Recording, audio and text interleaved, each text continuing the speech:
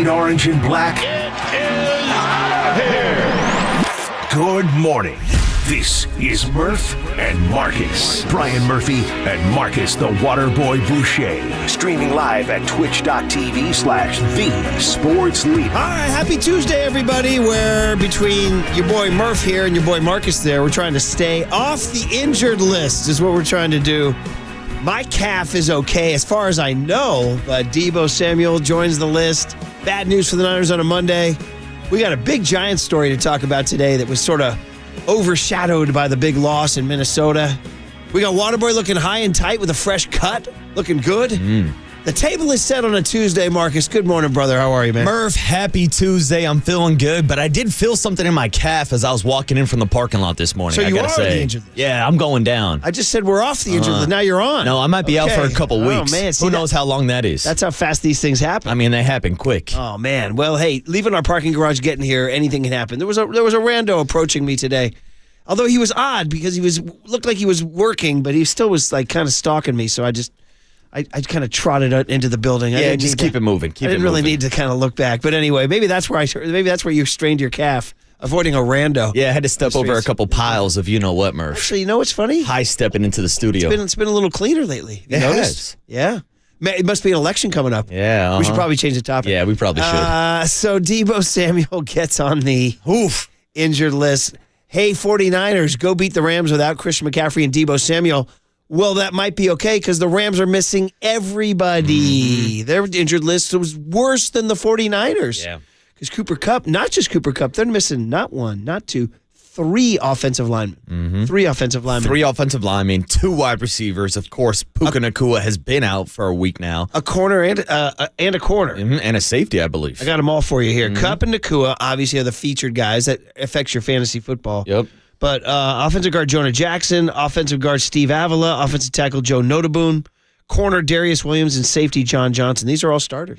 John Johnson III. So they're missing a lot of pieces on both sides of the ball. They're more beat up than the 49ers are right now, which is why I'm seeing the 49ers open up as a 7.5-point favorite. I hadn't seen that. That's a lot of points. That's a huge amount of For points. a division game, I know the Rams are beat up, but that's still a lot of points. 7.5? 7.5 on the road. Wow. Now, I say road in air quotes because we all know it's Levi's South down there. 49er fans are going to take over, but still, 7.5 against a Sean McVay offense. I hadn't checked my spreads. I was too busy still buzzing off of Monday night's Philadelphia Eagles loss, by the way, which was very enjoyable. How about them birds? Yeah. How about the Falcons? What the hell is Nick Sirianni doing in the fourth quarter? You run the ball? You got to run the ball. I mean, of course, if Saquon Barkley catches the ball, that game's over. But also, what's up with the prevent defense with 50 seconds left on the clock? Yeah. Kirk Cousins, 4 or 5 passes. He just marched down the field. 6 passes, no pressure. Yeah, I think it was 6 total. The 6th one was a touchdown pass, but it took 4 to get down there, and then he dumps it off in the end zone. 0 pressure, 0 kind of urgency from the Philadelphia Eagles last night. The big national talking point is whether you run the ball on third down, you're up 3 at that point in time. Here's the other part. I'm going to go all the way back to the first quarter. And this gets into the Niners, too. In the first quarter, they had a 4th down on the 3-yard line. They went for it. And I was just casually watching the game at that point. And I said to my TV, I'd take the 3 there. That early at home, I would just take the 3. I don't know. Certain times you just kind of know when you should take 3 and know when you should go for it. Do you have the defense reeling? Do you want to get on the board early? There's different factors. It's not just one math problem. It's not just one analytics. Hey, with this much time left on the clock, you should do this. It's like the feel of the game. And to me, the feel was get your 3 right there, establish yourself early. They went for it and didn't make it. I started thinking, these things add up. If they had gone for that 3 back then and made it, they'd have been up 6 at the time. Field goal puts them up 9, right? Yeah, you're going back in Monday morning quarterbacking, which at the time I was saying get your 3. Yeah, even there. And it's interesting because we've heard Kyle talk about it. Obviously, you just brought up the example that happened this past weekend. But he's talked about looking at the analytics in those situations, but not always going 100% with the analytics. Sometimes having to go with his gut.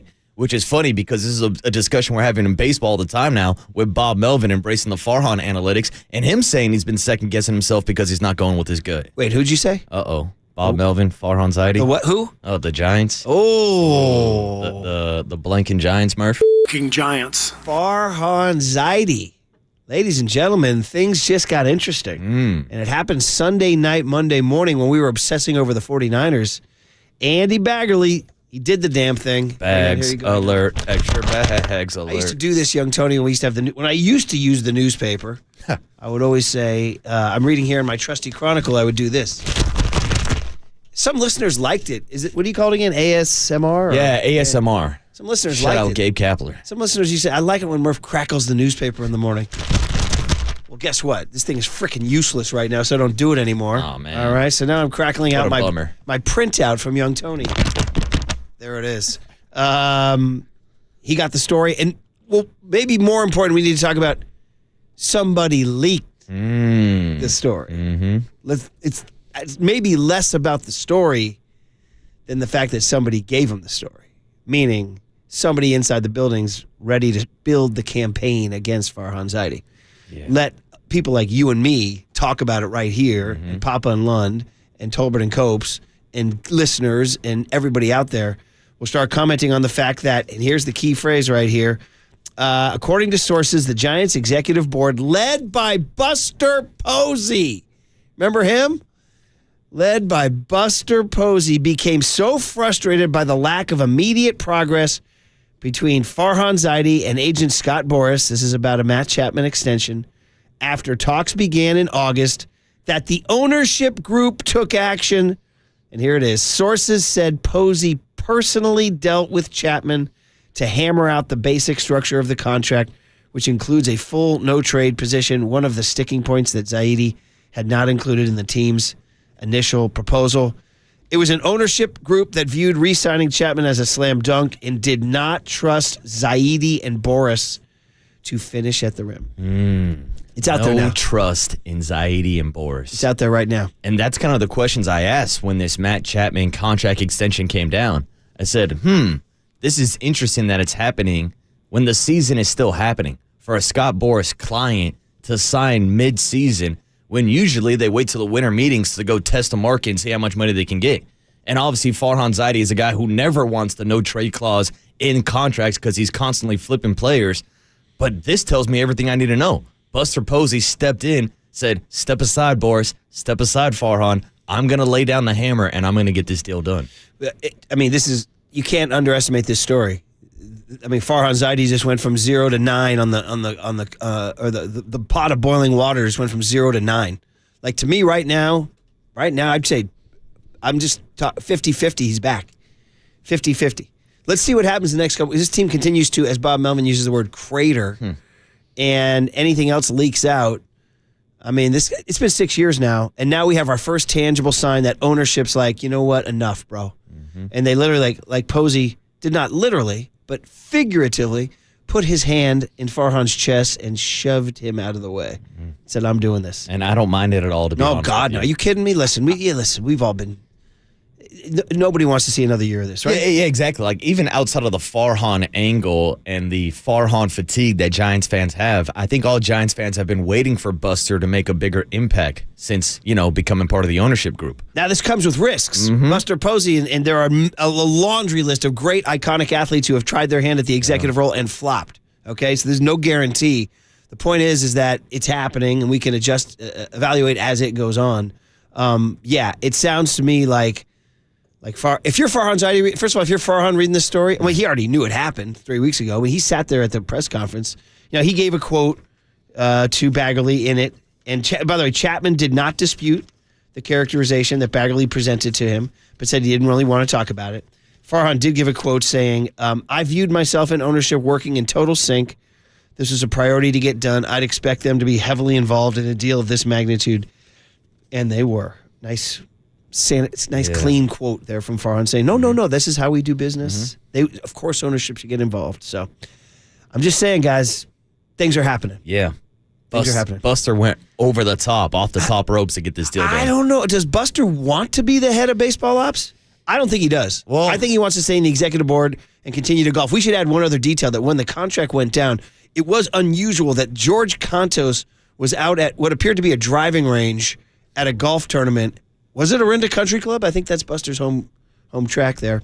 But it was not like a traditional spot where you do interviews at all. And that Buster wanted to be on camera commenting about Matt Chapman. It was kind of odd. They just said, Buster Posey commented on this. You're like, wait, Buster hasn't commented on anything. He didn't comment on the Soler trade. He didn't comment on whatever else they did at the trade deadline or what they didn't do at but he did show his face for the Chapman thing at a weird driving range where they kind of jammed in an interview. Another sign. Another red flag. It feels like times might be changing in San Francisco. Might be changing. So we got all that going on. We'll talk about it, guys. And, of course, your reaction will be a huge part of it, too. We got a guest list coming our way. It's a Tuesday, September 17. Niners going to the Rams. Giants at Baltimore. Shout out to Camden Yards, one of the great spots in America. Be more. See if the Giants can just do something. Blake Snell's pitching. We got Murph's West Coast team versus Murph's East Coast team. This is true. A lot of black and orange in my life. Yeah, a lot of black and orange. On KNBR 104.5 and 680, the Sports Leader.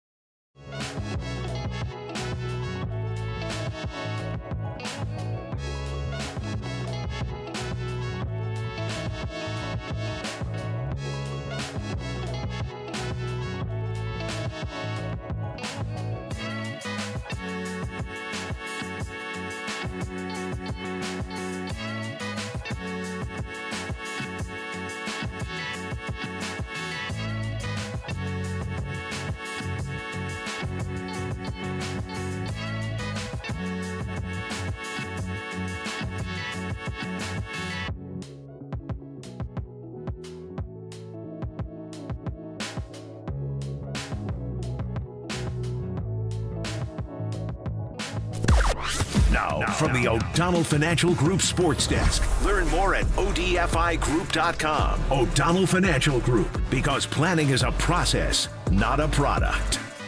Good morning. Kevin Hart is back on tour, and we have tickets to give away. When you hear the cue to call, be caller 10 to 415-896-KNBR to win 2 tickets to see Kevin Hart acting My Age at the Paramount Theater on October 26th. We love our loyal KNBR listeners, and we want to reward you guys, so stay tuned. We are going to give these tickets away at 8:30 this morning. It is all furnished by Live Nation, and you can find official rules on KNBR.com. Check the mic and make sure it sound right, boys.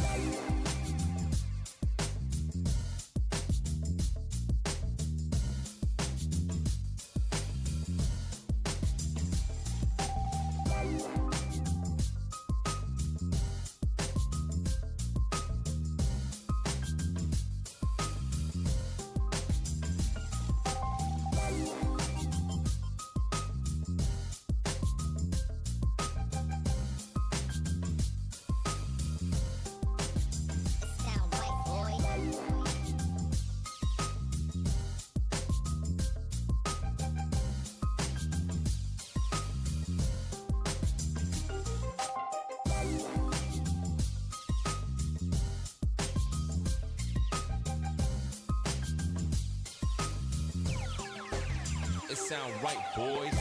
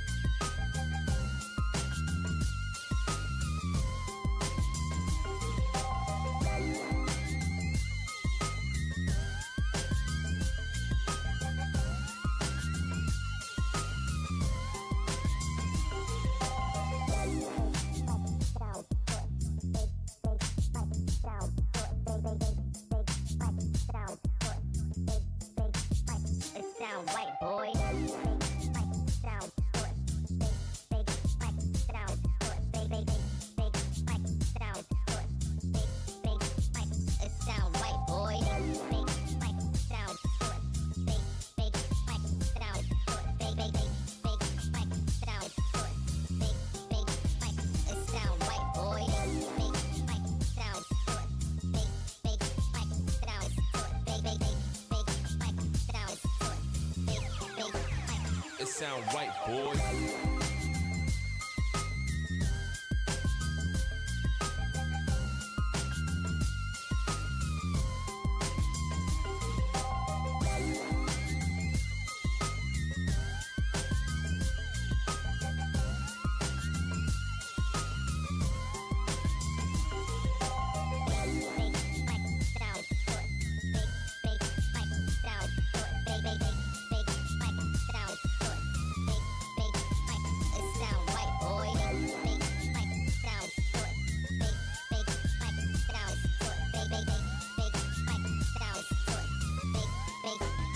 It sound right, boy.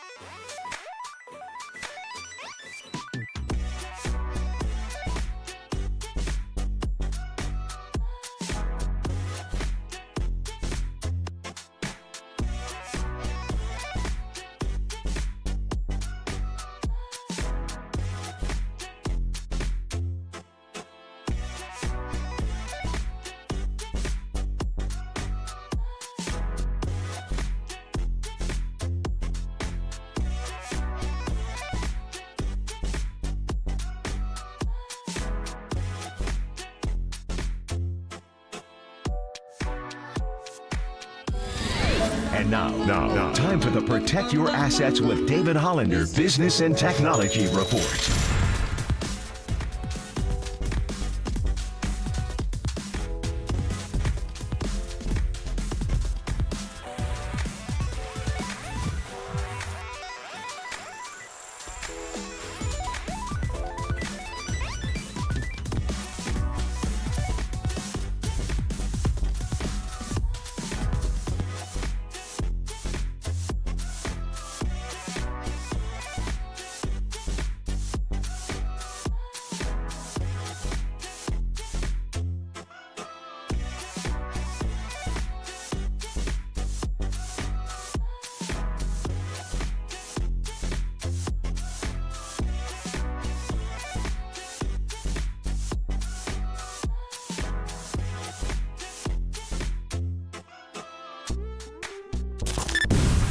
This is KNBR. And this is Murph and Marcus on KNBR 104.5 and 680. The Sports Leader.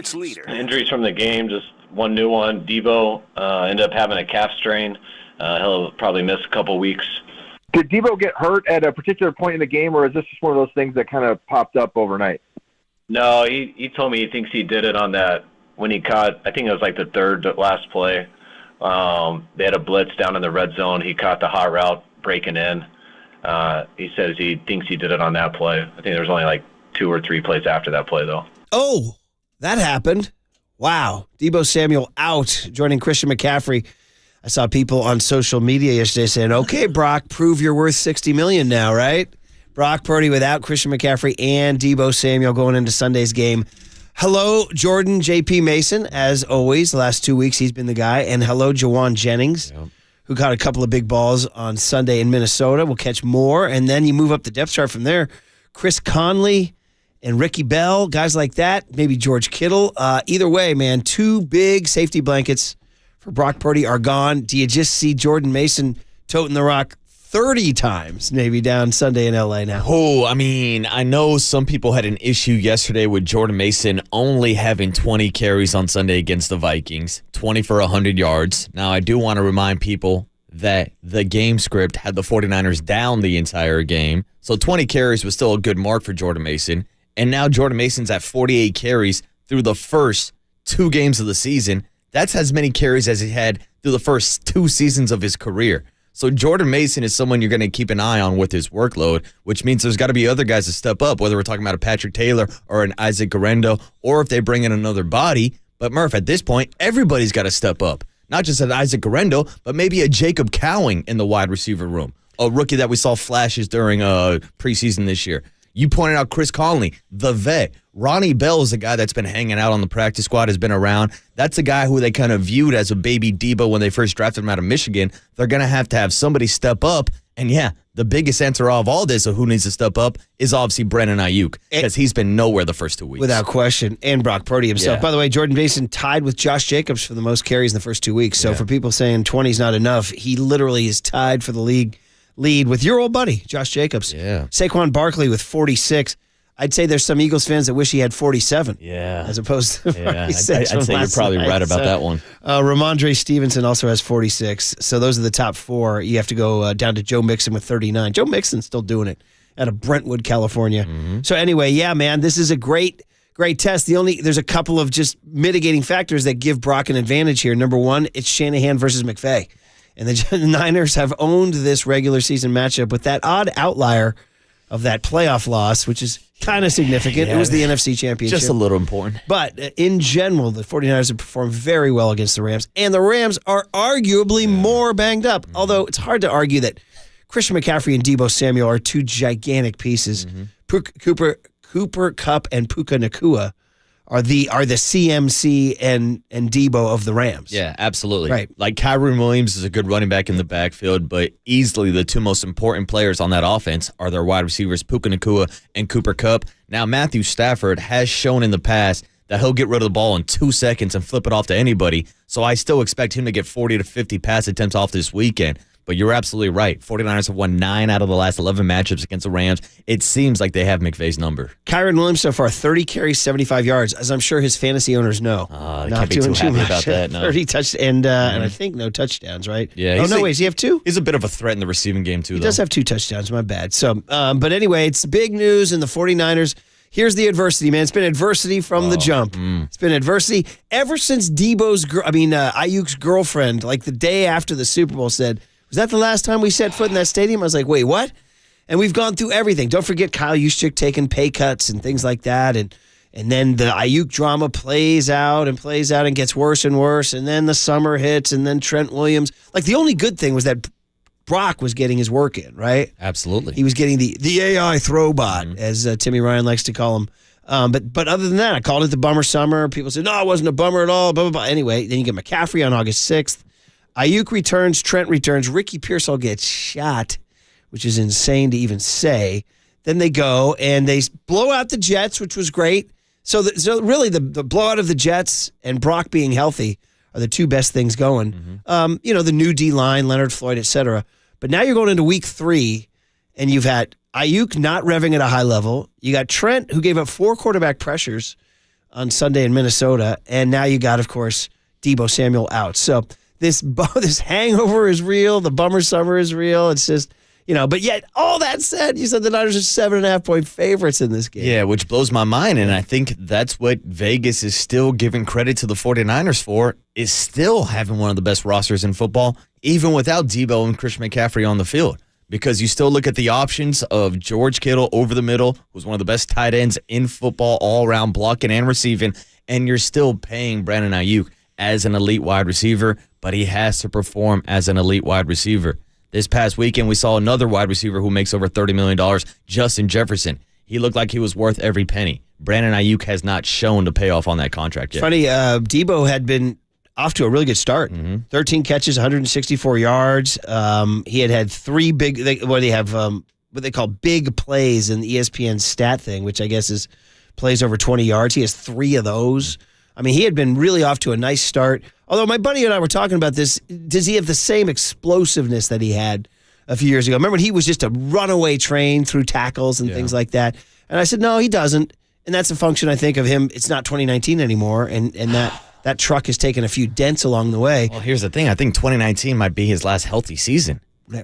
Every other year, he's dealing with a long list of injuries, whether it's shoulder issues or now calf issues. It seems like this is a reoccurring theme with Deebo Samuel. Right. So the Niners are going to have to figure out a way to Brock Purdy's going to have to prove it right now. He really is. Like, Deebo has led the team in targets with 19, and you have to go all the way down to, George Kittle is 13, all the way down. I'm trying to find Aiyuk on this list, and he's not in the top 50. Where is he? I know, right? So, Kyle did say that in yesterday's press conference that the film showed, like on that one play, he thought Aiyuk was open on a couple plays and Brock didn't see him. Yeah, I mentioned that. I mentioned on the show yesterday that first 4th and goal situation where Brock Purdy went straight to Juwan Jennings. It looked like BA was open over the middle. So of course, though, with the pressure up the middle, it's hard for Brock to go through those progressions. But it's going to come down to chemistry and timing, which we haven't seen a lot between BA and Brock Purdy because they missed so much time together this summer. So does BA have a huge game Sunday? Does he just say, "Hey, haters, suck it. I'm going for 7 and 110. Well, I hope so. I mean, that's the only way you can really silence the critics at this point, because it seems like all 49er fans are frustrated with the lack of production from BA. All right, let's get the guest list going on a Tuesday, September 17, 2024, 9/17/24. Giants back at it tonight. Blake Snell pitching for what? For his contract next year?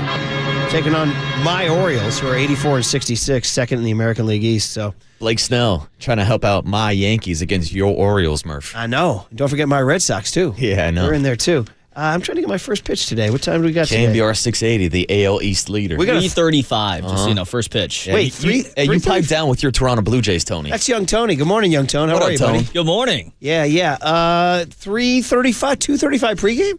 Yeah. Kind of early. Can I just do a little extended, a 30-second ode to Camden Yards? It's one of my favorite places in America. It really is. It's kind of gotten forgotten because so many parks have opened since then. I want to remember the OG. And when I got to go there as an A's beat writer in 1999, I was like, whoa, this place is boss. everything about it. The sight lines are incredible. The intimacy of Camden is unlike, Fenway and Wrigley, of course, but Camden has intimacy with comfort, too. Like, Fenway and Wrigley are a little cramped, and sometimes you're looking the wrong way and you're behind a pole and all that charm of 1912. It's modern, comfort, intimacy. It's totally walkable from the downtown area. The big brick building where there's a historical tie to Babe Ruth, that brick building or something. Wasn't he like in an orphanage there or something? Yeah, like he was that? born in Baltimore. Yeah, and you got Boog's Barbecue out on the right field pavilion. It's just everything about it. Plus. Plus, I've always thought the Baltimore Orioles were a cool team. You know, I grew up when they were kind of hot. They were kind of around a lot, and they were on your TV a lot.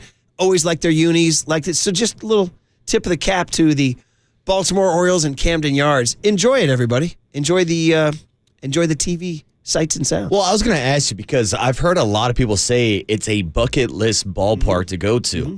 But to me, like, I've never been there in person. On TV, it doesn't blow me away. So you're saying it's much better in person than the actual TV experience. Yeah. Well, I even like it on TV too, but I'd highly recommend it. All right. Highly recommend it. Yeah. I don't know. Again, it's not going to there's no one distinguishing feature like the Green Monster or the Ivy or McCovey Cove or PNC Park has the skyline. Mm-hmm. It's just everything. And it's the original. It's the OG. It's the one that launched them all. So just going to tip my cap to the old lady, Camden Yards, 1992. So it's kind of fun. 92. I think, was it 92 when it opened? Was that the year? No, that's the year I was born, I can tell you that. Dude, are you the Camden Yards of hosts? That's it, Murph. All right. It all turned around once Bobby Boucher and Camden Yard opened. For years it was called Oriole Park at Camden Yards. I think that's what it's officially called. Let's see here. It opened in... Come on, give me a little factoid here. Come on, I'm on my wiki page here. Record. Anyway, go ahead, young Tony. 1992. Look at that. April 32 years young. And I think they call the left field wall Mount Baltimore now. Do they? They moved the Wow. fence back. Yeah, they did. That's new to me. I don't know that. By the way, you know what that means? What? Camden Yards is well into his 30s. Very good. All right, what do we got, buddy? All right, well, coming up at 6:50, we have an early hit with Mike Silver. We will get his reaction to the Niners' first loss. That'll be good. Silver. That'll be huge. Yeah. 7:30, we will talk to Dwayne Kuiper, Giants in Baltimore today. First pitch, 3:35. Big hit at 7:50. Cooler content at 8:15. And then our 49ers player of the week, ladies and gentlemen. Drum roll, please. The great Kyle Juice Check, ladies and gentlemen. You know what? The best. When there's a little crisis, they dispatch the veterans. And Juszczyk, after a loss, he's no-brainer. And how about this? Longest tenured player on the 49ers roster. He's Kyle Juszczyk. he's the best talker going. Come on. Harvard guy, don't you know? All right, on the other side, let's get back into this Buster story because we're going to go full Niners at 6:50. And you guys can chime in, too. 415-808-5627 on the Golden State Lumber and Building Materials text line. This story about Buster Posey stepping in and shoving Farhan off to the side. I'm using crude language there, but that's what it sounds like. And does this mean Farhan's goose is cooked? Next on The Sports Leader.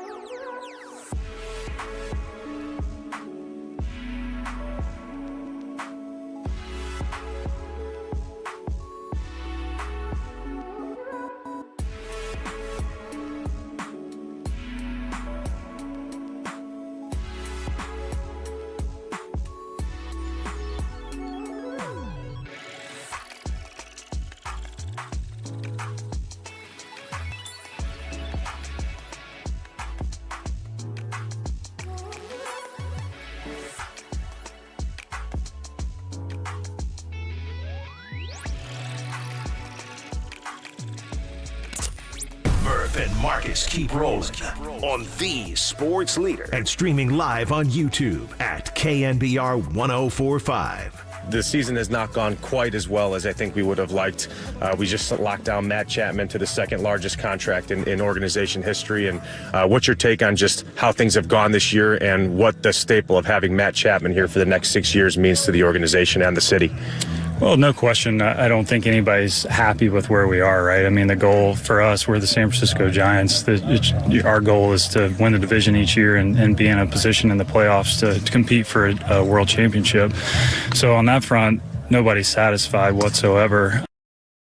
There it was, Buster Posey, given that what I thought was slightly unusual comments because he's been so quiet all year. Why did he crop up on the driving range at Young Tony learned Mayakama? Hey now. Shout out to the one percenters who know what they're talking about at Mayakama. Mayakama is a very exclusive golf club up in Santa Rosa, but for a great cause, the Kristen and Buster Posey Pediatric Cancer Research Fund. So obviously we applaud them, and if that Mayakama gets them the most money, then God bless them. Go do it. Yeah, So, I never made it up to Mayakama when I was up in Rohnert Park, Murph. no, you were on the Katati crawl. Yeah, I was too doing busy your on the thing. crawl. Doing your thing. You were trying to get somebody from Stanislaus Stace out. You were trying to retire a hitter from... who was your big rival? I'm just trying to throw one Cal pitch at a Poly? time. No, Chico. Chico. Yeah. Okay. That's a good rivalry. Chuck Fico is what we used to say. You can figure that one out. I got you. Isn't there a restaurant called Chuck Fico on Fillmore or on Divisadero? No way. Yeah, there's one. Che Fico. You guys know that one? I like it. No, Big I have fancy not. restaurant. I've not been You're there. a San Franciscan now. That's you it, should. man. It doesn't fit the diet plan, though, Murph.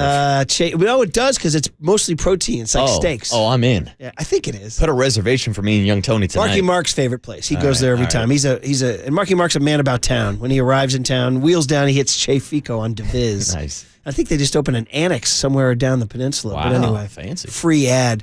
So yeah, I mean, you look back on it, a couple things start to add up. Number one, Buster moving back to the Bay Ding, ding, ding. from Georgia. Mm-hmm. Like that surprised us all. That was a huge move. It was a huge Buster retired, said, I'm going back home. Literally at his press conference, he's like, "Yeah, we're going to miss Northern California so much." And I was sitting there. I was so sad when he said that. I was like, "Oh man, Buster's not going to be around. Oh, that sucks." And I was like, "Well, Georgia boy, man. Yeah. Georgia boy. Small town Georgia boy. Once a small town Georgia boy. Always a small town Georgia boy. They're both from the same small town, Leesburg, Georgia. Of course they're going back. That's where their grandparents are. No brainer. I'll miss him, but damn, he's going to Georgia. Oh, well, it happened." Then you found out he moved to Atlanta, not to Leesburg. Still within driving distance of the grandparents and all that. And then, you find out he's playing golf with Javi Lopez and Ryan Vogelsong and was it Brian McCann, I think, is in their group, too? I think that might be the fourth. And no, the other guy's Jeff Francoeur. And DeRosa. Frenchie and DeRosa. That's right. It's There a was hell that of a story. neighborhood. By the way, that Little League's going to be, if those kids play Little League, DeRosa, Francoeur, Posey, Vogelsong, and Lopez. Oh, watch out, Mill Valley All-Stars. I know, right? Exactly. Well, Napa American took care of us. Yeah. But anyway, so you're like, all right, well, that happened. Then it was Bruce Bochy who let slip on this show because we were talking to Boch about his return. Was it about his return? His first return to I think it was, yeah. He said, "Yeah, oh yeah, and Buster's moving back, I hear." We're like, wait, what? Yeah. What? Oh yeah. And then he's, maybe I wasn't supposed to say that. And then people say, "Yeah, Buster's moving back. Buster's moving back." Then it was revealed that he's going to be part of the Giants ownership group on the executive board. We're like, whoa. And I remember writing jock blogs about this, and I remember encountering resistance. I said, this is a huge move. People were like, it doesn't mean anything. He's just going to be some guy who just collects checks. And I was like, I don't know about that. He moved back to the Bay Area, and he's joining the executive board. There's only like 5 or 6 guys on the executive board. So the Giants have a bunch of investors. They have like 30 investors. But there's only like 5 or 6 who get to go in the room, right? The room where it happens. Shout out Hamilton. Young Tony, good morning. You know the musical Hamilton? You down with that? Yeah. All right. Look at you. I haven't seen it, but yeah, I've heard You all didn't about see it. No. It's pretty good. And there's a song where the guy sings, he wants to be in the room where it happens. It's about Thomas Jefferson wanting to be a decision maker. So in that room is Greg Johnson, I think my guy Rob Dean, who's married to Trina Burns, who's the daughter of Sue and Harmon Burns, Buster, I think, is Larry in that room? I'm not sure. Larry might have, I'm not sure. Larry, you're going to have to tell me if you're in that room. But anyway, the point is now he's one of these power brokers who makes a decision. Who's my head of baseball ops? Who's all that stuff? So you're like, wow, Buster's in that room. Okay, let's see what happens. Well, it's kind of quiet for a long time. And then this happens. Yeah. And he crops up out of nowhere, and now it's all starting to add up. Well, I'll say one thing even before this story came out about Buster Posey stepping in to finish the Matt Chapman contract. How about Buster Posey's comments this offseason, talking about free agents and the perception of San Francisco? That was a surprise at the time that Buster Posey was even coming out and addressing what was going on and that negative perception of free agents coming to Union Square as visiting teams and how that has affected the free agents and whether or not they decide to come to San Francisco. Versus what Farhan told us this offseason. Well, no, it's not an issue. It's not an issue. No, Buster Posey told us it was an issue. Then we had Buster Only on, and he confirmed that agents and players were saying the same thing. So Buster was transparent before the season even started, Murph. Right. Although, are we just stepping aside from Buster for a minute to talk about that narrative? Is that changing a little bit given that Snell signed, Chapman signed, Soler signed, and then Chapman set his feet down for 6 years, set his bags down for 6 years? Is that narrative changing a little bit? I don't know if the narrative specifically about the city, because a lot of those guys signed late in free agency. They didn't really have too many options. And then, of course, after the Ricky Pearsall, that doesn't put the situation, that doesn't put the city in a great light also. So I don't know if I'd go that far yet. Right. But I do, I mean, I don't want to get political, definitely. Believe me, I'm as exhausted as anybody. But I do have to address like facts that are going on that could affect it. Mayor London Breed is fighting for her life. So she's enacting big homeless sweeps right now. And I think I'm reading this, changes are happening. Like changes are happening. So I don't even know. You live in the city. Yeah. Tell me if you guys are boots on the ground. Tell me if you guys see changes. But that's the word, is that they are sweeping and they are changing.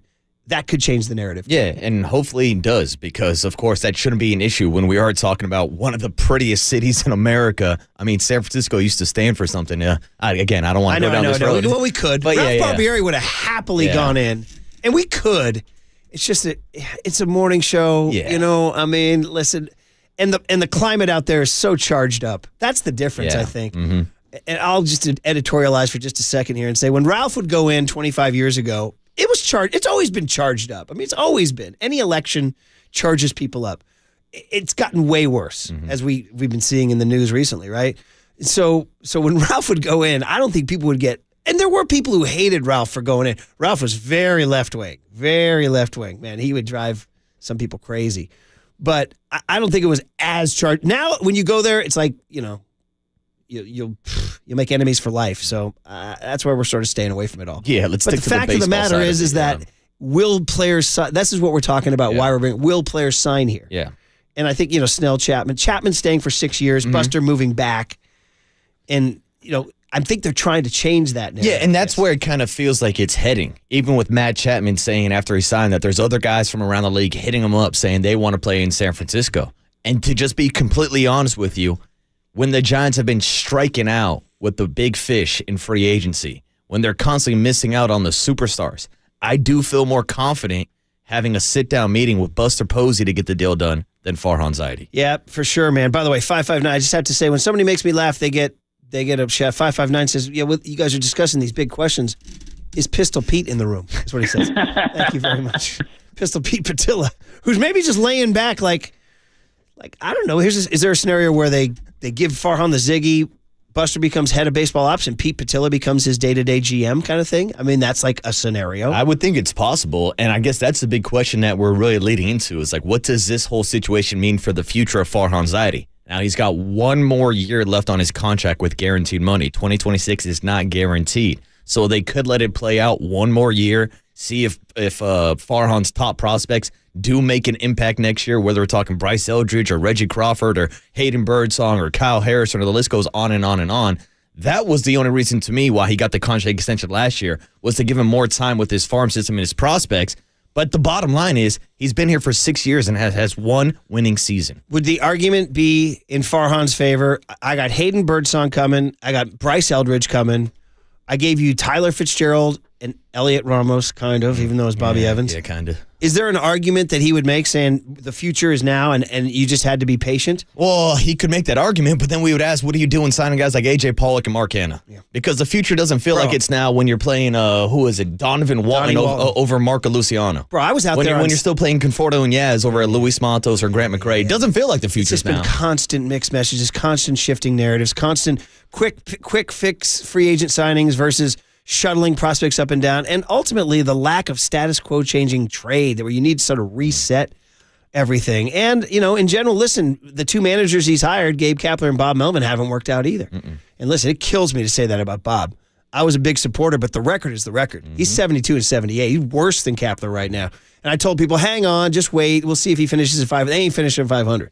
I got news for you. This road trip through Baltimore, Kansas City, and Arizona, bro, good luck. The bottom could fall out on this, and that could create more heat on Farhan. Even though they're out of it, like you lose 8 out of 9 on this roadie, which, by the way, is on the table.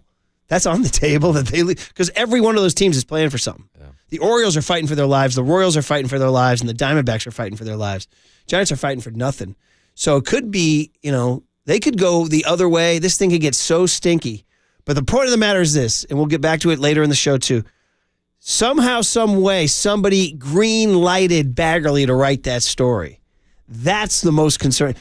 Even more concerning than the story is that somebody told Bags, you can write this story. That's it. Wow. You know what I mean? Once you start, let's start building the case.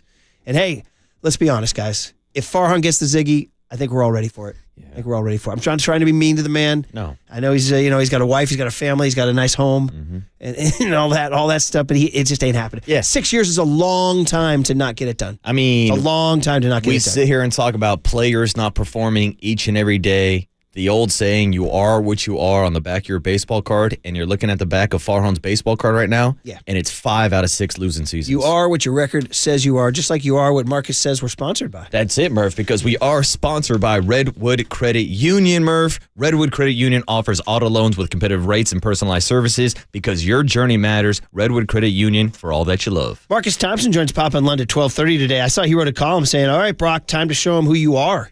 Because you got no Deebo and you got no CMC. And that's exactly what we'll talk about with Mike Silver of the San Francisco Chronicle. Early Silver, early Mikey, next on the Sports Leader.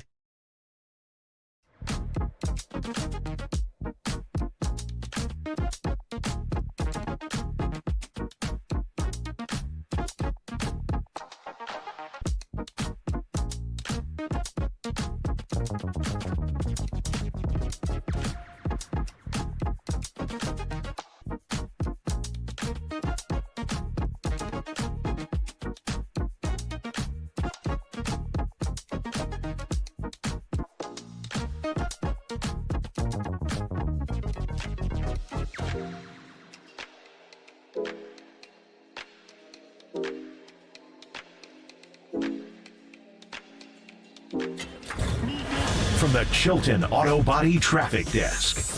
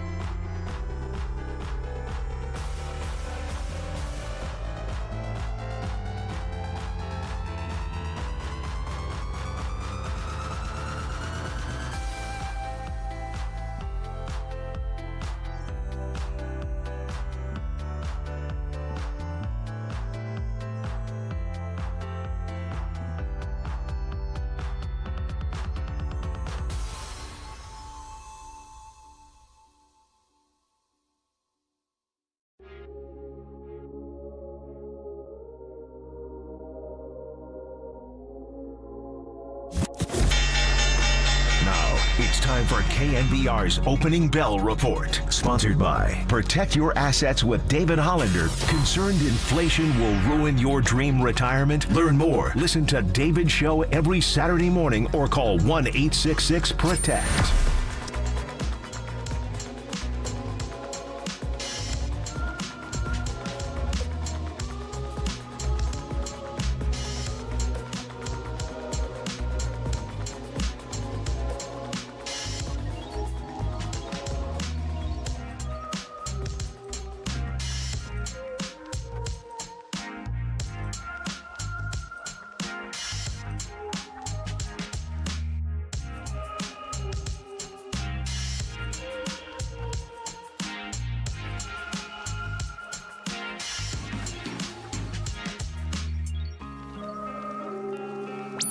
Murph and Marcus continue live from the KNBR Casino Matrix Progressive Jackpot Studios. Casino Matrix. Progressive jackpots are here. Where are you? Just drop in. Please play responsibly. 1-800-GAMBLER. All right, what a treat to have early Mike Silver. We love talking to Mike about anything, whether it's his avatar of him with Roger Daltrey and Pete Townsend, or the 49ers losing to the Minnesota Vikings, or his book tour. He's got a book out, The Why is Everything, a story of football, rivalry, and, oh my God, my computer just blanked out right there. Football, rivalry, and revolution. There, I got it. Mike, I made sure to get that. You always have to get what comes after the colon on a book, dude. Congrats on the book. I know you're touring in Chicago, and we got football to talk about, and you got your boy Murph and Marcus. How you doing, man? Morning, Mike. I'm good, and thank you for mentioning the book, because that gives me an opening to shamelessly tell people that the pre-order link is on all my social media bios. It's coming out 2 weeks from today. Will be available everywhere, and we are doing events, including Tuesday, September 24th at the Avid Reader in Davis, California. Oh, nice. And Thursday, September 26th in Berkeley at the great Mrs. Dalloway. Oh, yeah. So been there. Come on out. And we got something cooking in San Francisco in October as well with a certain Hall of Famer joining me. We're going to have a good time. Very good, Mikey. Congrats, man. It's awesome. And in fact, actually, the book is not just relevant because it's about football but it's about these two guys squaring off on Sunday, right? I mean, the premise of the book is about these young coaches like Kyle Shanahan and Sean McVay, right? Well, they're the two stars of it, along with Mike McDaniel, Matt LaFleur, and Raheem Morris, who had a big win last night. They're the five on the cover, and certainly Kyle and Sean get the most ink, and Kyle most of all. Really starts with Mike Shanahan, and all five of them were on that Washington staff in the early 2010s together, and are now helping change the game. And there's a whole lot of pettiness along the way, and some love. So, I think people will be stoked to read it. It was really cool to see Raheem, who was a very, very young coach the first time around as the head coach of the Tampa Bay Buccaneers post-Gruden. Had one real good year where they almost made the playoffs, but it was a challenging environment. That was in the infamous Josh Freeman era, for those of you who remember. And he then got fired and has done some great things as an assistant in the ensuing years, but finally got that second chance after great work as the Rams defensive coordinator. He and Kyle are BFFs and have some great history together that we get into. All good stuff to read. The Why is Everything. Pre-order it from Michael Silver, of course, of the San Francisco Chronicle, who will be joining us here every week to talk about the 49ers. Mike, they lost to the Vikings, and Deebo got hurt. Tell me how big a deal this is. I think it's something that they ought to be able to withstand this week because the Rams are more hurt. Puka went out in game one. Cooper Kupp is now out. Much of the offensive line is out, and we saw what happened in 2022 to the Rams when they had a depleted line. They've lost a couple people in the secondary too, Darius Williams, John Johnson. So I think if you had to look at the relative health of the teams, even though the 49ers with McCaffrey and now Deebo are obviously going through some stuff, you'd say they're better equipped. But, Matthew Stafford was dealing last year at that game at SoFi early and, looked like a new guy after arm problems the previous year. And, Kyle had won 9 regular season games in a row against Sean, obviously in that stretch, the 2021 NFC Championship game that McVay won and route to the Super Bowl. But that streak ended in a game that didn't matter at the end of last season. But, I think if you're the 49ers, you're feeling okay about this week. And really, it's a good part of the schedule, I guess, to be depleted, because on paper you have the Patriots after that at home. They're playing hard and better than we thought, but on paper that's not the toughest opponent. And then the Cardinals, who actually looked great against the Rams last week, and I think will be tougher than people expect. But, presumably they have a chance to be healthier when they have that gauntlet in October with, Seattle, Dallas, Kansas City among the opponents. Yeah, without a question, the injuries are headlining this weekend's matchup between the Rams and the 49ers. And, of course, as you mentioned, Cooper Kupp and Puka Nacua both rolled out. But, Mike, I also saw Sam Darnold drive down the field in the fourth quarter without Justin Jefferson, without Jordan Addison, without T.J. Hawkinson. So do you think that Sean McVay can use some of the same strategy that Kevin O'Connell did in the fourth quarter against the Niners? Sure. But and Kevin O'Connell's great at this, by the way, another person from this tree. I do think, and this is kind of what I wrote about, that what Sam Darnold was able to do, and that one pass was, that third down pass with the anticipation route where he throws it down the seam to Naylor with 3 guys around him. That was a thing of beauty. But, what Sam Darnold was able to do, assist Kyle Shanahan, who really resurrected him last year after scars, stemming from Jets and Panthers stints that washed out. A year hanging out in that system with that coaching and that environment, changed a lot of things for him. So it was really cool to see Sam be able to do that. But, it's just, they're adjusting. They have a new coordinator, the 49ers. They are young in the back, and they are, trying to kind of get it right. If Fred Warner doesn't have one of his greatest games, they could have lost that game by, 4 touchdowns, which is crazy. But, it is, I don't necessarily think we should be alarmed that we saw them lose to the Vikings last year similarly when it was Kirk Cousins and no Justin Jefferson, and, they were able to be fine after that. But, it does not seem to be a great matchup for them. We're talking to Mike Silver of the San Francisco Chronicle. He's actually in Chicago promoting his new book, The Why is Everything, a story about the young coaches, the Kyle Shanahans and Sean McVays. Check it out and pre-order it on Amazon. And you are listening to KNBR AM and KNBR FM San Francisco, the sports leader, a Cumulus media station. Let's talk Brock Purdy, man. He doesn't have Christian McCaffrey. Their third down efficiency is terrible Sunday in Minnesota. Now he doesn't have Deebo Samuel. So it's like a 2-part question, the 2 hottest topics. Like, is this a test of who Brock is and maybe an audition for his salary? I guess I'll start with that. I firmly believe that this is not going to be close, that when it comes time to pay Brock Purdy, no one's going to be going, is he really worth it? I think by the end of this season, it's just going to be so obvious, even to people outside the Bay Area, that it's not going to be a thing. I expect him to keep ascending. I think he is.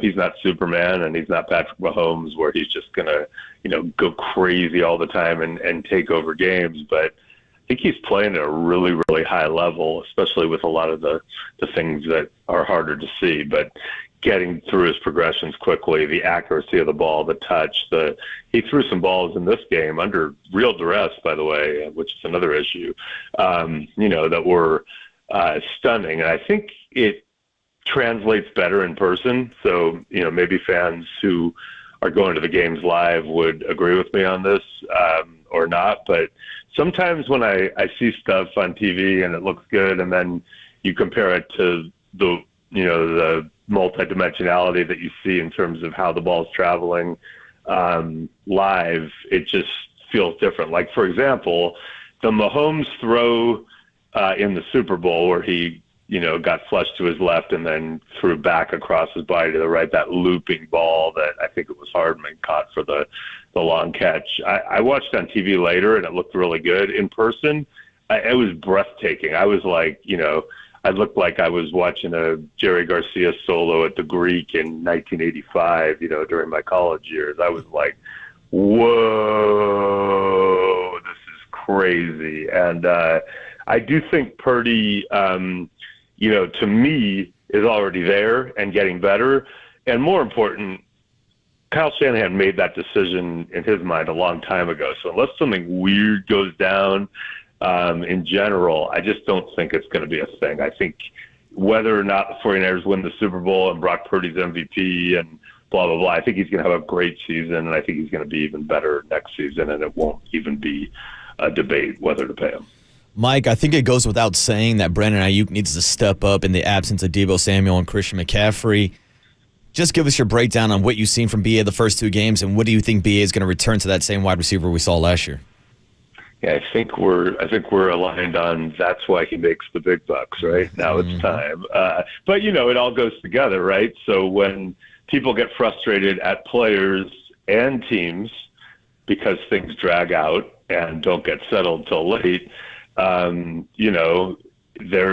a reason, because when people come in late, they're less prepared typically and less in shape. And so it's not surprising to me that it's taken a while. And yes, he's going to be very sore next Monday because he's going to be force-fed, I would imagine, into the game plan a lot more with Deebo out, with Pearsall out, which is not insignificant, by the way. Obviously, we're just grateful that he's just out for a while. But, that's a first-round pick, and Deebo and Christian McCaffrey. So, look, they paid him for a reason. They've seen him do enough over the years that they view him in that light. And I guess if you're a fan, you could look at it both ways. If you're a fan, you're like, man, they gave him all this money and now he's not instantly acting like a star receiver. But if I would urge a fan to also look at it this way.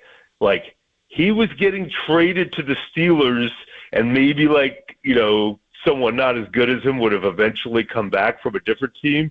But, he was getting traded, and Kyle Shanahan had to sprint up the stairs to make sure John Lynch didn't complete a trade before they, now had these renewed talks with Brandon that led to the deal. So, we could be having a much different conversation where, they had lots of cap space, but with Deebo getting hurt and Pearsall out, WR1 was Jennings. So be grateful he's even here, I guess.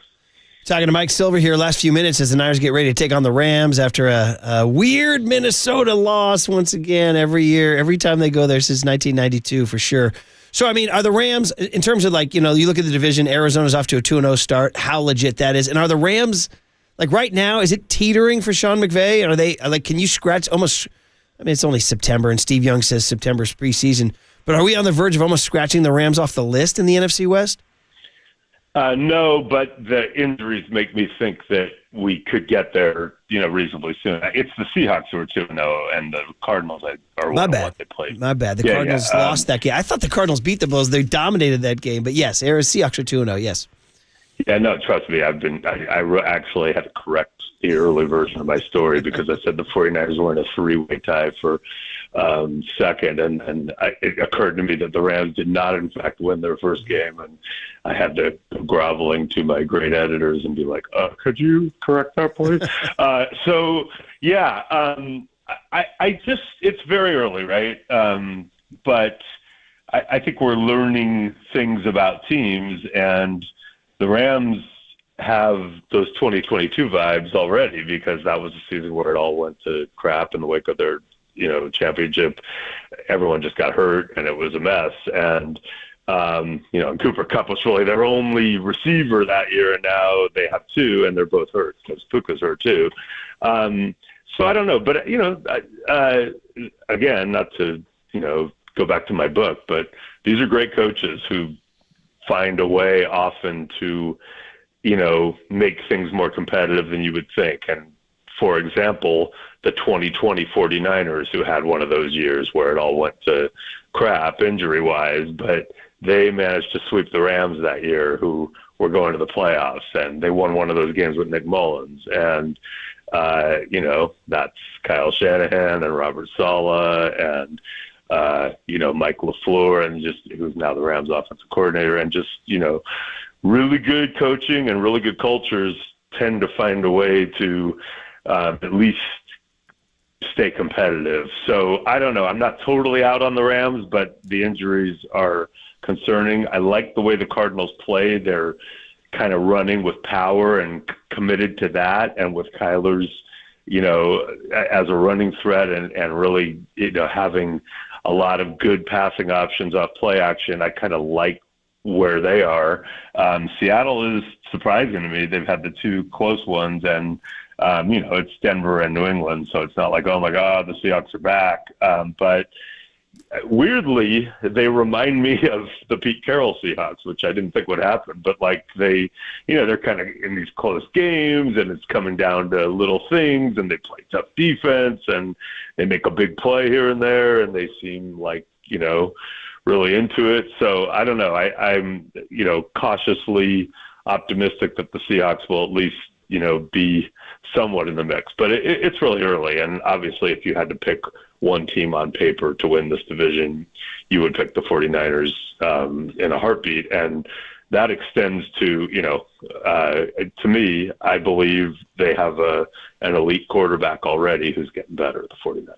Last question for me, Mike. It's my understanding that the 49ers now have an open roster spot after placing Christian McCaffrey on the IR.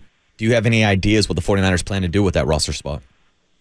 I don't, but, I think you look at wide receiver right now because, now with Deebo out and Pearsall, you're a little light there. So, I do not know exactly how that'll go down. I don't think it's going to be earth-shattering. I don't think we're going to be like, oh, man, they signed, this elite player who's just out there. But, it'll probably be either someone from their practice squad or somebody else's practice squad.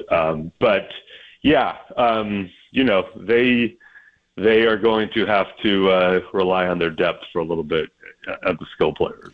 I know we're gonna let you go, but just quick answer on how seriously you're worried about McCaffrey long term this year. Yes or no? I'm worried in that when your Achilles has tendinitis and there are potentially microscopic tears that could heal with rest, I'm just always worried when there's a lingering Achilles thing. And I think back, and this is not necessarily the case with McCaffrey. I'm not a doctor. I don't play one in the Chronicle. But remember Richard Sherman, I think his last year with the Seahawks, 2018, he had Achilles soreness for weeks and weeks. And then there was that one nationally televised game, maybe a Thursday night game against the Cardinals, if I recall, but a really tense game, and he was in the middle of the action, and then all of a sudden it just blew, and it was like, oh man. So you just don't want it to be one of those situations where it could blow at any time and you're stressing it and straining it. And the fact that it reacted the way it did after that Thursday practice kind of freaked him out and said, let's shut him down. So I'm all for being really careful because you don't want the Achilles to actually tear. Is there a surgical way to try to address it preemptively? I'm told yes. I don't know that that's on the table right now, but you've got a player who is so competitive and so desperate to help his team in Christian McCaffrey, and you're constantly trying to protect him from himself here. I just think we won't really know, but I'm all for rest in the short term. And you'll be in L.A., hopefully? Yeah? Oh, yeah. I'll be in L.A. Yeah, you got to see mom and dad, right? Got to see mom and dad, got to see my daughter, got to see a bunch of other people, and I'm excited to see a cool football game. I think it should be outdoors, but we'll take it. Listen, looking forward to the book, more about the book. Always a great chat, dude. Enjoy that great city, and we'll look forward to your dispatches from SoCal, buddy. Have a good one. Hey, Murph, yeah. While I have you, yes. What's your reaction to the first UCLA Big Ten football experience at home in September, bro, against Indiana. Is there a phrase? What's that phrase? Burn the boats? Is that what it is? Is that the phrase? I think it's over, bro. It's over before it started. It's over. I know you're saying it's karma. I know. I'll have to wear it. You want to be in the ACC? I'll have to wear it. Hey. We could lobby our partners. We had Justin Wilcox on Friday. I make my 2 college picks every Saturday. I took Cal to cover. I think I might be migrating up to Memorial Stadium, buddy. I think that might be my deal. Dude, we would be so honored. But I gotta prepare you, man. Anytime you think something's in hand and it's going well, I heard. Just prepare for the worst heartbreak you could ever experience. An old blue told me that the word is Cal, C-A-L, all caps. Typical, yeah. That's when something goes wrong. When something goes wrong. Not just that. Anyway, sometime when we have more airtime and or off-air beers, I'm going to give you my entire Typical rant. And yet, I love it. I can't quit it. The Westwood is burning to the ground. I'm coming up. I'm coming up for a top dog and a burrito, bro. Hey man, there is nothing like ACC football at Memorial Stadium. Beat the Seminoles. Beat the Seminoles. All right, let's go. Take care, Mikey. Take care, Mike Silver. He had to, and I got to wear that like a garish suit. Because it's even worse behind the scenes. I know nobody cares, so I won't spare you the details, but it's worse than you think. Feels like Mike's been waiting a couple weeks to get that take off. And I gotta just absorb all the abuse. I do. I can't say a word. Another opportunity Saturday, dude. At LSU. That should go well. We're the real LA dude. Oh, man, dude. All right. Listen, Mike said a lot of stuff we can react to on the other side. We're also on this Buster Posey Farhan Zaidi story that we had to push off for a day because of the Niner reaction. And then Dwayne Kuiper at 7:30. All coming up at 7 on KNBR 104.5 and 680 The Sports Leader. Whoa, this is crazy.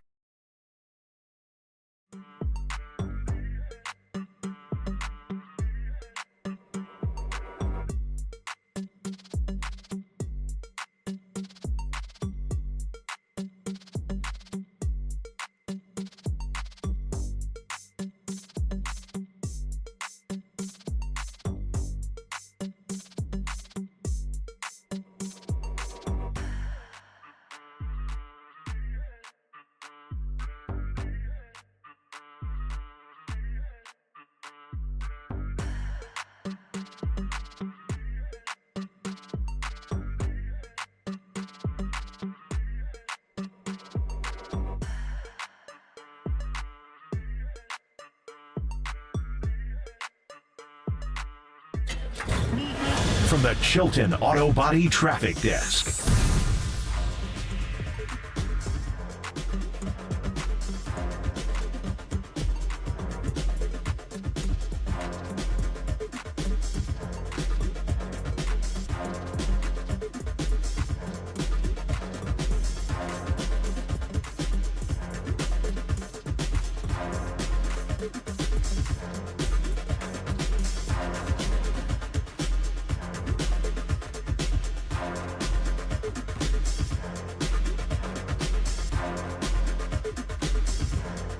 Hey, what's up, everybody? Happy Tuesday morning. It's Marcus, the Waterboy Boucher, here to talk to you about Prize Picks, America's #1 daily fantasy sports app with over 5 million active members. Get this, Prize Picks is the easiest and most exciting way to play daily fantasy sports.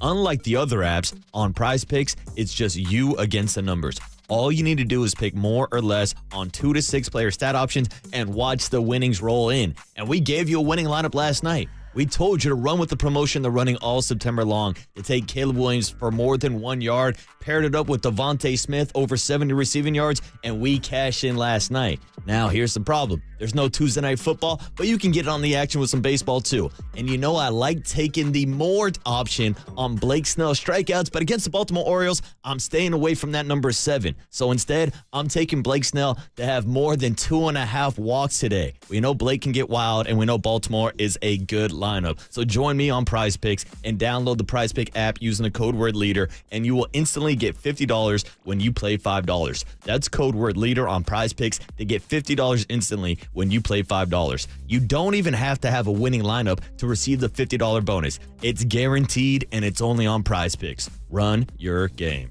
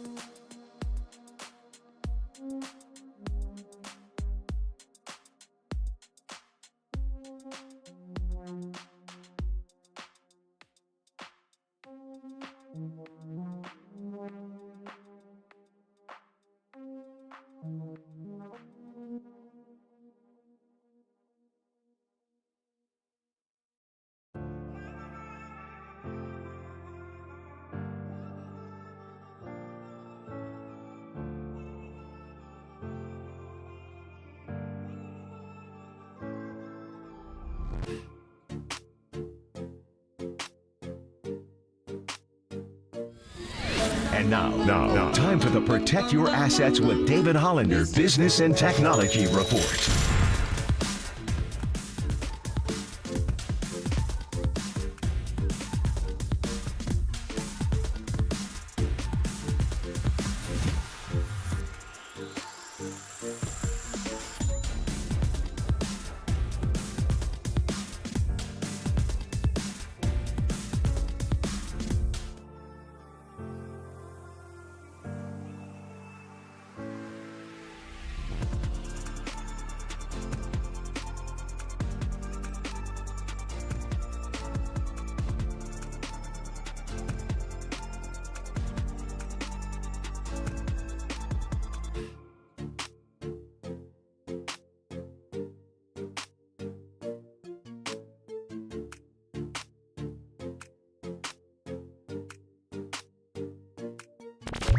Faithful Murph and Marcus keep your morning moving. Streaming live at twitch.tv/thesportsleader. 2-by-2 formation. Gotta Brock get back. Aiyuk going.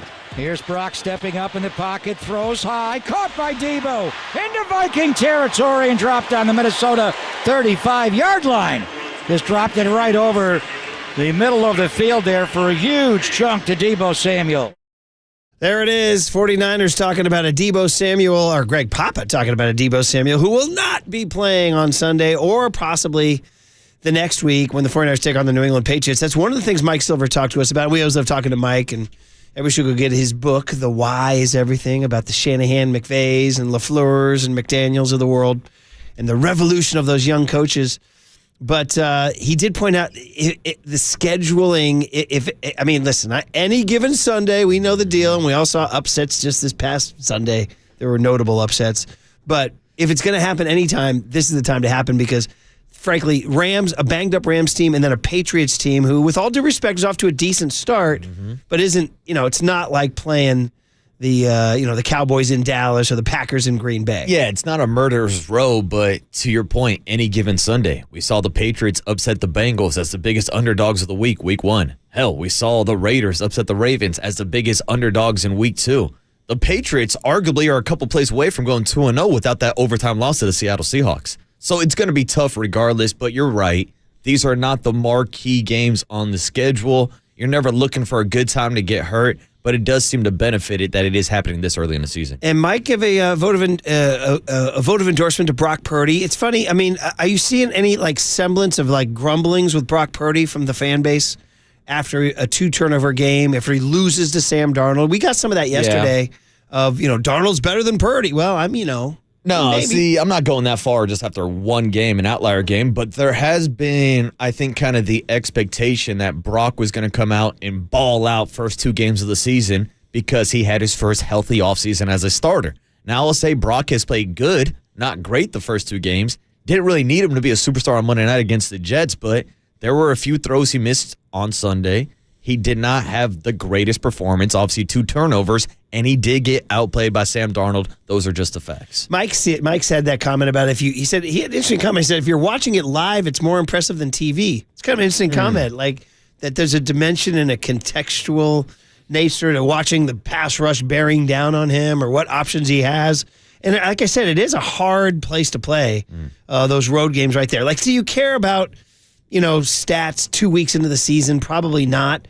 Excuse me, but if you do, Brock Purdy's currently 9th in quarterback rating.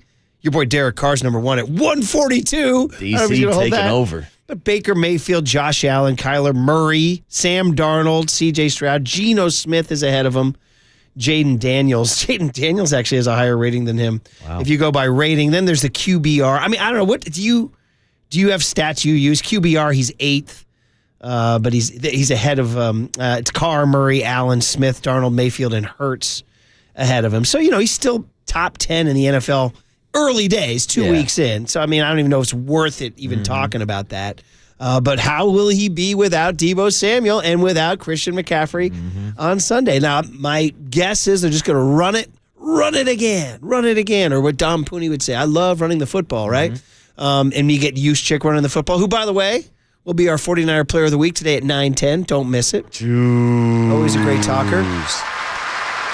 But do you see Sunday as a test of what he can do without CMC and Deebo? Absolutely. I think the next couple of weeks, because there still is kind of that narrative out there that, of course, Brock Purdy is a system quarterback. And I'll repeat my takes from the last 2 seasons in case anybody's new this morning. Brock Purdy has ran the system better than any other quarterback here in San Francisco. There's no question about it.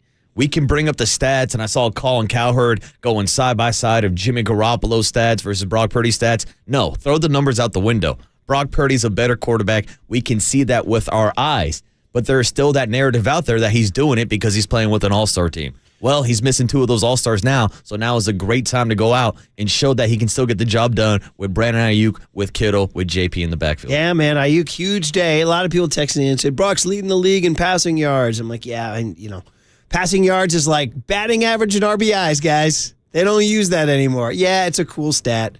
Looks good, when you're walking down the street. But really, they use other metrics now to evaluate quarterbacks, and rating, and EPA is another one. I mean, I don't know, you guys get into the weeds with EPA and all that? No, only EPA I represent is East Palo Alto, Murph. Really? Yeah, all right, shout good out job, to Devontae Adams. Shout out is there a PGA Tour Superstore down there? I think there is one down there now, which surprises me in East Palo Alto. Devontae Adams, who had a nice game Sunday in Baltimore. Yeah, and it's cool. You can look at the stats, but also Brock Purdy did not throw a touchdown week 1, I believe. Now, Brandon Aiyuk dropped that ball in the end zone. That would pad his stats up a little bit. And then he had more turnovers than touchdowns this past week. So, again, I thought Brock has been serviceable. I thought he's been good, but he's not blowing me out of the water by any means. No, and listen, let's be honest. The Rams are going to be without Puka Nacua and Cooper Kupp and 3 offensive linemen. Yeah, and by the way, this guy named Aaron Donald retired this offseason. All right. The Rams are 0-2 without him.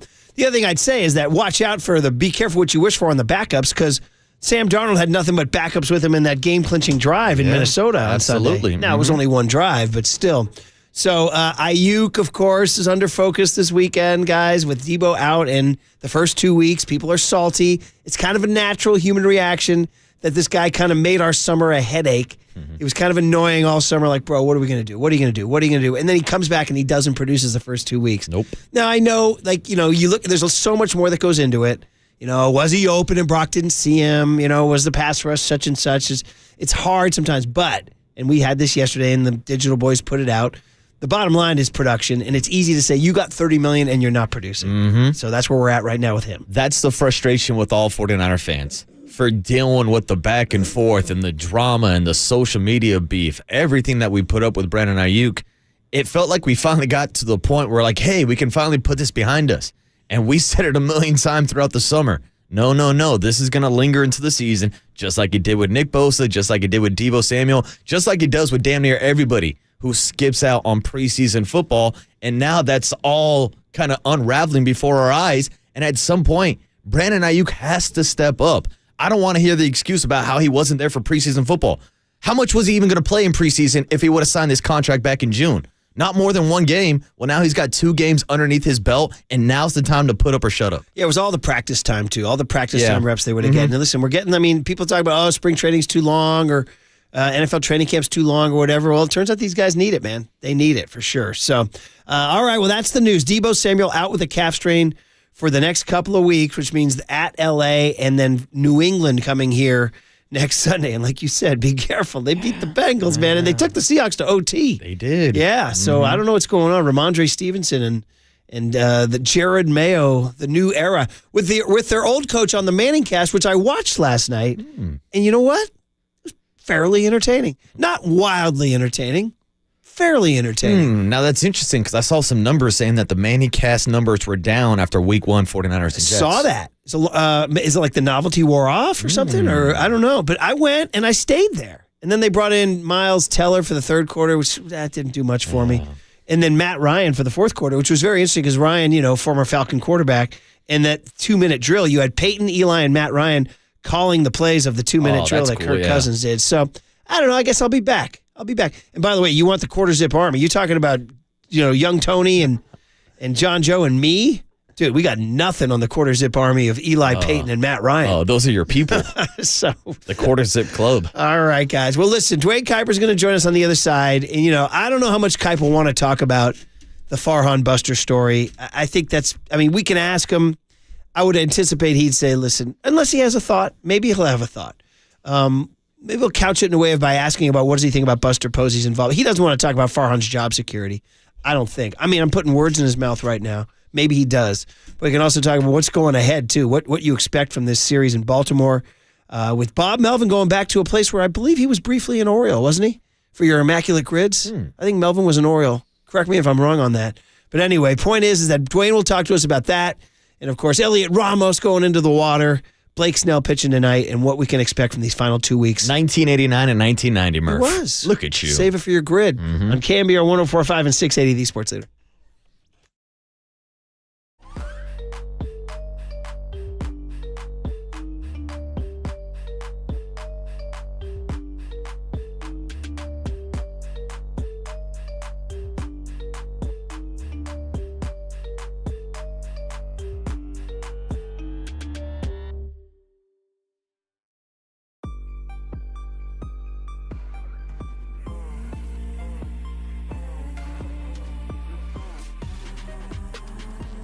Bright and early on a Tuesday morning, we got Steve Moskowitz, of course. Steve wants to talk to us about helping you. He wants to talk about what happens when you have unfiled tax returns. Good morning, Steve. Good morning. Unfiled tax returns can cause you all kinds of problems. Like the IRS makes up a punishment return. It's called an SFR, substitute for return. A lot of times it's way more than you really owe, and they send a collector after you. Sometimes just filing the return takes care of your problem. But suppose you didn't file because you don't have the money. No problem. We want to go ahead and make a deal for you. Or what if you don't have your records? No problem. We'll go ahead and get all the records the IRS and state has on you. Or what if you have all your records in a trash bag in the garage someplace? No problem. We have a whole bookkeeping department to put that together for you. The bottom line is there is no good reason not to file a return. The bottom line is don't wait for one of these newly hired IRS agents to come knocking on your door, ruining your life, your business, your marriage. There's so many good solutions. We have a free attorney-client privilege consultation. The only thing you have to do is call for your free consultation. Say, hey, Steve, how can you take care of this for me? That's it. Just give him a call. That's tax attorney Steve Moskowitz. He's my tax attorney. He should be your tax attorney. Give him a call at 888-TAX-DEAL, 888-TAX-DEAL, or go online to moskowitzllp.com.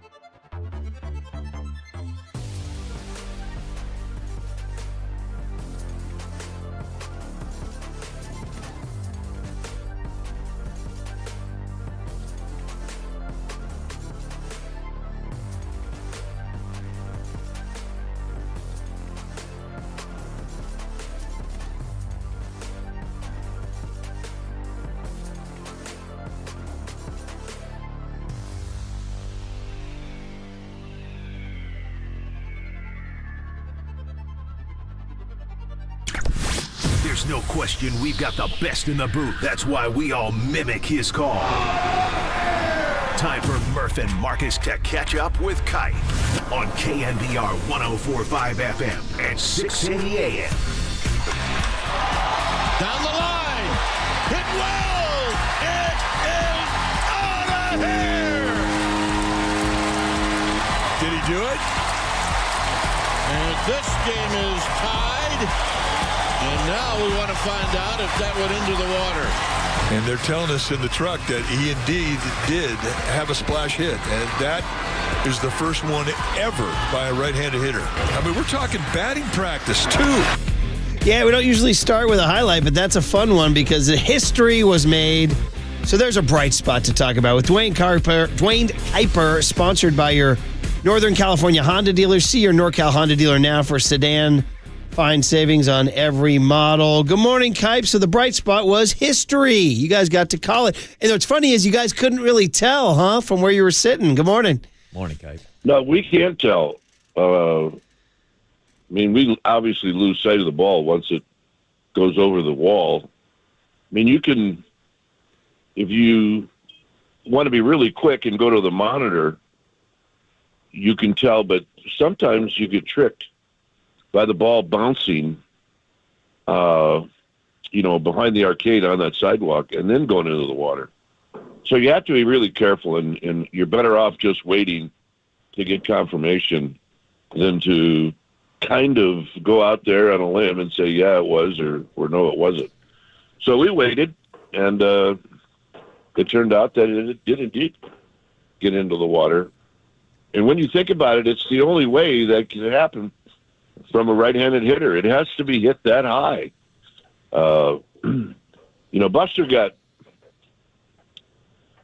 kind of got screwed on the one against the playoffs, against the Dodgers in the playoffs, when it hit the water tower. Otherwise, that would have been the first one. And he's even mentioned it once or twice that he would have had the first one. But Ramos's was hit so high that there's no way one of the water towers was going to stop that one. And when you think about it, 25 years is a long time in one place, including batting practice, for that not to happen. The only time we've seen a right-handed hitter hit a ball into the water in right field is when they had the golf tournament out here, and Matt Cain did it. And that worked out okay because he threw a perfect game. I think Dustin Johnson was there, too, and he did it, obviously. But that's it. So, Ramos, way to go. I mean, look, you talk about a dry spell for runs. The Giants got shut out 3 games in a row, and then Ramos ties it up in the 9th with the water shot. And you'd think that would probably propel the team into a win, but it just didn't happen. Yeah. I mean, you could tell by the lineups what team was winning to get to the playoffs and what team was trying to develop. And I think it definitely showed. The Padres in Milwaukee, I mean, they just did all the little things you need to do, not only to get to postseason, but how to play during postseason. And that's kind of what the Giants ran into. And they're going to run into it tonight. And then when they go to Kansas City, they're going to run into it. And then when they go to Arizona, they're going to run into it. So these next 9 games are all against teams that are playing well and have to play well right now because it's going to carry right on into the postseason. Kipe, just to follow up on Elliot Ramos' splash hit, we were talking to Mike yesterday about how it seemed like everything lined up on a day where the Giants were celebrating the life of Orlando Cepeda, that a Puerto Rican-born player was the first guy to hit the splash hit as a right-handed hitter. Is that the same feeling you had on Sunday? Well, I mean, look, it was kind of the perfect way to do it. The celebration before the game was wonderful. Irwin and Mike did a great job. Everybody that spoke was fantastic.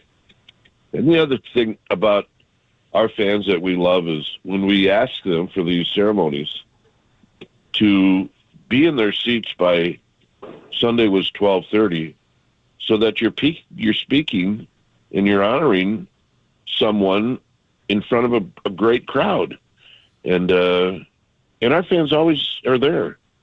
And I mean, we've gone to other parks where they're doing their own Hall of Fame people or whatever they're doing, and there's nobody in the park. And I always thought that that's kind of an insult to what they're doing on the field. That's not the case with the Giants. And the fact that he wore, he had Roberto Clemente's number on. And I really didn't notice that until about halfway through the game. I was like, well, that's not Elliott's number. And then, of course, Mike and I spoke in between innings. I was like, oh, yeah, this is Roberto Clemente's day. And here he is. He just, he knocks it into the drink with the ceremonies with Orlando. And it was really great. It really was. It was a special day. Could have been topped off with a win, but it wasn't. But I think everybody went home thinking that it was a good day. Talking to Dwayne Kuiper on the UMA guest line. Kuiper, you mentioned Buster and that splash hit. It's funny. I was like, I didn't think it was going to go in, but I watched a replay recently. I was like, man, maybe it would have gone in. So, but that brings us to Buster. And I know you probably don't want to get dragged into the Andy Baggerly story about Buster finishing the deal with Chapman. What I would just ask you is this. Given what you know of Buster, and given that he moved back to the Bay Area, and given that he was in that story about finalizing the deal with Chapman, I guess what's your opinion or your thought on how involved he will be, or has he been since he moved back, and how involved he will be going forward? Well, I mean, the only way I'll answer that, Murph, is I know that he's going to help this organization any way he can. And if it means that he has to pick up the phone and call somebody, that's what he'll do. I think he did it. I think he did more than call when Judge came in or when Correa came in or even some of the other free agents that the Giants were trying to get. I mean, he's gonna pick up the phone, absolutely. But he doesn't want any recognition for any of this. So we don't. I mean, Baggerly's story is out there. You're not going to get anything from Buster. So just know that his love for this organization and the fact that he'll do anything to help it, that's always going to be there, and that'll never go away. And that's a really good thing for our area, for our fans, and for this franchise. True story. I mean, when he moved back and people thought, oh, it's just ceremonial, I was like, no, I bet he'll be involved. I bet he will. So that's a heck of a story that Baggerly had, and so we'll continue to monitor that. Just shifting back to Ramos for a second, that opposite field home run that we talk about, I guess we're wrapping up his year, and I'm thinking, like, looking into next year, like, can he be like a 3-hitter, a 4-hitter for a contending team? Well, I think he can. I think he's, I think you got two guys you don't have to worry about, and that's Ramos and Chapman. And if Jung Lee is healthy, now you got three guys. Fitzgerald is going to play somewhere every day. So now you got 4. Bailey's 5. I mean, you got spots that you need to fill in. But Elliot Ramos is now an everyday guy, whether he hits 2nd, 3rd, 4th, or 5th. You like to kind of hit him, obviously at the top of the order because he's got a little bit more speed than you think. And we also saw that he can play some outfield. I mean, he made a couple of really terrific plays in this last homestand. So one of the good things that has happened this year, and there have been 3 or 4, is the fact that he has come out and he has shown everybody now that he's a big leaguer. The other one is Ryan Walker. How many people knew or even cared about Ryan Walker before the season started? Now, he's your closer, and he may be your closer for a long time. Yeah, I think a lot of Giants fans are hoping that Elliot Ramos could be that guy to hit 30 home runs for the first time since Barry Bonds next season. But, Kipe, there might be another big bat in the Giants lineup next year. I wanted to end this interview by asking you about Bryce Eldridge, 19 years old, top hitting prospect in the farm system. Started the season off in low A down in San Jose, has now been promoted to the Triple-A Sacramento. Just what are your thoughts on Bryce Eldridge overall and his rapid rise throughout the farm system this year? Yeah, you know what? Every time someone like Ronald Acuna comes onto the scene and he's 19 or 20, or the kid in Milwaukee, the Cheerio kid, you're thinking, well, why can't the Giants have someone like that? Where they're 19 years old and right off the bat, they make an impact. And I don't know if it's going to happen with this kid, this Eldridge kid, but he's doing everything that you need to do to get noticed. And the mere fact that they're even talking about him taking some at-bats in the big leagues, maybe next year, I mean, that's really intriguing. It is. You may be asking a lot out of the kid, but everything they've asked him to do at the minor league level, he's done it. I mean, I know that he's got a couple of games left in AAA, and, a week in AAA is not going to determine what's going to happen next year. But the entire body of work this year, and if you look at every level he's been at where he's been successful, it means that, yeah, he may have a shot next year. But I don't know when that's going to happen. It really makes it a hard decision. If you're not going to bring Lamont Wade Jr. back, then you have to find a first base. Now, do you want to sign a first baseman, a free agent, to a 2 or 3 or 4 year deal when you got this kid coming up? So that's the tough spot that this organization is in right now, and we'll see what decisions they're going to make on this. But it's a key spot. It really is. It is definitely one of the big ones. He's super exciting. Last one. I know we're out of time, Kai, but I'm swept up by the romance of Camden Yards, and I know you didn't get to play there, but Memorial Stadium was the old place you played, right? The dual use where the Colts played. That's where when you would play the Orioles. Yeah. So was that kind of like Candlestick-ish, or what? Well, it was it was different. There's no doubt about it. It was. They didn't have any real bleachers in center field.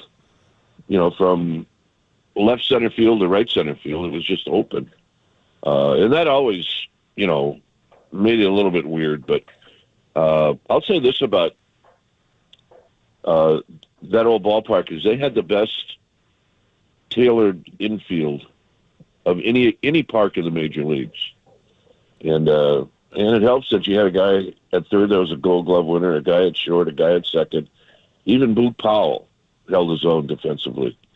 But no, I don't think it was like, it may have been like Candlestick because it was beat up a little bit. But once you got on the inside of it, the playing conditions were terrific. I said the other day, and I mean it, other than our park, Camden Yards is my favorite visiting park.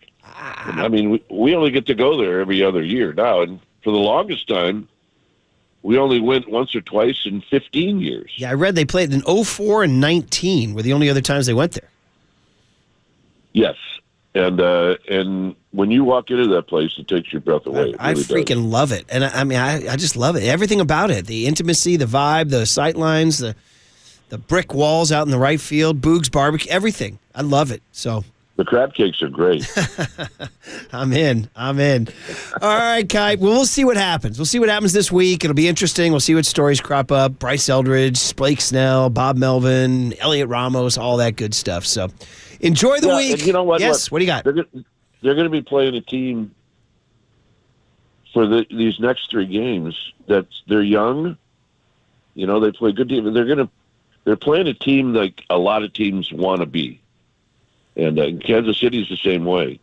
So these games ought to be interesting. Blake Snell tonight, go get him. Play as hard as you can because you've got, 12 more games remaining? Mm-hmm. Make every one of these 12 games important because that's how you have to do it. So I'll be in Kansas City this weekend, Kipe. So just Are you going to go? memories of when you let me into that booth for a magical half inning back in 2014. Offered you to do some play-by-play. You denied it.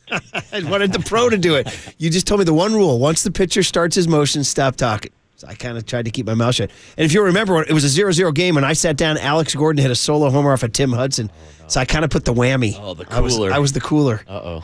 So if that was that was the Saturday of the 3-game set in August of 14.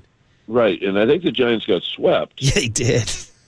And then they end up going back there for the World Series. Yes. But I was there for that, and so I'm not the cooler. There it is. So there you go. Yeah, exactly right. Right. I mean, and I will forget. It was a great series. It really was. Oh, boy. Yeah. All right. Yeah, the good old days, Murph. I know. We need them back again. Enjoy the week. We'll talk next week. Thanks, Kipe. Yep. All right, Dwayne Kuiper up. You know what? We forgot to ask about Brandon Pajemski. Darn it. He just left off the phone.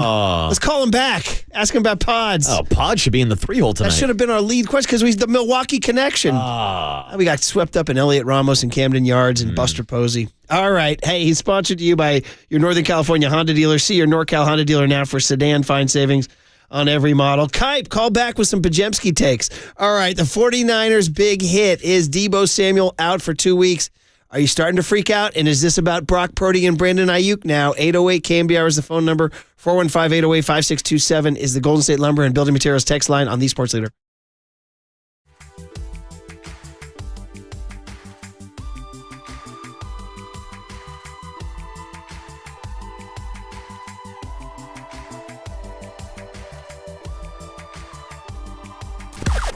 Now, from the O'Donnell Financial Group Sports Desk. Learn more at ODFIGroup.com. O'Donnell Financial Group, because planning is a process, not a product.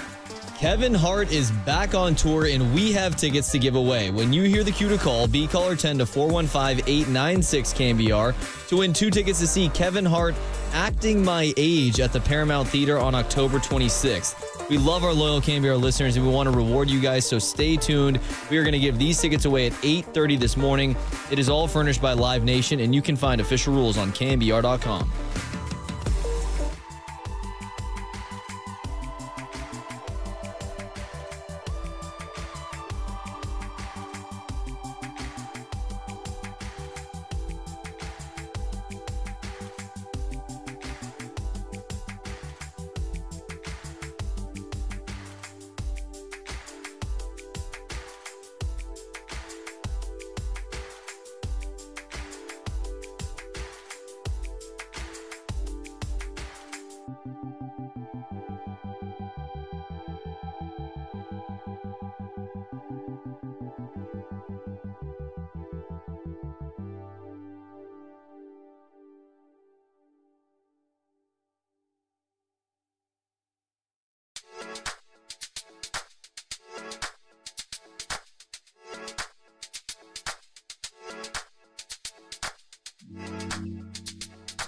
Bigelow Tea Time. Bigelow Tea Time. It is the number one tea in the Bay Area, right here at KNBR. The number one tea, because if you need a cup of tea here at KNBR, we walk into our break room and there it is. Any number of flavors.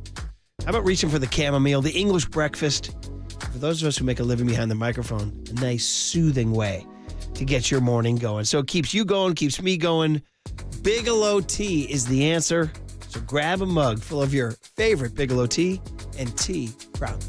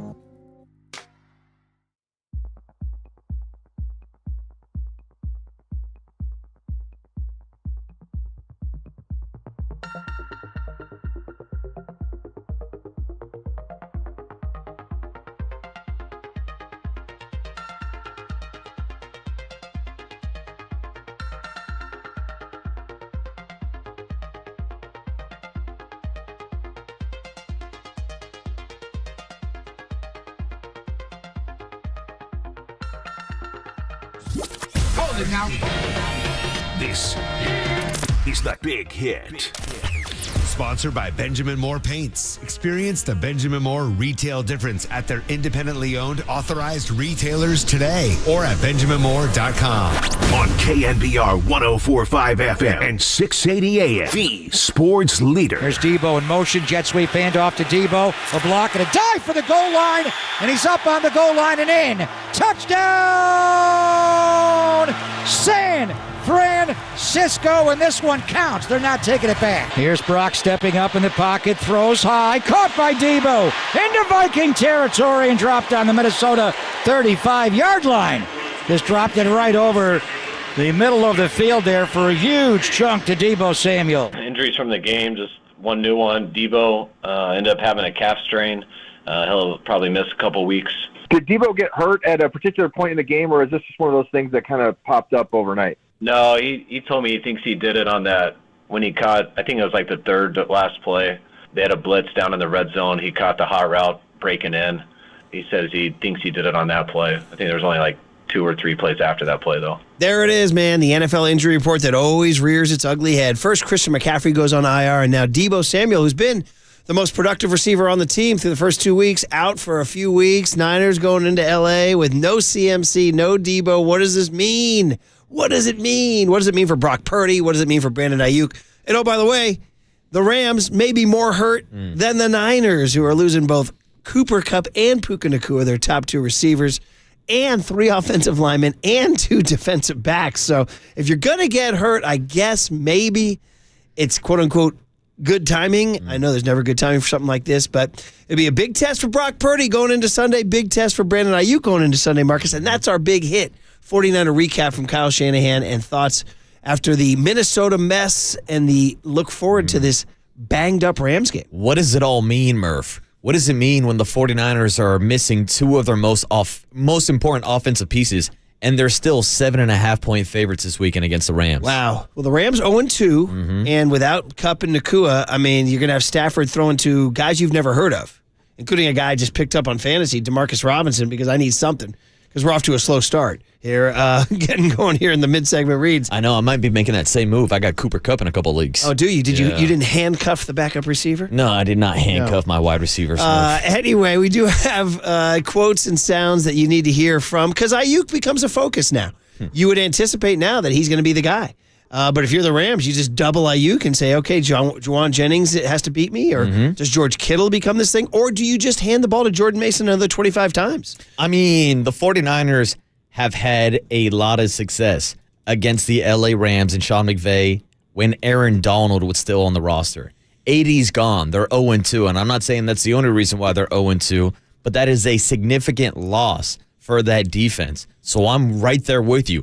Get J.P. Mason the ball 20, 25, hell, maybe get him 30 carries this weekend against the Rams. He already is tied for the NFL lead in carries or touches with Josh Jacobs of Green Bay. So this guy is working hard. You got to hope, he's young, knock on wood. You hope his body holds up because, man, those car crashes you're in on those NFL fields can take a toll. And the depth at running back becomes an issue now because now your backup running back, you don't have Deebo Samuel as your backup tailback. No. Isaac Guerrero, who got 1 carry and was quickly yanked from the field. And could not find the hole at all. Wasn't patient. You got to have some hole. patience in this system. He's rookie getting his first NFL carry. But let's hear what Kyle Shanahan had to say about Brandon Aiyuk. Because listen, we had some harsh words for Aiyuk yesterday. It's a results-based business. He is not producing results after giving everybody headaches the entire summer. So Kyle Shanahan cut Tony, on whether Aiyuk was ineffective or not on Sunday in Minnesota. No, there was a number of times he had a real good chance to get the ball, and a couple times protections broke down on two of them. One time someone busted a route and just got in the same way, so they covered it up. But he had a chance to get about 4 big passes, and other factors happened. It's a team game. There's 11 guys out there that are involved in getting someone the ball, and he did have some opportunities where he should have, but not everything went right. Okay, so Kyle defending Aiyuk a little bit there, and you're listening to KNBR AM and KNBR FM, San Francisco, the sports leader, a Cumulus media station. He's not burying him, and he's not burying Purdy either, is he?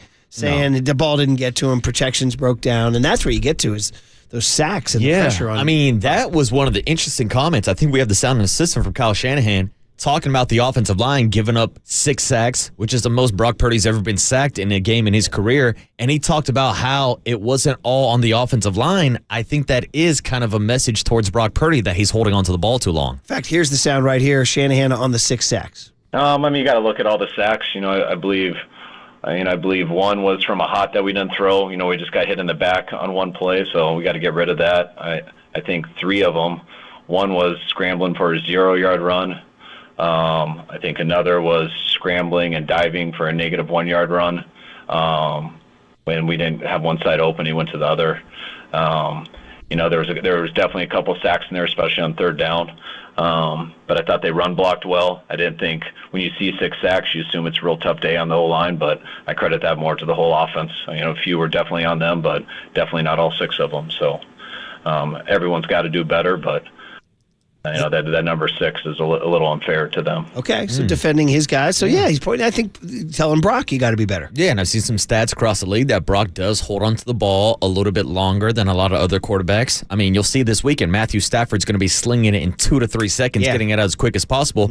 Brock has been trying to let it develop more and get some of those off-script plays. They just haven't been there so far this year, and I think a big reason is because Brandon Aiyuk is not the same BA that we saw last year. Right, all makes sense for sure. And Brent Jones actually had harsh words for Brandon Aiyuk. Shout out Brent Jones, still coming on KNBR, doling out takes. He's just down there in Texas now. We lost him to Texas. Tragedy.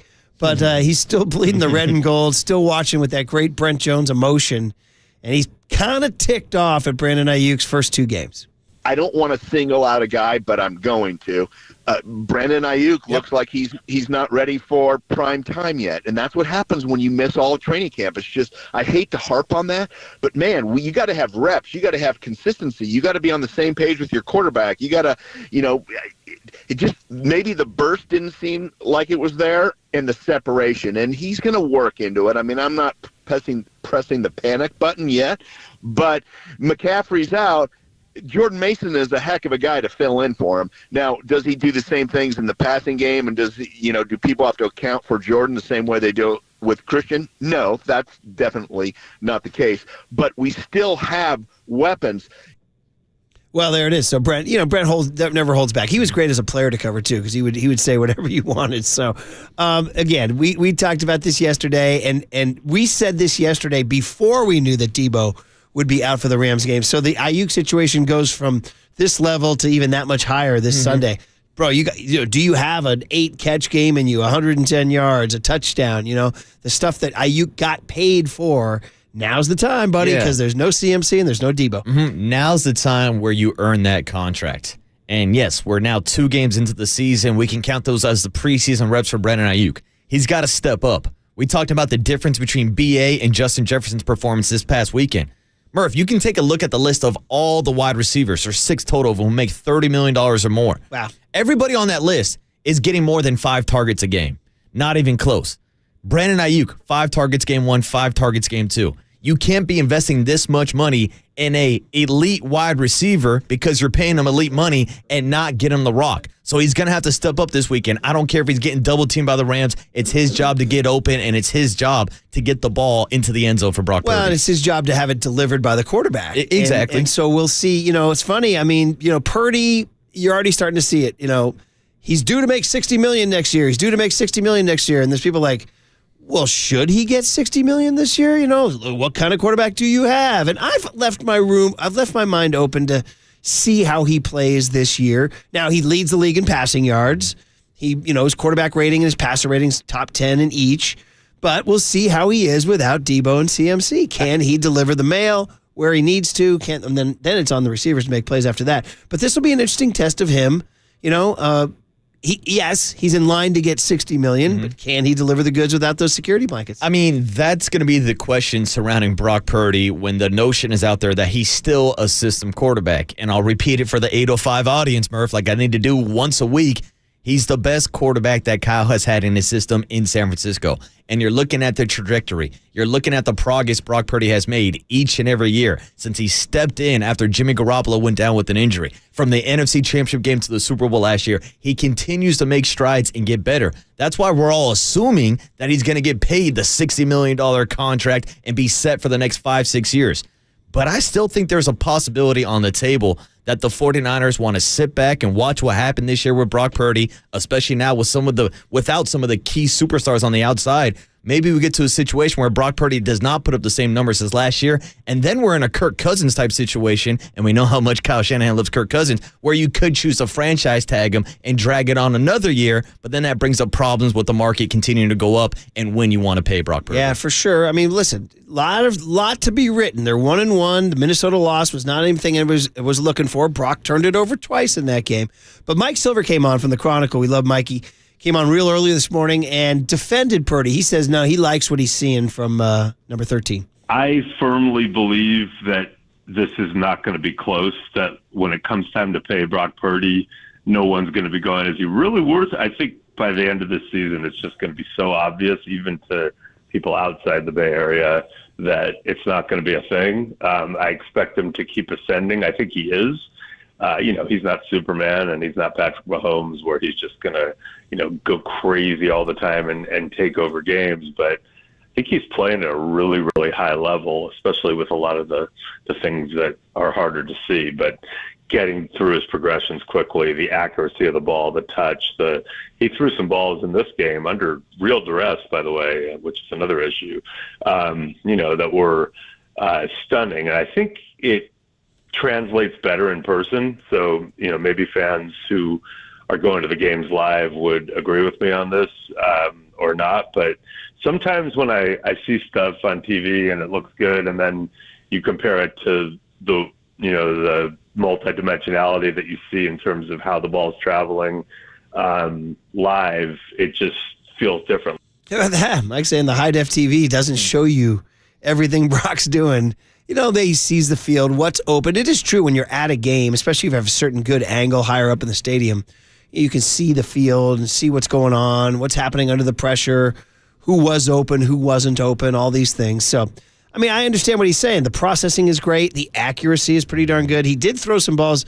I think Tim Ryan said this to us yesterday. Threw a couple into some purple that got to the target. Yeah, were a little scary. We're talking about the 2 turnovers that he had. Also, there was another possible turnover down near the goal line when Van Ginkel broke up that screen pass. There was also another dropped interception down the left sideline early in the game also. So it could have been disastrous for Brock Purdy. Overall, the offense still had over 400 total yards. They were moving the ball. Jordan Mason rushed 20 times for 100 yards. So it was still a productive offense. But yeah, I think people are still waiting for Brock Purdy to put the team on his back and go out there and win a game. Out to the Golden State Lumber and Building Materials text line to wrap up the big hit, which is the news that Deebo is out. How does that affect your opinion of Sunday? 925 says, with CMC and Deebo out, the lights are on Brock. We're going to find out what kind of QB he is. 707 says, Chris Conley going to have a big game this Sunday. Well, that's my guy. That's the guy. That's the vet. He stepped up last year in the Super Bowl. He's been quiet so far. 209 says, who also has to step up is Kyle Shanahan. He's a great play designer. He's a horrible play caller. 925 says, CeeDee Lamb held out. He looks pretty good. Time for Aiyuk to deliver. CeeDee looks great. CeeDee looks like a $30 million wide receiver. Right. Brandon Aiyuk, even before these last 2 games, in my opinion, was not in that same tier. I agree. I think it's kind of shocking he got that money, really. 650 says, Murph, you're going back to your bummer summer quote. I think all the issues during summer are taking their toll now. Looking forward to a couple weeks from now when everyone is healthy and gelling. Well, that goes with the Steve Young line that September is the preseason. I mean, it is true, baby. We'll be in November, not even remembering this. 310 says Aiyuk is not worth $30 million a year, and he never was. 949 says I feel like Brock's trajectory is online with Logan Webb, sensational to very good to just above average. Huh? Logan Webb's. Do you feel like he's taking a shot at our boy Webb? How about that? Well, it's probably because he was hungover at the All-Star game. 623 says stop with the skepticism on Brock Purdy. Daniel Jones gets 40 a year. Brock is getting at least 60 and deal with it. I agree, but a lot of New York Giants fans would tell you that they have buyer remorse about making Daniel Jones the highest paid quarterback at that time. So the market is the market. Yeah, that's the market. 510 says we need Ricky back. We've never seen him on a play. Get him back. What do you mean? He says we drafted him to beat man coverage and need guys to separate on third down. And 4-5 says, isn't this what everyone wants? To prove that Purdy is worth the future. Absolutely. So there you go. It's a trial run for Brock Purdy. All right. It's going to be the story all week, man. And the 49ers get ready to go down to the Rams. And, man, Waterboy says 7.5? 7.5, Murph. That's what it tells you. I mean, Vegas always knows. They knew.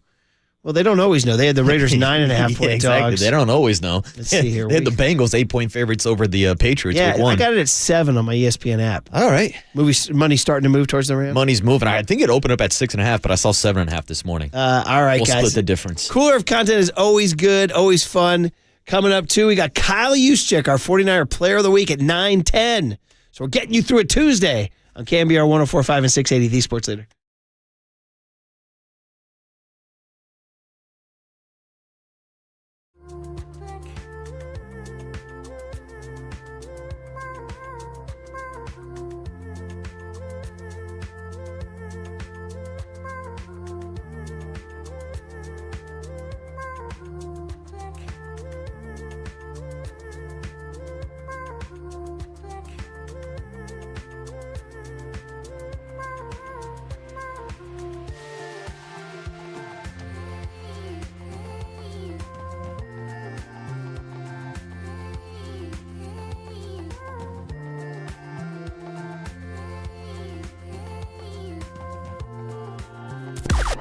Now, from the O'Donnell Financial Group Sports Desk. Learn more at ODFIGroup.com. O'Donnell Financial Group, because planning is a process, not a product. Kevin Hart is back on tour, and we have tickets to give away to you. So when you hear the cue to call, be caller 10 to 415-896-KNBR to win 2 tickets to see Kevin Hart acting my age at the Paramount Theater on October 26th. We love our loyal KNBR listeners, and we want to reward you guys, so stay tuned. We are going to give these tickets away at 8:30 this morning, 8:30. This prize is furnished by Live Nation, and you can find official rules on KNBR.com.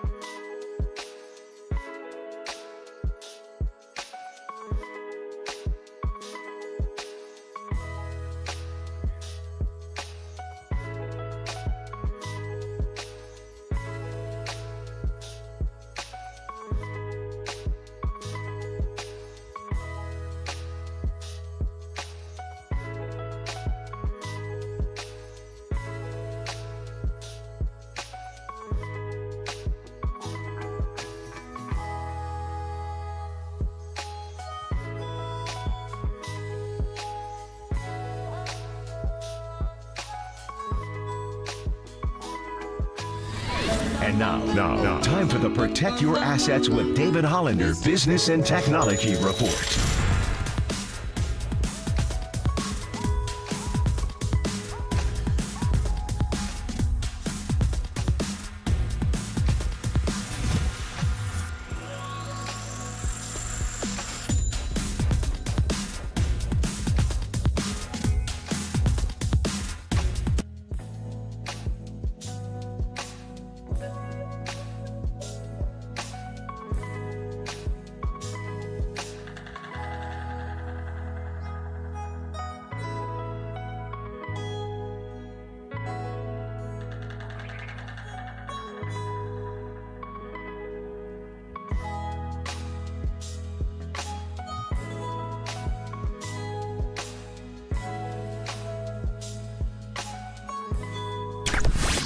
All right, everyone, chill. This is the Cooler. You are not sending me to the cooler of content. Sponsored by Mancini Sleep World. Sleep better, live better. Visit sleepworld.com. And by Marin Health. Marin Health Medical Center and Marin Health Medical Network world-class care. Closer than you think. On the Sports Leader. All right, happy Tuesday, everybody. Early Giants baseball for you. 3:35 today. Should be fun. See how Blake Snell does against the Orioles. See what Elliot Ramos can do. We'll see what the Giants lineup will be. Are they going to continue to play Mark Canha and all those guys? We'll talk about the Giants more at 8:30 about this Farhan Zaidi, Buster Posey story that Andy Baggerly had in The Athletic. And, of course, and then Kyle Juszczyk will join us at 9:10. So it's all good, baby. It's all good. But, of course, the Cooler of Content is always all good, too. Always something out there. People saying stuff. We got to capture it.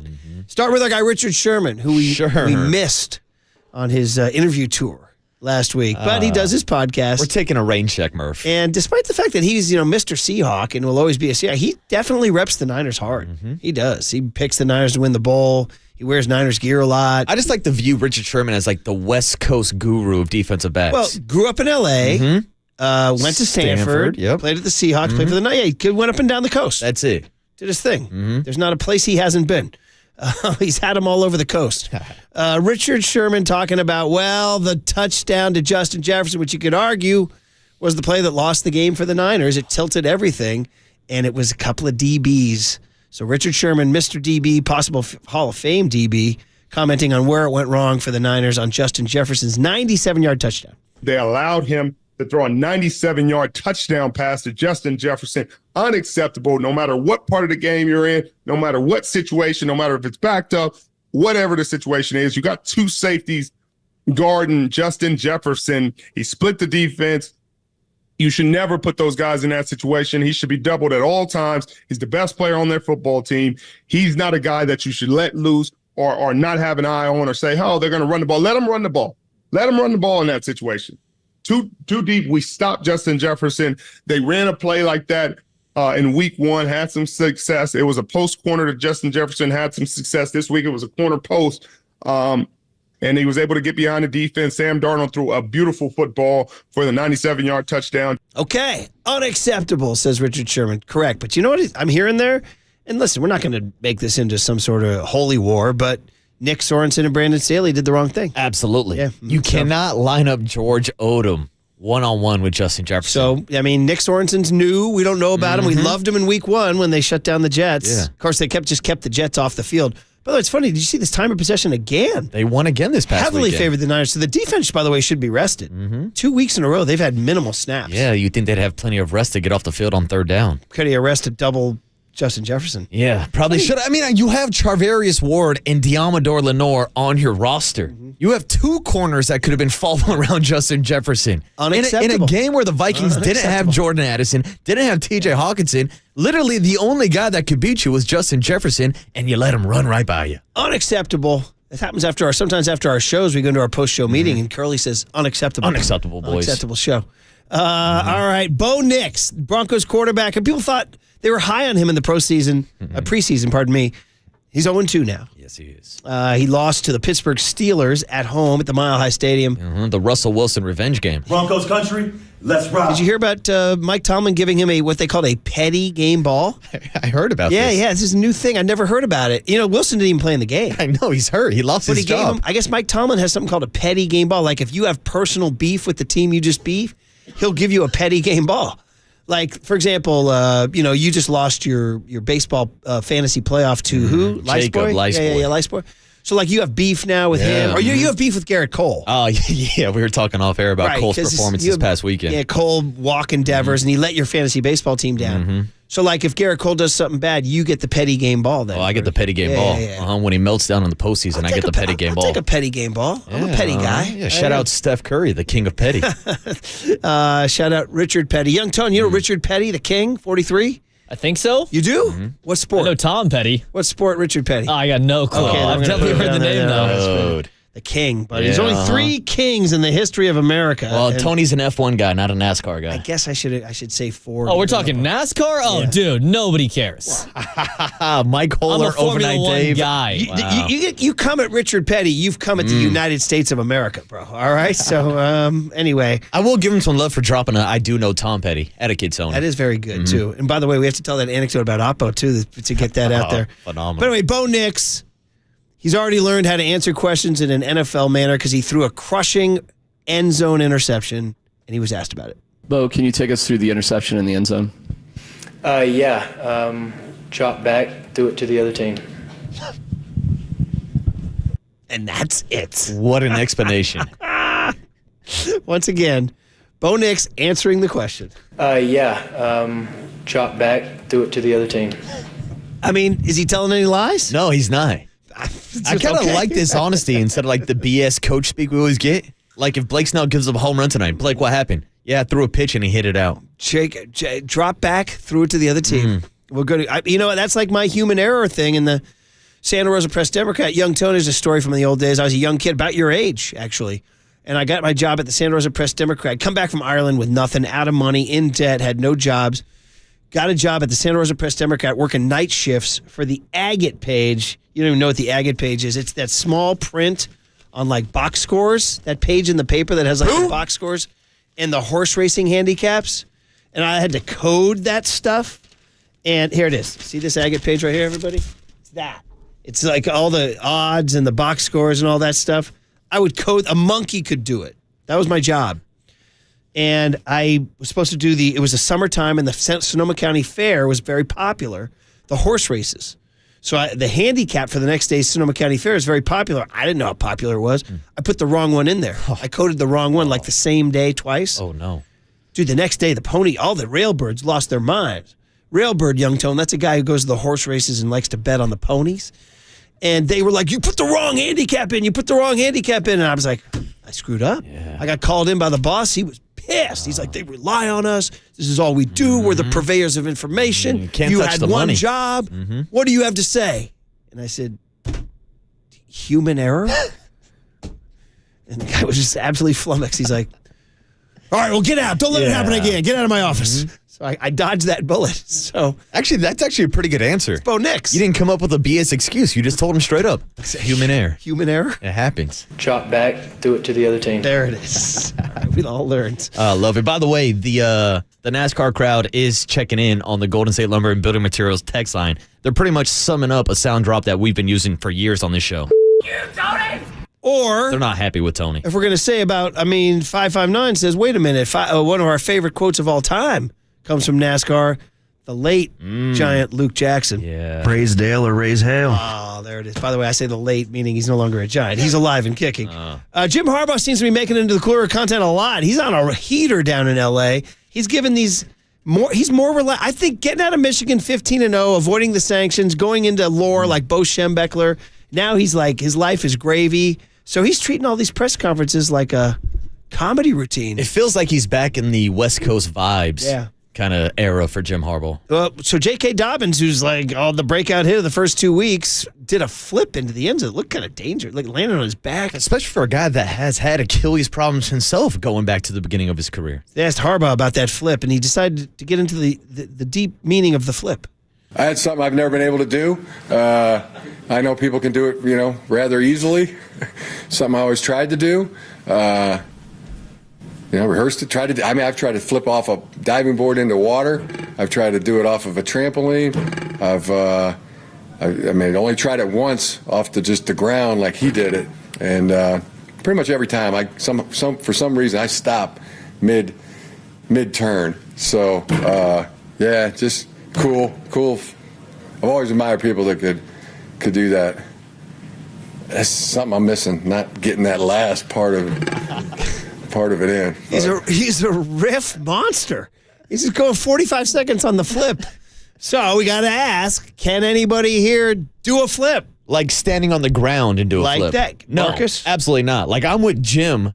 I can do it into a pool, off a diving board. You can. Shout out like sky high, like my local trampoline place. I was doing flips even though you're not supposed to. You can do that. Yeah, but like on a trampoline, not like just standing on the ground But like I'm some type of gymnast. You'll be shocked to know that I've never pulled off a flip, either off a dive or on a trampoline. Not even into a pool? I mean, I do it like halfway. I can't get 360. You have the same problem as Jim Harbaugh. Yeah, you get stuck halfway. I'm a freaking Clydesdale. You know what that problem's called? It's called gravity, Jim. That's what it's called. Young Tone, it's usually the tinier ones who can do it. Can you do it? In a pool, yes. On a trampoline, yes. In real life, no. Okay. John Joe with the flips?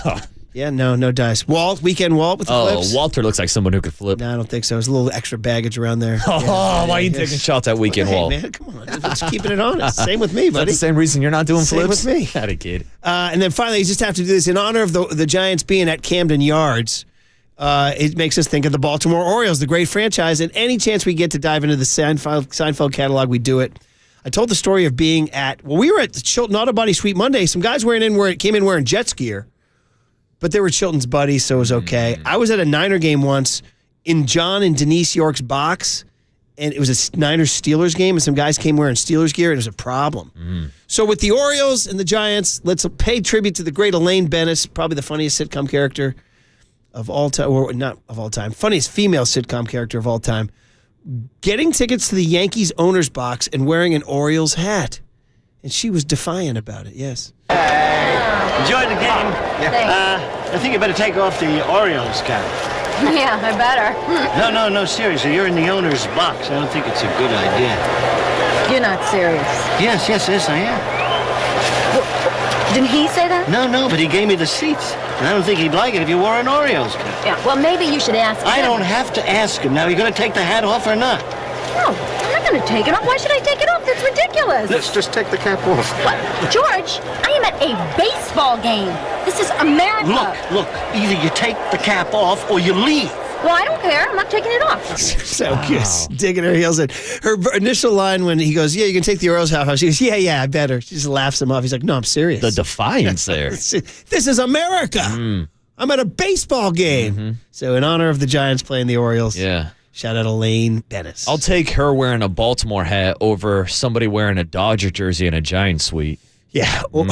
Yeah, you know where I'm going with that one, Murph. That's a little inside joke for the two of us. Caught me off guard there, buddy. All right, there's your cooler of content. All right, Farhan Zaidi, is his goose cooked? Next on The Sports Leader. George, I am at a baseball game. This is America. Look.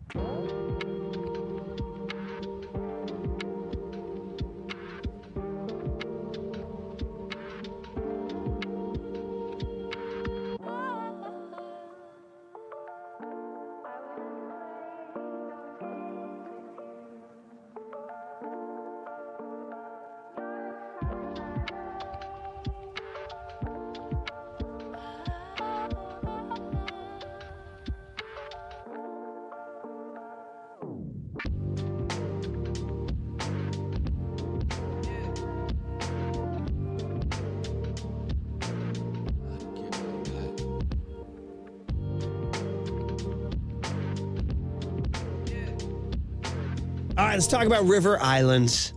The good old, beautiful, wonderful, fastest growing master planned community in Northern California out there in Lathrop. We love it. I love going to the boathouse, getting a club sandwich and a beer, watching a ball game. So, River Islands has a lot going on. A tradition of welcoming quality home builders who offer a wide variety of home styles, sizes, and prices. And we are celebrating a whole series of grand openings at River Islands. All new model homes and neighborhoods built on lakes, near parks and trails. We got more to tell. Schools in session. 3 charter elementary schools, River Islands High School, the boathouse I brag about all the time, lunch and dinner, overlooking the lake. Champions Park opened, got a dozen parks, playing fields. And I've even seen the plans for the new town center. Can't wait to share that story with you. It's all coming together in one place, and that place is River Islands. Isn't it time for you to discover the islands? Check it out at riverislands.com. And hey, I'll meet you at the boathouse.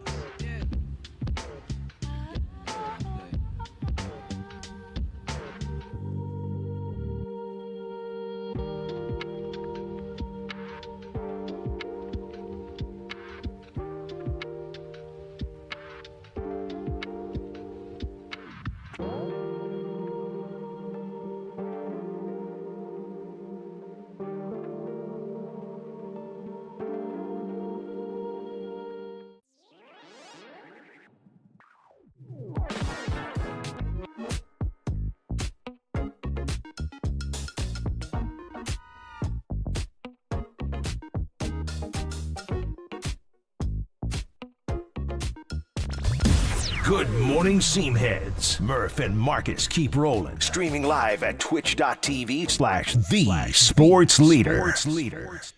All right, we told you guys that we generally like to give away tickets right around now, so tune in. And I got 2 to see Kevin Hart at the Paramount Theater in Oakland on October 26th. That's a month away. That's a great venue to see him, too. So call John Joe Curley. Caller number 10 at 415-896-KNBR. Caller number 10 at 415-896-KNBR. Win 2 tickets to see Kevin Hart at the Paramount on October 26th. Tickets are on sale now at livenation.com. So we'll do it again tomorrow, brother. Again, what do you got here going here with this rejoin, buddy? Oh, you like this? Well, Tame Impala, The Less I Know, The Better. Great song. Just a Tony ad lib here? We used to play this all the time in college. We fell in love with Tame Impala in college. Really?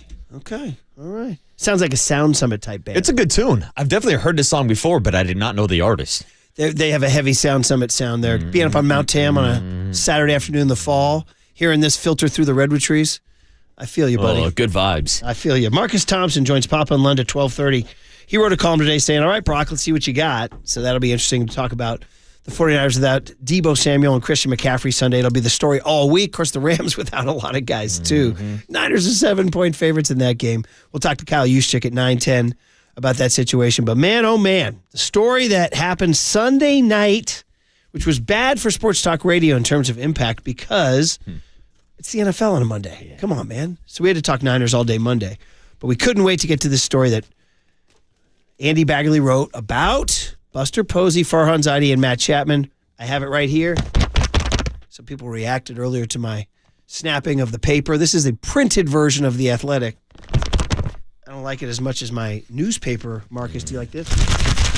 The newspaper does sound better. The problem is it doesn't have the up-to-date articles in it. Not. I used to do this when I would, back in the day when I would cite something in the news. I say, I'm reading my trusty game story here.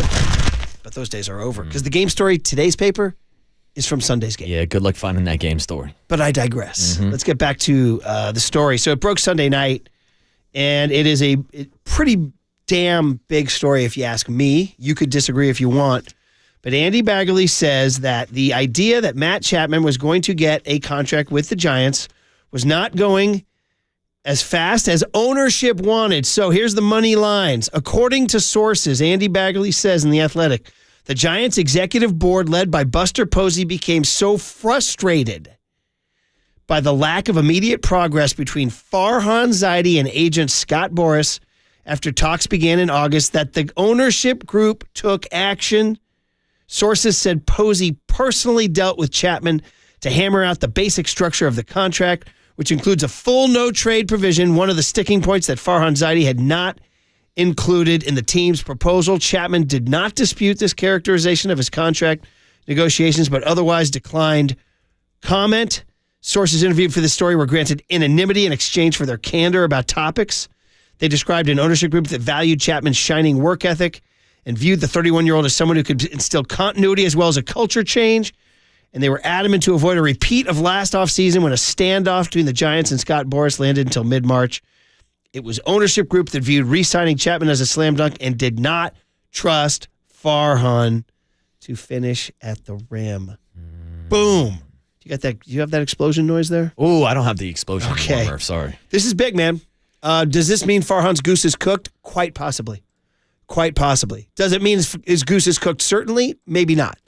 So what it means is that we are definitely getting down to thank you very much. Thanks, Tom.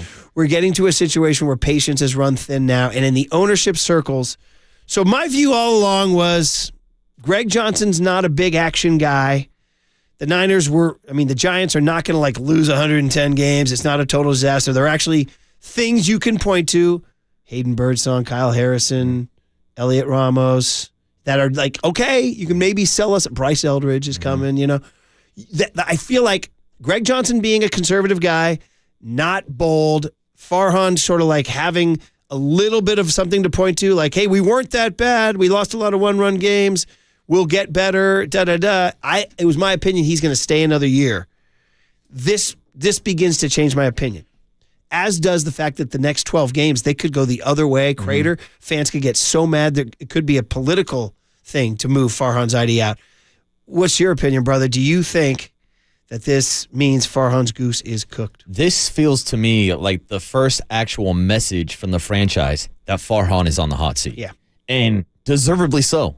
This is a guy that's had one winning season in 6 years, which is why I was shocked they even gave him the 2-year contract extension when he chopped off the head of Gabe Kapler and decided to move forward going with Bob Melvin. And that's why we've talked about this a million times about how he's got the guaranteed contract next year in 2025, but not in 2026. So I would still lean towards the side of Farhan getting one last chance, one last opportunity. Does he deserve it? Probably not. But they signed that contract, and the guarantee is there for Farhan Zaidi. He's going to have one more year to maybe say, hey, look, I got you a 19-year-old superstar and a Bryce Eldridge. That's if he pans out. He says, I got Reggie Crawford. I got Carson Wisenhunt. I got guys at the AAA level ready to go. And that would be the only reason, in my opinion, why Farhan Zaidi would stick around. Then you can also talk about the business side. And the attendance numbers were up this season. And that goes back to the earlier comments from the Johnson family about somewhat breaking even. Even with the unsuccessful season, they have still somewhat broken even because of the attendance record. So again, I think Giants fans are frustrated with Farhan Zaidi. They have Farhan fatigue. But this is the first sign that maybe somebody else is stepping in and taking over away some of those responsibility, and that Farhan Zaidi is not the sole man responsible for the future of the franchise. So here's what I'd say. Here's another huge question. How did this story get out? This is kind of how I feel about the Jordan Poole, Draymond Green thing. Who leaked that? We never really found out either, right? Somebody in a position of power let Andy Baggerly know. And that means that somebody in a position of power wants to make Farhan look bad. And that might be the most important thing of all. That Andy Baggerly somehow got somebody to say, yeah, I'll tell you the story. Here's what happened. Buster Posey and who else? I don't know who else. But Buster Posey said, I'm going to do this myself. And I'm speaking figuratively, not literally, but put his hand in Farhan's chest and shoved him out and said, I'll do this. And that is highly significant. So agreed with all those takes you had about, they have something like Farhan could go in and make his case. I forgot about Reggie Crawford. We didn't even mention him. Yeah. Reggie Crawford, Bryce Eldridge, Hayden Birdsong. Even though Elliot Ramos was a Bobby Evans guy, is there. Jung-Hoo Lee, right? Matt Chapman. You could make an argument that there's a nucleus for next year. Give me one more year, boss. And maybe Buster's saying, okay, but this is, if I got to do something, I'm going to do something. We talked to Dwayne Kuiper about it earlier today, and he said, listen, Buster's just going to do whatever he has to do to help the team. But here's the big question. We talked about this earlier in the show, too. Don't forget Buster moving back from Georgia to the Bay Area. That was a big deal that seemed highly unusual. That, to me, showed me that Buster meant business, that he was willing to come back to the Bay Area. Was it with a promise of, hey, you'll get the gig if things don't work out for the other guy? I mean, if we're reading in between the lines with Buster moving back to the Bay Area, with his comments this offseason about free agency and the perception of San Francisco, it feels like Buster is more involved than ever, and I'm saying that's a great sign for the organization. Right, but I will say, just a warning sign, man, there are a lot of prominent athletes who've tried their hand at the executive realm and it hasn't worked. Not everybody's Jerry West, rest in peace. Michael Jordan, the Washington Wizards. I think Wayne Gretzky tried it in hockey. Niners are doing pretty well with their guy John Lynch at the helm. This is true. There are success stories. Yeah, absolutely. Larry Bird was pretty successful with the Indiana Pacers. But man, oh man, this is. I just say the temperature got increased. If we're cooking geese in a stove on a boiling pot, the water's boiling now. The grease is hot. The water is boiling. And do you want Buster Posey as president of baseball ops? Does he want it? He has a young family, and he's a very family-oriented guy. So maybe he just wants to continue to be in the executive board and stepping in when he has to. But either way, man, if they're telling Farhan, you can't get this done, we're going to do it.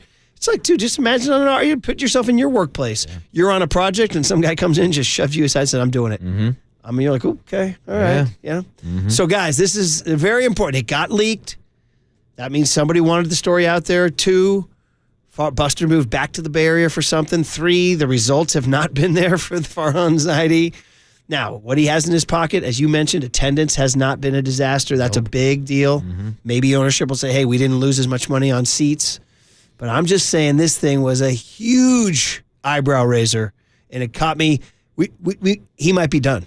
He might be done. We'll listen for more drums beating out of 3rd and King.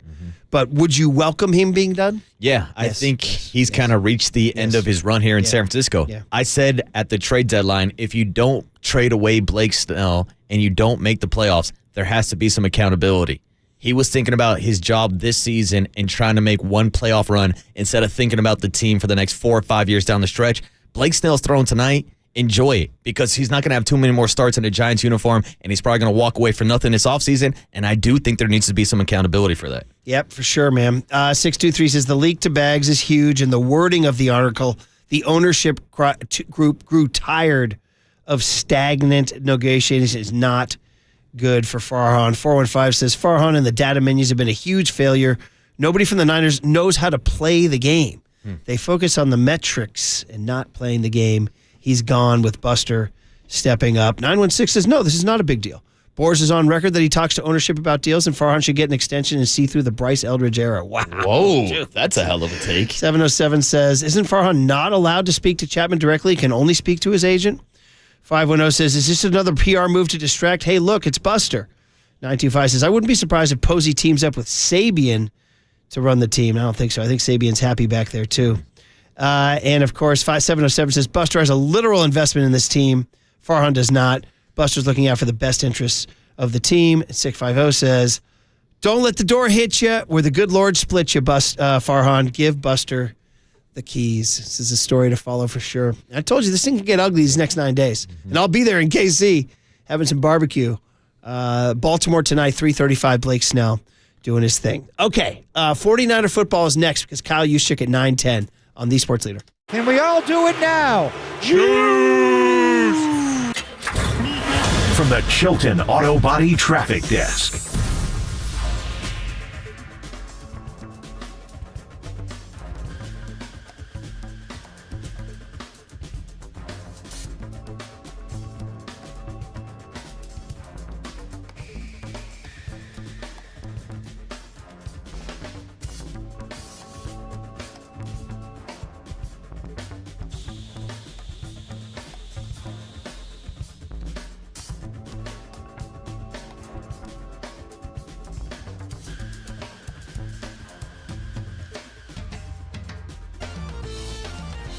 Hey, what's up, everybody? Marcus Boucher here on a Tuesday morning with the same question I've been asking you all summer long. Have you been searching for the secret to losing weight and getting healthy in a natural way with no drugs or injections? Well, the team at Abundant Life Weight Loss has the secret to losing up to 1 pound of fat every day. Their weight loss program makes it easy to lose weight and get healthy naturally and safely. I've been on this program for over a month, and I hit my goal of losing 20 pounds this summer. And I've done it without counting points or calories, without the prepackaged meals. There's no surgeries, no drugs, or injections that have serious side effects. So to learn more about the Abundant Life Weight Loss Program, schedule your free private weight loss consultation by calling 925-594-7110. That's 925-594-7110, or visit online at abundantlifeweightloss.com. That's abundantlifeweightloss.com.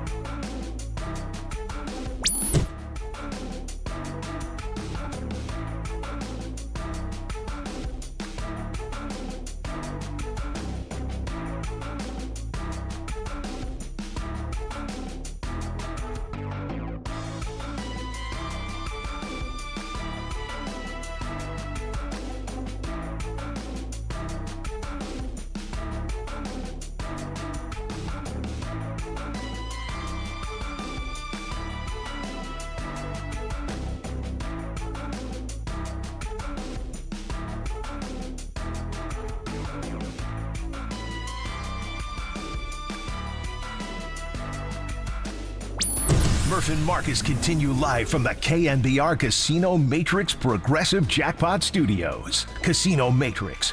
Progressive jackpots are here. Where are you? Just drop in. Please play responsibly. 1-800-GAMBLER. They're down in 1, 49ers in the 4-yard line coming out of the 2-minute warning. Purdy under center.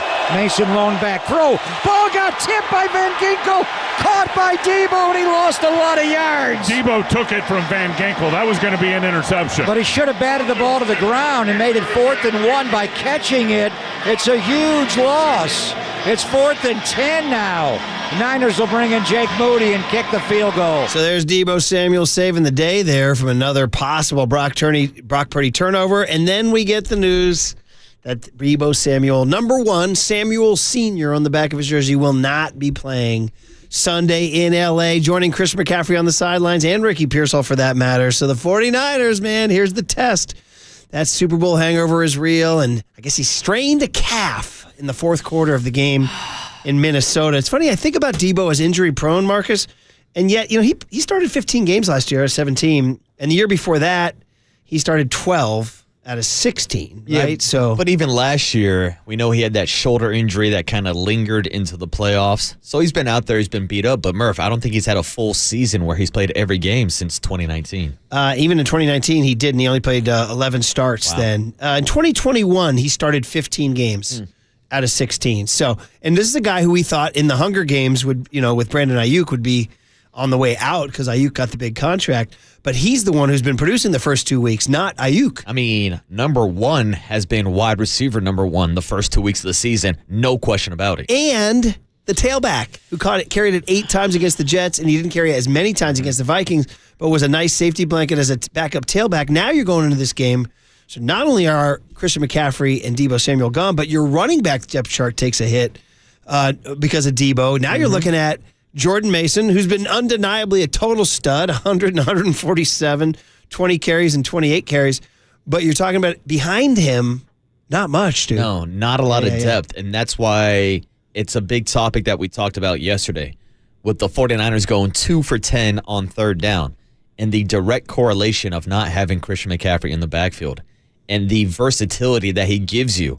The only other guy that can damn near make that argument who is as versatile would be Deebo Samuel. Which is why we talked to Tim Ryan on Monday before we knew about this calf injury, that Deebo might have been a guy on 3rd down out of the backfield just to run some of those same routes that CMC was running to get that matchup advantage against the linebackers. Well, now Deebo, like Christian McCaffrey, is off the table. So Jordan Mason, I know he got the jugs machine this offseason. He's going to have to work that into his game. Or they're going to have to find another option to maybe give him some help. Maybe you're a 9-10 guest, Kyle Juszczyk. I was about to say. I mean, that's a guy who's a little Swiss Army knife out of the backfield. Let Kyle Juszczyk touch the rock a few more times. Is the next option joining us at 9:10. You are listening to KNBR AM and KNBR FM San Francisco, the sports leader, a Cumulus media station. So Kyle Juszczyk is our 49er player of the week at 9:10, which you always enjoy. But let's listen to Shanahan talk about the Deebo injury here and how it happened. I mean, he said after the game on Sunday, nothing, but sometimes these things happen where things crop up after a situation here. So, yeah, Young Ton, what do you got? No, he told me he thinks he did it on that when he caught, I think it was like the 3rd last play.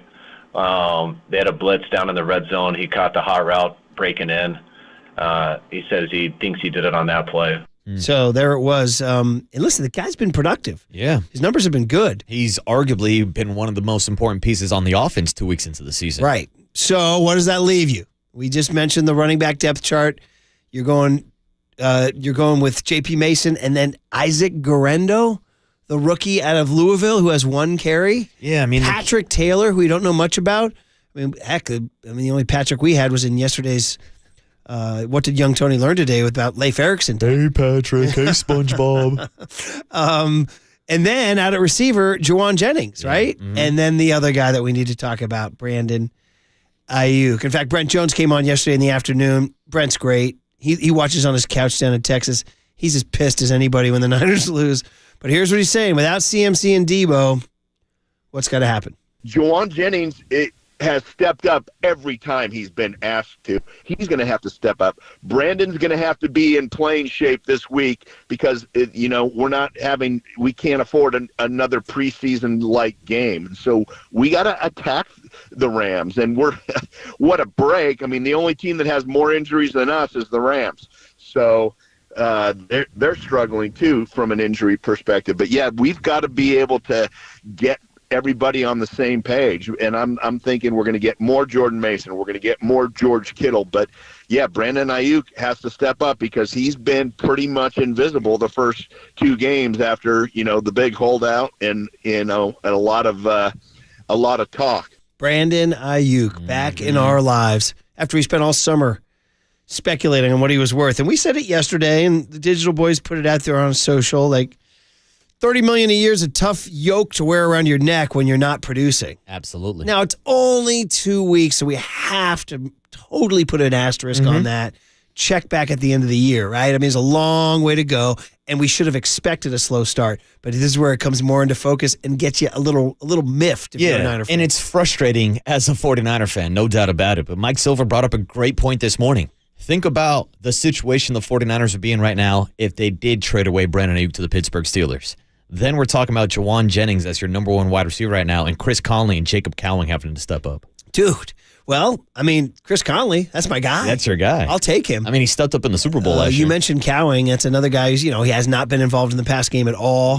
So the Niners, so now, do you just turn to just hand the ball to Jordan Mason and our 9-10 guest, Kyle Juszczyk? I think so, especially when you're facing off against a Rams team that's 0-2 and missing Aaron Donald. He retired this offseason. Hell, the 49ers had success running against the Rams when Aaron Donald was on the field, so I'd accept them to have that same strategy again. But also, people were mad at Kyle Shanahan because he started the game this past week throwing the ball 3 times instead of coming out running the ball. Just to get you guys up to speed on the Rams and what Brent Jones was alluding to, true story. Puka Nacua, last year's rookie sensation, and Cooper Kupp, who's one of the best receivers in the game, both out.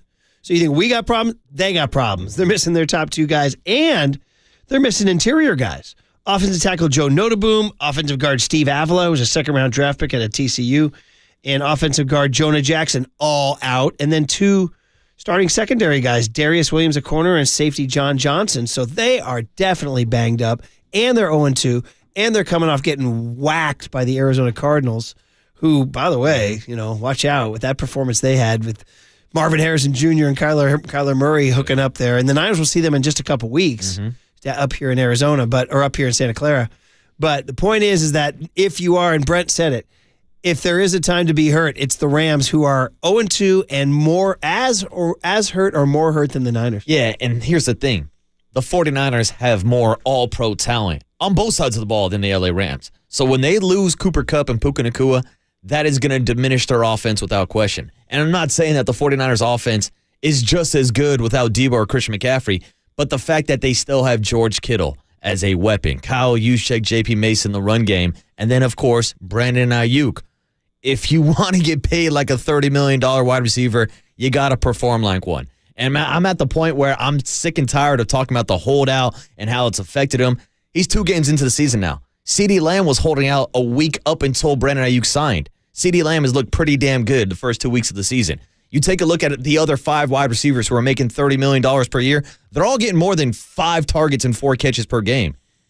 You got to put up or shut up at some point, and it's time for BA to step up in the absence of CMC and in the absence of Deebo. My instinct is it will happen. My instinct is Brock's going to look for him, and Kyle Shanahan said he was open on several plays, and that the pass rush and he kind of alluded that Brock didn't see him, which is interesting. And 775 sends in a text on the Golden State Lumber and Building Materials text line saying, do you feel like these next couple weeks without CMC and Deebo will determine how much Brock Purdy will be making when he signs a contract extension? I mean, it really is kind of a fun, simple narrative. Dude, what do you have without these guys? I mean, let's think about it. Now, I don't expect the wheels to fall off for Brock Purdy in this next couple weeks, but let's go back to last season, the 3-game losing streak, where Brock Purdy did not look like a superstar, where Brian Flores beat him once again. And I don't want to say it was a built-in excuse, but everybody said, well, there's no Deebo, there's no Trent Williams. Well, yeah, that's kind of the argument people have been making against Brock Purdy for being a system quarterback, that he needs all the all-stars around him. So if he goes out and carries the team over the next 2 weeks without Deebo and without CMC, he can sign the contract within a couple days. But if he does struggle, people are going to bring up those questions about whether or not it's Brock Purdy's skill set or Kyle Shanahan's system. Let's get that Silver quote again from this morning, though. He was much more calm about Purdy, and he was saying, trying to see this as some sort of panic moment for Brock Purdy's future. He ain't buying it. He thinks Purdy is that dude. I firmly believe that this is not going to be close, that when it comes time to pay Brock Purdy, no one's going to be going, is he really worth it? I think by the end of this season, it's just going to be so obvious, even to people outside the Bay Area, that it's not going to be a thing. I expect him to keep ascending. I think he is. He's not Superman and he's not Patrick Mahomes where he's just going to, go crazy all the time and take over games. But I think he's playing at a really, really high level, especially with a lot of the things that are harder to see. But getting through his progressions quickly, the accuracy of the ball, the touch, he threw some balls in this game under real duress, by the way, which is another issue, that were stunning. And I think it translates better in person. So, maybe fans who are going to the games live would agree with me on this or not. But sometimes when I see stuff on TV and it looks good, and then you compare it to the multidimensionality that you see in terms of how the ball's traveling live, it just feels different. Look at Mike going full Matrix on us. You have to see the 3D Brock Purdy. But he's very confident that Purdy is going to be that guy by the end of the season. Hey, listen, that's all indications are that will be the case. Yeah.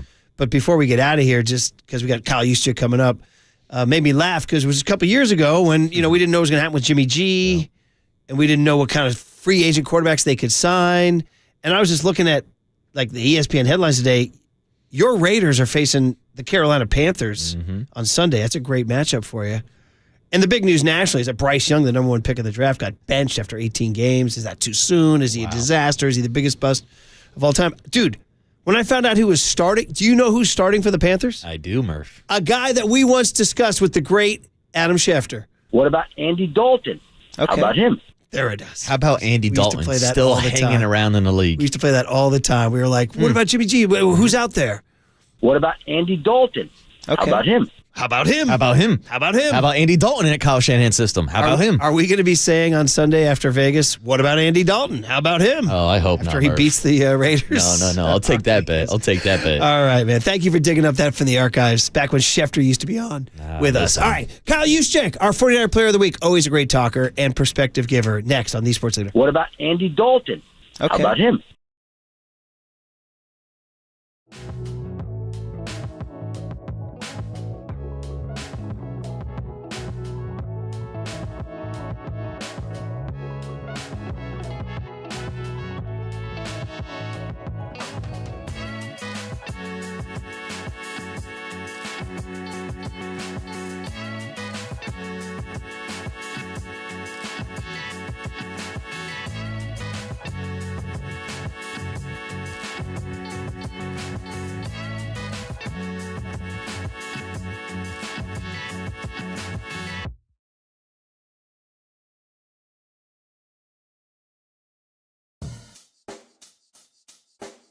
Check the mic and make sure it sound right, boys. Now, from the O'Donnell Financial Group Sports Desk. Learn more at ODFIGroup.com. O'Donnell Financial Group, because planning is a process, not a product. Brent Jones, a guy who knows a little bit about winning, joined Tobin and Copes yesterday to react to the 49ers' first loss of the season and said, quote, Brandon Aiyuk looks like he's not ready for prime time yet. You can hear the full interview on the KNBR app and KNBR.com.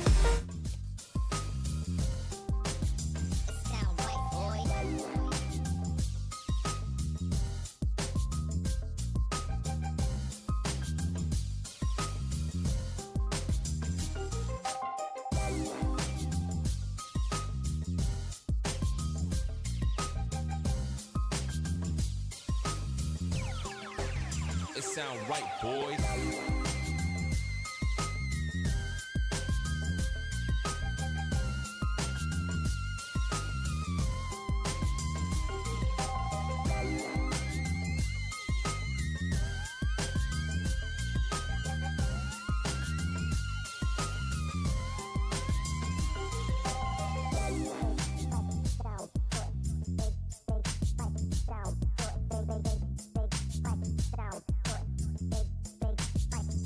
sound right, boy. Sound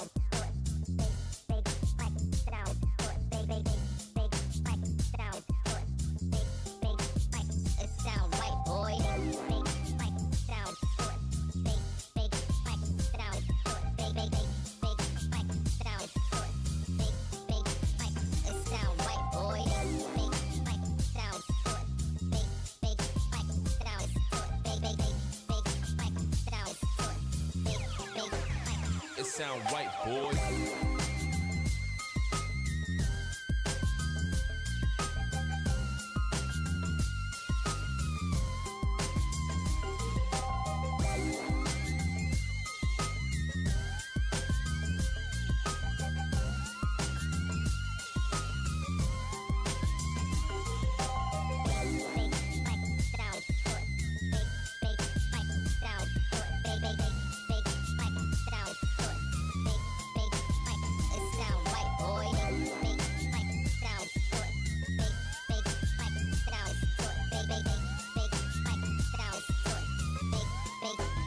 It sound right, boy. It sound right, boy.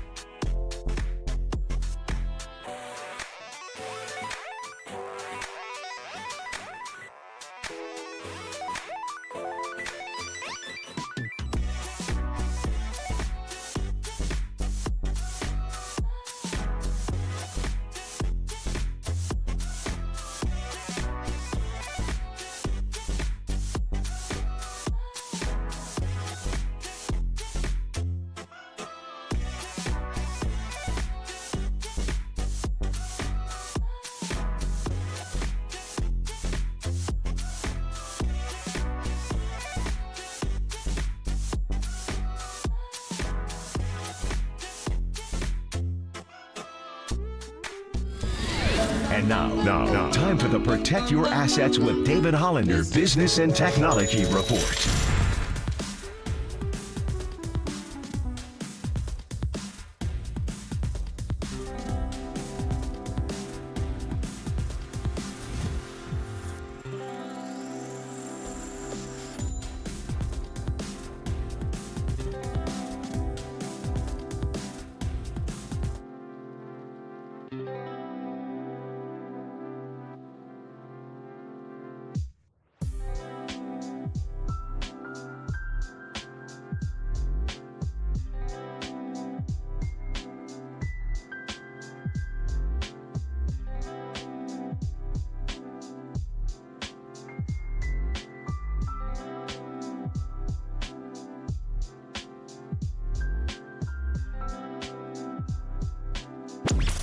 His helmet is off. Here we go, baby. 9 is on 3. 1, 2, 3. And his mic is on. That's a sackaroonie, baby. Time for our 49ers Player of the Week with Murph and Marcus. Sorry I stole your sackaroonie, buddy. But hey, there'll be more. On KNBR, the sports leader. Straight drop by Brock. Throws left. Juszczyk wide open. Inside the 10.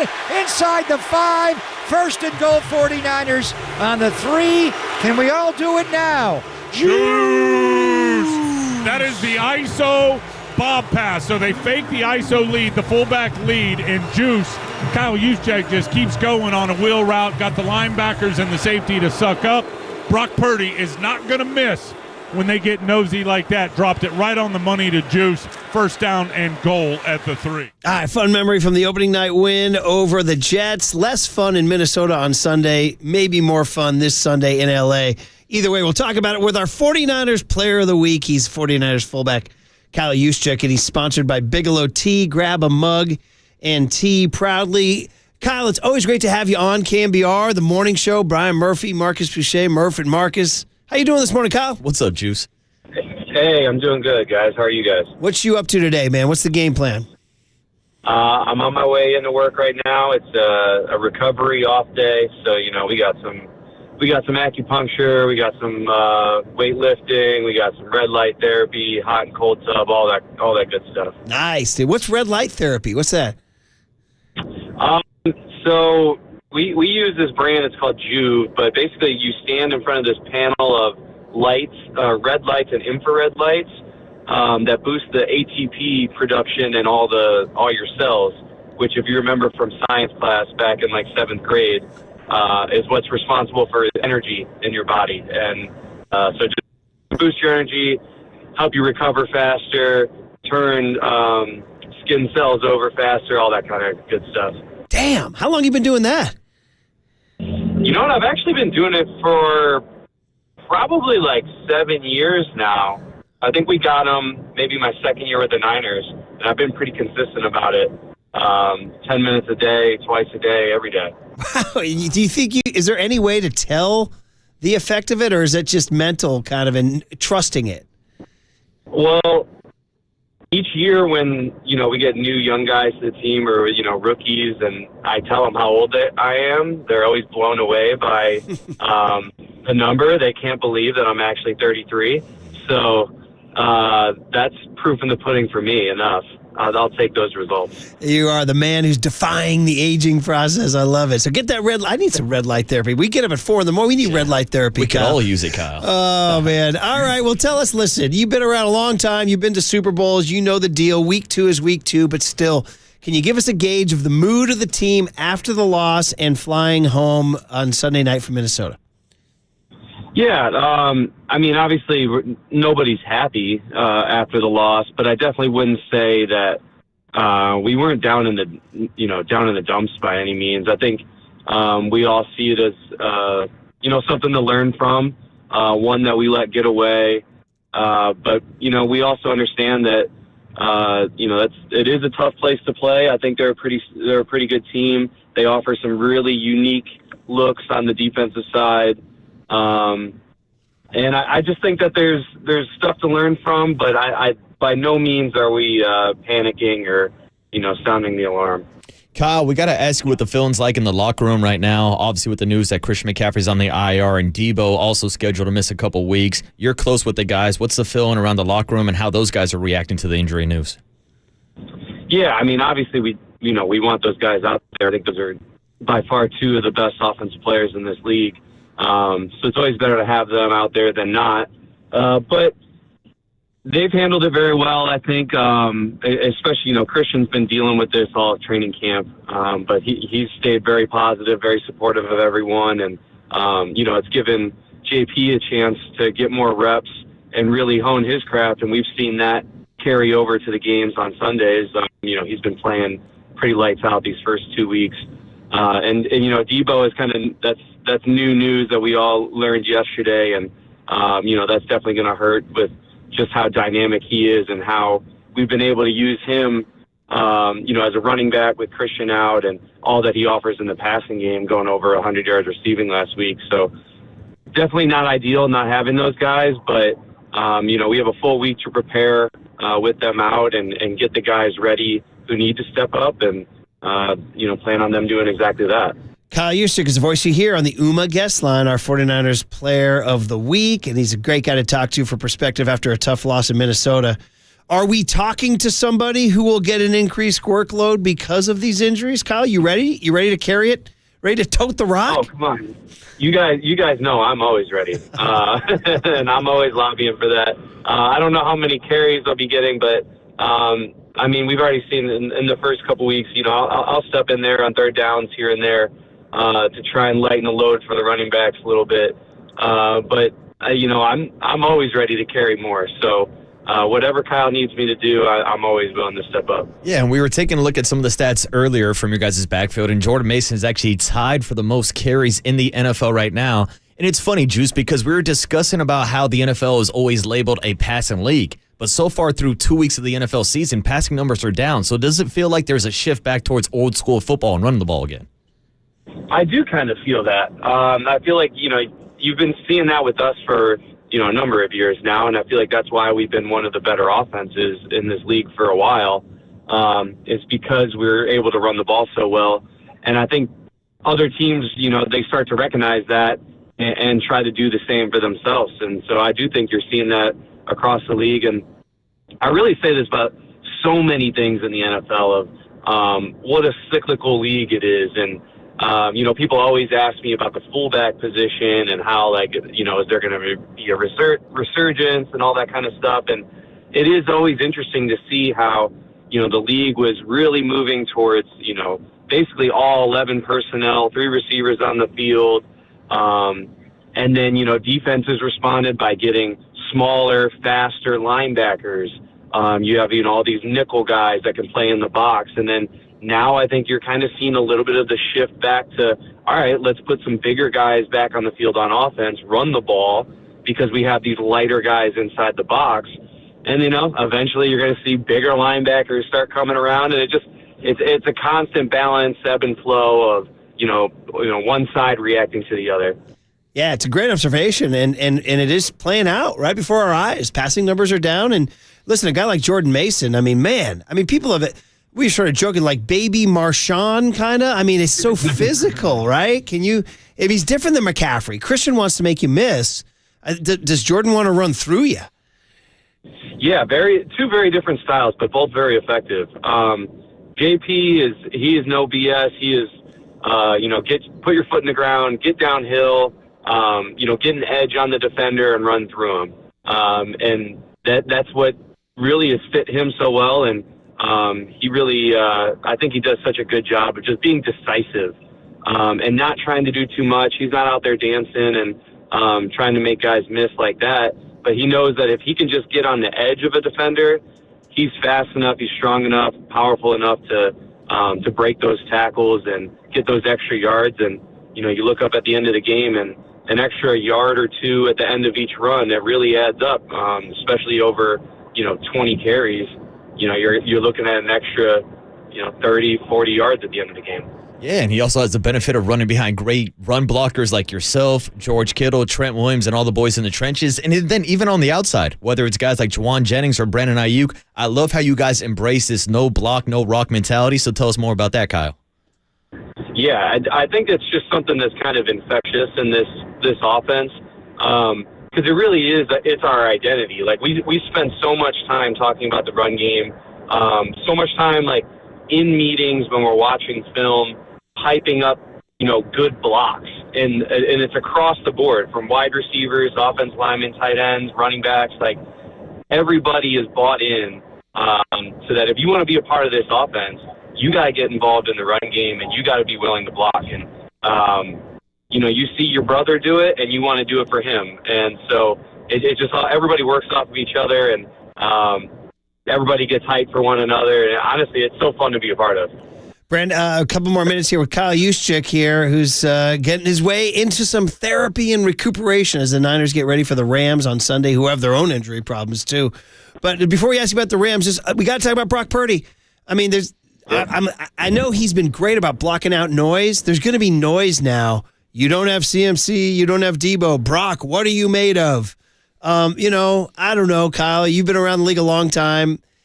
how do you block out the noise? I think that's in your locker room, right? Ignore the noise. That's one of the signs up there. And, is there extra pressure on him now without his security blankets of Deebo and CMC? Yeah. Luckily, I think Brock truly is one of the best at blocking out the noise. And I think a lot of that is just, staying off social media. That's just the world that we live in now. There's so much, unfortunately, there's so much negativity on social media, even when you're doing well. There's always people trying to poke holes in your game. So for him, I think it's always important, staying off of that. But I think Brock, he gets his confidence in his teammates and how supportive we are to him and to his face. And we'll tell him, how much we believe in him. And we'll go out there and we'll prove it, And I think that's kind of what he can lean on here going forward, without Deebo and Christian is, seeing, okay, you don't have, those two elite guys. You still got Brandon Aiyuk, you got George Kittle, you got Juwan Jennings, you got myself, JP. Like, there's still a lot of weapons on this offense, a lot of, tools in the tool shed. So I think Brock's going to handle that just fine. Last couple minutes here with Kyle Juszczyk on the UMA guest line. Kyle, you're taking on the Rams this weekend. Familiar opponent in familiar stadium. It's a stadium that 49ers have taken over multiple times before. So talk to us about how big of an advantage it is to have a home field advantage when you're on the road. It's huge. It really is huge. It makes all the difference. When you're on the road in a loud environment and it makes it hard to communicate, it makes it hard to hear the snap count, it truly does make a difference in the performance of your offense, because communication is everything. We don't have the shortest plays around the league, so there's a lot of details that we need to hear in every play call. Getting off the rock and getting off the line of scrimmage on the snap count is everything, and getting positioning in your blocks and all that sort of stuff. So for us to be able to do that on the road, it's such an advantage, and something that, we don't take lightly, and that's why we appreciate our faithful, man. They travel like nobody else, and it really, really does make a difference. And Minnesota was it's interesting, there were a lot of red jerseys there, but I think that purple and that stupid horn, they might have drowned them out. You know what, there was a couple times, when you're on the sideline and you see a flag come out, basically, you can kind of tell what's going on during a game without even watching it, just based on the cheers when you're on the road. Typically, if you hear cheering, it's a bad thing, and you figure that the other team has made a good play. But there were a couple times this past week where I wasn't sure. So the faithful showed up, pretty solidly out in Minnesota, but I expect even more in Levi. All right, finally. SoFi, right? Levi South. Last one. You get to brag about Kristen. 1.1 million followers on Instagram. I saw she's posting some new stuff. It was incredible last playoffs, how she blew up like crazy. What you got, man? What can you get a chance to brag about Kristen Juszczyk and her design and fashion? What she got cooking? Man, I can't say enough about just how far she's come and how proud I am of her. It's been, such a whirlwind in the past year, but she's handled it so well. And she had a really cool collaboration that she just came out with Gatorade, where she designed the bottle, the towel, and a duffel bag. And honestly, I want to say so much more that is coming out, but I can't give away any secrets. But just know that this girl is so busy. There's not a day that goes by that she's not working on some project, or some company wants to collaborate with her or something. So just lots of good things to come, and I'm so happy for her. Man, everybody should check it out. Designs by Kristen. You go check it out. designsbykristen.com. That's TIN at the end of Kristen. She is the bomb, man. So you guys got it going on. You guys look like you're living your best lives. So we're happy for you, Kyle. All right, man. Off you go. Get that red light therapy. And stay young, bro. That's the key, brother. And we appreciate you hopping on, Murph and Marcus. Thank you, buddy. Yeah, thanks, Juice. Yeah, thanks for having me, guys. There he is. Always good. Kyle Juszczyk. He's, of course, sponsored by Benjamin Moore Paints. Experience the Benjamin Moore retail difference at our independently owned, authorized retailers today or at benjaminmoore.com. Well, he talked about the other weapons. I mean, it's going to be Brandon Aiyuk. It's going to be George Kittle. It's going to be J.P. Mason. It's going to be Juwan Jennings. It's going to be him. Those would be the 5 leading guys because you got no Deebo, you got no CMC. Can Brock Purdy make something out of those names? You'd think. Yeah. With Kyle's playbook and those names I just mentioned, you should be okay. And can those 5 names make it easier on Brock Purdy by running the damn ball? By the way, all 5 of those guys love the run block. Do you know how few carries he gets? Not that many, dude. yeah. I just looked it up, bro. He has years where he only carries the ball 5 times. I was gonna say I think he has one season more than 30 carries, or right around there, 32 or 33. Let me get you that. I just had it up right here. I don't know why I died, but dude, he does not. Go ahead and give Juice the ball. You know what I mean? Why not? Yeah, I got you for you right here. Last year, the guy carried the ball. The guy carried the ball 5 times last year, 7 times. No. His number 1 year, dude, was 2020. Carried it 17 times. Wow, I was looking at yards when I saw 64. No, 17 times. Wow, 17 times for 64 career highs. Free Juice. Let Juice loose. The juice is loose, baby. He has carries in the last 3 years, 8 carries, 7 carries, and 5 carries. Come on, bro. He's got higher receiving numbers, and that's the thing. He's got that versatility. Not quite a Christian McCaffrey or Deebo Samuel, but for a fullback, he's got probably the best skill set out of any fullback in the league. Let's call up something creative, Kyle. Well, he caught it 14 times last year, 19 times a year for that. 2021, he caught it 30 times. So 2024, he already has 5 catches through 2 games. So if you extrapolate, if you multiply by 8, that's 40. That would be up there with the best receiving years. It would be the best receiving year he's had as a Niner. He caught it 41 times as a Raven when he was 24 years old back in 2015. So we can continue to react to that. We got the Farhan Buster story. We got a big finish. What did young Tony learn today? All the good stuff coming your way on KNBR 104.5 and 680, the Sports Leader.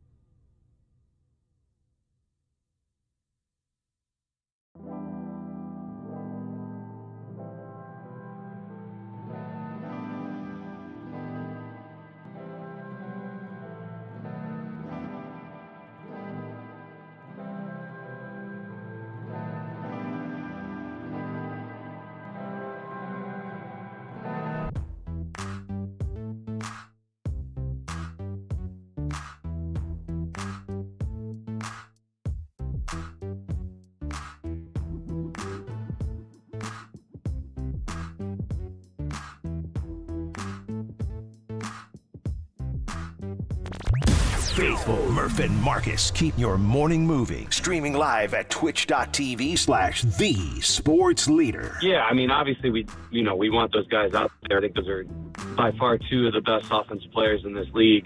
So it's always better to have them out there than not. But they've handled it very well, I think. Especially, Christian's been dealing with this all training camp, but he's stayed very positive, very supportive of everyone, and it's given JP a chance to get more reps and really hone his craft, and we've seen that carry over to the games on Sundays. He's been playing pretty lights out these first 2 weeks. Jordan Mason, go get it, because that's Kyle Juszczyk talking about Christian McCaffrey's ongoing absence. He will not be obviously on the field Sunday.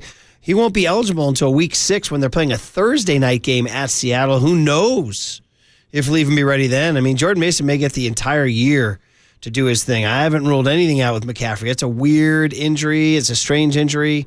Surgery has not been ruled out. But anyway, Jordan Mason so far not the problem at all. Like, he's been a very, very productive ball carrier. In fact, that, do the Niners have any quote-unquote problems 2 games in? Well, they lost in Minnesota. That was a problem. Giving up a 97-yard touchdown was a problem. Brock Purdy turning it over a couple times was a problem. But Jordan Mason's not a problem. No, Jordan Mason is not the problem. I think the only problem you have now is the lack of depth behind Jordan Mason. Because through 2 games, Jordan Mason is now tied with Josh Jacobs for the most carries in the NFL. Murph, he's at 48 carries. That's his season high, career high for carries. Never had more than 43 carries in either of his first 2 seasons. 43 as a rookie, 40 last year. He's now had more carries in 2 games than he's had in either of the last 2 seasons. Well, he's young. Mm-hmm. He's young and he's physical, and it scares you a little bit, but to be 24 years old or whatever he is, 24, 25, I don't have the age right in front of me, but to have that style of running, it always comes with a risk, but not when you're kind of young and fresh. He doesn't have a ton of tread on those tires, like McCaffrey does, because he led the NFL in touches last year. Absolutely. So that's when it happens. This is, we underestimate the violence and the wear and tear of this game, man. It's insane. Well, especially the violent running style that Jordan Mason runs with. Whether you're comparing him to a Marshawn Lynch, kind of reminds me a little bit of Marion Barber from the Dallas Cowboys. You remember Marion the Barbarian? I vaguely, but I couldn't. If you asked me, you put a gun in my head and describe Marion Barber's running style, I would come up blank. Oh, he was a downhill runner. I think he also wore number 24. I was just throwing it out there because everybody's going Marshawn Lynch. It's like, I'm not ready to call Jordan Mason Marshawn Lynch yet, but Marion the Barbarian was a tough runner. We can go back to my guy, Earl Campbell. Remember young Tony? Skull, brother. Skull, brother. I think I'll play some touch. I'm still tripping off that one texter who said that Earl Campbell is Andre Nicotina's uncle. Which is incredible. If anybody has confirmation on that, please text us. It should be true. By the way, 209 says this is where you miss Elijah Mitchell. That is true. Yeah, that is exactly. true. Mm-hmm. By the way, we are proudly sponsored by Marin Health with top physicians, surgeons, and clinicians right here in the North Bay. Marin Health puts you closer to your best health, world-class care, closer than you think. Multiple people reacting to the red light therapy that he was talking about, saying that's what Roxanne was getting. Yo, do you know, young Tony, Roxanne by the police? Yeah, 100%. Okay, you do. Good man, good man. We'll have to fall back on Richard Petty. Yeah. Now, Tony, have you ever done some red light therapy? I actually have, believe it or not. Yeah. Well, we're talking about in Amsterdam? Is that what you're talking about? No. Well, you've actually done the red light therapy? Really? I think so. I think I know what he's talking about. Yeah. You stand in front of a bunch of red lights? Yeah, it's like, there's a few different lights it shows. Green, blue, I think maybe a yellow type. But yeah, I've done it, yeah. Sounds very... It's good for the skin. Sounds like the government's collecting data from your cells. You know what I mean? He's right, though. I have seen a lot of UFC fighters use this technology, but you stole the riff right out of my mouth, Murph. I was going to talk about me in Amsterdam. Oh, okay. Well, I've been in the red light district. Okay. I've been out there before. I believe it's legal. Yeah, it's all for treatment purposes. Right? Exactly. Well, you were just treated for certain things. Yeah, I was treated nicely. All right, there you go, man. 415 says, Marcus, I love your Marion Barbarian comp. He wears the same number, too. Thank you. I'm out here throwing out bones for my Marion Barber comp. You're getting love for it. Well, anyway, well, listen, and Brock Purdy, Marcus Thompson has a column today in the Athletic saying your haters are out there. He calls them the Purdy truthers, saying see how good he is without McCaffrey and without Deebo. Well, we'll see. And listen, he has plenty of weapons. My gut instinct is that Aiyuk will get loose this weekend. That's my gut instinct. It's like almost like forcing him. I always feel like the first 2 games he wasn't used to looking for him all summer. and kind of didn't. And now it's like, bro, where's 11? I'm Yeah. looking for 11 right now. And here's the thing, like at this point, you got to scheme up plays to get the ball to Brandon Aiyuk. And we talk about how Kyle's an offensive genius and how he can scheme up these great plays. I mean, it was one of the criticism I had of Jimmy Garoppolo as Kyle would draw plays for him and he would just stare at one wide receiver until he got open. Well, maybe, I'm not saying Brock Purdy should do that, but he's got to look for BA more. Again, he hasn't had more than 5 targets in either of the first 2 games. You look at that other tier of wide receivers who are making $30 million or more, they're getting 10 targets a game, and they are producing for their teams. Juwan Jennings might have a big game. You know, there's nothing. He answers the bell every time. Mm-hmm. You know, I mean, he's just so maybe he's the guy. You give him every rep, and all of a sudden he becomes more of a primary focus in the offense. And can J.P. Mason catch the ball? We talked about that. How he's not McCaffrey, obviously, but you said he bought a jugs machine and was trying. Yeah, that was the number one story this offseason for Jordan Mason, hanging out and trading with Fred Warner and him dropping a couple $1,000s on a jugs machine to work on his hands all offseason long. We have not seen that production yet, but it's something that he's improving on. But regardless if he's got the hands or not, he doesn't have the route running ability of Christian McCaffrey, and that's not a knock on JP because damn near nobody else does unless your name is Darren Sproles or like an Alvin Kamara. I mean, George Kittle said after the game on Sunday, there's things we can't do that we don't have CMC. But they have gained 400 yards in each of their first 2 games. Yeah. You know, so it hasn't really been. I mean, listen, the loss in Minnesota, again, we've talked about this now for 2 days. Yeah. Not at all shock. To me, not a huge shock. I said about a 6 on the shock scale. It's a weird short week on the road, 10 a.m. I mean, we can go all over the factors all over again. The 2 turnovers, the 97-yard touchdown, the blocked punt, all these little weird things that happen. The biggest issue to me was the third down struggles, offensively and defensively. But since we're focusing on the offense, I've said it multiple times over the last couple of days, not having Christian McCaffrey on third down is killing this offense right now. They are ranked 21st in the league on conversion rate on 3rd and 4th down through the first 2 games of the season. No, you're right. It's definitely a thing that they're going to have to fight. But again, a lot of that also was in Minnesota with the noise. It was kind of bonkers for sure. So, all right, 808 KNBR is the phone number. 415-808-5627 is the Golden State Lumber and Building Materials text line. 775 comes in.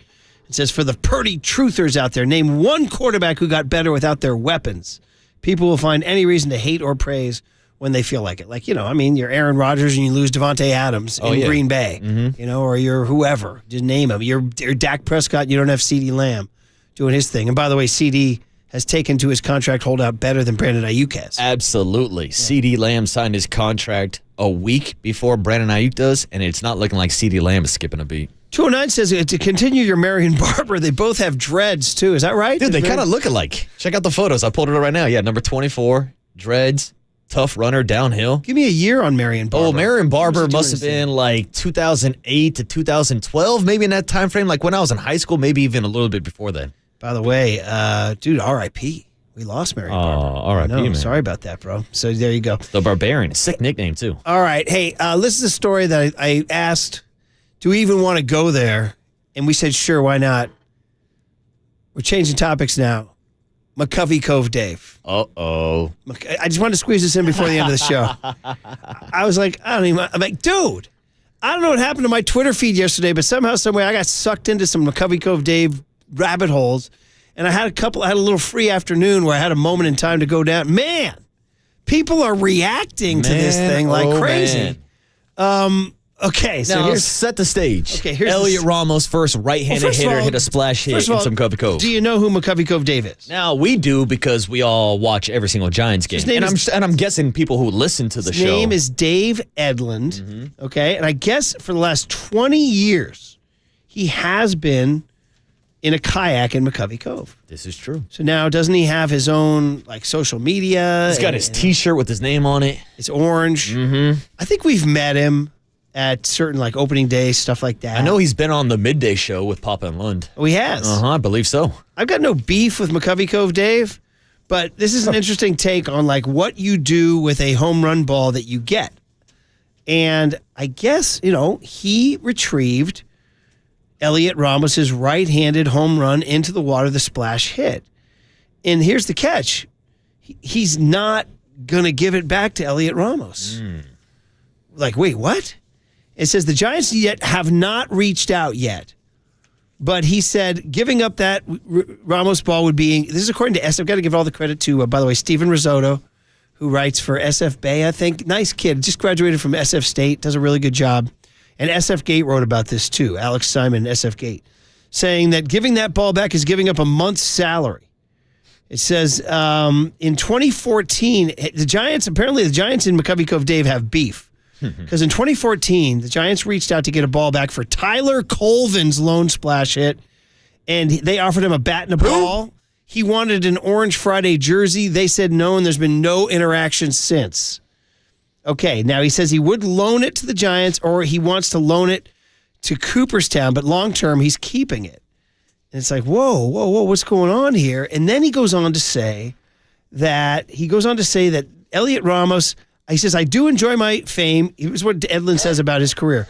I do enjoy my fame, but I've kind of earned it. This is in SF Gate. How many times do those writers respond to every Giants comment like I do? The reason why I'm so loved is because I'm very accessible. The fans know me personal.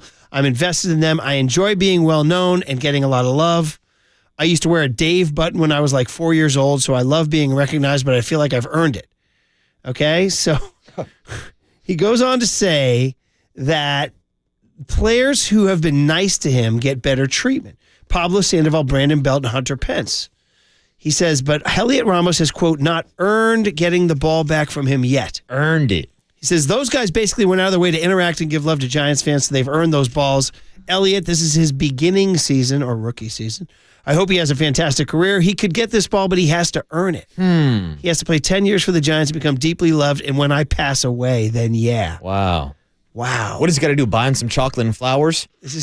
Keep going in the story, because there's a point in the story where he talks about Bryce Eldridge and how if Bryce Eldridge hit the ball, who, oh, by the way, is not even in the Big Jet, because Bryce Eldridge follows him on social media, he would give the ball back to Bryce. But he asked the question, does Elliot Ramos even know who I am? Why the hell does that matter, McCovey Cove Dave? Yes. Like, I get it. If your principle is to get your money, get your money. But don't make this a show about you and how Elliot Ramos doesn't follow you on social media. What are you, 12? Grow the hell up. Andy Baggerly took a shot at him. He doesn't follow me. Oh, no. Yeah. Well, he said he wore a Dave button when he was 4 years old. Oh, congrats. Andy Baggerly wrote a tweet saying, sorry, Dave, but you're a grifter and an attention seeker. Congrats. Now you have more attention. I hope it's everything you ever dreamed of. It's an incredible controversy. And it does remind me, I got into an argument once with John Wilner of the Mercury News, who does college football, when Mark McGwire hit that famous home run 61, or it was 70, one of the two. And the person who caught it gave it back to McGwire, and we were out at a Niner practice, and John Wilner said, what an idiot. You got to keep that and make money off it. And I had never thought of it that way. I was like, give the ball back. Oh, no, see, I actually agree. Like, if I caught Barry Bonds' home run record-breaking ball, I'd keep it and try to make money. But I wouldn't give it back. What if Barry Bonds or the Giants had asked for it back? I would say, no, pay me. But I'm not going to say my reason is because he doesn't follow me on social media or know who I am. You can't pick and choose. You can't have it both ways. You can get your money or you can be a nice guy. I side with the people who usually want to get their money. I got no problem with that. But don't turn this into a whole ego thing about how Elliot Ramos doesn't follow you on social media. So you catch Barry Bonds' record-breaking home run and the Giants ask for it. You say no. I say blank, you pay me. Okay. House burns down in a fire, blank, you pay me. Interesting. I'm going Goodfellas on him, Murph. I'm getting my money. Okay. What if Aaron Judge hit a record-breaking home run? Blank, you pay me. Really? Business land, Okay. you pay me. Oh, you had a fire? You pay me. Place got hit by lightning, huh? You pay me. Yeah, but I'm not doing it because of social media reasons and want to become a local celebrity. Oh, man. By the way, the Golden State Lumber and Building Materials text line, not kind to McCovey Cove Dave. He's losing the popularity war here. I'm the Mark the Shark kind of guy. And by the way, other people are saying the Marion Barber thing has come up too. But anyway, I would agree. I don't know. Maybe I'm not. Of course, I'm the guy who sold a TV for $5. Yeah, that's true. I'd give the ball back. I would. I'd be like, hey, congrats, man. You hit the home run. Way to be. I didn't hit it. You hit it. There you go. And I'm an idiot. I'm passing up millions of dollars. I don't know. What about you, young Tony? Would you give the ball back if they asked for it, or would you hold out for cash? I would hold out. And by the way, in the story, McCovey Cove Dave said the reason he's been doing this for 20 years is to get the right-handed splash hit in McCovey Cove. So, I mean, I don't know if that validates anything, but yeah, I would definitely keep it. I would hang on to it. I don't know if I'm buying that either. All right, man. Boy, look, he's getting crushed on the text line. I don't even want to read these because they're so personally attacking. All right, guys. Well, we wanted to touch on it. It sure touched a nerve with you guys. It's a story, man. It's a story. Out there want to defend McCovey Cove Dave. All right, we'll find out what young Tony learned today, and we'll get the Sutter Health Report, and we'll hand it over to Papa and Lund next on KNBR 104.5 and 680, the Sports Leader.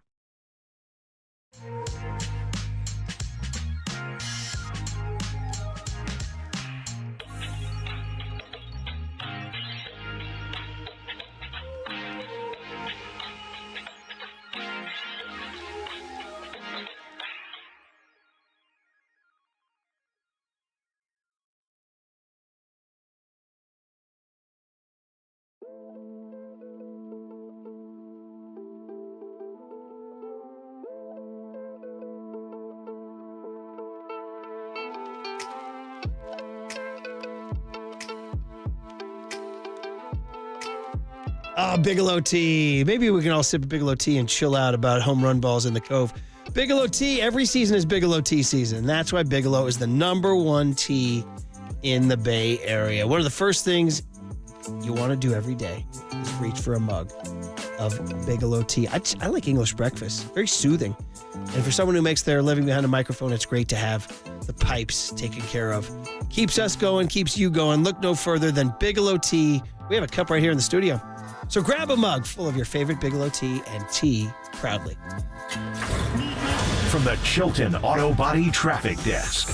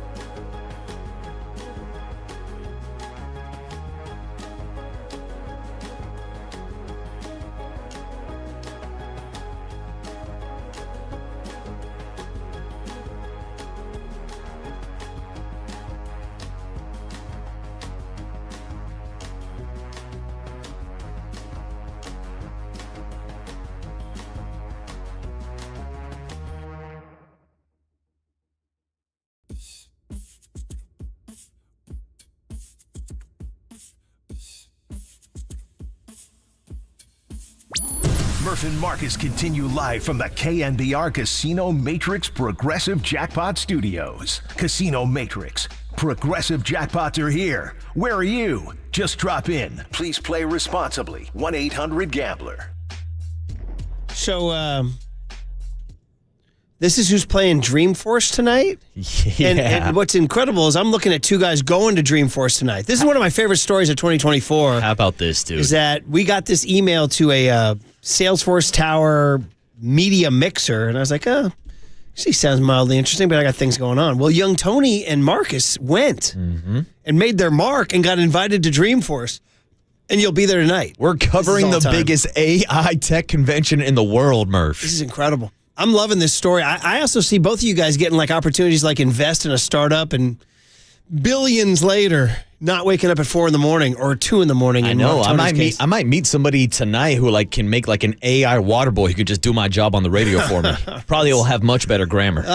Very good, Marcus. So since it's tonight, I'm looking for the stories big time with Giants, Orioles, whatever. Not much going on tomorrow. My main priority is hearing your guys' stories. Zed, who's this now playing here? So this is Zed, the middle with Gray as well, and this is going to be the Dreamforce welcome reception tonight, 5 to 6:30 p.m. It's a huge story. Zed will be playing. Story of 2024 is you guys and Dreamforce and Salesforce. I don't know why the hell we were invited, but we're going to crash the party, Murph. By the way, one last thing is just I found the piece that you were looking for in the SF Gates story about McCovey Cove. Dave said he's a big Ramos fan, but pointed towards top Giants prospect Bryce Eldridge, saying the two have become friendly since Eldridge was drafted in 2023. Bryce, if I'm lucky enough to get his first splash hit, of course I'm going to give it to him free of charge. But I don't know Elliot Ramos. It's not that he's a bad guy. I just don't know him. He could earn that ball over time, but he has to reach out to me. Bryce follows me. Does Elliot even know I exist? The answer is no, and he should not know that you exist. That's the one. By the way, he's getting destroyed on the text line. I can't even say some of the stuff that he's being said out there. So let's just turn to somebody else who we all love, Nick Turturro, who's a doctor in baseball right here. Yes. I feel like I'm a doctor in baseball. Time now for your Giants Health Report, sponsored by Sutter Health. All right, Murph, today's Giants Sutter Health Report is on the downfall of McCovey Cove Dave. I'm riffing. Today's spotlight shines a light on Tyler Fitzgerald, who's been out of the lineup with lower back tightness. Well, Bob Melvin said there's a chance that Tyler Fitzgerald will return to the lineup during the Giants series this week in Baltimore. So stay tuned to the sports leader for the Giants lineup letter tonight to see if Tyler Fitzgerald will be playing. And that is our Giants Sutter Health update, sponsored by the 1,800 primary care doctors and 30 urgent care centers to over 1 million video visits. Sutter is dedicated to make help patients' lives easier. Learn more at sutterhealth.org. All right, we'll get all see Ty Fitz. We'll see what's going on. In fact, just to check on what the Orioles are playing for here, because as you know, I declared war on Aaron Judge when he started swatting home runs. Your Baltimore Orioles are a wild card team right now. Started swatting home runs all over the park and then say, oh, yeah, it's so great to have Kruk and Kipe call him. You phony baloney, Aaron Judge. You guys have a 3-game lead, huh? That is correct. Damn it. We got some work to do. So I don't know who I'm rooting for tonight. Wow. My Orioles. Did you hear that? I don't know who I'm I'm rooting for tonight. I'm trying to see who you guys have. The Evil Empire. Be more Baltimore. You guys are at Seattle. Murphy. You got your hands full. You're facing Brian Wu tonight. I was going to say, the local kid Brian Wu's going up on the mound. Yeah, you got problems tonight. We got problems. Anyway, so we got that going on. We'll watch that. But it is time for old WYTLT. What? No, WDYTLT. What did young Tony learn? Murph and Marcus want to know, what did young Tony learn today? Well, so the joke is he's very, very young and innocent. Hey, I know that now! Okay! All right, so today's was really brief, actually. It wasn't a huge digression, but there's always something. And it was about Mike Tomlin, the head coach of the Steelers, gave a petty game ball to Russell Wilson. We're like, wait, what's a petty game ball? Why? Because I'm petty. That's why. Yeah, and he didn't even play in the game. It's Mike Tomlin rewarding guys who got some petty, what should we say, revenge? They got over on somebody. So this is like a participation petty award for Russell Wilson. Because they beat Denver, and Denver, quote unquote, maybe mistreated. Right, they didn't mistreat him, but it's a team that parted ways with Broncos him. country, let's rock. So he gave him a petty game ball. I said, wow. I said, petty game balls. That sounds like something I'm into. And I said, great Petty's, 808 KNBR, of course, the guy you're hearing right now, Tom Petty. And then I said to young Tony, I said, certainly you know about the king, Richard Petty. And young Tony, you said you did not know Never heard of him, no. The NASCAR icon, the king, Richard Petty. My apologies. Well, this is a great one for you because he's an American icon. You can't be an American and not know Richard Petty. We dug up some sounds. This is old the king after one of his another win in his career here. Yeah. Have you been in a lot of races? Was there anyone ever weirder finish than this one? Well, I tell you, I lost some this close, but this is the first time I remember in a long time I won one this close. I tell you, it's just unbelievable. You know, come down here last week and Kyle won, and we come down here and look up and win this thing. Hey, Steve, what's your doctor gonna say? I ain't worried about the doctor, baby. I'm feeling good no matter what he's. I guess. Are you ready for this? You're talking to a huge Richard Petty fan right here. I ride with the king, man. I got to cover the Sears Point races up in Sonoma County when I was at the Press Democrat, and Richard Petty did one where, he's retired, but he came and did some media. Dude, I felt like I was sitting there with Willie Mays. I was like, that's Richard freaking Petty, man. I was like, damn, this is one of the cooler, close-up interviews I've ever had. Yeah, but Tony would have said it would have been cooler if he was driving F1 instead of NASCAR. No, bro. We ride with the king, and there's only 3 kings in America. Arnold Palmer, Elvis Presley, and Richard Petty. Do we include LeBron James? No, not my King, Mount Murph. Kingmore? All right, let's get out of here. I'll go with Burger King that instead. Young Tony was sponsored by Bigelow Tea. Grab a mug and tea proudly. And, of course, Time for a Change. And when it's time for a change, it's sponsored by Speedy Oil Change and Auto Service. Think Speedy Oil Change and Auto Service, your trusted oil change, tune-up, and smog experts. You are listening to KNBR AM and KNBR FM, San Francisco, the sports leader, a Cumulus media station. Bo, can you take us through the interception in the end zone? Chop back, do it to the other team. For some reason, I stopped mid-turn. That's something I'm missing, not getting that last part of it. What about Andy Dalton? How about him? That's the end of the game.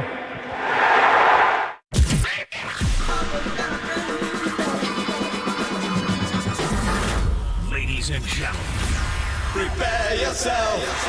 prepare yourselves I love it when you call me Big Papa. for Greg Papa Sleeping Boy is Superman. San Francisco. and John Lund. It's 10 o'clock. Let's hit it. This is Papa and Lund That's right. We're getting it going. on KNBR 104.5 and 680. The sports leader. Third down and 1, 49ers in the 4-yard line coming out of the 2-minute warning. Purdy under center. Mason lone back. Throw. Ball got tipped by Van Ginkel. Caught by Deebo, and he lost a lot of yards. Deebo took it from Van Ginkel. That was going to be an interception. Injuries from the game, just one new one. Deebo ended up having a calf strain. He'll probably miss a couple weeks. Did Deebo get hurt at a particular point in the game, or is this just one of those things that kind of popped up overnight? No, he told me he thinks he did it on that when he caught, I think it was like the third to last play. They had a blitz down in the red zone. He caught the hot route breaking in. He says he thinks he did it on that play. I think there was only like 2 or 3 plays after that play, though.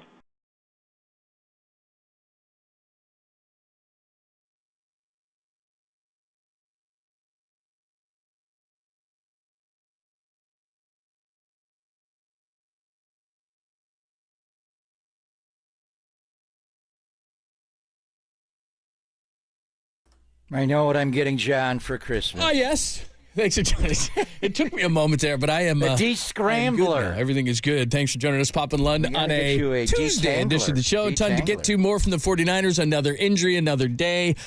This morning, the morning guys got this McCovey Cove Dave thing is bigger than any story. Anyway, we got a ton to get to. Good morning, my friend. You want to have Dave Edlin on the air? You want David on the air? We've been texting all weekend. He is adamant about what he's doing, but...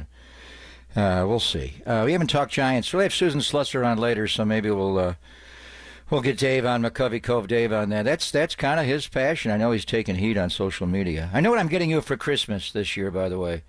A detangler to get your spaghetti wires no, I was detangled. Good. I thought it was good. I see you. I see what you're doing there. These? Yeah, you know what I did this? You didn't notice this weekend when I forgot to bring my Bumble and Bumble on the road trip. That's the biggest story. First time ever. I woke up Sunday morning in a panic. I'm like, what do I do? Well, but now that I'm the Mad Hatter, I just wore a hat. But T-Rock sitting behind me on the bus taps me and he goes, bro, you going hat all day today? Or what are you doing? So I'm like, I thought, I can wear it pregame, but when I start doing the game, I don't like to have headsets over a hat while I'm doing the game. Because that's the warmest dome I've ever been in my life. And they were talking about that with Kyle yesterday. They have air conditioning in that damn dome, and they have the windows open by, the big glass panels where the cityscape is. They left those open. Anyway, I wound up, I'm going to get you a detangler because I still see you trying to. I know, I'm messing with it. Tim Ryan gave me his activator, his little tube. We'll talk about it when we do the football hour this week. Is Bumble and Bumble out? No, he doesn't have Bumble and Bumble. It's kind of like a Brill cream, a little dab will do ya. But he said, don't use too much. So I got in there with 2 fingers, and then I went, and I was good. But my hair's so thick that I need more. So Michael from streaming has the camera up. They got cameras up. I think they had one in the bathroom when I went in at halftime. They stop following me around. So there may be video of me doing the game. Oh, we got to get without this. the hat and Whoever without has the. It, give me it. No, we don't want. No, we don't want it. That. No, TMZ. I'll give you the Draymond punching Jordan Poole video. I want that video, and I want the video of John detangling. I know what I'm getting you for Christmas. Can I tell you one thing that just popped into my mind? Yeah, Deebo's hurt, by the way. Yeah, we got to get into that. I promise we'll do Deebo. We got a ton to get to. Plus, upon further review, we got to talk about Brandon Aiyuk in a positive way. And we actually didn't go far enough back on that 4th down. It was actually the first down. That I watched. I did the same thing. I'm like, Tim and I normally watch the game back on the flight home, but I was not in the mood. Yeah, I could see. I wanted to watch the afternoon games. And then I wanted to watch the Giants get shut out for a 3rd straight game. I thought that would cheer me up. It actually did not. Yeah. But I watched it all back. We will do Papa's playbook, Larry Krueger. There were a lot of plays. You're talking about the 1st and goal. I think this is the biggest play of the game. I think what happened was, we'll break it down. The ball's on the right hash mark. Brandon's tight left. He's open. He runs an out route. He's open. But the design of the play, and Brock got pressure in his face. I think couldn't turn his hips. Well, Brandon's just got to stop. Don't run out of bounds. Just stop. Just get to this sideline and stay in bounds. When you run out of bounds, you're OB. You're out. You're done. You're dead. So you can't go out of bounds. Just stop. Just stay right there. But the design of the play is going to take Brock a little ways to get there. I don't think we're breaking that down in the playbook, but in any event, we can talk about it a little bit later. But we will. We will totally. It was a big play in the game. But the Deebo injury. So the strength of the team, and ever since Ricky got shot, I haven't been able to put this hat on. The E40 song, Bang Bang, Not a Gang, just doesn't fit as well. But it just, and Ricky's back, and I think he's going to be important proceeding forward. But they put him on the non-football injury list, and he's going to have to miss a couple of more games. But what is the strength of this football team? In theory, it should be the D-line. Leonard Floyd got pushed around quite a bit. Gross Matos wound up starting the second half at base end. And so they ran too much on the Niners. We'll have Larry break it down. But the strength of the team are those 5 eligibles around the quarterback. Take the 5 offensive linemen away and the quarterback away. Those are 6. It's the halfback, the fullback, the tight end, the X and the Z. If you don't want to play a fullback and you want to play an F receiver and go 3 wide, that is the strength of your football team. And that is the strength of any team in the league right now. Add up the salaries there, and just because you're going to go cash a big check or direct deposit a big check, and you're driving Bentleys and Porsches and electric Rollses, doesn't mean you're a great player. But it is fitting to what the skill set of these players, and I would put it up against any eligible 5-some in Niner history, or you name any team in history of the NFL. And the Steelers have all Hall of Famers all over the place, and the greatest show on turf, a lot of them, but. When you break the huddle and you got Christian McCaffrey, Kyle Juszczyk, George Kittle, Deebo Samuel, and Brandon Aiyuk, that's about as good as it gets in the NFL. At XZFYHF fullback, I mean, come on. You've lost 2 big pieces now. Christian McCaffrey's out for now, and who knows how much longer now will extend. Deebo Samuel has a history of these kind of injuries, and Kyle said he got hurt in the play before, a 3rd down and a hot on a blitz, but we've opened the show with the Van Ginkel tip because, Deebo should have batted that ball down. He caught the ball. It's a backwards pass. It's going to be a big loss. Deebo had minus 10 yards rushing on Sunday in Minnesota.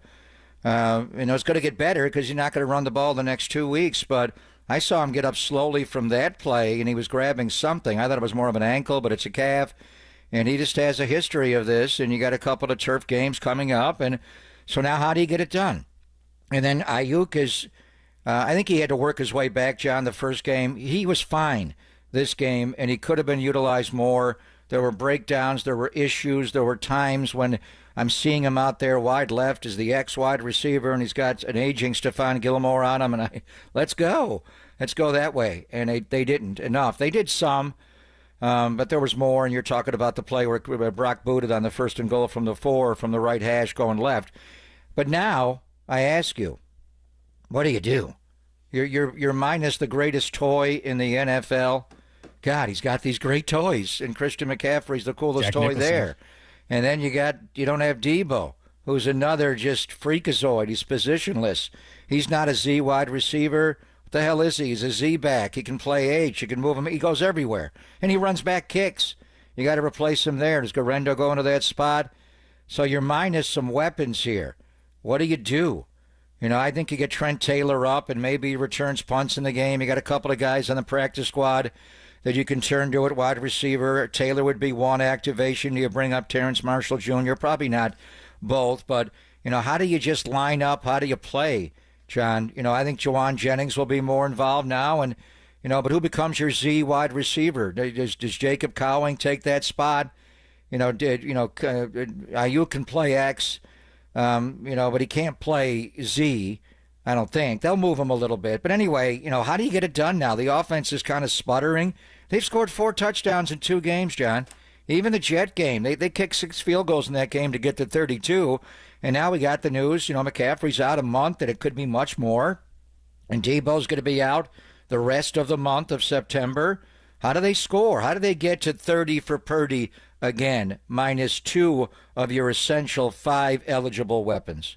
All right, give us your thoughts on that problem with Deebo right after the game. And so, like you said, down a lot of guys. We'll recap it. By the way, you're getting no sympathy from the Rams because they lost their safety, John Johnson, as well. So we'll go through their injuries because they are definitely the walking wounded are the Rams to this point in the season and all their injuries. So injuries of the 49ers versus the injuries of the Rams. How do you do this thing? 415-808-KNBR, the Golden State Lumber and Build Materials text line and call-in line is the same. Give us your thoughts. How do they do this thing? 415-808-5627. Discuss next, plus give you a guest list. It's Pop and Lund, only here on the Sports Leader.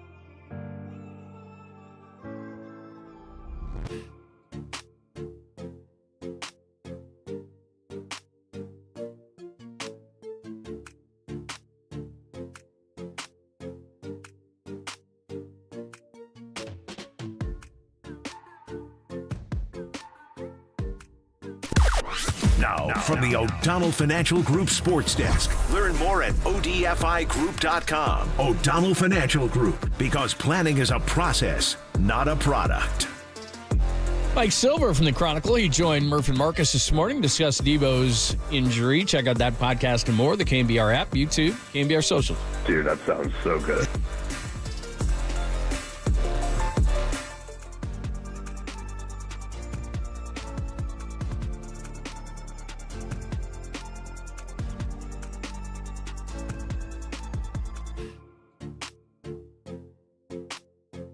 Sharks with frickin' laser beams attached to their heads. That's right. That's right, Dr. Evil. We're talking laser.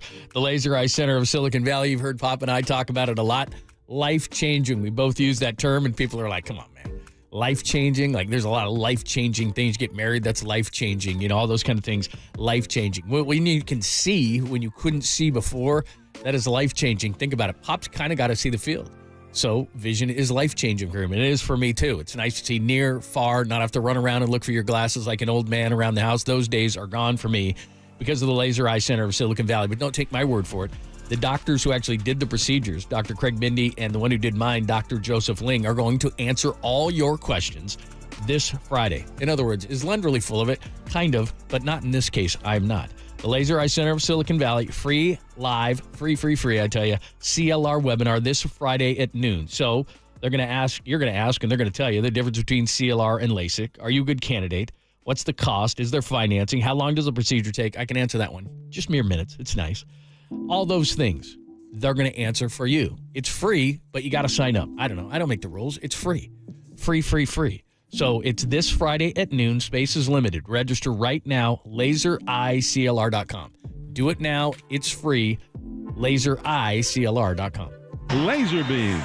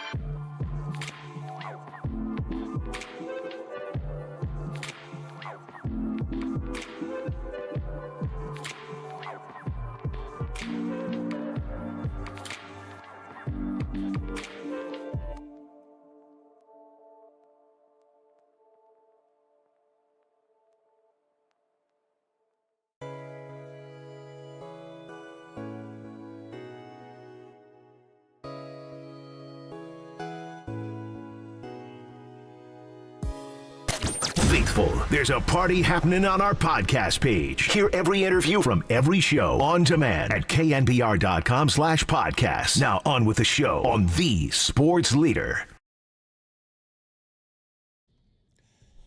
What's happening? Thanks for joining us. Appreciate you hanging out. Pop and Lund.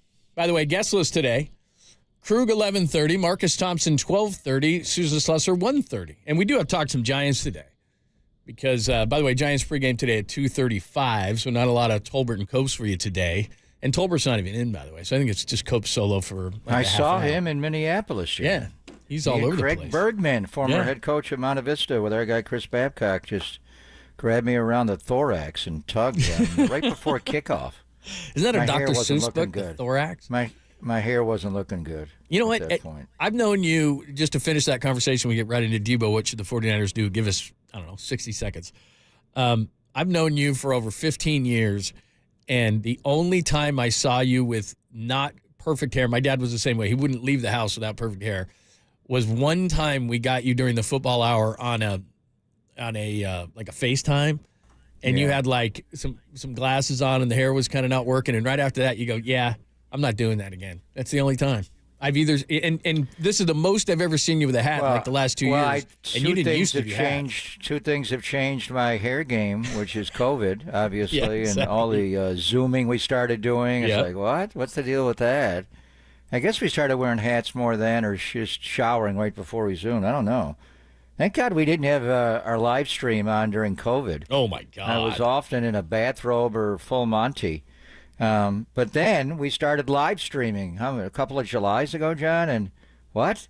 We're going to be on TV, kind of TV, version of TV during a radio show. And, video killed the radio star and killed my hairdo. Right. So all of a sudden I'm like, wait a minute, I got like hundreds of hats I've never worn. So in any event. No, that's a game changer. It's a save. Plus, people love it. Like we're both wearing the SF hats. Every time I wear this hat, and you too, people freak out. Yeah, exactly. So that's where people. Trent Williams owns this company. He better invest even more in this after his performance on Sunday. He was not great. That's one thing I did. I knew their ends were going to be better in Van Ginkel. And the big thing, and we'll talk to Kruger about it.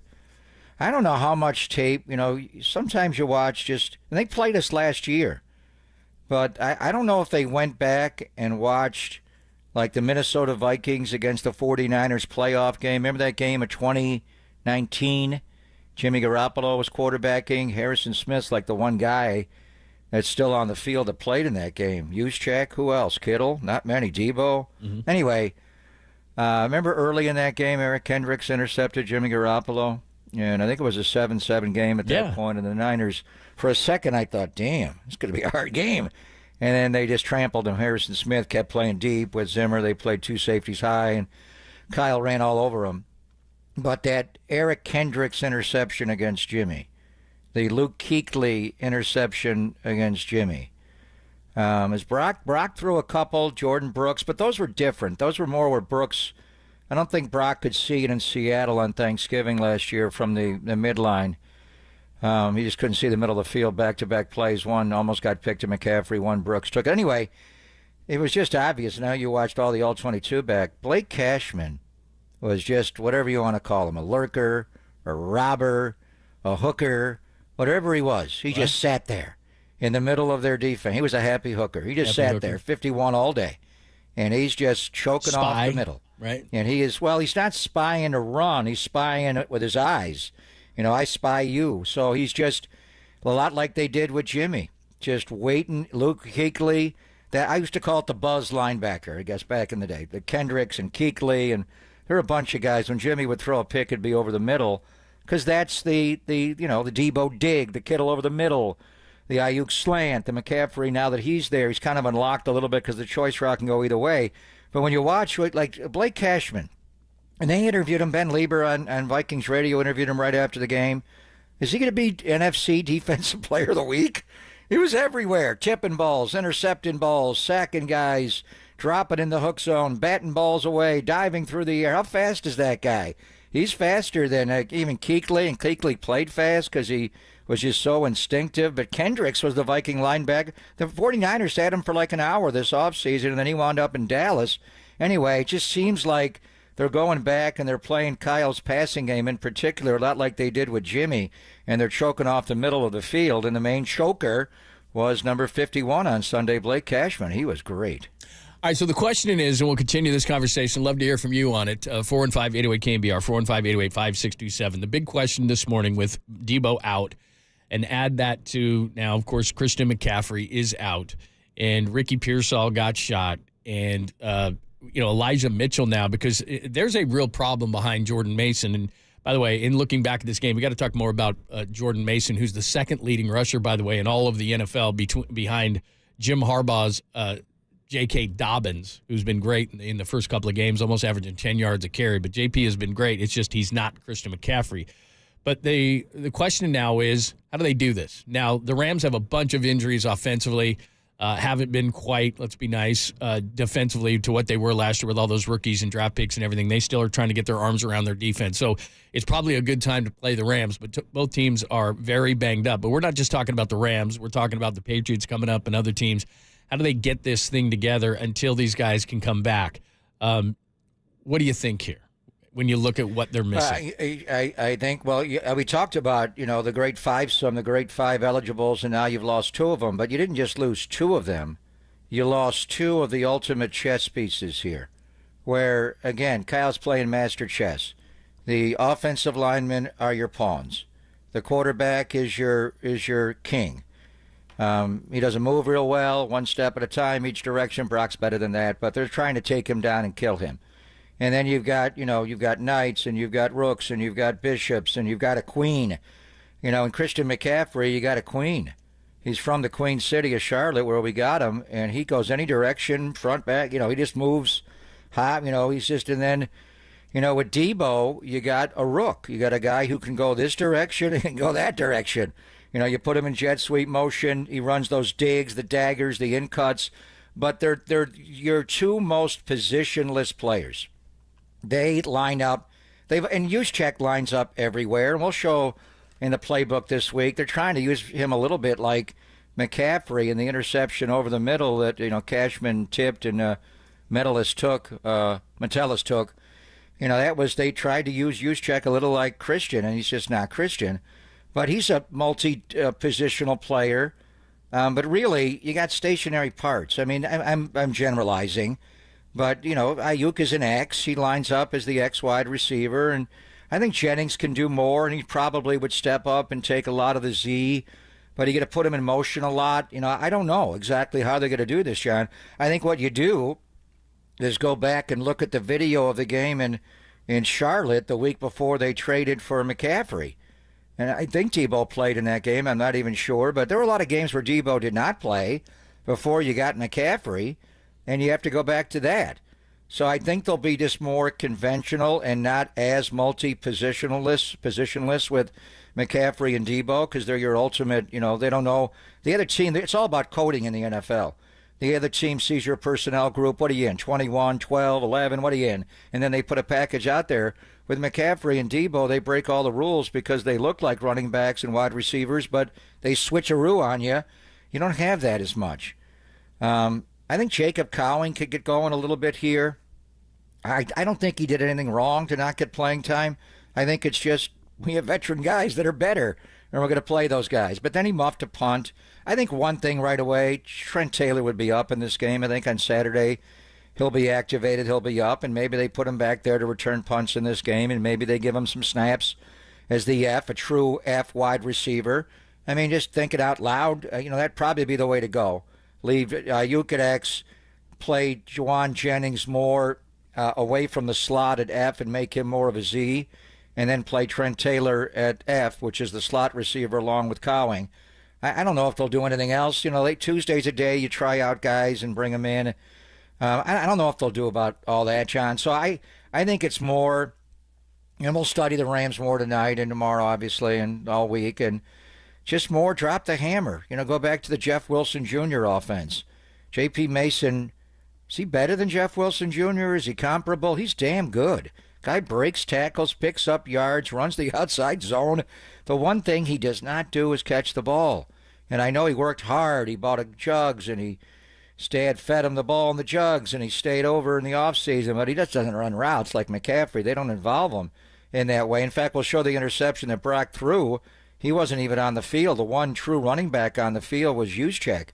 So I don't know what Kyle will do. He can reinvent himself. I think it's just reinvent yourself, going back in time to what you were before you had Christian McCaffrey, and before you started using a lot of Deadpool, 11 Tyson, when Deebo became a running back. So I guess fire up the 19 video and look at, now you don't have Raheem Mostert, as far as his speed.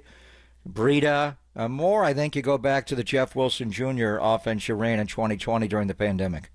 Yeah, and especially against the Rams, and I know long term, and I think you may have to just reinvent yourself every single week. The Rams are giving up 197 yards on the ground. So first and foremost, just to get into Jordan Mason a little bit, because I look back at the game, and we always do this on Tuesday upon further review, is it's a busy day for Jordan Mason. The thing that nobody's talking about, it's not great to lose CMC. It's not great to lose Deebo. It's bad to have Ricky out, obviously, with the shooting.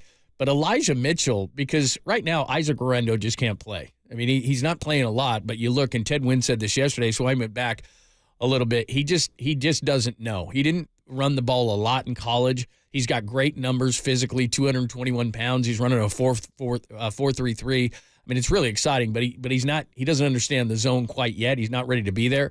So if you had a combination in the backfield of Mason and Mitchell, which you don't have, but Mitchell's not being talked about a lot, because I don't know if he can keep doing this, but the reality is he's second in the NFL in rushing. He's having 5.1 yards per carry. He's averaging 123 yards per game. To put that in perspective, just from a rushing standpoint, CMC led the NFL last year, averaging 91.5.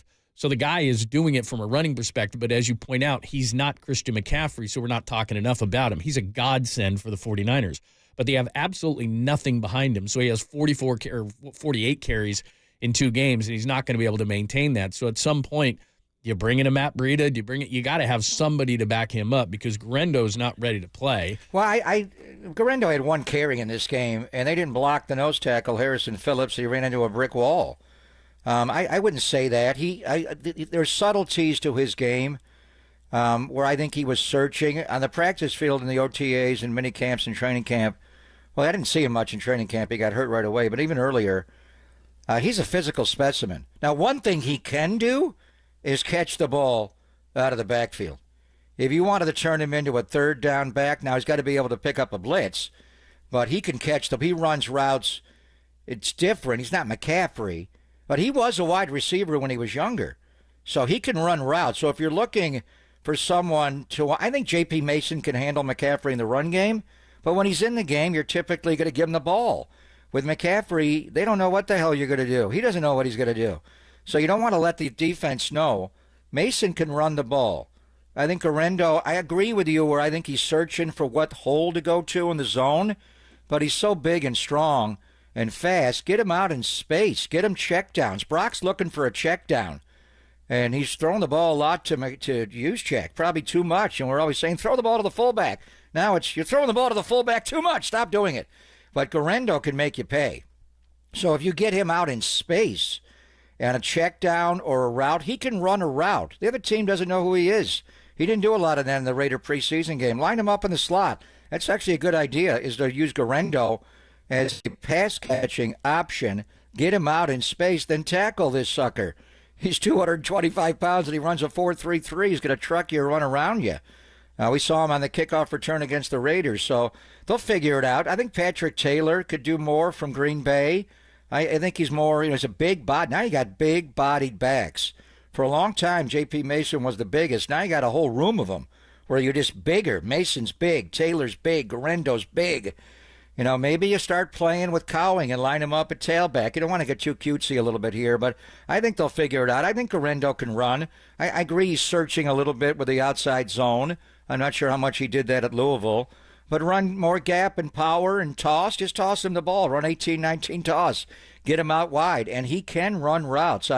Going back to when I saw him before he hurt his hamstring in training camp, John, that guy can run routes. I mean, not like McCaffrey, but who the hell can out of the backfield? But he can run routes, and he can take checkdowns and make you pay. I think what needs to happen, by the way, Guarendo was at Wisconsin for 5 years and had 99 carries. And then last year, he was kind of a feature back. He had 132. So he had 231 carries in 6 years in college. So he's obviously got some work to do. How many times did he catch the ball?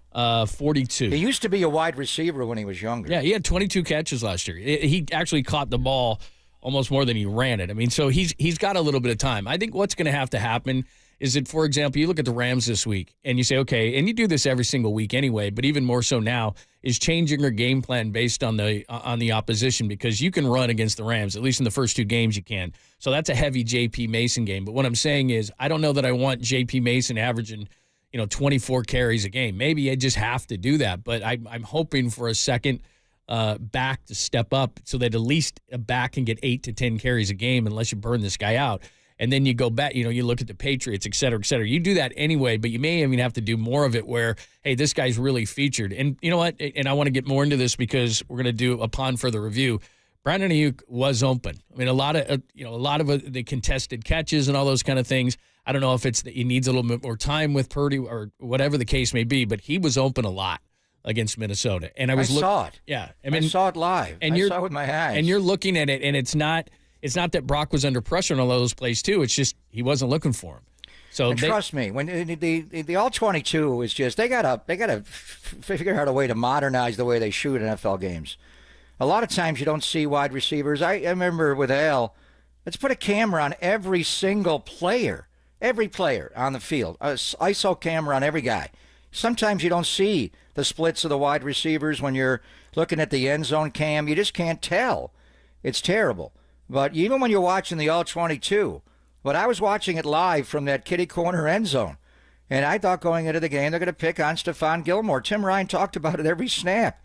Aiyuk was open a lot, and for whatever reason, the ball just didn't go that way. You have to see what he was in the progression. A lot of times he was not the primary. He would have to be the second or the third look, and Brock just didn't get there. They confused him a lot, and they choked off the middle. So Brandon Aiyuk's fine. He's not 85%. Kyle said it. He's 100%. He's just not playing 100% of the snaps. Now, he may this game, now that Deebo's out and Christian's out, he may have to, and they can go to him. But he's running the same routes he's always run. There's a little timing issue. We'll break down the play on the goal line where last year they would have hit that for a touchdown. But there's no question that Brandon Aiyuk is fine. It just has not been a big part of the game plan, and he just hasn't been the primary enough. And there were a lot of them, he was, and the protection broke down or something happened. Brock got out of the pocket a lot, really early. A lot of those sacks were him just getting back to the, -1, -2.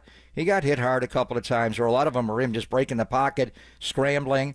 And a lot of times, John, Aiyuk is to the left as the X-wide receiver. And Brock, we've been telling you, get up and get out to your right. Well, when he gets up and gets out to his right and they go scramble drill, it's hard to find Aiyuk because he's the one across the field. All right, give us your thoughts. What do the 49ers do now that they've got all the injuries? And again, the Rams aren't going to cry for you because they got a ton of their own. We'll get more into that as the week progresses.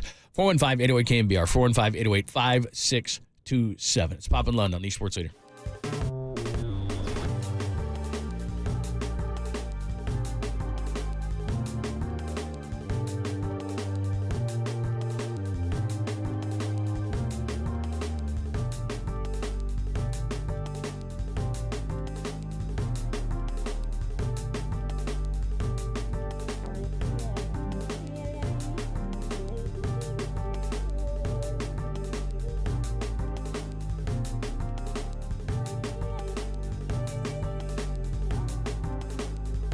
Hey, it's Greg Papa here, and I got great news for homeowners. Mortgage rates are tanking currently, and my friends at Loan Pronto have rates that start with a 4. This is the best rate in years. If your current rate is over 6%, you could dump it and lower your house payment big time. Loan Pronto was locked in, folks, recently at 4.99% APR. Whether you got your loan last week, last month, or last year, it's time to call Loan Pronto. If you're in the process with another lender, stop now and call Loan Pronto. Ask about their zero-cost rate reduction home loan.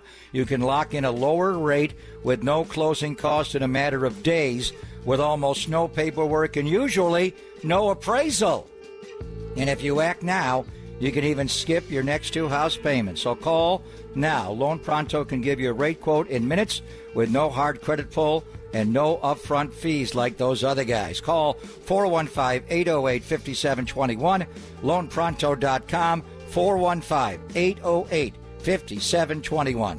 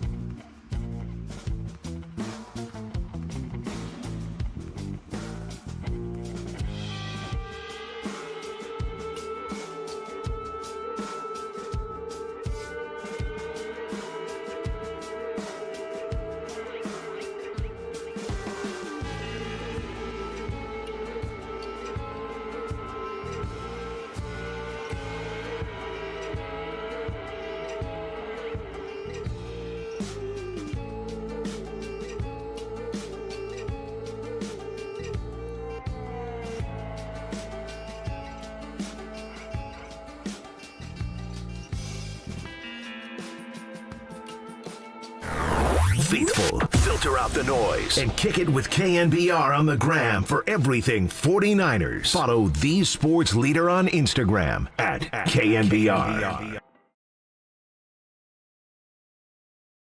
Thanks for joining us, Pop and Lund. What should the 49ers do with all these injuries on offense? What would you like to have done? They still have Kyle Shanahan around. They still have Kittle. They still have Aiyuk. They've got enough guys to get it done in this whole thing. What do you think? Give us your thoughts at 415-808-KNBR, 415-808-5627. Larry Kruger's going to join us at 11:30. Marcus Thompson, 12:30. Susan Slusser, 1:30. When are we going over the plays, by the way, where people need to be by YouTube and Twitch? I think after Larry leaves. Okay. All right, so make sure about 11:50 probably. We will get into some Giants in about 10 minutes because we did all 49ers yesterday because it was we thought it was going to be a victory Monday. It was not.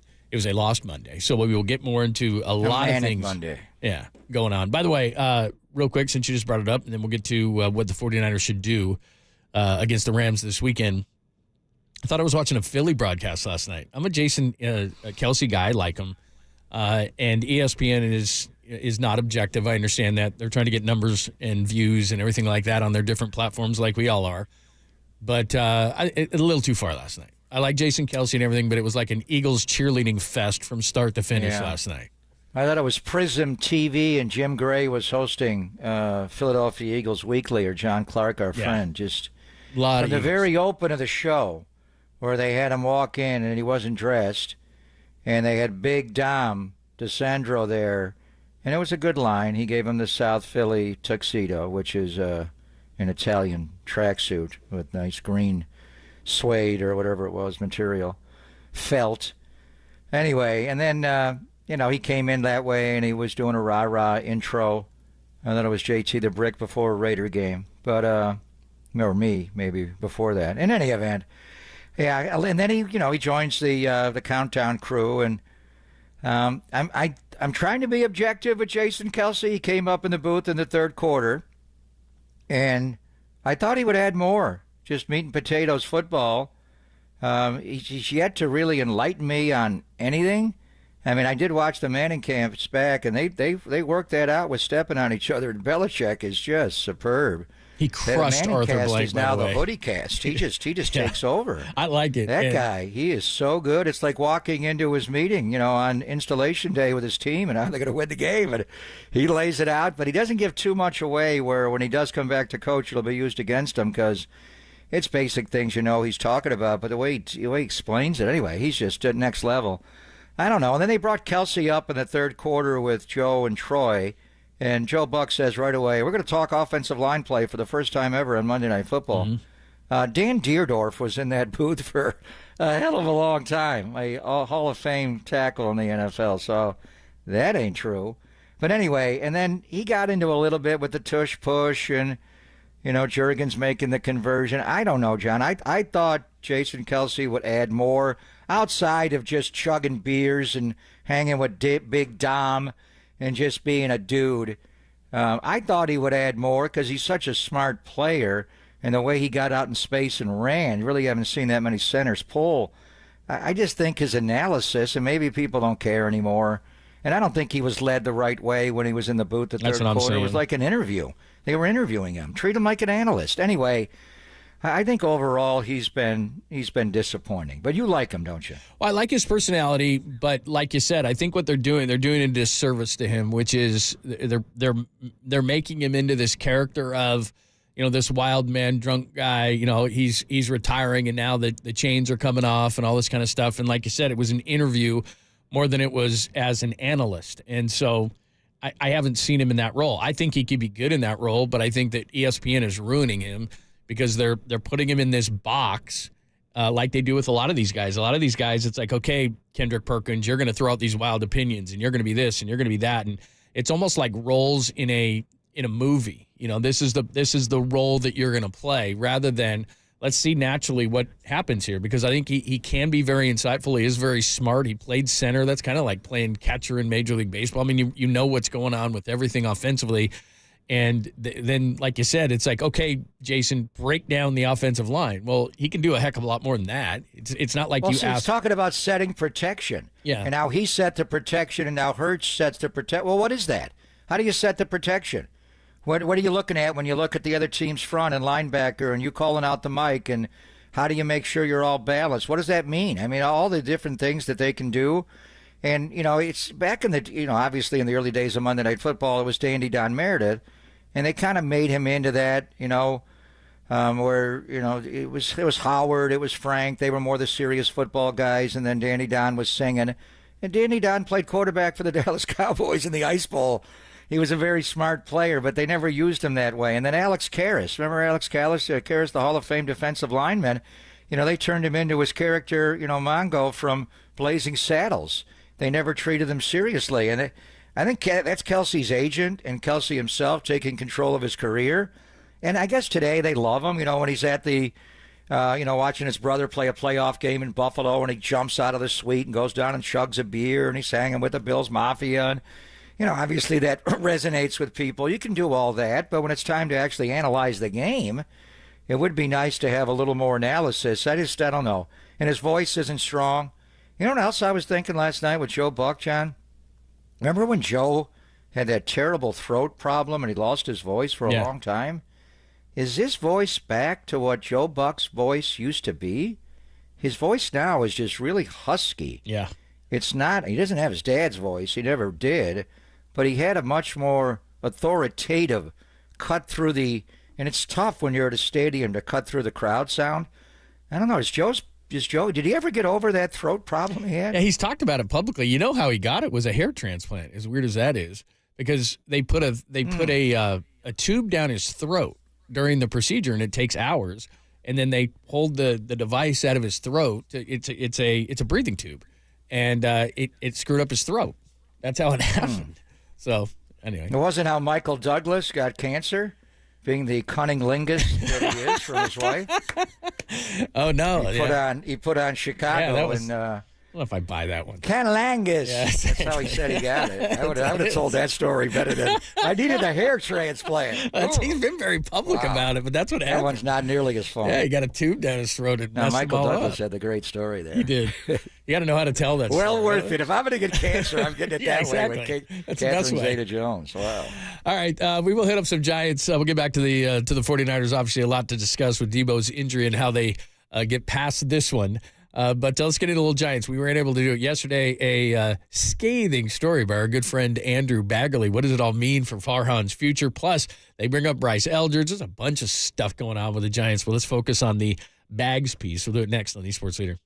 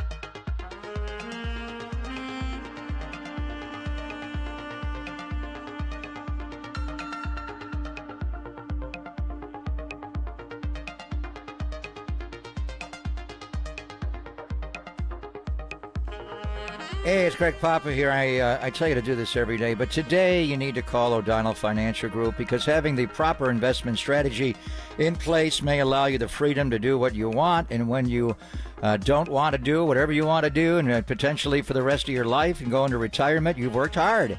So you've saved hard, and the folks at O'Donnell Financial Group are here to help you avoid common mistakes in retirement. Having the right investment strategy for the future could make all the difference.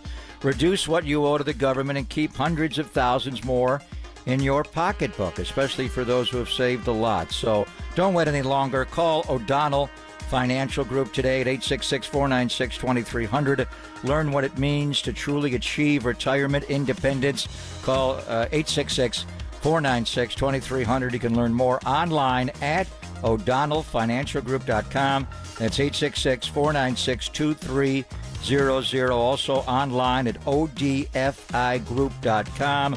O'Donnell Financial Group. Let us help you retire confidently.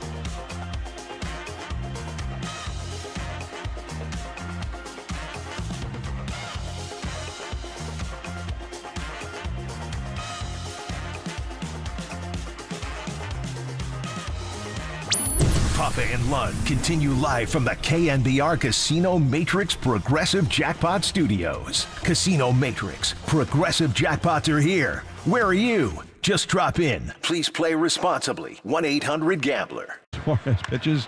There's a high drive down the right field line. Way back there. Adios! That was a 100-mile-an-hour fastball. And that one went out, I think, even a little faster than that towards San Francisco Bay. We'll discuss that, too, because I was listening to the morning show driving in, and it became a hot-button topic with our good friend McCovey Cove Dave. He's not going to give that ball up, man. He said he's been waiting 20 years for it. You want him on the show, John? You want Dave to come on? At some point, we can discuss. But, yeah, it was like bigger than the 49ers talk this morning. It was like everybody's opining on whether he should give the ball back. I think Are the Giants still playing this year? I stopped watching after believe me. August 14th. I agree with you. We're watching every single game, every pitch. A lot over the weekend that happened with the Giants, but the Andrew Baggerly piece is very interesting.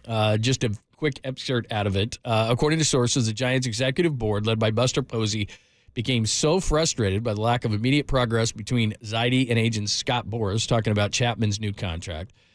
Ownership took action. Sources said Posey personally dealt with Chapman to hammer out the basic structure of the contract, which includes a full trade, no trade provision, one of the sticking points that Zaidi had not included in the team's initial proposal. I advise that you go read this whole thing, but it certainly sounds like ownership is not completely happy, and then you got Buster Posey busting in here and stuff. How did you take all of this in regards to the future of Farhan? Yeah, I mean, there's a lot of stuff leaking out, either from 24 Willie Mays Plaza, from Southern California, the Boras Corporation, or I don't know where these reports are coming. And Susan Slusser will join us in the 1 o'clock hour. And there have been a couple regarding Farhan that are interesting, and I'm more concerned or interested in the leaks and what it all means. But Chapman said after they lost that game on August the 14th when they got beaten by the Braves, the third straight home game, and Robbie Ray had a terrible outing. And that next morning on August 15th, he said, I want to sign with the Giants. Basically, I'm right here. They know where to find me in the clubhouse. And I didn't think it was a great idea to do it during the season. I didn't like taking him out of the lineup to sign him and get a physical done right before a game. You're a professional sports team. You got to play this to the end. And I know you're 6 under right now, but you don't have to act like you're 6 under. You're not dead. Go out and be representative. You're pros. You're charging money. People are watching.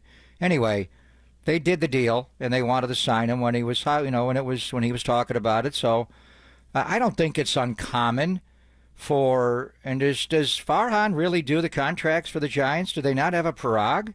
Is that him? He does those himself? Sounds like That's interesting. Well, I don't know why. They have other people. I mean, that's not his area of expertise. They have people that do everything. What is his area of expertise? He's not a baseball scout.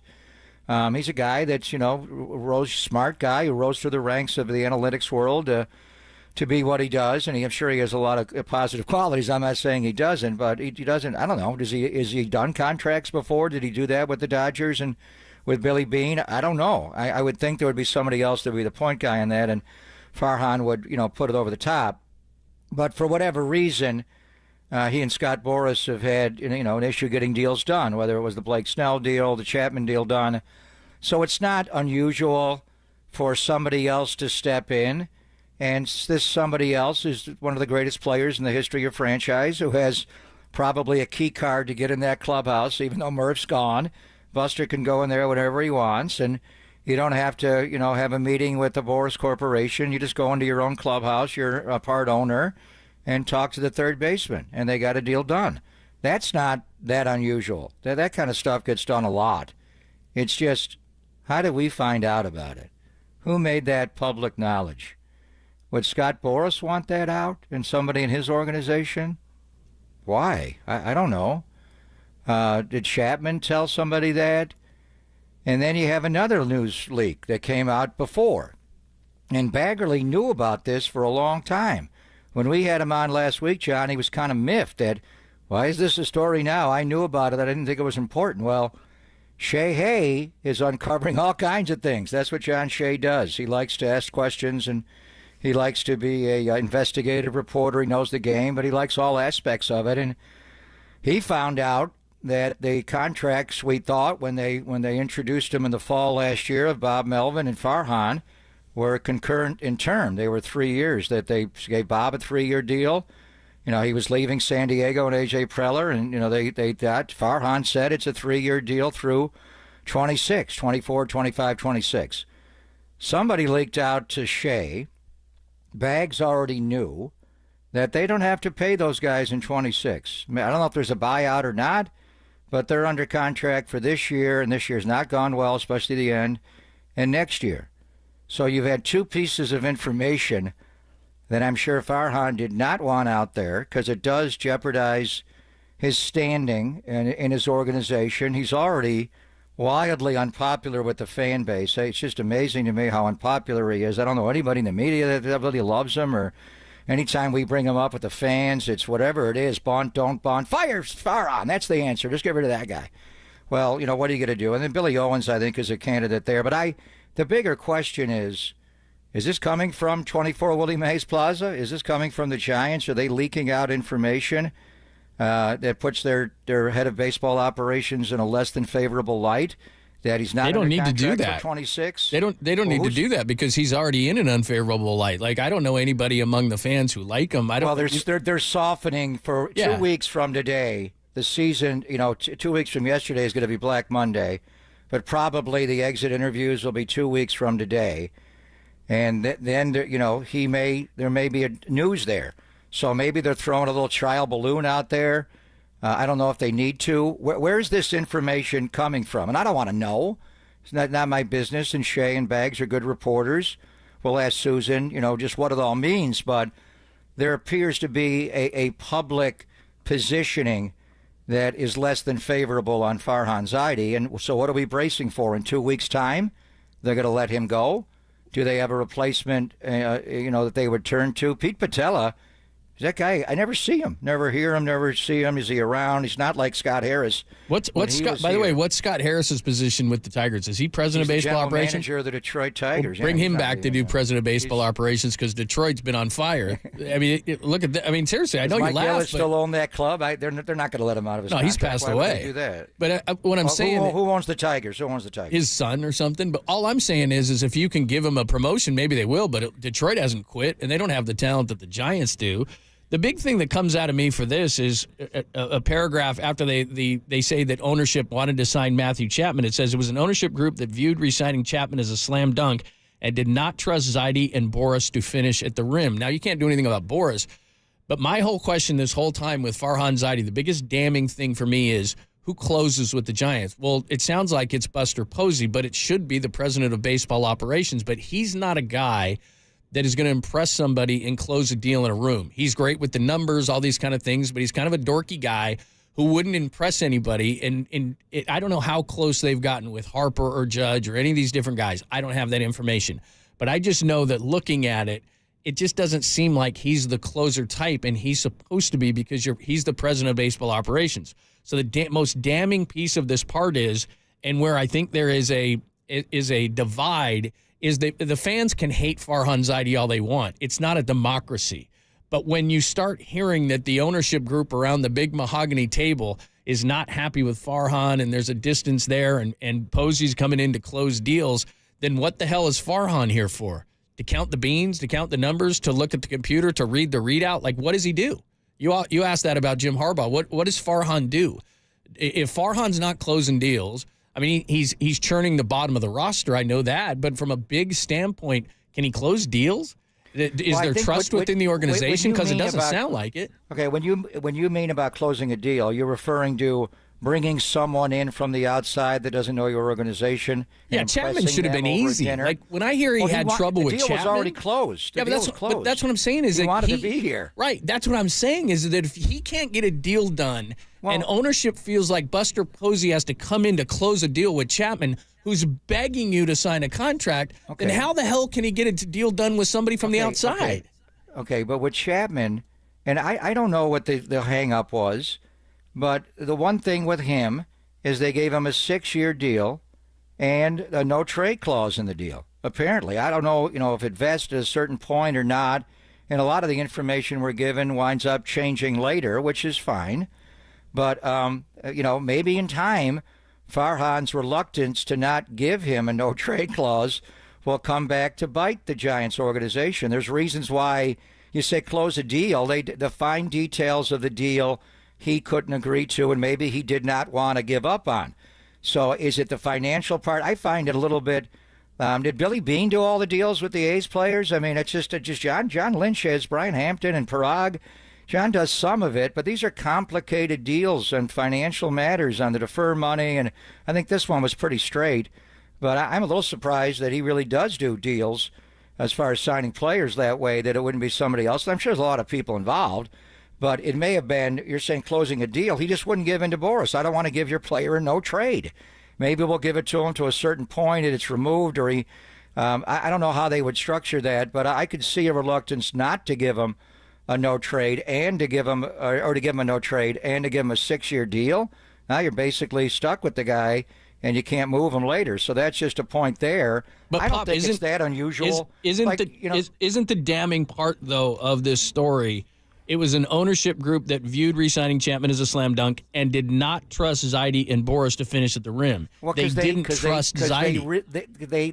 The way he's writing it there, it's just that Zaidi didn't want to get it done. He didn't want to give him a no trade. Maybe there's a But they didn't trust him, is what he's saying. So if the ownership group is not trusting you, how long can you keep your job? That's what I'm getting to. And to me, the fact that they had somebody else come in, you don't think there were contracts that the Warriors did?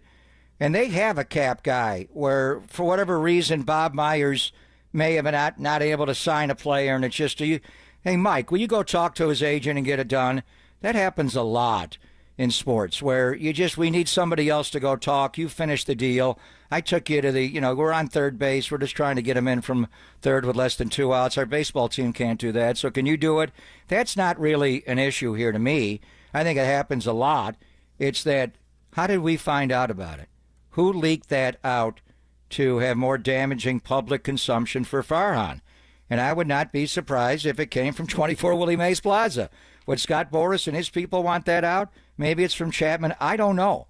And, Baggs doesn't have to tell anybody. But he said flat out, his sources he's not going to divulge because they gave him a lot of information about things. And there was a whole litany that Baggs wrote about, which basically was a capsule of the year that Farhan had, signing players and signing them late and missteps at shortstop and, everything. It was kind of like a blueprint for we're gonna let him go in a couple of weeks' time. We don't have to pay him beyond next year. We'll eat 1 year's of salary. And then the question would be, who would they turn to? As far as Farhan, what's his area of expertise besides being brilliant? He's obviously a very smart guy. He's not a baseball scout. He doesn't have that. Brian Sabian was a lifetime scout. Even after he lost his job as a GM, the Yankees and Brian Cashman rehired him. He is respected. That's who he is at the core. I think it's, a compilation of a lot of things that Farhan is good at that allows him to ascend in that position.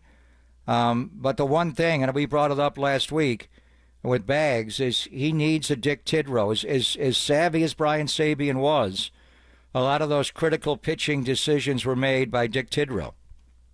And he does not have, he lost Floyd Bannister. He left and went to another team this offseason.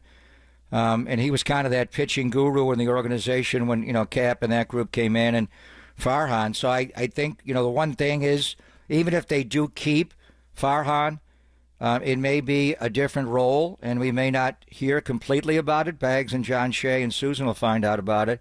But he may have to hire a guy to do contracts. You may take contracts away from you or have other people assist you in signing player contracts. And then you need a baseball guy. And whether you can lure Billy Owens across the bay and Sacramento and Vegas in time away from the A's, Billy Owens is a baseball guy. He played baseball. He's been in the A's organization for a long time. He coached baseball. He's been around. I think they need, and he would be a good voice of the organization as well. So they could bring Billy Owens in to work with Farhan, or they could bring someone like that in to replace him. But I don't think it's that unusual to ask somebody else go close a deal. The fact that it's Buster Posey and it's Scott Boras on the other side and Farhan makes it a juicy story, there's no doubt. But the bigger issue is, why do we know about that? Who is leaking that information out? There's been 2 pieces of information in the last couple of weeks, John, that have been very disparaging to Farhan Zaidi, that Farhan would not want out, that got out. Who let those out of the bag? And I guess the thing to me that would be confusing is, and again, you don't listen to fans, and I'm not being disrespectful. It's just if you listen too much to the fans, you're going to be sitting with them. That's an old adage in sports. They don't have to sway the fan base against Farhan Zaidi. They can do whatever they want. He's not a popular figure, and even if he was, they could do whatever they want. So I guess I just don't understand the logic in having to leak it if it did come from there, because you can let him go. He's had one good season, and it was a hell of a season, but everything else is around 500 or under. This organization is ready for a change. Now, maybe they keep him in 2025, but as you just pointed out, there's 2 major leaks over the last couple of weeks here that would certainly make you believe that he's gone after the season. Well, I don't know, but it's out there. One thing about this organization, the baseball team is different. You play so many games, and you've got to be popular. You know, you got the most popular broadcast team. Your players, who's your most popular player? You know, after losing Buster, they don't, you know, this is a franchise that's been built on star power. Ever since they moved west and Willie Mays, they had somebody. They had Mays, they had McCovey. Maybe in the late 70s for a little while there, they didn't have a star.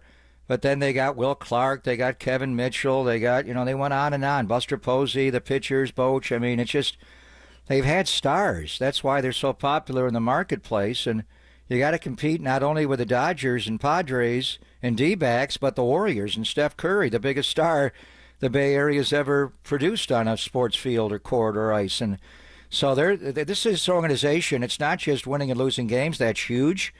But you got to be popular. You got to have people come to your ballpark, and your numbers are up. But I don't know what they're going to be ultimately, John, because September is this. I can't recall a Giant season where basically after the Braves left town, you just had little hope or no hope, and it's gotten worse. 3 straight shutouts. They can't hit a cutoff man. They don't know what second baseman and shortstop take the cutoff. They have to have a meeting on a Sunday morning. I mean, wow. I mean, you know, they just brought Bob Melvin in and the whole thing. So I'm sure organization is not happy with the current state of their team. And it may get worse. And the Orange and Black got to go to Oriole Park at Camden Yards to deal with the other Orange and Black. These are all playoff teams you're dealing with, except for St. Louis at the end. So your record's 6 under right now. You may wind up 10 under when the season is over. And then they're not going to be happy, you know, in light of how well the Padres are playing and the Dodgers are playing, even though they have pitching woes. And Arizona, I'm sure ownership and Larry and the front office, they are not happy at all. This is one of the most disappointing end of the seasons. Last year was bad, but it faded at the very end. We've had 6 weeks of nothing. Yeah. No reason to watch this team. Well, Giant baseball, nothing like it. You ain't kidding. With the emphasis on nothing. But like you said, if people realize this, it's about the product, but it's also about what's going to piss them off the most is 6 weeks of irrelevance, like you said. Because around here, we're not L.A. quite, but we're not the East Coast where it's just like we will subject ourselves to this just so we can bitch and moan and be angry about it. You become irrelevant around here. If you're not competing, we got better things to do. There's a million things on the channels. Obviously, people aren't going to the games. They're not going to freeze their ass off at night to watch these type of games. It's just you become irrelevant in a market, and that's the worst thing you can be. And they've never been that. I haven't looked at the ratings the last couple of weeks on TV. They're always good. I mean, they're never, you know, where the A's go to. So it's sad. I don't know. And then it's the bottom line is the point I was getting at is this: he is wildly unpopular. People do not like him. I appreciate what he does. I question some of the things that he does, and he's so quick to yo-yo his roster and make judgments. He thinks it's fantasy baseball. That's his biggest problem. It's not. Yeah, I mean, can you remember? I made the comment last week. Trent Baalke got really unpopular at the end. Can you, outside of Baalke, who can you remember in the Bay Area as a GM or a head of their sports operations? That's this guy. He won 107 games one year. People kind of like, oh yeah, but he was executive of the year, and Cap was manager of the year. Last year, Cap was your scapegoat. Is Farhan going to be your scapegoat again this year, or is he the reason you're in this situation? I mean, if we had a Danny's Big Poll today, you could throw Lou Wolf in there. He was very unpopular with the A's, obviously. Who? Lou Wolf. Who? Cry Wolf? Yeah. Never heard of the man, John. I don't know. I mean, John Fisher is up there. Yeah.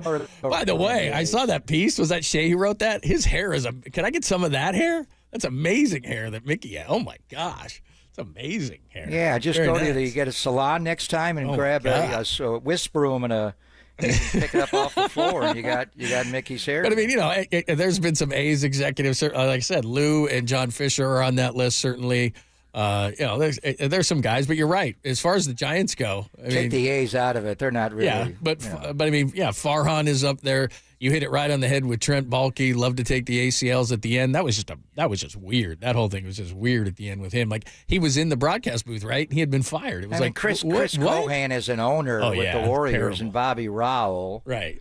Who was Cohan's? Well, Mully was his GM. We love you, Mully. Yeah, but people still loved Mully. I mean, saintly. I mean, honestly. If Mike Dunleavy lets this thing go down the drain, he's going to be disliked. Nothing like. No, but I'm just saying, but what I'm saying is that Mike Dunleavy wasn't liked as a player, and even though it isn't correct because they were going to age out anyway, and it was going to be very difficult to keep this thing going, he's going to get blamed. It's not going to be his fault, but he's going to get blamed. It's not like Farhan. We mention his name and people go, fire Farhan. Yeah. There's no doubt. I think that's his actual name. The text line right now, that's all it says. Fire? Is that his first name? First of all, everybody mispronounces his name. Zaidi. Yeah, we asked him. What does Marty call him? Farhan? Farhan Zaidi. It isn't that hard, is it? He said right at the beginning. His first name is Fire. Gabe wasn't very popular either. Gabe was not popular. He was a manager. I'm talking about the head of a baseball, football, hockey. Yeah. Doug Wilson. I mean, that guy had his job forever. They got close. He wasn't this. I can't recall, honestly. Maybe Al Davis at the end of his life, Al, and that's a different reason. Yeah, but that was split. Yeah, there was not. Put it this way, with Al, different reasons. Yeah, totally different reasons. But you had an opinion on Allen, and there was those who just stuck with him, and then there's the who thought he aged out. And the one thing is that the Giants are cognizant of whether their employees are popular or not. If they like popularity, it's important. Not only are we going to win, we're going to win a certain. I mean, when they won 107 games, it's like, yeah, but. We don't want to play that way. All this pinch hitting and openers. That is true. Who likes that? Forget 107 wins. That never happened. Really? I don't know that I've ever, with someone winning, I don't know that anyone's been ever that unpopular because it was like, oh, well, we don't, but yeah, you're winning, but we don't like, starter games or whatever, reliever starters. Any team in the Bay Area history. The A's never won 107 games. And they still hated him. Games. I mean, I don't know if they hated him that year, but they still didn't like him to that level. They tolerated it. They tolerated it. That's good. Hang in there. Giants baseball. Nothing like it. New slogan, 808 KNBR. All right. By the way, first pitch today from Oriole Park at Camden Yards, 3:35. Oh yeah, it's here. You gotta listen. John going today. Back to Oriole Park. Yeah, orange and black versus black and orange. He's gonna tell Peter Angelo stories. How great is that gonna be? We can take back what we just said. Tune in at 2:35. All right, it's Pop Lund. We'll get you ready for Krug at the bottom of the hour as we talk some Niners. What do they do without Deebo getting added to the injury list? We'll get into it with Krug at the bottom on the Sports Leader.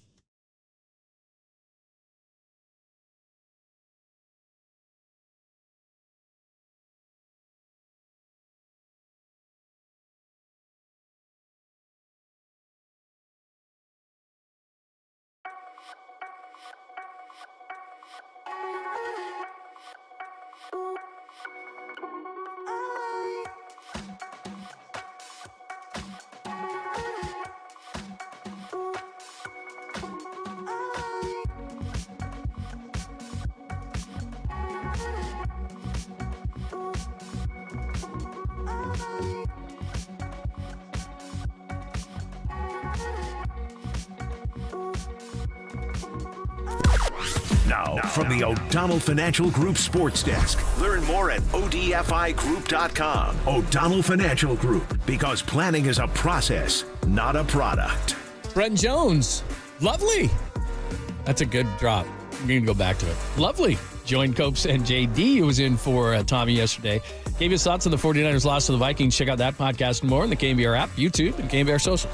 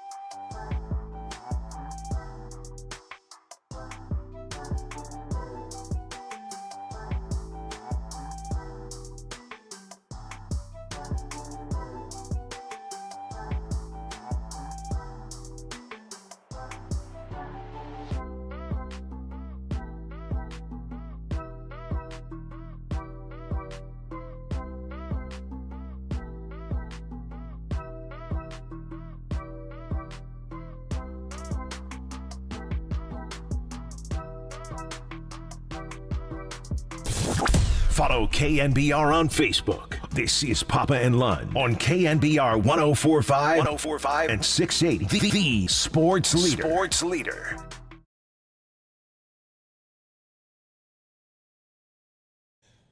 Hello, friends. Happy Tuesday. Hope you're doing great. Larry Krueger's going to join us at the bottom of the hour from the Krug Show. And, of course, Niners Nightly. So we'll ask him what he's going on tonight. Deebo, the latest injury. What are they going to do offensively? We'll talk to Krug about that. By the way, one thing I did want to mention, Charles Barkley has some competition. Did you see how Chris Russo, pronounced Jackson Smith-Njigba, the wide receiver of the Seahawks? Oh, boy. Not well. Did he get in trouble? No, he did not, but it was... That's a name. I know what you're JSN, John. Yeah, JSN is what you should call him. That's a name you got to be careful of. Yeah, a guy that we're going to see later on this year, and he's gotten a lot better from year one to year two. They're using him differently in Seattle, but yeah, we'll How about the do a catch little he made against the comparison. Niners last year? Oh, the one-hander for the touchdown? That kid's good. Ohio State just cranks him out. I mean, it's unbelievable. Marvin Harrison Jr., who had a breakout game for Arizona, but yeah, we'll have a little comparison a little bit later on in the show between Charles and Russo. Jonas Valanciunas, were Yeah. they? Oh, absolutely. That's what we're going to have to debate. Which one is worse?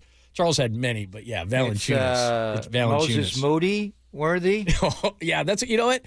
We'll find a few more because we'll have to put Kendrick Perkins, Moses Moody in there. How did he kick Moses Moody? And he kicked it like 5 times. What's so hard about that? And then, of course, the all-timer, the Jerry Moutier? Rice. The Jerry Rice of all time is, we played it yesterday. Jason Witten. Yeah, so maybe we'll take those 4. Samson Abukum. Yeah, maybe we'll put. Here's what we'll do. We'll take those 4 and we'll just kind of put them in order of how badly they were screwed up. Because Russo's is pretty bad. I got to say that was pretty bad. Where did he do this on the morning show? Yeah, that I never watched. Yeah, that one. And believe me, I didn't watch it. I just saw a clip of it and thought it was hilarious. Whatever that comes up on my screen, it's mute. How did he play tight end for the Vikings? No, that was Muse. Yes. I got confused. Yeah, I thought different. That was the Stephen A. show. Yes. All right, so we got a lot to talk about with the latest injuries. By the way, did you know this was coming? Because we know when it happened now. The video's out. I mean, there's a couple minutes left in the game. And you can see him start to limp off. Yeah, but he was limping. I could see coming onto the plane or something. And I saw him at the end of the game. You could see him. And the play that we opened the broadcast with today, when Van Ginkel, how many balls did Van Ginkel get his hands on? That guy, killing me, Rip. The play that Deebo should have batted down. Yeah, definitely. When he got up from that pile, he was limping and he was grabbing his leg. So, yeah, I just sort of at the end of the game when he walked over to the sideline and did the deep knee bend, you could sort of tell something was up. So, what do they do without Christian McCaffrey and without Deebo Samuel? The Rams still have, they brought Troy Reeder back to play linebacker, didn't they? Yeah, just go after him. There we go. That's a good way I feel better now. By the way, their list, Cooper Kupp ankle IR, John Johnson shoulder safety IR, Jonah Jackson this morning put on IR, Puka Nacua IR, Steve Avila IR, Joe Noteboom, he's on IR. So, I mean, you're not going to get any sympathy from the Rams. We only go there once a year to play the Rams at SoFi. We only play them twice a year. I don't like this. We're hurt, but not nearly as bad as they are. And they got rolled. Arizona just trucked them. 3 offensive Detroit's line. got Arizona this week. I told you Arizona was going to be better this year. I don't know. They're going to beat Detroit, but anyway, we thought this would be, when you think 49ers Rams, you think it's for the NFC West. I actually thought this could be a Tom Brady game to open the year. We're going to have Tom Brady against Kansas City on October the 20th, but this is a Dirty Sanchez game. Oh, is it really? It's a Mark Sanchez game. By the way, I did hear that Brady did better. I haven't gone back and watched the Saints and Cowboys, and I intend to this week at some point, but I did read a couple articles that said he was better, more relaxed. So I don't know that. I got to go back. He was good, but not as good as Derek Carr. The Saints have scored a touchdown. 12 possessions that Derek Carr's been on the field. Is that correct? Yeah. Did I read that correctly? Yeah, they were like the Niners against the Jets on the Cowboys. It was just score. Like the Niners against the Eagles last year. We're talking touchdowns, though. Yeah, exactly. They've scored, is it 12 touchdowns or 12 scores? They're getting the big numbers. It's got to be touchdowns. Well, yeah, because they scored. Is Derek Carr the MVP of the NFL? Well, they scored 47 against the Panthers and 41 against the Cowboys. And Jay Kaner finished up the first game. Yeah. I saw that. Derek's going complete game. Derek Carr right now, 2 games into the season, is the NFL most valuable player. Well, Dennis Allen is always going to put a good defense on the field, and now their offensive line is bulldozers. I mean, they're good. And then they got Kamara Did you just say Dennis Allen is always going to put a good defense on the field? They got a pretty good defense. I mean, maybe in the continental United States. In London, England, he's not going to put a great defense. He wasn't even doing this with the Raiders, but since he's been with the Saints, they've had a good defense, and their offensive line is good. Like, they mow people over. That kid out of Oregon State, pretty good. All right, let's get to it. I see Krug on the screen right now. He is waiting for us. He just gave me a salute. Waiting. I've been waiting for Krug. So he have his all 22 behind him? Yeah, he's ready. He's ready to go. You ask him about the Brock right hash, roll left throw to Brandon Aiyuk. He was so open. Oh, that's the one. Don't run out of bounds. Go the other direction. Where are you going, Aiyuk? All right, let's talk about that. That was the real big play. We talked a lot about the big plays yesterday, but upon further review, we'll ask Krug, and the big question is, for Krug and for you, the Sweet Clean listener, what do they do now with Deebo being the latest to go down on the offense? We'll do it next with Krug, only here on the Sports Leader.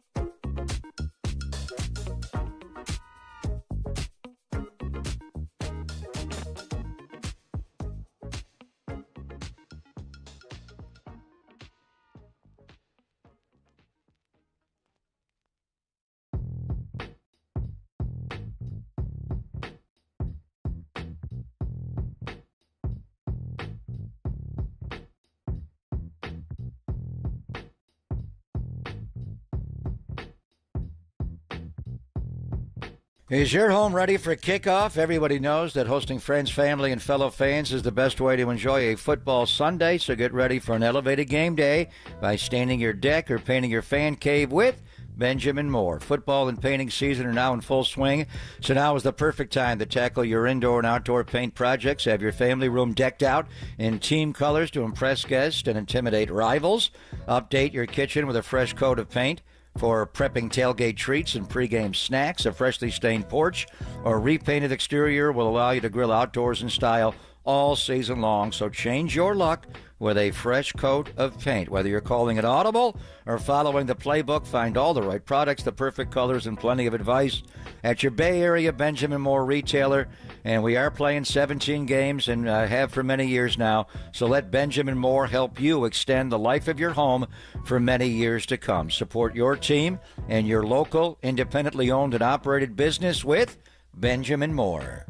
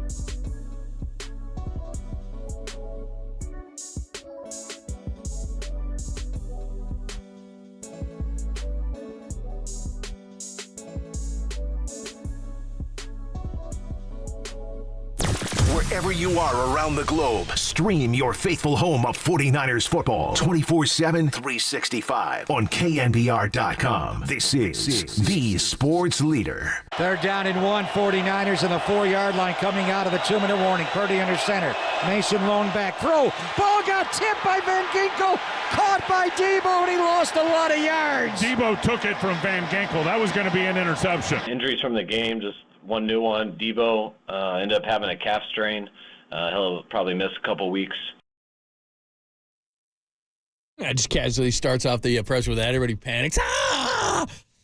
So the Rams have a bunch of injuries. 3 starting offensive linemen, plus Puka Nacua and Cooper Kupp, John Johnson.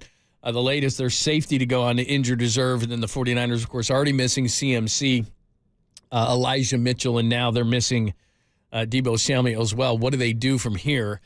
It's our good friend Larry Krueger, the Krug Show on YouTube. Make sure that you check that out as well. Plus Niners Nightly, which we'll ask him what he's going to be doing tonight. You can check that out on our YouTube page as the Giants have some baseball, just a little bit left, and then we're going to get Krug full-time on Niners Nightly right here on the big old blowtorch. And Krug joins us courtesy of the Uma Guest Line. And if you're on YouTube and Twitch, you can see Krug live. Did you go to Maryland? Are you a Terrapin?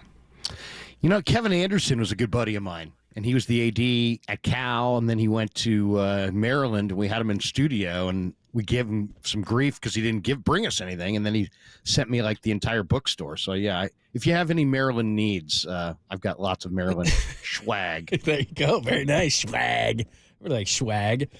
By the way, it was good to see you the other day. Nice to see you. I like seeing you here, but it's nice to see you. We saw Krug in the studio the other day. It was nice to see him. Walked in. Seriously, like, I felt like I was in your guys' way, man. Seriously, I didn't let Greg get settled in time for the show. But hardly noticed, Larry. Hardly noticed. Give my best to Damon Bruce. Yeah, we did see that. Yeah.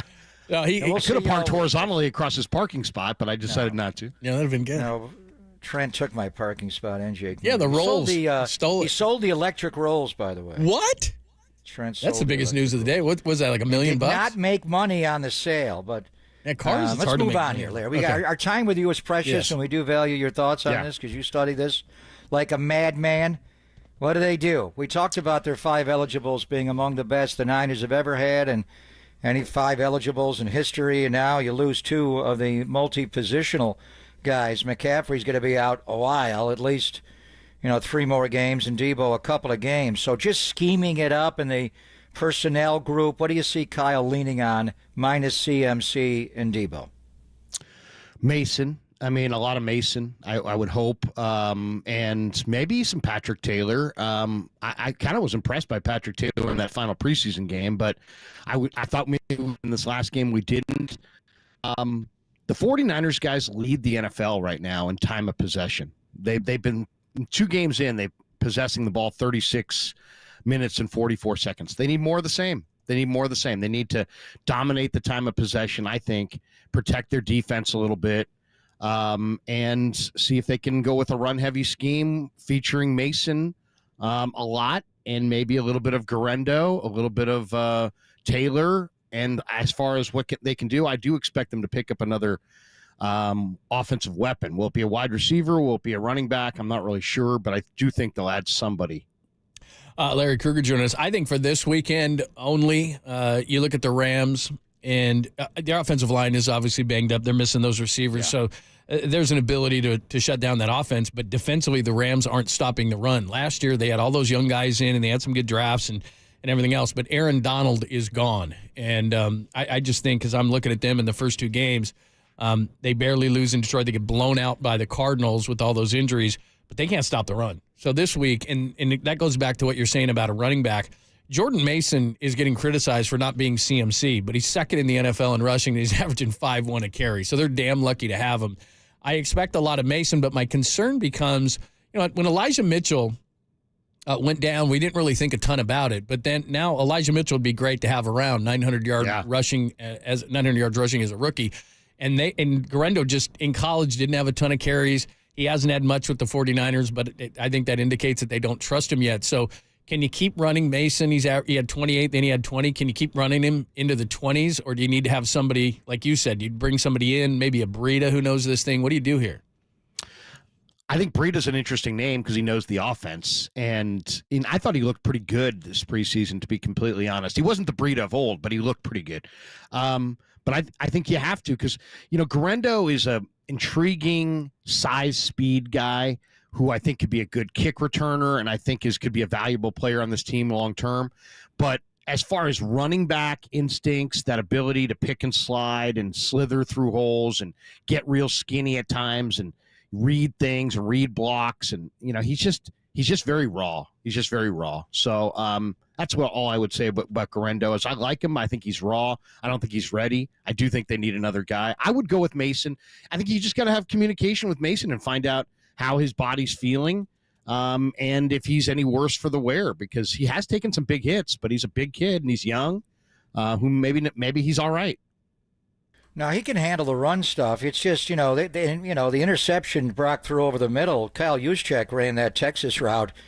So you're missing McCaffrey. And, with McCaffrey, he's half halfback, half, slot receiver, all football player, and Deebo's the other way.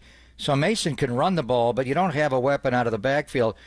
Guerrero, Larry, because you were there in the spring for OTAs and mini camps, and he got hurt right in training camp. But the first thing, and I agree, I think sometimes on the outside zone he's kind of searching for which hole.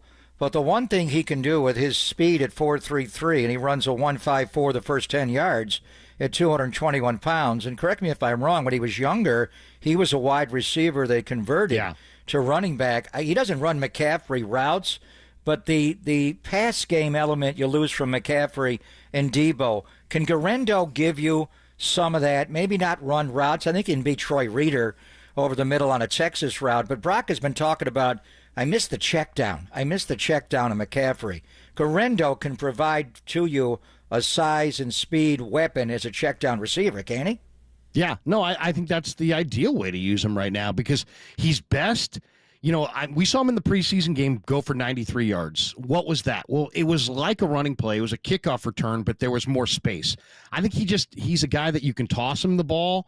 I think he's better outside the tackle box. I think he's better in wider spaces when he's got to just make quick decisions inside and kind of feel it, where other running backs have these sharp cuts.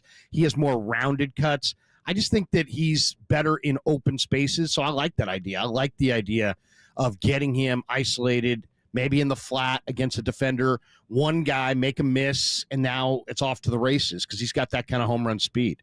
But I look at the Rams guys and say they had Ernest Jones. He demanded out. He had 150 tackles last year. Now they've given up 5.3 and 5.8 a carry, and here come the Niners. So I would say this has got to be a run it down the Rams' throat kind of a game. Almost kind of like, was it a couple years ago was it a Monday night or Thursday night? Kyle came out with an 18-play drive. Yep. That kind of beginning, I think we may see in this one. Well, if you look at it, the first two games, Detroit went 31 for $162 and 2 touchdowns, and last week Arizona went 40 for 231 at 5.8 a pop. So they've given up 393 rushing yards on 71 attempts in the first two games. It shouldn't be, we look at each game and we say, okay, Deebo's out, CMC's out. What exactly do they do? Well, they have a battering ram in the backfield, and if that's what they're giving up, that's going to be a problem. And the 49ers game plan should easily be Mason. But my point is that if you don't trust Guerrero in a game like this, then you got to find a second back to at least give 8 to 10 carries. If it's not him, then you got to bring somebody onto the roster, whether it's the practice squad, like you said, Larry, or Breida, who knows the offense, somebody that Kyle trusts. They're going to need a second back because I think they're going to run the ball 40 times against the Rams because that's what's happened in the first two games against them. Yeah, and the options would be Patrick Taylor Jr., Keyshawn Vaughn, the former Tampa Bay Buck, is on the practice squad. He's an NFL back. He doesn't have home run hitting ability as far as, he's not a speedster. But he's 220 pounds, 215 pounds. He can break tackles. He can run between the tackles. He can read blocks. So you do have – it's not like you're naked. But I agree with you, John. They're going to need somebody else to take up a dozen carries. Keyshawn Vaughn is really impressive. He is shifty. He is the scout team running back. Yeah. And he looked like Breece Hall. The way, the jump cutting and the moving – I think Guerrero's going to, you're losing Deebo as a kick returner as well. So Garendo, I think, becomes the kick returner here based on what he showed against the Raiders. They got to get Jacob Cowing going a little bit out of the slot. Yes. We'll see. And I think Trent Taylor will get a jersey on Sunday, and they'll activate him from the practice squad. But let's talk. We're concentrating on, losing Deebo as a running threat. He is a wide receiver as well, and you can't run the ball 80 times against the Rams. You're going to have to throw the ball some. They're going to load the box.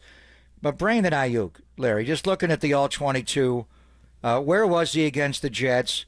I thought, in certain matchups against Stephon Gilmore, it was begging to go to him outside the numbers. The Vikings and Blake Cashman, their great linebacker, were choking off the middle of the field and all the in-cuts. They got to get more out of Brandon Aiyuk. But why haven't they gotten at least more week 2 from week 1 when you studied it? Well, Greg, I think it's just a timing thing up front where when he has been open, Brock doesn't have the window. I mean, I just got into the All-22 late last night on both games, and that's what I saw. I thought I was going to see Aiyuk being blanketed because most of the time I feel like when I watch the TV copy, I'm not seeing a lot of space created by the Niner receivers. But when I watched the All-22 on this last game, there was some, there were times when Aiyuk cleared and got separation from the corner, and there was a couple times there was somebody just right then crossing Brock's face and he couldn't throw it. So I just think it's the timing hasn't been right, but I think Brandon's rounding into shape. He's not in the same shape he was last year, but he did get separation in this last game, and I expect him to be a major factor in the next couple What of weeks. did you think about this play? Because, John, we were talking about this earlier. Oh, he's so open. The 1st and goal from the 4-yard line, and it's on the right hash.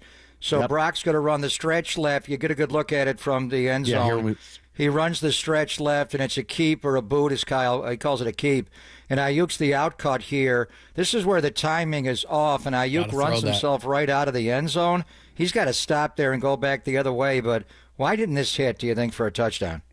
Well, I mean, to me, it just doesn't seem like Purdy got his eyes out to Aiyuk quick. I mean, quick enough. And by the time he did, Aiyuk was momentum carried him out of the corner of the end zone.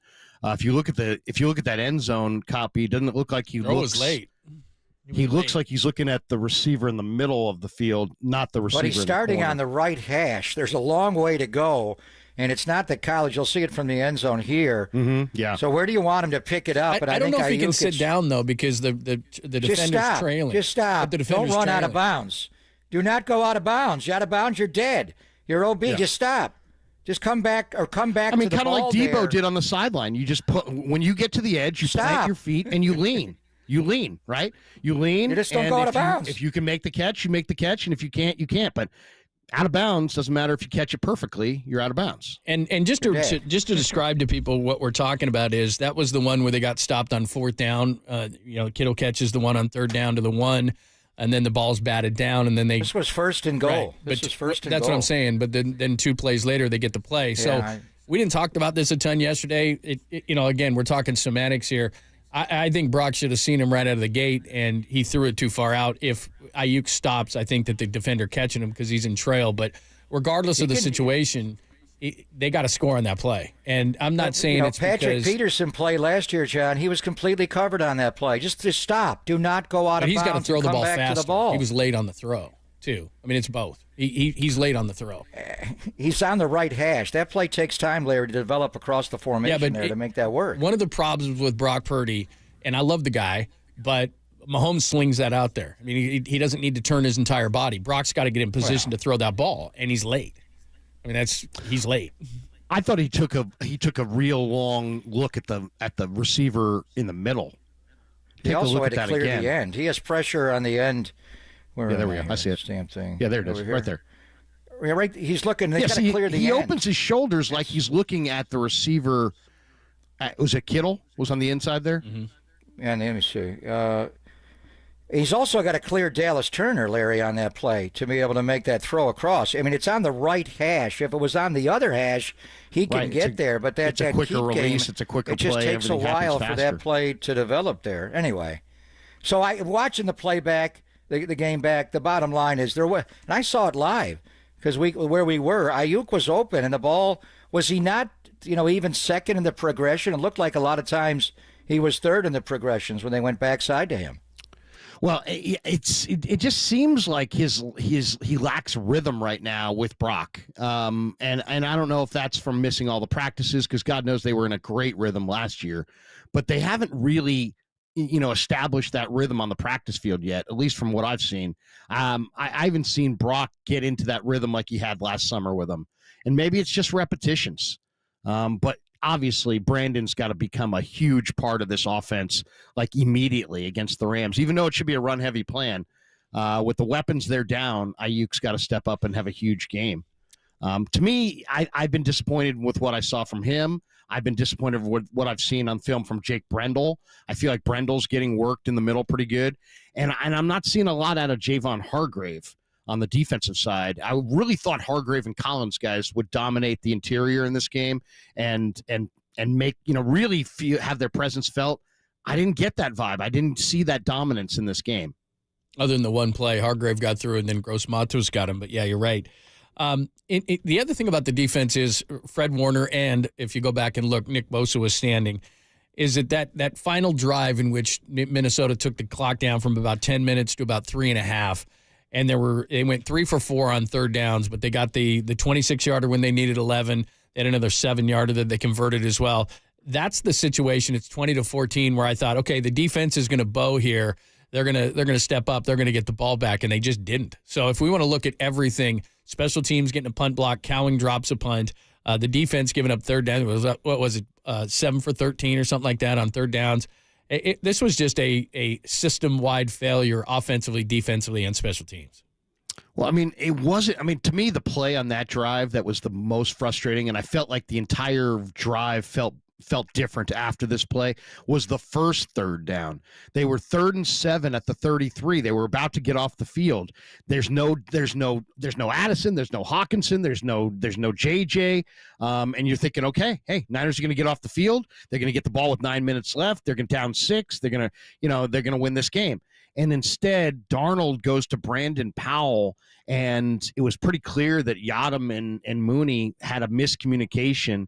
Neither went with Powell, and he was wide freaking open. So, that to me was a major bust, a major breakdown. And you heard it from Fred at the podium in the postgame. He's like, hey, there's only so many, my bads we can have. And I'm sure those guys went back to the huddle, and one of those two guys said, hey, man, that was my bad. I should have gone with this guy. But that miscommunication, I thought, might have been the game clincher right there, because the rest of that drive, I felt like Minnesota was in control. Darnold, that beautiful throw that Darnold back-shouldered Naylor for 27 yards, I thought that was his best throw of the day. He threw that with anticipation, and he put it right where he needed to put it. So, but that 3rd and 7, that first 3rd and 7 was the backbreaker. And they motioned to that play, and the Niners had their dime defense with 4 defensive backs on the field. Yeah. I know, and we're going to break it all down coming up in the playbook, a lot of these plays, including the block punt. Robert Beal and Demetrius Flanagan fouls are the culprits on that one. The deep shot to Justin Jefferson, and just having, Charvarius take the crosser and, leaving 2 safeties to run with a guy that runs a 4.41. It seemed like Kevin O'Connell and his offensive staff wanted to get the Niners where their safeties matched up with wide receivers. Sometimes the Niners moved them and lined up. I know you were impressed with Nick in the first game against the Jets. Was there it was men getting beaten, blown by, but how do you run with Justin Jefferson? Were there some situations where they were beaten pre-snap by defensive alignment, Larry? That's a great question. On that particular play, I think it highlighted 2 things. One, Jair Brown took 2 false steps, and you can't take 2 false steps against a guy who runs quite a bit faster than you. The one thing about the Niners that's a real problem, and it's a personnel thing, they don't have a safety that can really cover. Hafanga's better in the box. Brown's better in the box. And I don't know about Mustafa. We're going to find out about Mustafa, but a lot of their young guys are better up on the line of scrimmage. And do they have that player that can cover the deep middle? I'll say this, watching that, I thought, man, I'd love to have Mooney on Jefferson. I'd love to have Demo on Jefferson, and to get Jefferson basically, I mean, Odom was just hustling, but it was really a Jair Brown gaffe. Jair Brown, that's not Jair Brown's game. That's the weakness of his game. That's how you can be as athletic and as productive as he was at Penn State and wind up in the third round, is he doesn't have great long speed, and it got shown there. As far as pre-snap, were they in the wrong alignment? I'd have to go back and look at that again. Larry, good stuff, man. What do you got going tonight? JD's going to stop by. We're gonna wrap with JD. It's a players off day, so we'll be doing more film review and that kind of thing, going through trying to the autopsy on the loss. I think people just need to relax. I mean, the bipolar, Purdy's not the guy and Shanahan's not the guy. I mean, it gets a little nauseating. I know you guys don't go in that direction, but many, many people do. But we'll talk a little bit about the Rams. We'll start looking ahead to the Rams. I do think this is the get-right game. Absolutely. Thanks, Krug. Appreciate it, man. Great stuff. Thanks, guys. All right, Larry Krueger, make sure the Krug Show, you make sure you check it out on YouTube. He does a tremendous job on there. Lots of great guests and breaking down all the stuff. And then, of course, Niners Nightly, which when there's Giants games, he puts that on YouTube. We put that on YouTube, so make sure that you check that out as well and follow Larry. Does a lot of great stuff, not only the Niners, on everything. All right, we're going to do it next, right? Papa's Playbook. We're going to take a look back at some of these Minnesota plays. Like you said, the big punt block, some of the things that went wrong. We'll get into that coming up next. It's Pop and Lund on the Sports Leader.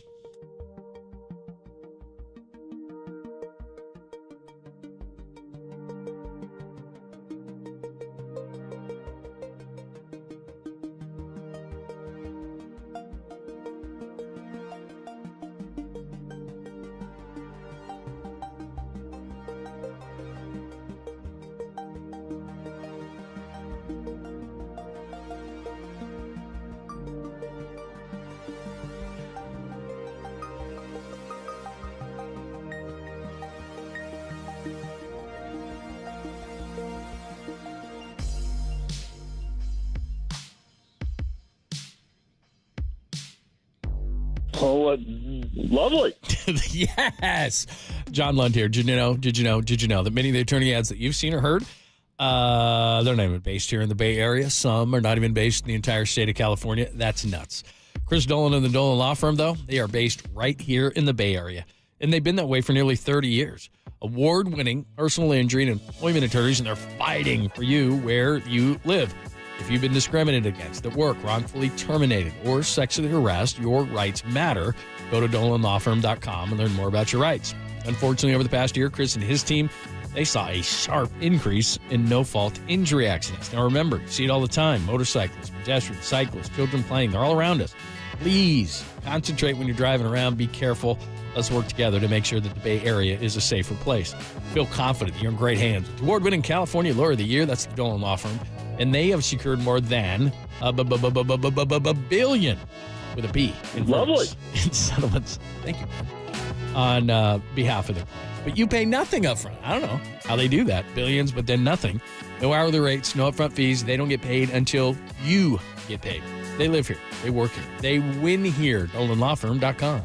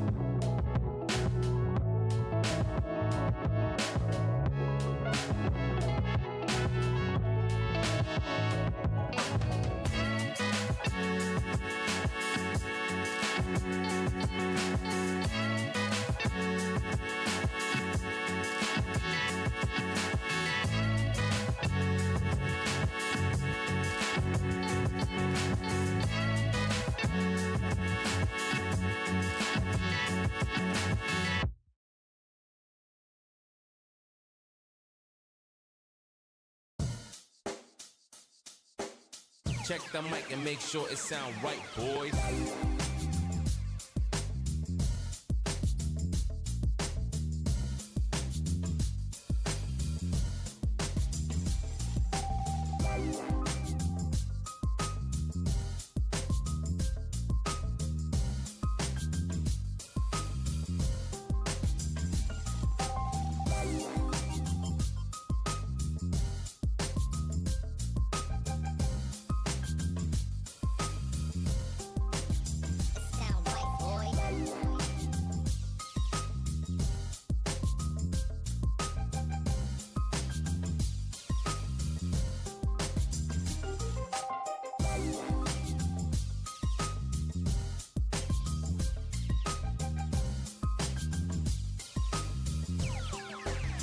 sound right, boys.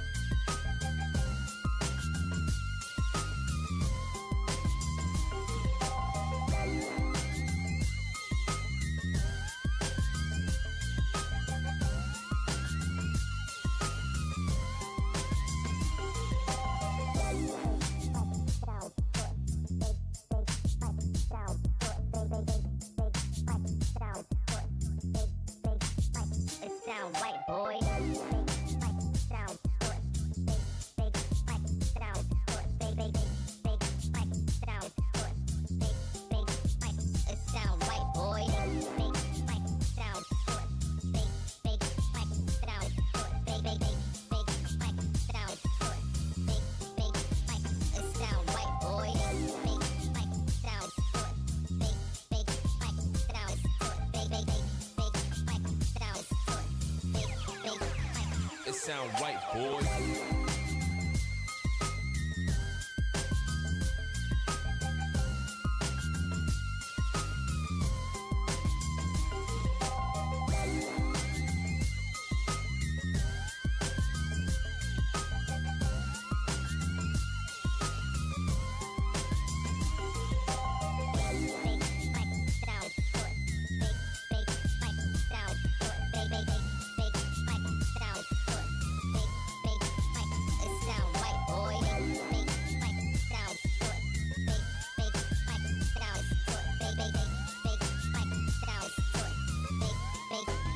It sound right, boy.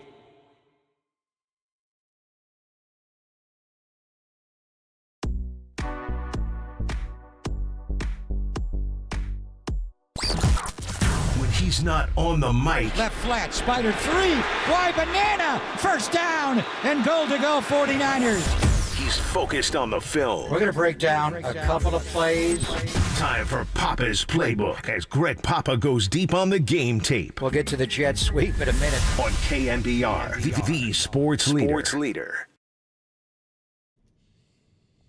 I listened to Pop and Lund this morning. They said that their Papa's Playbook was going to be on at 11:50. I waited. Kruger wouldn't shut That's up. A lie. It's not my That's fault. A lie. That was Kruger. That's a lie. That's on Kruger. That guy's not waiting for that, John. You know what he's waiting for? What? The audio recap. Oh, yeah. Well, we don't But we do didn't that have when they one lose. yesterday. Lost. We lost the Not game. my fault. Not your Who fault. made that rule? We only get an audio recap when we win? What are we, front runners around Walter. here? I asked Walter one time last year. I said, do we do it on losing ones? He goes, no. Only on Blame winners." Walter. Yeah. Thanks, What's the name of the show, John? Is The that Walter Show. Walter Show? Is that the name of it? Walter All Show. right. Yes. All right, we're just worker bees. He hardly produces the show anymore because he does Giants on the weekends, and that's really all he cares about anymore. It's like, Well, oh, you know yeah, what? you guys. Since we didn't get an audio recap of the game from yesterday, I never heard my call of the block punt.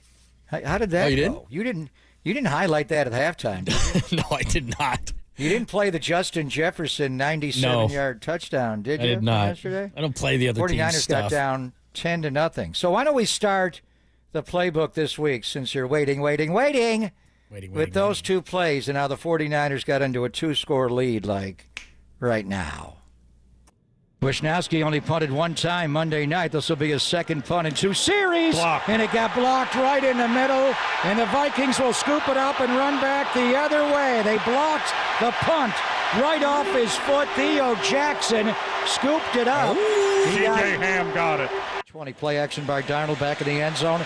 Sam going to throw a deep one down the field. He's wide open. Justin Jefferson inside the 49er 30. Reverses field 20, 15, 10, 5. Touchdown. Justin Jefferson. I don't like those calls. 97 yards. All right, the punt block. Number 30, George Odom is your personal protector. The first thing we're noticing, they're using him up in an up position with Curtis Robinson more than before. But keep your eyes on 3 guys, Robert Beal, George Odom also, 51 blocking, 15 Dallas Turner, and 45 Demetrius Flanagan Fowles. 2 errors there. Flanagan Fowles has got to block C.J. Ham for a beat and then go out and get 6 Asamoah and 26 Theo Jackson, who's going to scoop up the block. So what they did here, and Paul Allen did introduce me to their longtime special teams coordinator, Matt Daniels before the game, and he gets all excited after this play.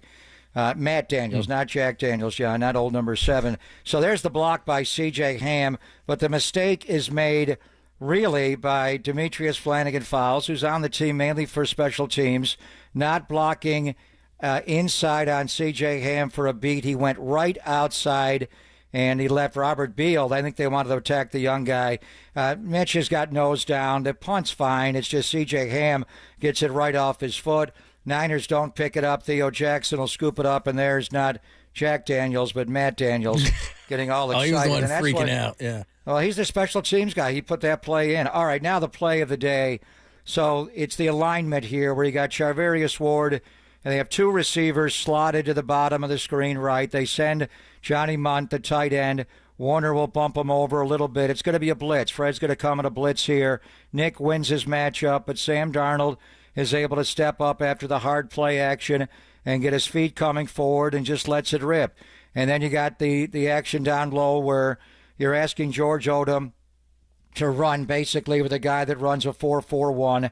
Jair Brown is influenced by the crossing route of Jalen Naylor, and we love Jair Brown, but he was the 87th overall pick in the draft because he ran a 4.65 40 like Talanoa Hufanga. And after J.J. runs right by all of them, neither safety can get him on the ground. I think the guy that has the best chance to get him on the ground is the back judge, Tyree Walton. Yeah. Look at him swivel his hips around. That guy can run. I'm not sure he can officiate, but he can run. So that was obviously a misalignment on that play. You want to see the interception by Fred Warner. This is the beauty of Fred Warner. So they're going to run Johnny Munt, 86, the tight end, in that cheater motion. Fred's going to bump out, and now he's got to pick up that action. What they're setting the illusion of here is a bubble screen to number 4, Brandon Powell, number 1 receiver on the outside, and Munt's going to block? No. They're going to go to the inside receiver here, and this is Trent Sherfield, a former 49er. So Warner has to get out on him and then come back to the middle and make a diving interception of Sam Darnold. Honestly, on the practice field against Brandon Allen, the scout team quarterback, he does this like 2 or 3 times a day. And then he pops up. Watch him hurdle Sam Darnold here. We'll go back and watch the action. So they're trying to get Fred out of the middle. That's why they motion Johnny Munt, the tight end, of that exit motion, the cheater motion, going out that way. Fred's got to pick up there because you got 3 eligibles that way. He gets out enough to take that away, reads Sam's eyes. They come back to Sherfield. Should we put him on offense, John, or make him a safety? Look at the hands on Fred Warner. Makes the pick. This is why he's juggling tennis balls with Johnny Holland during practice. He and Big Play Dre. Look at him get out and make the catch. He does this honestly. He dropped one last week and he beat himself up in practice. But look at the fingertip grip. Secure the ball all the way to the ground. Should he be playing on offense? Should we D on him? And then he pops up and he goes right over the top and jumps over Sam Darnold. Makes an absolutely amazing play. Here's the George Kittle touchdown. You want to get Blake Cashman out of the middle. Cashman's manning up on him, so they just move George in motion tight, and then they banjo it, and they're going to switch the assignment. So Cashman's got the back, J.P. Mason out of the backfield, and it's Ivan Pace Jr., number 0, who's not as good as a coverage linebacker on George. This is Y release, the tight end, the inline Y. He blocks for a beat, and then George releases out into the pattern. Pace takes the angle on the outside, got to come inside, and then he runs over the hitman, Harrison Smith, on the goal line to score the touchdown. So that's just great work. Watch it from the end zone. Alert, alert, alert. Ivan Pace will check the check. Brock, they hop the back, so that changes things. Kittle comes inside. Cashman does not have Kittle now. He has Mace in the back who will occupy him. Pace says, go get him. I got George Kittle on Y release, but do you, Ivan Pace Jr.? You're a great tackler. That's not your strength. You're already outside. You're beat. Trent will just push you by, get a block from Dominic Pooney on the hitman, and George Kittle in his 100th NFL game, or Pooney hits somebody else there, and he'll run over the hitman. George's 100th game. He has his 38th touchdown in the NFL. That was a great play. Here's some Brock Purdy interceptions here. Oh, boy. Here's a play where they're running Juszczyk. like he's Christian McCaffrey. And we often say, why don't they use him more like that? Well, the route here is not a great Texas route. Juice just kind of sits down, flattens out, and Blake Cashman here is going to read Brock's eyes. You're going over the middle again. And this is where Blake Cashman, whatever he was, a hooker, a robber, a lurker, whatever you want to call him, he screwed the game up. He tipped the ball. Metellus, after a few tips, will intercept the ball. But that's just, you don't have Christian McCaffrey to run that choice route. And Kyle Juszczyk's a hell of a good player, but he's not that player right there. And that's where they were choking off the middle of the field. Here's the touchdown that Dante was talking about, the Jalen Naylor touchdown. So they move the wide receiver in motion slightly on the goal line.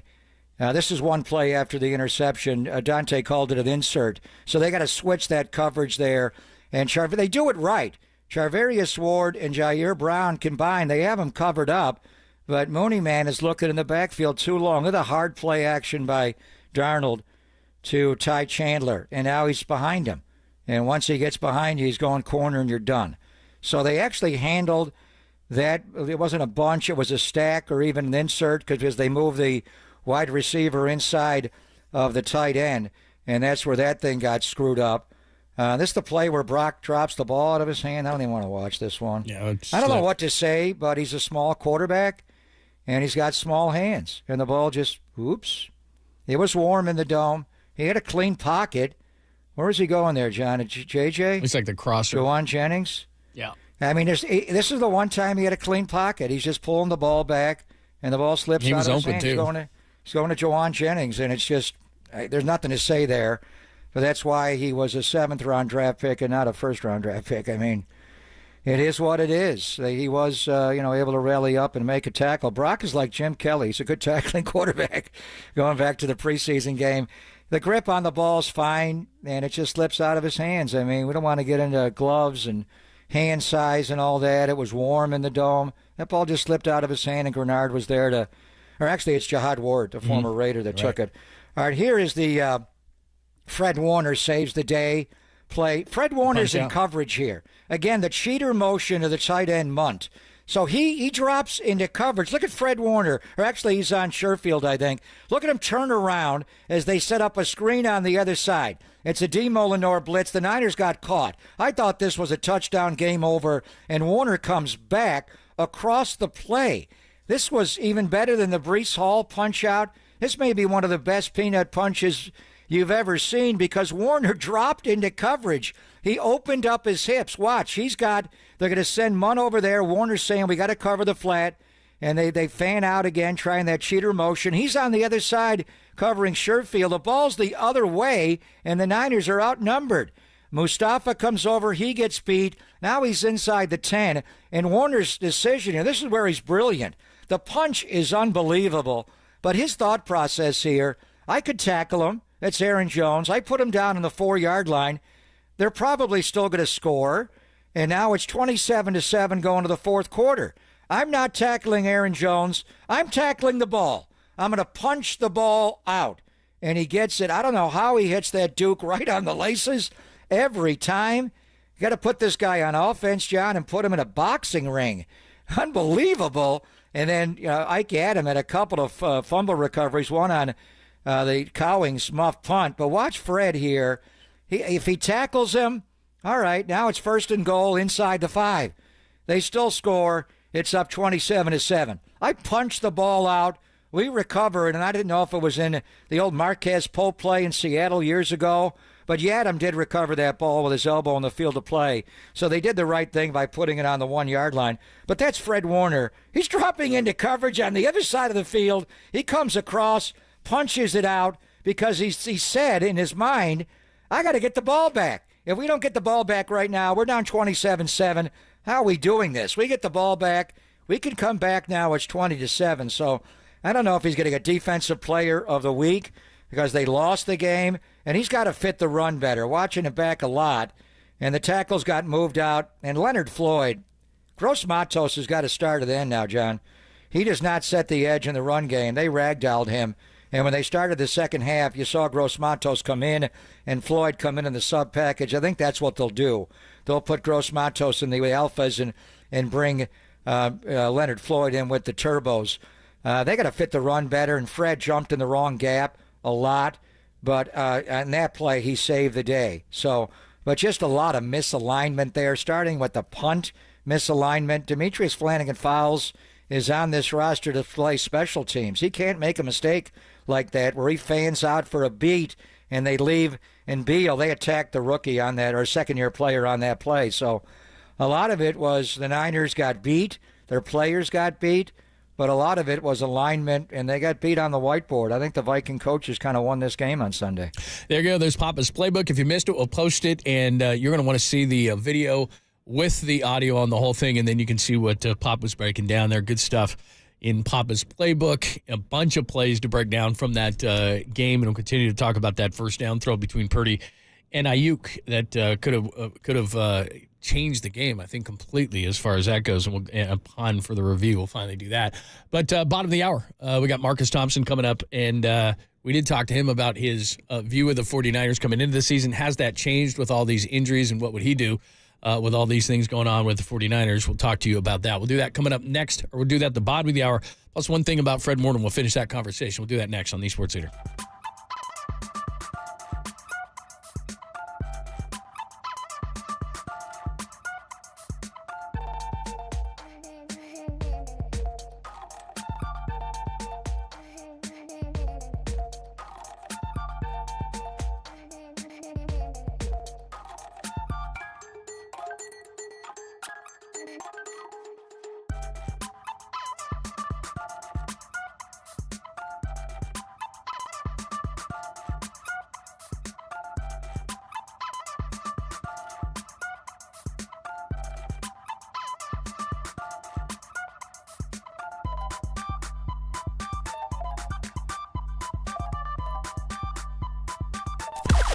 Now, from the O'Donnell Financial Group Sports Desk, learn more at ODFIGroup.com. O'Donnell Financial Group, because planning is a process, not a product. Dante Whitner, former 49ers great safety, joined the show yesterday, gave his takeaways from the 49ers Week 2 loss to the Vikes. Check out that podcast and more. KNBR app, YouTube, KNBR socials.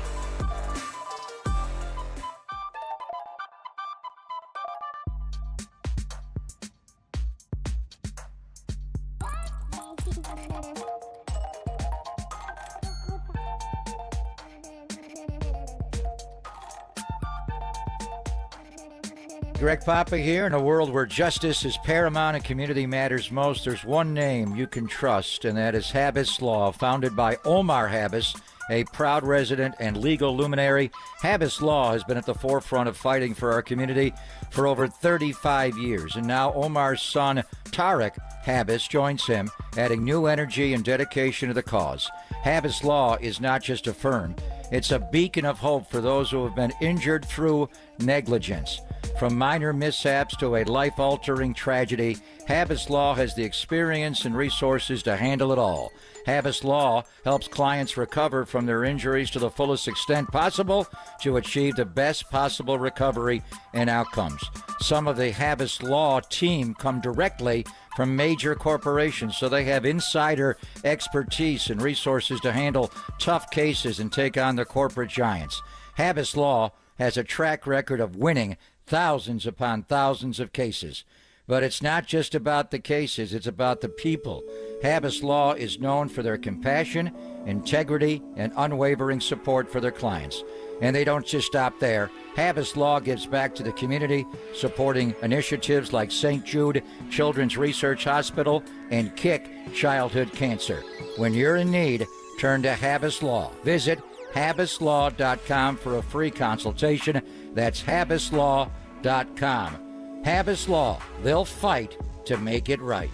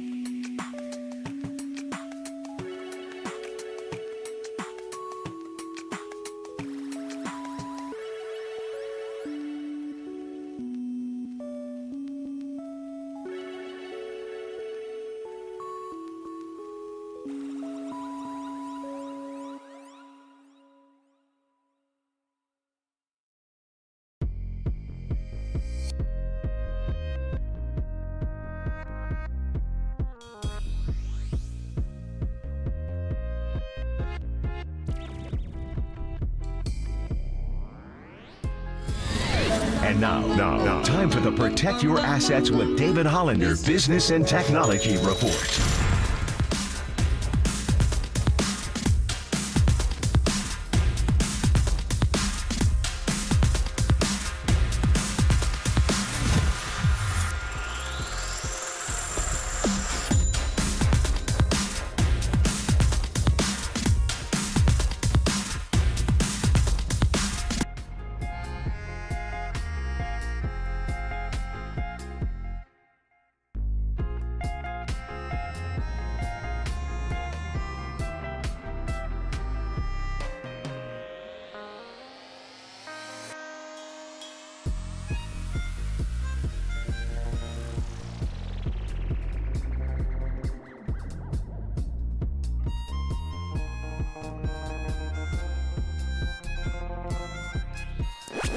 This is KNBR, and they are Papa and Lund. Listen to us here and follow us on Twitter, Instagram, and Facebook. We are KNBR 104.5 and 680, the sports leader. I know you're dancing in your car to this, at least bobbing your head. Afternoon delight portion of the show. Woo! Marcus Thompson will join us in about 5 minutes or so. By the way, when you mention Fred Warner, and this has become a hot topic because Dante said it yesterday on our show, and Robert Saleh said it earlier this week, Patrick Willis played 7 years and 6 games. This is Fred Warner's 7th year, and he's playing incredibly well. And I certainly hope no injuries. I mean, Patrick would have played longer except for the feet, but I'm not saying if he stepped off a curb, which I hope he certainly does not, that he would be in the Hall of Fame as we speak. But Warner's putting up a pretty good resume. I don't know if he's quite there yet. I would say, as far as the pure speed element of the game, I mean, honestly, you could make him. He was at BYU. He was a hybrid player. He could play in the slot. His ability to run. There was a play where Aaron Jones went out wide, and they ran a crossing route underneath, and he dove across the whole formation, knocked the ball away. He got beat by Travis Kelce in the Super Bowl in a big play, but went right after they got it down deep on the goal line and they tried to win before the end of regulation. He man-matched Travis Kelce. Patrick Willis was the best ever. I mean, Brian Urlacher was so good as a Mike linebacker that could run in the middle of a Tampa 2, but Willis took it to a whole different level. Fred doesn't run like Willis as far as straight line speed, but the speed element of playing linebacker, dropping into coverage, all the plays we detail where they have that exit cheater motion and he has to jump out and pick up Sherfield and jump back inside and intercept the ball when he runs the alley on a toss sweep. It's just unbelievable, his speed, where he's not a big, huge linebacker. He's big enough where he's not Patrick Willis in scraping from sideline to sideline. And Willis never was a Mike linebacker in a 3-4, John, or a 4-3. He always played in a 3-4. He always had either TKO or Navarro Bowman next to him. Fred can run, in the middle. A lot of times he's the only linebacker out there when they run a 4-1-6. He doesn't scrape.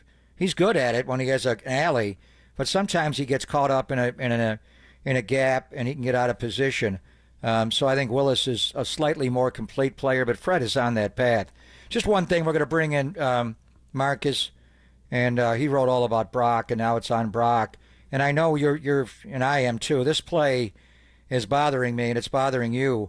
The 1st and goal from the 4-yard line. We've run it a couple of times. I wish we put it in the playbook and broke it down. And it's just the one to Aiyuk, and we'll show it again. It's just, I think it speaks to the timing being off between Aiyuk and Brock. Yep. And I wonder, everything is timed up, so it just did not arrive at the right moment. The ball's on just inside the right hash mark. So it's the signature fake stretch right, keep and boot game coming left the other way. And it's just Brock has to wait. He has to clear that end. And then Aiyuk's already there and gone. Maybe Aiyuk needs to block for just a beat to time that up a little better. They never made those kind of mistakes before. It was always in great synchronicity. Brock would throw when Aiyuk was still in the stem of his route. He would do it over and over again.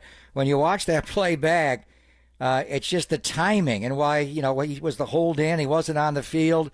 He didn't start throwing to Brandon until Labor Day weekend. there's just a nanosecond off in that keep game, the boot coming the other way, where Aiyuk is just there too early. And I think, maybe he needs to block for a beat, just a beat to time it up to get there. That's the stuff they got to iron out, John. Minus McCaffrey and now minus Deebo. Brock Purdy and Brandon Aiyuk were the most efficient pitch and catch combination in the NFL last year. They got to get it locked and loaded. They can't miss that throw because that is a touchdown. Yeah, exactly. And whatever, however we're going to look at it, whether it's on Brock or it's on Brandon or a little bit of both, in the NFL, as they say, that's WAO. That's wide ass open. I mean, you've got to hit that play. And I agree with you. And I'm like, look, Brandon had to get his money. I get it. But that is one of those things because Brandon's open for about 5 steps. Purdy maybe could throw it before the end or after. Maybe it's too late. Whatever the case may be, and who's ever to blame, that's a play where I'm sure that Kyle and Brock and the whole offense went over and said, we cannot miss this play because, again, to let people know the situation, yeah, they got stopped on 4th down there, and then 2 plays after that, it was the Jefferson play. But that was the play on 1st down that they had to hit. That was a touchdown. You're up 7-3. The Jefferson play never happens. That's a 14-point swing in a game that you lost by 6 points. I mean, you've got to hit that throw. Bottom line. Plays designed because they take Juwan Jennings runs a route to take Byron Murphy away. It's Aiyuk against Cam Bynum, who's a really good player. Great tackler. He intercepted Brock twice. I think looking back on it, you'd want Aiyuk to run, and we'll talk about it more during the football hour, at Bynum just a little bit to get into his body, and then just delay go into the back corner of the end zone a beat. If he just waits a beat, he's there, and it all time's up, and it's Aiyuk is on fire. All right, let's talk to Marcus Thompson about it. Wrote about Brock Purdy, and the big question of the day across the board is, what do they do now? Already CMC out, already Purcell out, already Elijah Mitchell out, and now add Deebo to the list. We'll talk about it with Marcus next on the Sports Leader.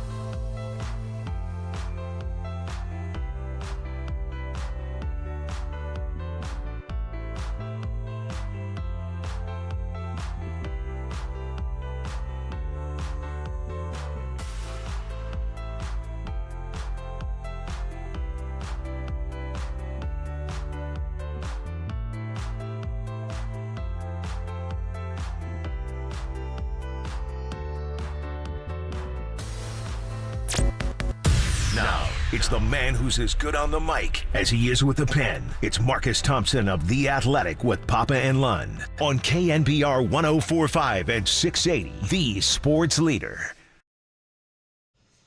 Marcus Thompson momentarily. We'll talk Brock Purdy and what the Niners do without Deebo. Add that to the list of guys missing on offense. Pop and Lund proudly sponsored, I'm sure, by Redwood Credit Union, offering auto loans with competitive rates and personalized service because your journey matters. Redwood Credit Union, for all that you love. While we're waiting for Marcus, just big picture on the NFC, and you and I talked about this yesterday. The Rams, a lot of injuries. Now we're 0-2. The Lions lose to the Bucks. Cowboys blown out by the Saints. The Saints might be the real deal. And now the Eagles losing to the Falcons. Man, slow down, man. The NFC South might be something. And Kirk Cousins, who wasn't great in week number one, authored a great just boom, boom, boom, boom, boom. And then Jalen Hurts tried to answer, and they were only about, 12, 15 yards away from giving their kicker. They got a great kicker a chance, but then Jalen Hurts threw that interception. And we've talked about Jalen Hurts a lot. He just hasn't been the same guy. That was an ill-advised throw when you're that close. So the NFC, break up the NFC South with the Bucks beating the Lions and the Falcons beating the Eagles and the Saints blowing out the Cowboys. Jalen Hurts' line, 23 of 30. He did throw the pick you mentioned. He also hit Devontae, the Slim Reaper, in the back of the end zone for a touchdown. You take the late pick away, his QB rating was really good. It reminded me of a game Kaepernick had years ago. I think he was 15-16. And I was like, what did I watch? He didn't play like that at all. And Jalen Hurts, at one point, I think it was 22 out of 27 or something. I didn't see it. He looks completely indecisive. He holds the ball too long. He misses open receivers. The guy can run. He had 85 yards rushing, and that, the tush push, even without Kelsey, is a weapon when they get into any, down and distance third or any distance where they're within a yard or two. He's just, and they push him for, he just can't stop that play. I wonder why other teams don't do it. I was not impressed with their offense. They controlled the game. Atlanta got Cousins under center, opened the game with the outside zone, but he can't move at all. He's right on the midline. And for them to allow him to run that 2-minute drill at the end of the game to win the game and didn't get any pressure on him, their defense, they got a lot of youth in that defense. And the C.J. Gardner-Johnson stuff on fourth down, he clearly took his helmet off. I don't know what they were watching there. That's not subject to review, but the game officials just kind of ignored it. And then Sirianni, their head coach, who he never called plays. He didn't call plays before, and he doesn't call them now. Just his game management at the end on the 3rd and 3, and you're going to blame it on Saquon? Yeah, he's got great hands. It's a hard play. I'm not even sure he gets the first down. Their two safeties, starting with Justin Simmons, were coming up. They could easily lay a hat on the ball and knock it loose or cause a fumble. Run the ball. Run the clock down. I don't get that. What are you doing? And then even if they, at 3rd and 3, run it. That's why Barkley's there, or tush push it. And then, 4th down, I'd kick the field goal. Younghoe Koo can tie you, but at least he ties you. They don't beat you. I mean, to throw on the 3rd and 3 and have it one of the options is it can fall incomplete. If it does, you just gave them 40 seconds. What are you doing? And then they kicked the chippy, but they still got beat. I'm not impressed with Philadelphia. I don't think their quarterback can read a defense. He still struggles. They got to get the RPO game out of their offense, John. They commit a violation, illegal man downfield, every time they run that play. It's not the college rule. So they still a heavy RPO because that's all he can do. And then their defense is young and attackable, and their coach just kicks too many games. For a while I was thinking, is Philadelphia's going to win this game because Atlanta's just not ready? Now I don't know. And ultimately Atlanta could get the quarterback healthy, and Bichon's a great player. But, wow, what a weird game that was. And just Nick Sirianni, I guarantee you Kyle Shanahan runs that ball on 3rd down and takes the clock down to under a minute. To give them the ball back with 1:39 to play when they can go the length of the field to beat you, what are you doing there? Yeah. You see too many teams doing that kind of stuff, and so Philly loses 22-21 in a game they could have and probably should have had. Barkley does drop that ball that gets a lot of the attention, but Kirk Cousins coming back the way that he did, and Hurts throwing that interception. He just hasn't been the same over the last couple of years. All right, it is our honor, as always, to talk to our good friend Marcus Thompson. He joins us courtesy of the Uma Guest Line, the latest piece on Brock Purdy. And the big question is, now with Deebo out, what happens with the 49ers offense? How do they survive this for a few weeks? Again, you're not going to get any sympathy from the Rams because they have a ton of injuries. Marcus joins us courtesy of the UMA guest line. What's happening? How are you? Are you guys letting Saquon Barkley off the hook over there? No, man. He should have had that ball. That ball. Come on, man. Got to catch that ball. Okay. But when you call that play, there is a possibility that the ball gets dropped and the clock stops. Why are you throwing the ball in that situation? Because you got to be a gangster about it. You can't be scared. You can't worry about what might happen wrong. You got to go with what's going to happen Really? You don't take a drop into consideration? And he does got to. Philadelphia looks beatable, don't they? You got to run that. Oh, no question. They are definitely vulnerable. Especially, like, here's where I really question it. I mean, it was a good throw by Jalen Hurts, but he could not make a good throw, too, which is where you kind of got to consider that. So you obviously got to run the ball, but it was executed to perfection. He made a good throw, and Saquon Barkley. Wow, unbelievable. But I agree with you. I'm actually messing with you. You got to run the ball. The clock is the play right there. Yeah, and, I think Brock is better than Jalen Hurts. He's better than Jared Goff. He's better than a lot of these quarterbacks. But not having McCaffrey, not having Deebo, two of the really cool toys that they have in the offense among the eligibles, and you wrote about it, they're all going to line up. All those detractors that say that Brock is just a system quarterback and a Shanahan clone and just does whatever Kyle says. I mean, is this really where Brock Purdy, we're talking about his contract and going from 0 to 60 this year. Is this where he's going to earn his money in the next couple of weeks or longer, Marcus? I don't know if he can earn it here, but he could lose it here, right? And look, in the end, if he produces in the playoffs, it probably doesn't matter much. But if he produces in the playoffs and they've got this loaded roster, there will be a conversation. And we know how John Lynch is and Kyle Shanahan when it comes to negotiating, right? If you could look at Trent Williams and be like, hey, I don't think he works that much. What they're gonna say to Brock Purdy. So there is a bit of like, how does this work out? The bottom line is they went 0-3 last year without, when he didn't have the full set, of people. And if you count the times where Deebo did play in the Rams game and left early, like there's some smoke here. That's why Brock, it's time to show him. Like, he's got to do this. And the internet's already going crazy about, you're about to find out the real Brock, et cetera, et cetera. It's tough to lose two players like that. But in the modern day and age, you could probably blame this on Steph Curry. It's a lot about how you do with the least. It's like, can you struggle well? Can you do it without much? And that's what people respect the most. And Brock is, a silver spoon quarterback in that way. Yeah, I mean, look, I don't know if people care about this, but he's been criticized with these great players, and they say that because of Kyle and all these weapons, that's why he is who he is. And so now, like you said, you don't have Deebo, you don't have CMC, you've got to make do, and that it hurts to not have Ricky Pearsall too. It hurts to not have Elijah Mitchell, but you know what? They do have Mason, they do have Kittle, they do have Aiyuk. I mean, he's got enough weapons to succeed. Yeah, there's no question about it. And other quarterbacks do with less. And the thing about Brock is he does make a lot of plays. This really, in many ways, just come down to making plays at the right moments. Like, he makes, even when he's got this great complement of receivers, he's still doing a lot. And I do think that tends to get lost in the kind of weird discussion we have about this.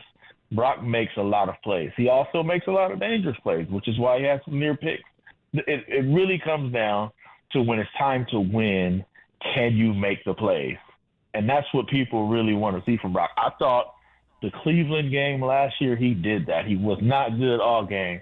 But, man, fourth quarter, he leads the drive. He puts them in position, and Moody misses the field goal. This is a whole different conversation, I think, when we're talking about that. He's got some of that in him. They're going to need it, you would think. And that probably maybe not so, right? This could be one of those spots where they go blow these teams out. It's like, it was the Rams and the Cardinals and the Patriots. That was nothing. That's probably going to happen with Brock anyway, but it would be nice to see him kind of take this moment to say, all right, this is on me. This is not on the scheme or the other talent. In the Cleveland game, Deebo got hurt literally on the first play of the game with a hairline fracture in the scapula, and Trent Williams got hurt, and McCaffrey got hurt in that game with the oblique and another body part. And so now, for at least, and for Christian, it's going to be 3 more games, and it could be longer, and Deebo at least a couple of weeks, could be longer. But I want to ask you about McCaffrey, because when we heard calf injury going back to training camp. I guess we're just conditioned because of KD in 2019 to go, damn, calf? Where is it on the calf? Is it low calf? And then they did include the Achilles on the injury report in addition to the calf, and now it's Achilles tendonitis. So just going back in time with Kevin Durant, I don't think they ever used the term Achilles tendonitis. And I do recall Celebrini and Dr. Celebrini and Steve, before they played him in Game 5 on June the 10th of 2019 in Toronto, saying there's no concern about his Achilles tendon. This is strictly in the calf. And then, boom, he's, faces up, Serge Ibaka, and blows the Achilles out. Just take me back to Durant. Were you as concerned as I was? And what do the Warriors say about the calf injury resulting in the possibility of a ruptured Achilles tendon, which, of course, unfortunately happened? To be honest, I really wasn't. I didn't make that connection. I think you were one of the few people who did, if I remember correctly, because I'm like, hey, well, it makes sense. Did a whole radio show on it. Talked about it all day. Yeah, I remember that. I remember that. But so that's where I was like, maybe there is something to this, because they were so adamant about just the calf. But I don't know if people remember, it happened against Houston, and that I learned this from Kobe. When Kobe went towards Achilles against the Warriors back in, I think, 2014 or 13. And when you turn around, when that player turned around and looked like something hit him but nothing's there, that's always Achilles. And that's exactly what happened with KD. He was running up court, he turned, like something hit him in the back of the leg and nothing was there. So the initial thought was Achilles. That's what I learned from Kobe. And then they saying calf. I think in hindsight, especially now what we learned about it, there is a connection.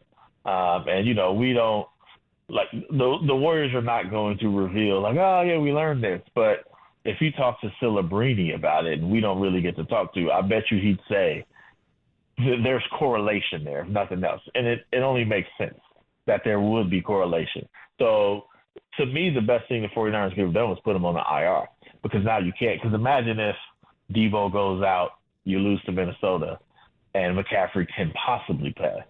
Like, he might be pushing the play. They might be pushing the play because you don't want to go down 1-2. So the best thing they could have done is preserve that. But it's too serious, and you're out. It's not like you can come back and whatever. I mean, Aaron Rodgers tried to pull the wool over our eyes. Like, I might come back, but he wasn't coming back. Like, that's over. And that was week 1. So if this happens at any point, there's your Super Bowl. By most thoughts, if you don't have McCaffrey, you're not as good. If you're not as good, you're probably not going to win the Super Bowl. So, like, this is major stakes. I remember watching. We snuck up into the rafters, Papa. We were in what was it called? It wasn't Air Canada Center. It was Scotiabank Arena. Oh, there you go. They were working out KD. Yeah. They were working out KD, and me and Anthony Slater snuck up to the rafters after practice to watch him. In the gondola? In the gondola where the organ is? Yes, we were up there. We were holding out, like, just like peeking, and he looked really good. They were working out. He looked really good. It was like, oh, he's playing. And, KD goes hard. Like, he looked like he was ready to play. And it was like a quarter in, it popped. So then it's like, if he looks good, and they were worried about his calf, and he finally gets to the point where he can play, and he looks like he could play, and he wants to play, and then the result is an Achilles. It just shows, like, man, how can you ever be sure in that sense? Because there was nobody who waited longer than they did, even to the point where people were like, yo, why isn't he playing? Right at first. Remember, that was a sentiment at first, like, hey, why is he not playing? Man, he should be out here. But if that was the end result, you can't not look at a calf and wonder if your Achilles is going to rupture. Marcus Thompson joining us talking about the latest calf injury to Christian McCaffrey. Obviously, calf injury now to Deebo Samuel. So we talked before the season. This is what we think is going to happen. It does seem the 49ers, maybe not to this extent, but they go through these injuries, and then at the end of the season, they miraculously get healthy. They make a run. Maybe that's just happening earlier, or maybe you alter your expectations. How do you look at this? Is this just what they go through? It's an NFL season. Guys get injured. They'll be fine. Or is this something that you look at this thing and go, man, maybe this is just going to be almost like 2020, where after that Super Bowl, they had all the injuries and went 6-10. How do you view this? I mean, it's hard not to view the latter, right? Like, where it's like, some years you just don't have it. Right. It's just so difficult to do it again. And you almost forget how much it takes to do it the first time. Like, that's a lot. Don't forget, you lost Dre Greenlaw in the Super Bowl, right? That's a major loss. So just the toll of that ends up being a lot. Now you got to turn around and do it again. It just shows how hard it is. I think it's different now because they're so deep, right? They have so much depth at so many positions that, I mean, obviously there are some players, you lose Nick Bosa, you're done, right? Like that's how it works. And Christian McCaffrey might be one of those players. You lose him for the year, you're done. But in most positions, they have like places to go in back of it. So if you got Brock and you got Bosa and you got, a playmaker or a couple playmakers, they will be formidable. To me, they just got to hold on. You knew this was coming in some form or fashion. If it wasn't injuries, it's contracts. If it wasn't contracts, it's just poor play, right? Somebody's going to struggle. Somebody's going to have a tough year. Like that's just a part of trying to get back. It happens, right? The question is, can they hold it together? I do think they're equipped enough to survive some difficulty and in the end still be the best team in the NFC as long as they're healthy. They just have to be healthy at the end of the year. You see the video of Braden Pojemski, Pods, hitting a home run in Oracle Park? You know who called that? Raymond Ritter. Raymond Ritter called that before it happened. Yeah, he was like, he's going to hit out the park. I was like, yeah, that sounds cute. I know he's good at baseball, but that's cute. And then he did it. I was like, yo, Todd says he could play pro baseball if he wanted to. I believe him after that. It's pretty impressive. Maybe we should stop doubting him, right? Maybe Why doesn't he play for both teams? Can he play for the Giants and the Warriors? What position would he play? First base, outfield? In baseball? Nah, it's too much action. You need to go outfield. You need to be able to chill a little bit. I don't know if you want him in the field, like taking ground balls and, dive in lefty, John? He's a lefty hitter. Yeah, he was a lefty. Yeah. He's a lefty hitter. Does he throw lefty? I don't know that. But Play him at first base until Eldridge. He was wearing Chapman's 26. I know that. And he was hitting lefty. Yeah. I mean, it's kind of set up, though, to walk down the street, like play a day game at Oracle's and walk down away. The street. Jeez, he could do both. Dion used to take helicopters. Follow him as he jogs. He could just jog. Dion the did it. Yeah, Dion took a helicopter. Just you don't even need to do that. Right down the road, man. Take a pedicab. Yeah. You can take one of those scooters. Matter of fact, you can just go at halftime, be like, he could play hoop, and then if it's a night game, be like, hey, you up next. And you can just sub out, run down there, hit the on-deck circle. You know what I'm saying? Joe LeCobb is saying right now, no effing way. Exactly. I would have traded your ass for marketing. You're not playing baseball. All right, man. hey, good to catch up with you.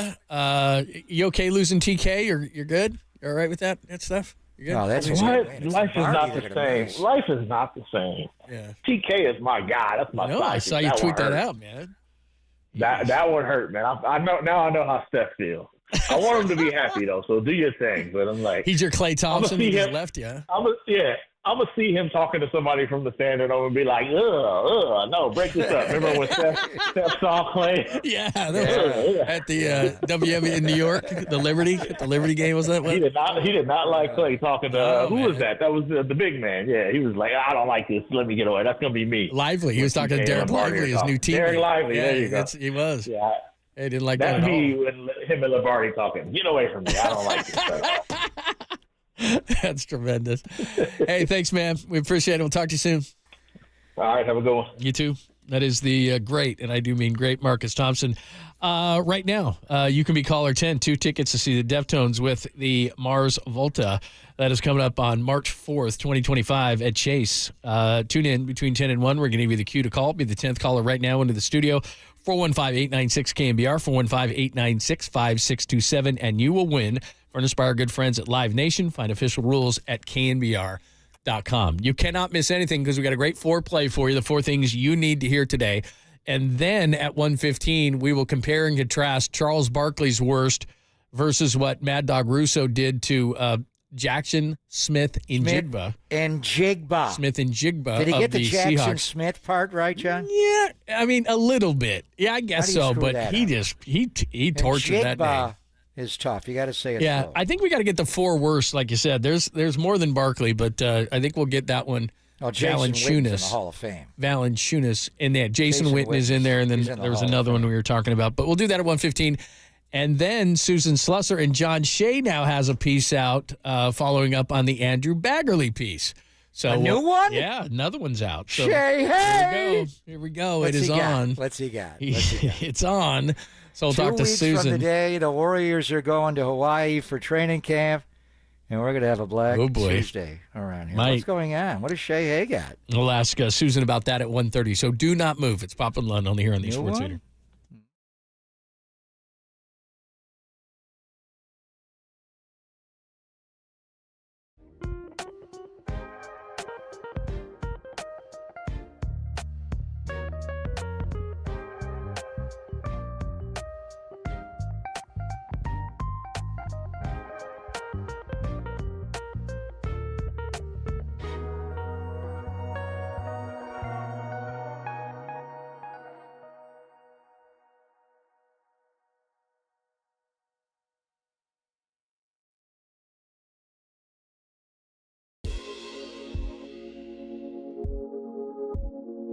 Greg Papa inviting you to take part in the Laser Eye Center of Silicon Valley's free live CLR webinar this Friday at noon. It's a great opportunity for you to find all about everything that you need to know about custom lens replacement. At the webinar, the doctors will answer any questions you might have, like what's the difference between CLR, custom lens replacement, and LASIK. I've had both, and CLR worked on me, but you may not be a candidate for CLR. Maybe LASIK is the way to go. They'll tell you if you're a good candidate for one or the other, a better candidate. What's the cost of the procedure?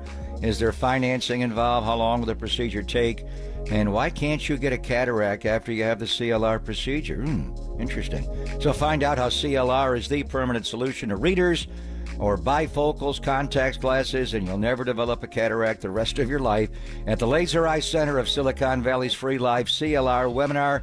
That is this Friday at noon. Space will be limited, so register now at lasereyeclr.com. That's lasereyeclr.com.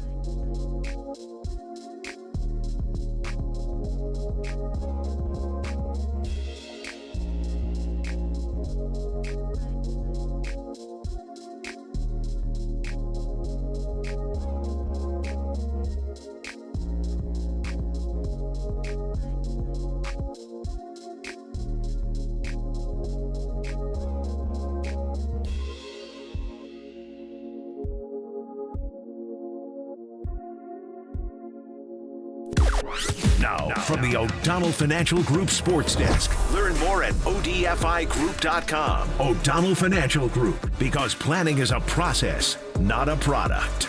Brent Jones, lovely. That's a good drop. I'm going to go back to it. Lovely. Joined Copes and JD, who was in for Tommy yesterday. Gave his thoughts on the 49ers loss to the Vikings. Check out that podcast and more on the KNBR app, YouTube, and KNBR Social.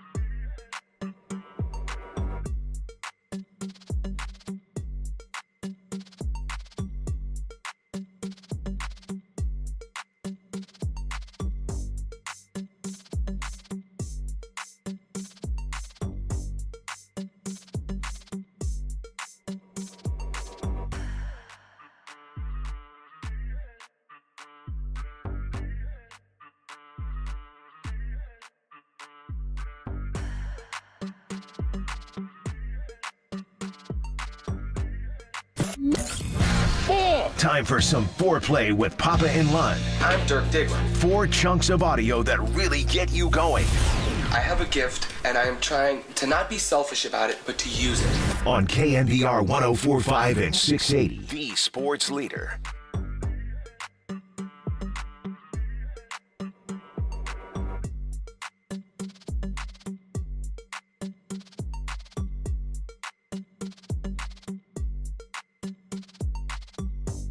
Hello, friends. Pop and Lund on KNBR AM and FM San Francisco, the sports leader, a Cumulus Media Station. We have a fine hour for you before Copes takes us to Giants baseball at 2:35. We got a couple of Mike Shanahan's. I combined Mike Silver and Kyle Shanahan there, not Mike Shanahan, because I was looking at Silver's cut. So we got a couple of from Kyle, one from Silver, and one from Kyle Juszczyk this morning. So we'll give you that. And then 115, who did it worse? Mad Dog Russo with Jackson, Smith, and Jigba, the wide receiver for the Seahawks. Did he do it worse than Valanciunas, Barkley, or Jason Witten when he was talking about Ubicom? And then, or how about Kendrick Perkins, our very own Moses Moody on draft night? So those are your 4. What time is Susan Slusser? 1:30. Oh, boy. Farhan. This is... I don't think he's surviving this. Yeah, I don't think he's surviving 2 weeks this. from today, and we ask Susan every day, the last 2 weeks she's been on, what do you think of the possibility? She said, no. Things can change. It is, we wondered why things are getting leaked out. Now we're wondering, no one. There's not one quote from anybody in the Giant organization. You got to read the Sean Shea column defending Farhan at all. There is not one. No one's got his back here. So he is on the hot seat. Are you kidding me? Interesting. He's in Fuego right now. All right, we'll get to that at 1:30. Who did it worse at 1:15? And we've got a foreplay right now, so let's do that. Let's start with number 1 on the list. Let me see here. I've got scribbles all over the place. Oh, here is Kyle Shanahan. This was after our show yesterday with the injury update, the surprise injury update on Deebo Samuel. He's out. Injuries from the game, just one new one. Deebo ended up having a calf strain. He'll probably miss a couple weeks. Did Deebo get hurt at a particular point in the game, or is this just one of those things that kind of popped up overnight? No, he told me he thinks he did it on that when he caught, I think it was like the third last play. They had a blitz down in the red zone. He caught the hot route breaking in. He says he thinks he did it on that play. I think there was only like 2 or 3 plays after that play, though. All right, so when it happened late in the game, you could see that he limped off on that play. That was Nick Wagner asking the question. Our friend from ESPN does a great job covering the Niners. But how surprised were you? I mean, you said that you obviously saw him limping a little bit, and then you saw him on the plane or whatever. But I didn't think it was going to be like that. Well, I knew he was compromised at the end, but you never know. So we'd have to go back and watch the play. And he was tackled and he was kind of wrenched. And then the play where Van Ginkel tipped it up in the air on the behind the line of scrimmage pass, he was reaching for it. I thought it was more of an ankle, but when we were talking to Marcus Thompson about Durant and McCaffrey, not all calf injuries are the same. When you mentioned calf, I immediately went, whoa. Are we looking at another calf Achilles? Right. I don't think so in this situation because with Durant, it was a non-contact injury. And I remember when he went up on the right baseline in the Western Finals and stuck that jumper and went back on defense and went down and reached for his Achilles. People in the suite that night at Old Oracle Arena remember my reaction. I threw my pen and I stormed out. I said, he just tore his Achilles tendon. He's done. And he did not. They said calf injury, and I went, whoa. So my mind was always on the Achilles because I thought he did it, 5 weeks earlier than he wound up doing it. I don't know how McCaffrey hurt himself, but with Christians, it's different. I don't think Deebo's is that way. I think he either got kicked or rolled up on, and it's a calf strain, but I don't know. So we got to worry about, we're already concerned about McCaffrey's calf, and it already's become Achilles tendonitis, John. I didn't put that together because of the nature of how he got hit. I thought it was just he strained his calf, and he's got big, thick calves, and he's got soft tissue injuries, and that's Deebo. We don't have to worry about him and the Achilles when he comes back, do we? I know. That was the first thing I thought. No, not another calf injury. So we shall see, but we know that he is going to be out for a little bit. Let's go to number 2 on the list. Here's Kyle Juszczyk this morning. He was on with Murph and Marcus as the 49ers Player of the Week. Asked if Brock Purdy is ready to play without CMC, Deebo, and the rest. Luckily, I think Brock truly is one of the best at blocking out the noise. And I think a lot of that is just, staying off social media. That's just the world that we live in now. There's so much, unfortunately, there's so much negativity on social media, even when you're doing well. There's always people trying to poke holes in your game. So for him, I think it's always important, staying off of that. But I think Brock, he gets his confidence in his teammates and how supportive we are to him and to his face. And we'll tell him, how much we believe in him. And we'll go out there and we'll prove it, And I think that's kind of what he can lean on here going forward, without Deebo and Christian is, seeing, okay, you don't have, those 2 elite guys. You still got Brandon Aiyuk, you got George Kittle, you got Juwan Jennings, you got myself, JP. Like, there's still a lot of weapons on this offense, a lot of, tools in the tool shed. So I think Brock's going to handle that just fine. Now, I know we're going to focus on the guys that are missing, and they're great players, but I do believe Brock has enough, that Kyle Juszczyk just said. Yeah, I mean, and Brock views himself as a point guard and get the ball in the playmaker's hands, but those are 2 big playmakers. They're yak bros. So we'll see where it all goes. And I love Juice, but we're throwing the ball to the fullback too much. I thought, get the ball to the fullback more. They're finally going to cover him now with all that stuff. That's enough. And he's not Christian McCaffrey, but he is a hell of a good player. So, Chatty, what is Juice going to do when he's done? He'll be a broadcaster, you think? Oh, yeah. Absolutely. I think he went to Harvard, so maybe he'd have to be on there. How many fullbacks have become game analysts?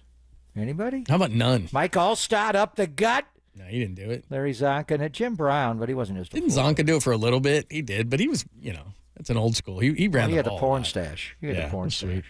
Here's Kyle once again. Let's get it back to him. And this is where there's some confusion here. Brandon Aiyuk didn't say he was 85%. He said he was only playing in 85% of the plays. Here's Kyle straightening it out. No, I think BA looks 100%. I think what he meant is he's playing about 85% of what he usually plays. But just in terms of him running stuff and health, he's 100%. I think he's getting like 85% of the playing time. He was open a lot. He had 37 routes run. He had 5 targets. And like you said earlier, you've got to look at where Brock was looking, where the reads were. But I know this. When they go back over the film, they're going to say, okay, Brandon Aiyuk was open.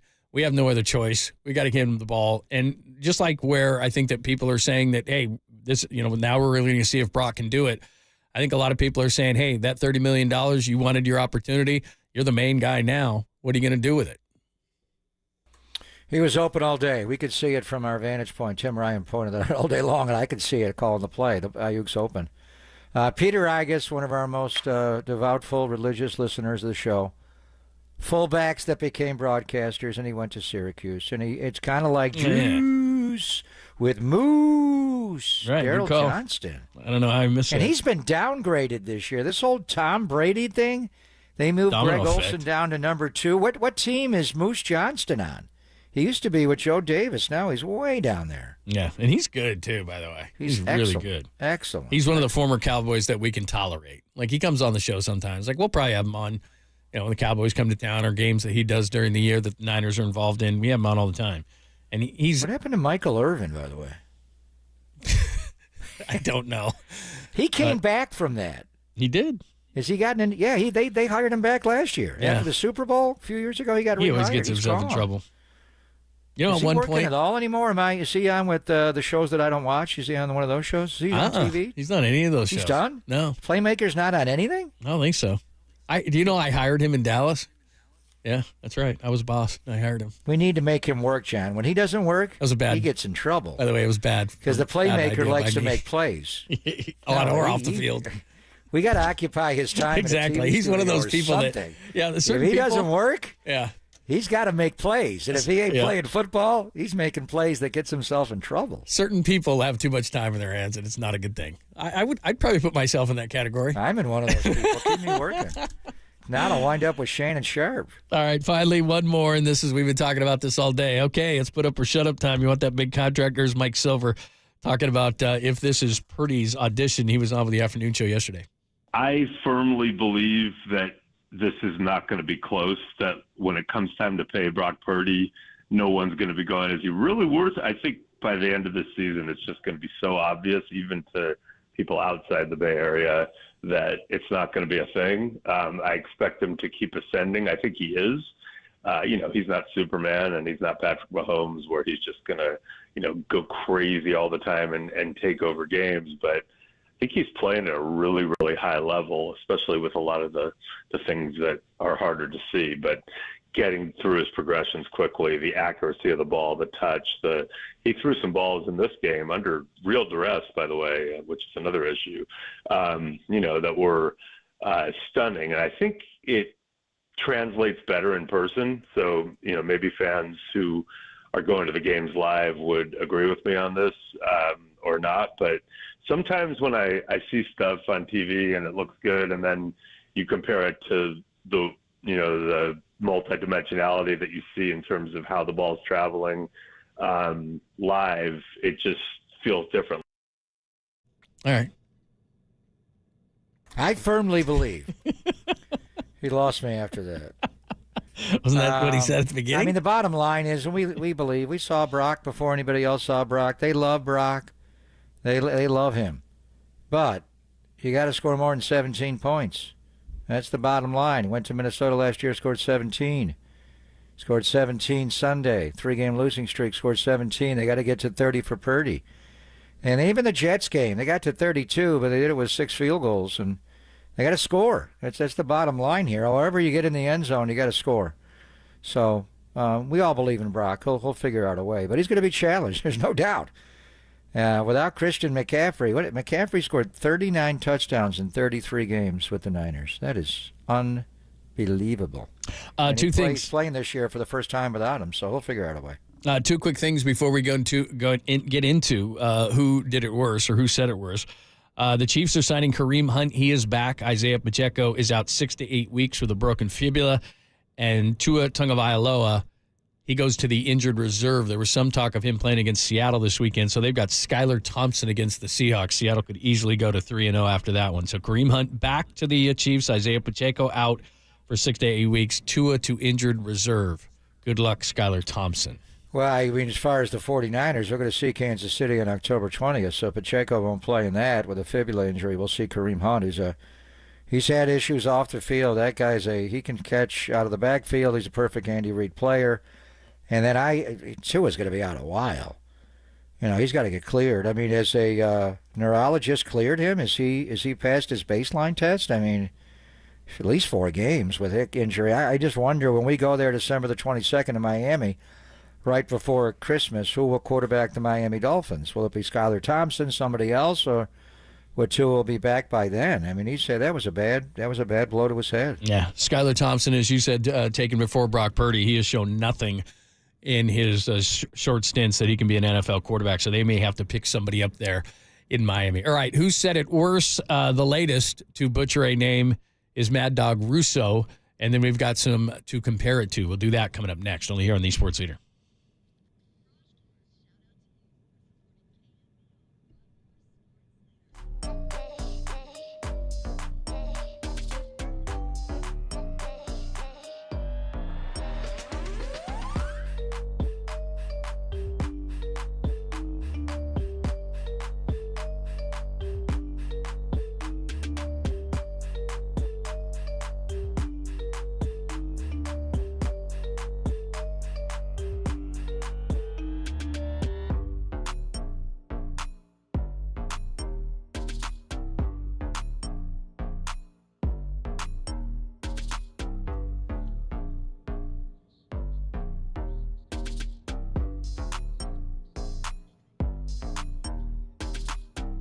It was great to talk to our good friend Steve Moskowitz. He has the answers to all of your tax issues, even when it keeps you up at night, like unfiled tax returns. What do people do, Steve? Call us. Don't make the mistake of sticking your head in the sand and waiting for one of these newly hired IRS agents to come knocking on your door. ruining your life, your business, your marriage. It doesn't have to be. What if you don't have the money to pay the taxes and that's why you're not filing? No problem. We want to make a deal for you with the IRS. What if you don't have your records? No problem. We'll get all the records the IRS and state has on you. What if you have all your records, but you keep them in a trash bag in your garage? No problem. We have a whole bookkeeping department to put that together for you. The bottom line is there is no good excuse for not filing the return. That can get you in so much trouble. And there's so many good reasons to let us fix this for you. Just think about it. You can get this monkey off of your back. You don't have to worry about this tax problem. Let us take this tax problem away from you. The only thing you have to do is call for your free consultation. Say, hey, Steve, how are you going to get me out of this mess? Real simple. All you do is call. Steve just told you, hi, Steve, how do you get me out of this mess?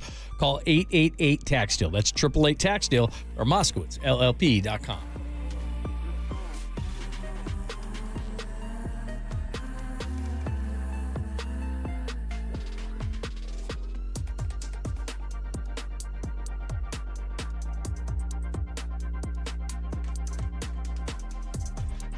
Now, from the O'Donnell Financial Group Sports Desk, learn more at ODFIGroup.com. O'Donnell Financial Group, because planning is a process, not a product. Dante Whitner, former 49ers great safety, joined the show yesterday, gave his takeaways from the 49ers Week 2 loss to the Vikes. Check out that podcast and more. KNBR app, YouTube, KNBR socials.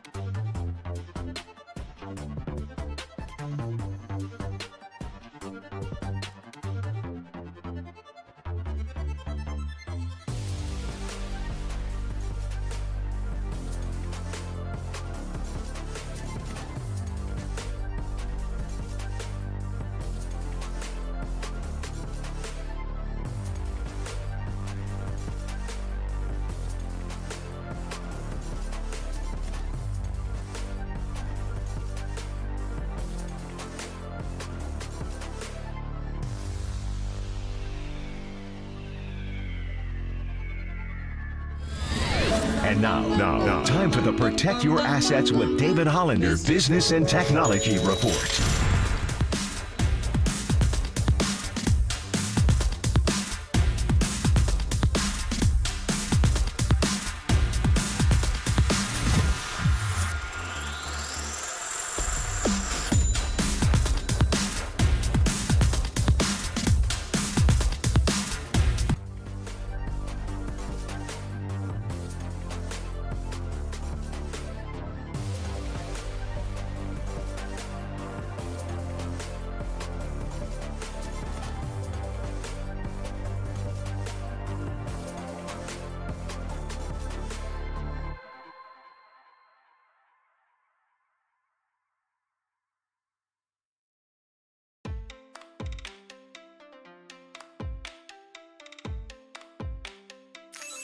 The Papa and Lund Show now continues. Follow us on Twitter at KNBR. This is KNBR 104.5 and 680, the sports leader.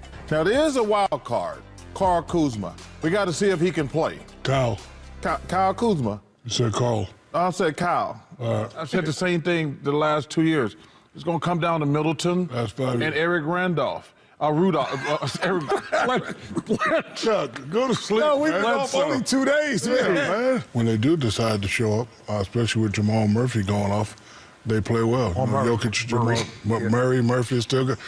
It's still got an MUR in it, so that's all that matters. Still not a household name to Shaq. All right, so look, all names are not easy to pronounce. I screw up my share. There's no question about it. Murphy? Yeah. Murray? Yeah, you know. Are those hard? But Matt Dog Russo added one to the list this morning. So here's what we're going to do. You can hit us up on the text line, the Golden State Lumber and Building Materials text line, and we'll add them up this way. You can call the show, whatever you want to do, however you want to connect to the show. You can hit me up on Twitter, X, whatever the case may be. But you can vote in which order that you put these screw-ups in. So we got Charles Barkley trying to say Valanciunas. We got the classic Witten, Jason Witten, on Monday Night Football with his nice rug on his head, the raccoon on his head, talking about Samson Ebukam, which is a challenge. Now of the Indianapolis Colts. Yes, and we also have our friend Kendrick Perkins. Moses Moody seems pretty easy to me, but on draft night it was not easy for Kendrick Perkins. And then we'll give you the last one, which is Christopher Russo. We're saving that for last? Yeah, Jack. Well, it's new, and so maybe a lot of people hadn't heard it. I like this. Jackson Save Smith the best for last. in Jigba. I haven't heard it. Jackson Smith and Jigba, the wide receiver of the Seahawks. So in which order would you put these flubs? So we'll start with Jason Witten just because this is the old classic.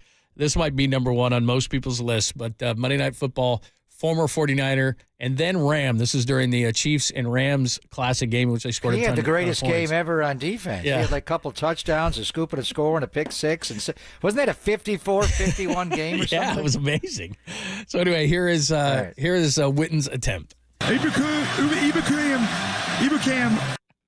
Yeah, that's going to be hard to beat.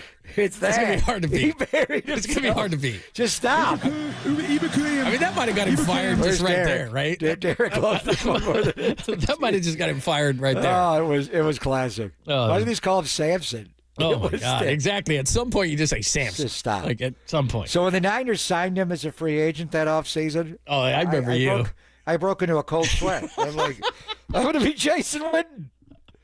What the hell did you say his name? Abukam. I mean, that might be the worst of all time. So that might be the Jerry Rice. There's no question. That might be the GOAT. Okay. Here's Kendrick Perkins. Remember when Moses Moody was drafted by the Warriors? Here's draft night, and I don't know how you screw up Moses Moody this badly, but he did. When you look at Moses Moody.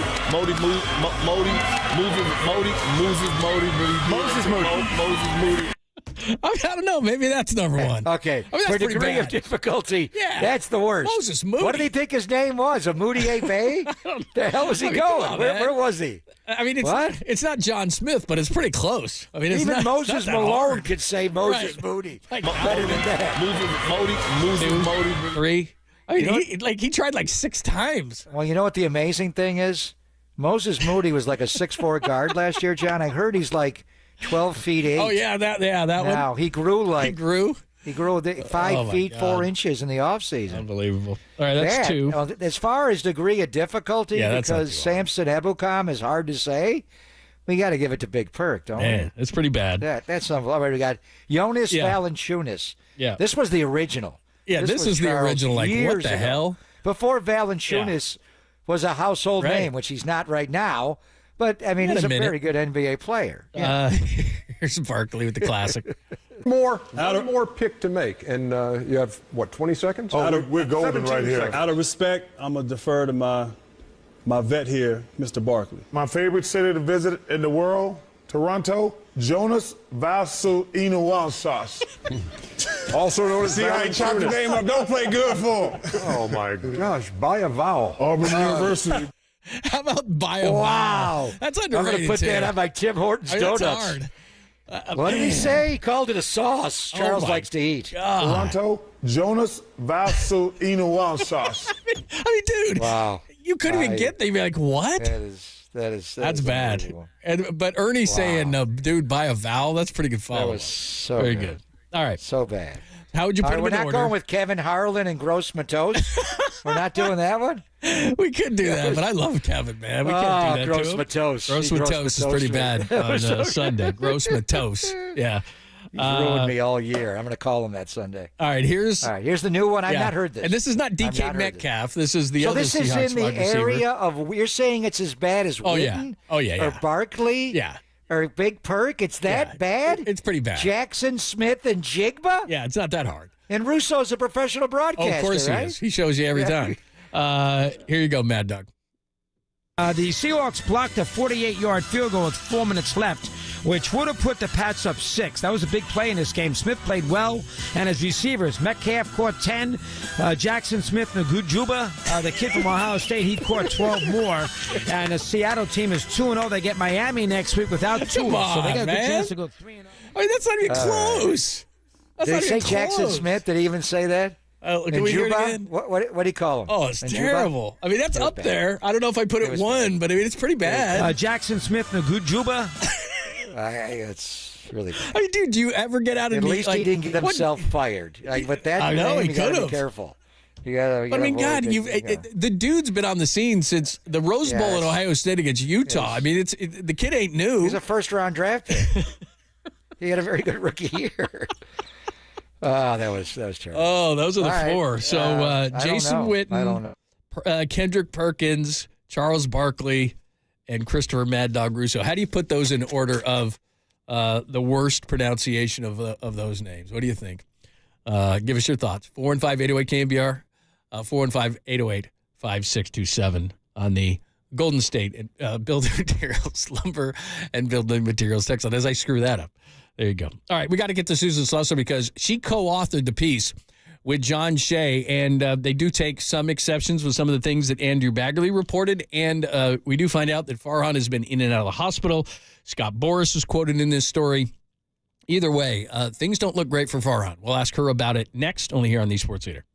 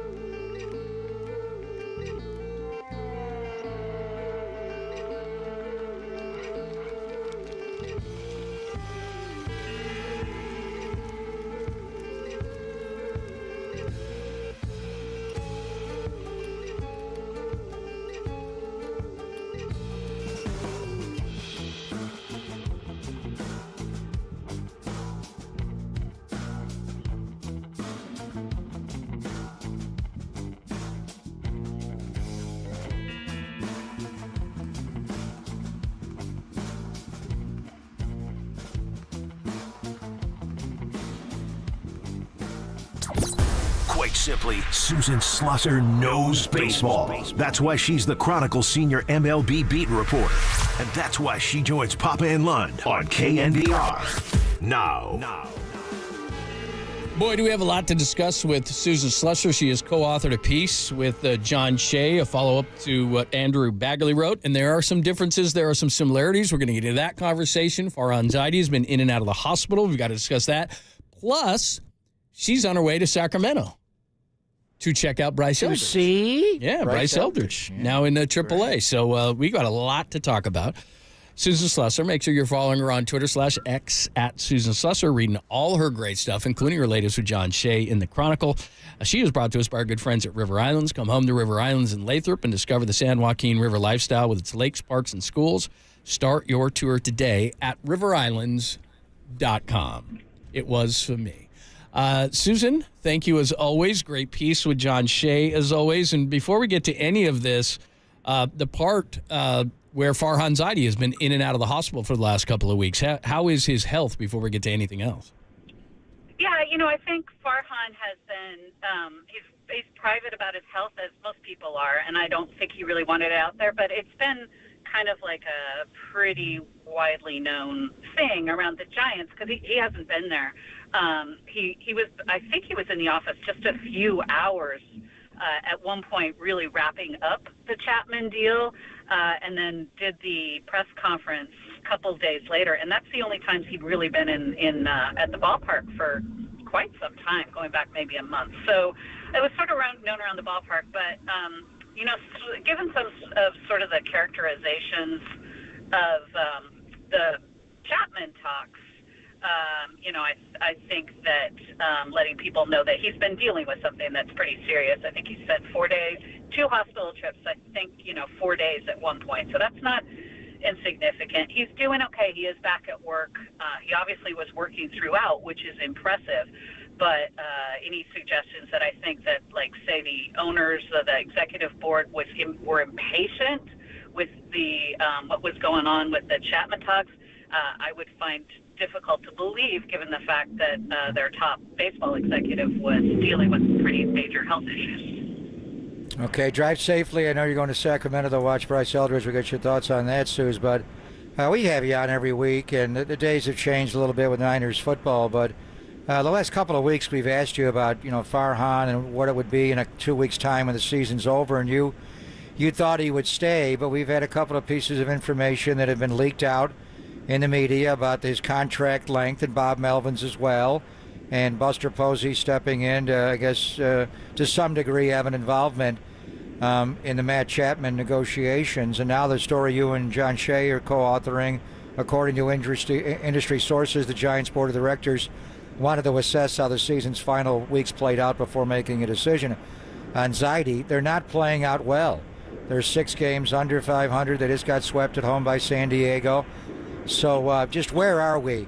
Less than 2 weeks away, do you think, Susan, as far as Farhan's fate with the Giants season? Yeah, it's really hard to call. This is one of those, honestly, whatever happens, I kind of won't be surprised. I think most people are kind of coming to that conclusion. Like, you can see whatever decision is made. You're like, well, okay. The team has underperformed, certainly the last few years, but they do have a lot of very good young players, including Bryce Eldridge, which, all the results of some good drafts during the Farhan Zaidi era. There have been some good and some bad, and some of it is beyond, any baseball executive's control, injuries, and, going after guys like Ohtani and Judge, who are going to be very hard to get to begin with. But yeah, I could see it either way. It's an interesting time. But yeah, I maybe even just a change in sort of job titles or job description or adding something to the department. I could see any range of things potentially happening because everyone in that organization wants to get back to winning ways.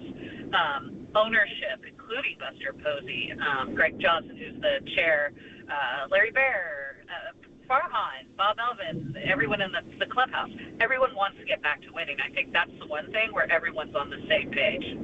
Susan Slusser is joining us. She has co-authored a piece with John Shea that goes a little bit further on the Farhan Zaidi situation. One thing that is clear in both articles is that ownership sounds frustrated with Farhan, and maybe as much or more than any team in the league. While this is not a democracy, they do care what the fans think. And the fans, if they're not coming to the ballpark or if there's a lot of negative things said about Farhan, I think that was partly with Gabe last year, that there was frustration all around with Gabe. And now it sounds like the same kind of things are happening with Farhan. They do care, and the way that fans speak is they don't come to the game. So it's sloppy baseball. It's ugly, so much so that Bob Melvin has to talk to the team before Sunday about being professional and playing hard, playing the rest of the schedule out.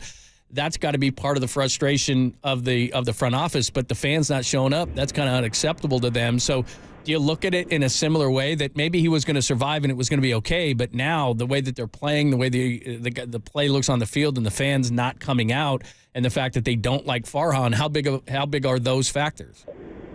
I think that all of that weighs probably pretty strongly. That definitely the Giants. And I do think most teams that are teams that are willing to spend money and really invest in their product, I think they do care what their customers, their fans are saying and thinking. There is also a pretty strong knowledge that the people you hear from are almost always the loud people, and the loud people are going to be the ones that don't like what you're doing. It's the negative bunch. Nobody's going to call the Giants and go, hey, by the way, I think you're all doing a great job. So I think that they do take that into consideration, too.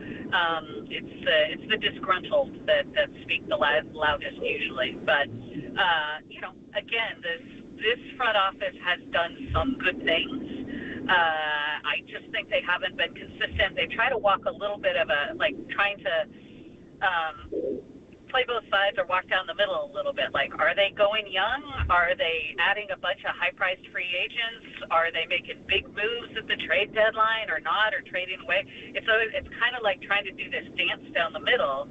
And to me, what that gets you is 500, which that is what this team has been the last couple of years.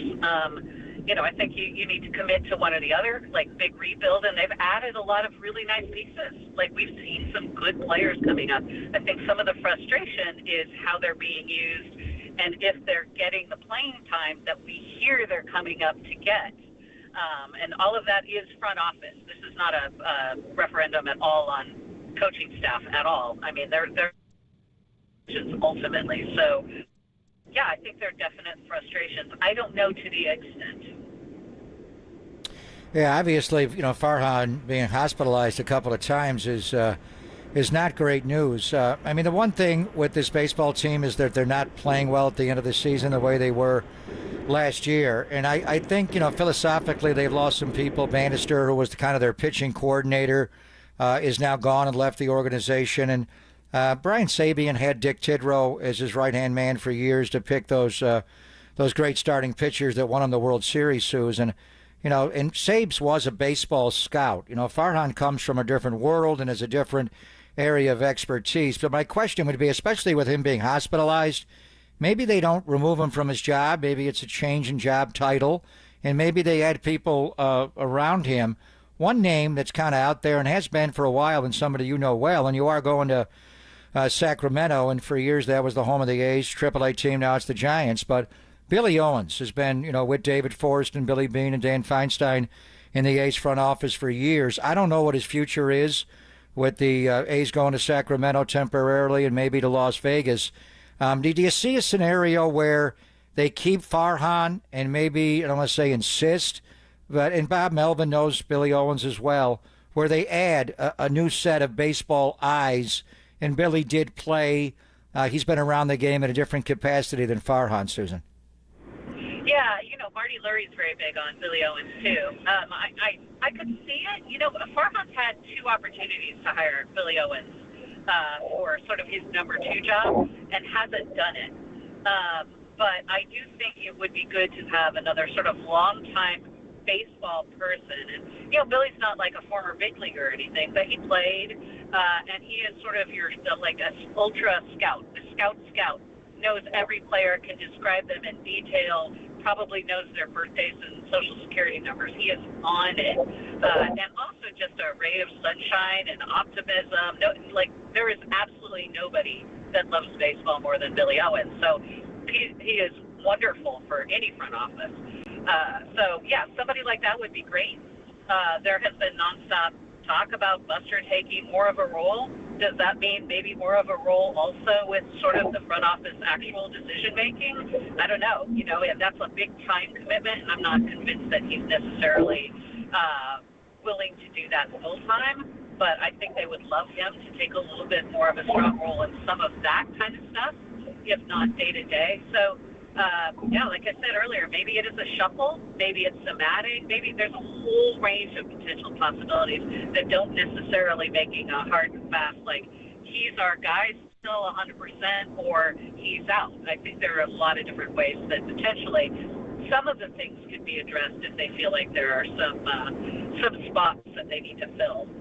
Susan Susser got a great piece up with John Shea in the Chronicle following up on Andrew Baggerly's piece from The Athletic a couple of days ago.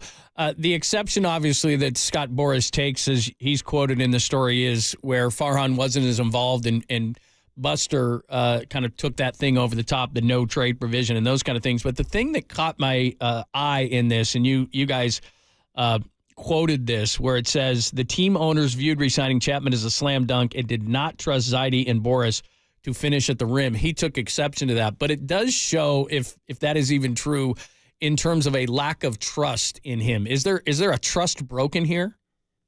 Well, I don't know, because I don't know what the source is for that. I have not heard that. Certainly what I was hearing was some pretty strong pushback on that, and I was reminded numerous times by several people. But Buster's had this role before. This is not unusual. He has talked to lots of free agents when they were talking to them. He's talked to players in the clubhouse as they've been going through some contract stuff. They want this.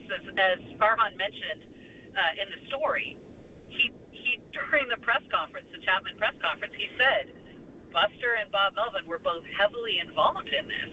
This is not new. I think it's great. Everybody thinks this is a great thing. There was a suggestion that somehow Zaidi dropped the ball by not including the no-trade clause in the Giants' initial offer. But again, talking to numerous people from this story, that's just something that is never, that's a later addition to a contract talk when you're trying to, kind of get through, as Scott kept saying, the ancillary portion of it. The deal was agreed upon essentially, and then Buster texted Chapman and said, kind of, what do you think? And you have questions? And Chapman said, hey, yeah, this no trade thing. So, Buster got, I think what Buster was doing, it wasn't like negotiating with Chapman, which obviously he's not allowed to do. It was negotiating with his other owners. Let's get this no trade thing done. That's what it sounds like to me, which is great. That's why you have a guy like Buster in your ownership group. This is important. Let's get this done. That's what he's there for. So he was doing kind of exactly what the Giants wanted to do, really. And it's a 6-year deal, and you give him a no trade. We'll see how great that is in 4, 5, 6 years. So I know you're driving to Sacramento, and the River Cats lineup is out. And I think we've seen a lot of these guys. Wade Meckler will lead off in center. Tyro Estrada will bat second and play second. Bryce Eldridge will bat number 3 and play first. VR and Matos are behind. You're there to watch one guy, Bryce Eldridge, Susan. Only his 3rd game at AAA Sacramento. Just give me your thoughts on what you want to watch for tonight and talk to the young man about. Well, I saw him earlier this year in San Jose. Man, this has been a quick rise, you guys. But I saw him when Blake Snell made one of his rehab starts in San Jose, and my God, he's imposing, first of all. And he's so young. He's 19. He's 6'7". He's got all kinds of power. He seems, from talking to people around the organization, to have really good instincts, baseball savvy, which is why, that Farhan Zaidi was talking about next year as a possibility for Bryce Eldridge. I mean, I don't know if it's a slam dunk, but he's going to be competing for a job on the roster, and essentially is doing that now. I've seen people suggest he should get called up this year, but whenever Sacramento's season is over, just bring him up and give him a taste. I'm all for that. This is a guy who is a prime prospect at a spot where you expect to have power, and he does. I really, this is, I've been saying, hey, they need to go out and get Pete Alonso or do something at first base. They just need more power from that position. Maybe it's internal, and maybe you do say, hey, look, this is something of a rebuild that we're doing here, but look why. It's this guy. It's guys like this and some of these other really good young players that you've been seeing this year. That's what we're doing, and then we'll add around them. And, the plan is to contend in X, Y, or Z. But I think if you go Bryce Eldridge as soon as next year, you're probably talking about a little bit more of a rebuild situation. Yeah, no doubt. San Jose, Eugene, Richmond, Sacramento, all in one season for a 19-year-old kid that turns 20 on October 20th. I mean, what a meteoric rise. Because Susan, Pop, and I have been talking about the same thing you have is, as you look at this team, one thing that is glaring is a power-hitting first baseman. And we were thinking, maybe Hoskins or somebody just for a year or two. But it seems like they got him on the fast track.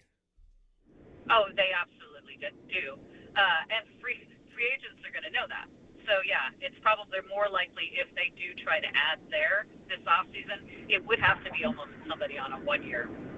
Or Hoskins is another Boris guy. 1 year and a player option. And Hoskins is a nice fit. They did talk to him before he decided to go to Milwaukee. He's from Sacramento. He still lives there. I think that's a nice possibility. But, Bryce Eldridge is your future at first base, borrowing something absolutely crazy that I can't imagine. There you go. Susan, great stuff. Great piece with John Shea, and we'll talk to you again real soon. Thanks, as always, for the information. We appreciate it. Fantastic. Thanks, guys. You got it. Drive safely. 10 and 2 position, forgot. John, like I always do. Never take your hands off the wheel. Well, you can't. You have one hand at least. I know you. At least you have that, Yeah, there you go. You just do that. And then I'm looking over here. Look at the iPad. Brock, throw the ball to Aiyuk. What are you waiting for? He's open. Damn.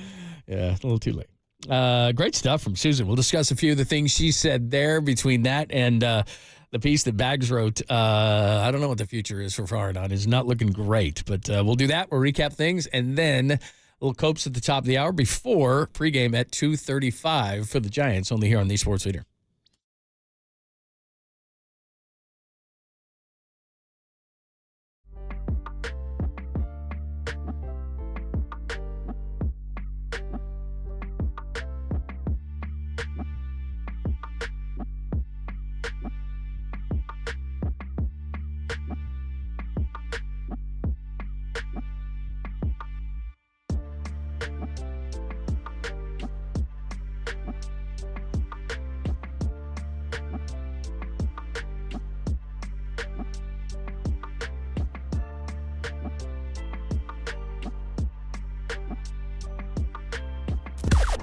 Now, from the O'Donnell Financial Group Sports Desk. Learn more at ODFIGroup.com. O'Donnell Financial Group, because planning is a process, not a product.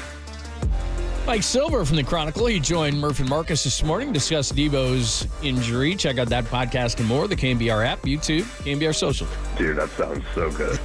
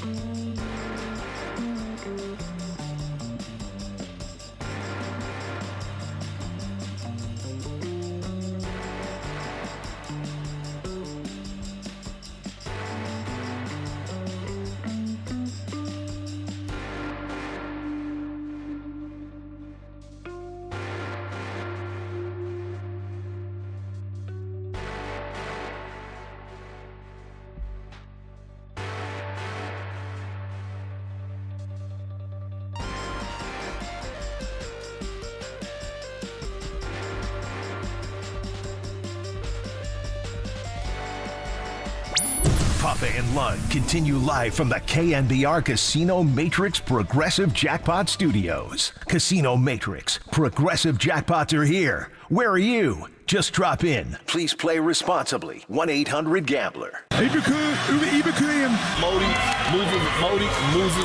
Jonas Vasu Inuwansas.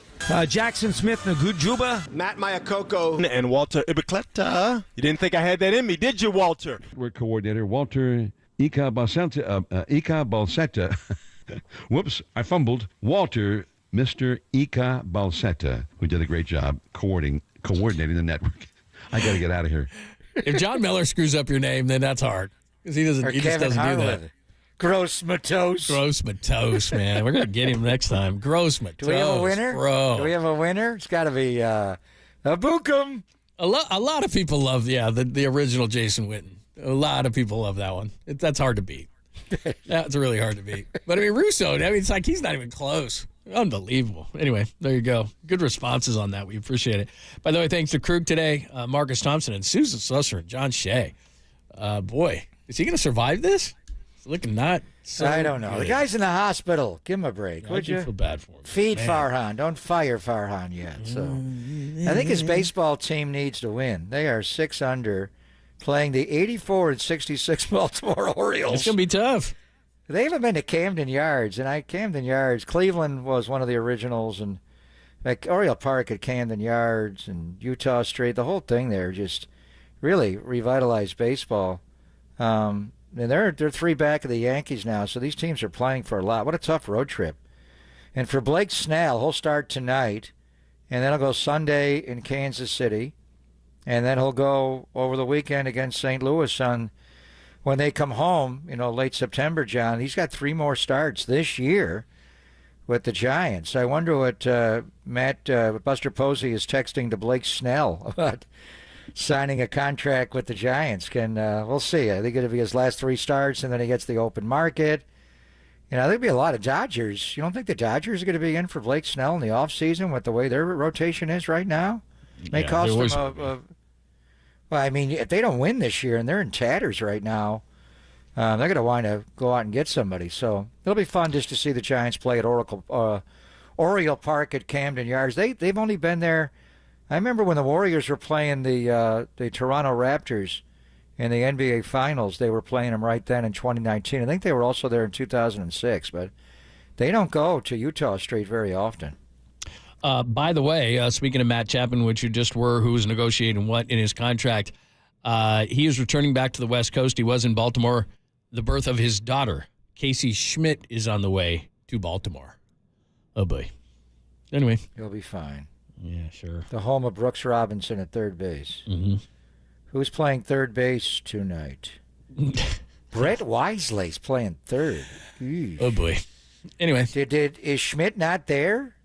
No, they said he's on his way. When is she going to labor? Is he there? He's on his way. That's all I know. At third, Donovan Walton at second base. Wow, Tyler Fitzgerald's back at shortstop. Eesh. That ain't good. Blake Snell's pitching. You want your best defensive third baseman. I know he's got to be with his wife, but where the hell is Casey Schmidt? Maybe he could strike out 27 tonight. That'd be nice. That'd be a record. And then they don't have to use any of those guys defensively. Even 21 would be a record. Yeah, it'd be nice. Either way. But, those things would be nice. So we got 2:35. Copes is very excited to be here for the next about 35 minutes before we get you ready for pregame. Thanks to Danny. Thanks to Walter. Walter back in pretty good health today. Very nice job by the boys today. Copes is next for a little bit until we get you ready for Orange and Black versus Black and Orange. We'll see you tomorrow. By the way, are you down at the facility tomorrow? I am. Oh, okay. I'll meet you down there. Yeah. Is Tim Ryan coming? Are we doing a football hour tomorrow? Because the Giants have a day game on Thursday. Yeah, I don't know. I just got worked scheduling here. Issues. All right, Is Walter healthy enough to figure this all out? Yeah, he's here. Walter Abukum Modi. With John Miller screws up your name. Man, I'm not saying that name. I am not saying Walter's last name. All right, Copes is here. He's next. Get you ready before Orioles and Giants. Only here on KNBR AM and FM San Francisco, the Sports Leader, Cumulus Media Station.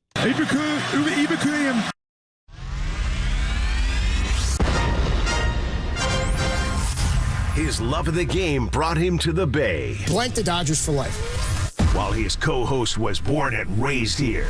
Adam, that is great co-host work right there. That is amazing. You're lucky to have Adam. Oh, absolutely. It's time for Copeland and Copes. Let's get it on. Adam Copeland. Yeah, thank you. Now if I could ever get some beer. And Adam Copeland. Adam Copeland has arrived! On KNBR 104.5 and 680, the sports leader.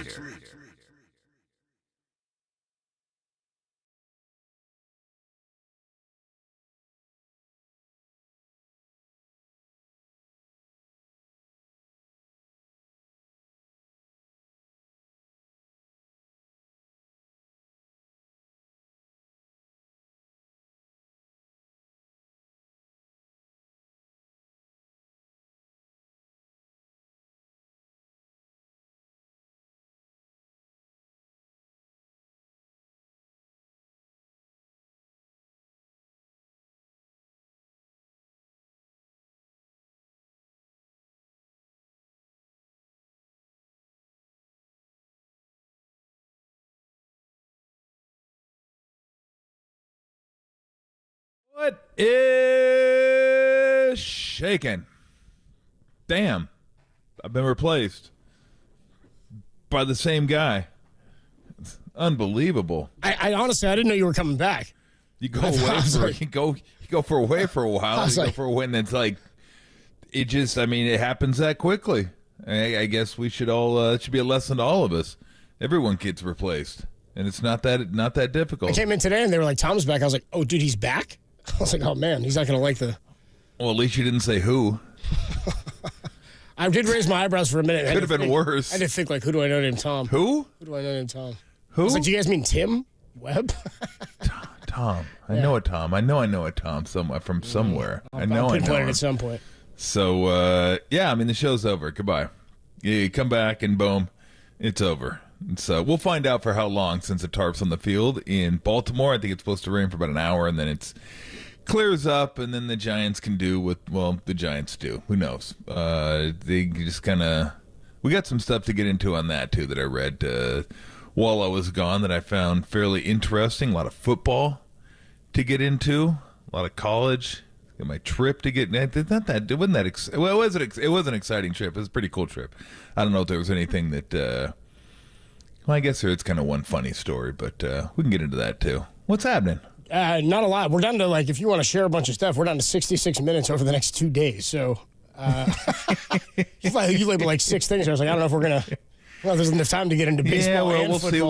We'll see what we can get into, and what we don't get into, we'll get into tomorrow. And we don't get into, we'll get into the next day. Well, we'll space it out. Yeah. It'd be like a meal that you eat over like an hour. You just nibble, kind of graze a little bit here, a little bit there, and you'll be all good to go. Like a big piece of cake sitting on the counter in the kitchen. You just sort of walk by and have a little slice here and there. Yeah. Yep. You keep a fork just sitting on the plate, and then you go by and take a bite out of it, and then, although you do got to make sure you put the fork somewhere that's not on the, you don't want it on the plate, because then that's a community fork, and not on, like, I love my family and all, but I'm not using a community fork. I don't care if they're my family or not. It is not, I'm not going to see my son, my daughter, Lori, somebody, like, just go by there and use, and I'm going to come by and use the fork. That's like everybody, that's like having a community toothbrush. I don't know that anybody'd be down with having. It's not quite, but it's toothbrush. in the same. I know what you mean. It's under the same umbrella. Yeah, you might not get the, because with the fork, you're probably not going to get the tartar and all that kind of stuff that clings onto the toothbrush. Like, that's filthy. But the fork, like, it's in the same neighborhood. Like, well, maybe it's in different parts of the city. It's in the same city. Let's put it that way. Okay, like so the toothbrush is the bad part of the city. And the fork's kind of like the middle class part of the city. Like, no one's, I don't care how much. Like lower middle class, yeah. Yeah, I don't care how much you love someone. You're not sharing a toothbrush. That's just, I'm sorry. So you could share a fork, possibly. Like, somebody takes a bite and go, oh, here, try this. Oh, okay, I'll try it. But, as you're doing it, you're kind of going, okay, yeah, that was pretty good. But yeah, I don't care who it is. If somebody hands you a toothbrush and go, yeah, I just used it once, that's enough. Doesn't matter. I'm out. Thanks. I'll use my finger. I'll do the finger brush, which accomplishes probably nothing at all. But I'd rather do that than than use someone's toothbrush. That's foul. That's a level of foulness that I don't care to inhabit that part of the city. So Tom's back because he listed the stuff that we had to get to. I told him we're already running out of time, and then we broke down the quick analogy that we gave to describe it. Tell us about the trip. Let's start with that. Let's get to the trip. Trip was good. Got 4 games. We got Texas beat down of Michigan. Awesome, though, to go to the Big House. Big House, super cool. 100,000 people? 111. Oof. Yeah, you park in a neighborhood. 111 and 1 with you. Right. So park in the neighborhood. It's probably a mile, 3/4 of a mile away. But it's just, you park in front of somebody's house. And you just walk through the neighborhoods and walk a little bit, further through the neighborhoods. May not have been a mile. And then, you're right there. Boom. Pop out. There's the Big House. And easy to get into. It's super cool. Seats were really good for that game. Not much of a game, but again, the atmosphere was super cool. When the band comes out and they're playing "Hail to the Victors" and all that kind of that was really cool. So, really glad we did that. That was about 45 minutes from Detroit, so I drove there. The only snafu of the trip was the Detroit portion, Lions-Rams. That's the only one we didn't have tickets to get to. We got tickets to everything else. I know somebody have connections with Bama because the AD was AD at Arizona for a while. So he hooked us up. Sarge, thank you so much. Always appreciate the tickets hooking us up for the Niner game. Had great seats for that. And then my buddy, his daughter, used to work for the Big Ten. Yeah. And so, we had great seats for that one. Cool. Got to hear too much of that. Yeah, I didn't like that. Holler hooked up the parking, and we got to do it. Saw Pop and Tim, and Berg and Steve always enjoy that one because we get to go to the press room or have breakfast and all that kind of stuff. So like, hey, we got breakfast taken care of too. So saw a couple people took care of there. that? Was it Sarge take care of that one too? For the no, breakfast that was Holler. Yeah, Holler took care of that one. Yeah, Holler took care of that one. So the Lions and the Rams we didn't have tickets for. So this was my first venture, not mine. One of my buddies, we were looking for tickets all week long. Okay, what do we do? Get tickets now? You want to get tickets now? Let's wait until, let's just wait. Let's keep waiting and see if the prices drop. So I finally found some tickets. My buddy found some tickets. Lower bowl, like high up in the lower bowl, which is what we like. We don't want to, I don't know how everybody likes going to a football game, but when I go to a football game, I want to sit up a little bit because you get the 3-dimensionality. You can look down a little bit. I don't want to be too close to the field. So we got lower bowl, kind of upper part of lower bowl, pretty decent seats. And they're like $230 each on StubHub. So I'm like, okay. He's like $690. No big deal. We can do that. So we go through the whole thing, what it's going to cost. And I'd never heard of the term drip pricing before. And we were familiar with it after. Drip pricing. Yeah, because the price went from $690 to all the extra fees they add that they don't tell you about. Thank you. Until you push confirm. Oh yeah. So as soon as you push confirmed, it went from $690 to $970. Oh. Yeah. Oh is right. So my buddy's like, wait a minute. This is in Minneapolis. Or wait, I'm sorry. Where was this? StubHub. It was like on StubHub. I guess all these ticket fees. They've now changed that like a law passed in the last couple of months. I heard that. Where they have to post. They can still do tax because tax is something they can post when you go to check out. Yeah. Any hidden fees are now not hidden. They have to be included in the posted price. Well, these were not. You must have purchased these right outside of that window that started like in July. Not. Yeah. Yeah, or maybe this state doesn't have that law. I don't know. But so that was the whole thing we had to go through. That we had to, he wanted to get his money. He was like. And so he calls this lady, and she's like, well, sir, the prices, the surcharges and stuff we have are to keep our, to make sure the tickets are valid tickets and blah, blah, blah, blah, blah, blah, blah, blah. And my buddy's like, yeah, I don't care. Just tell me. Yeah. And then I'll decide whether I want to buy the tickets. So, it was this whole thing where you get your money back, and then you stop the payment and all that. So we ended up getting the money back on that, and then we went through. How about you take me outside, kick me in the nuts? Yeah, exactly. No, that's my buddy always says. Well, that's when he's betting football. Which, by the way, funny story on that. Just a side note, because I'm out of our suicide pool because I had two plays on the Ravens this week. Stop! What are you doing? Yeah. Come on. I always do that. 2 on 1. Why even have 2? Well, because I want to get two. I always go two on the same team for about the first 5 weeks. That's an awful strategy. Have you ever then won? And then I go 1-1. Then I split it after that. Have you ever won? I don't want to split it and then lose one like right away. It's like, so anyway, my buddy, who's one of his favorite things, he watches football and he's frustrates me so much he did that. He's watching football and all the time, all this dumb stuff that happens, during a football game. And one of his favorite things to say is, hey, he'll be sitting here watching it with me and Wes. Hey, Weston, just come over here and kick me in the nuts. Just come and kick me in the nuts. I don't know why do I watch this. I don't even know why I watch football.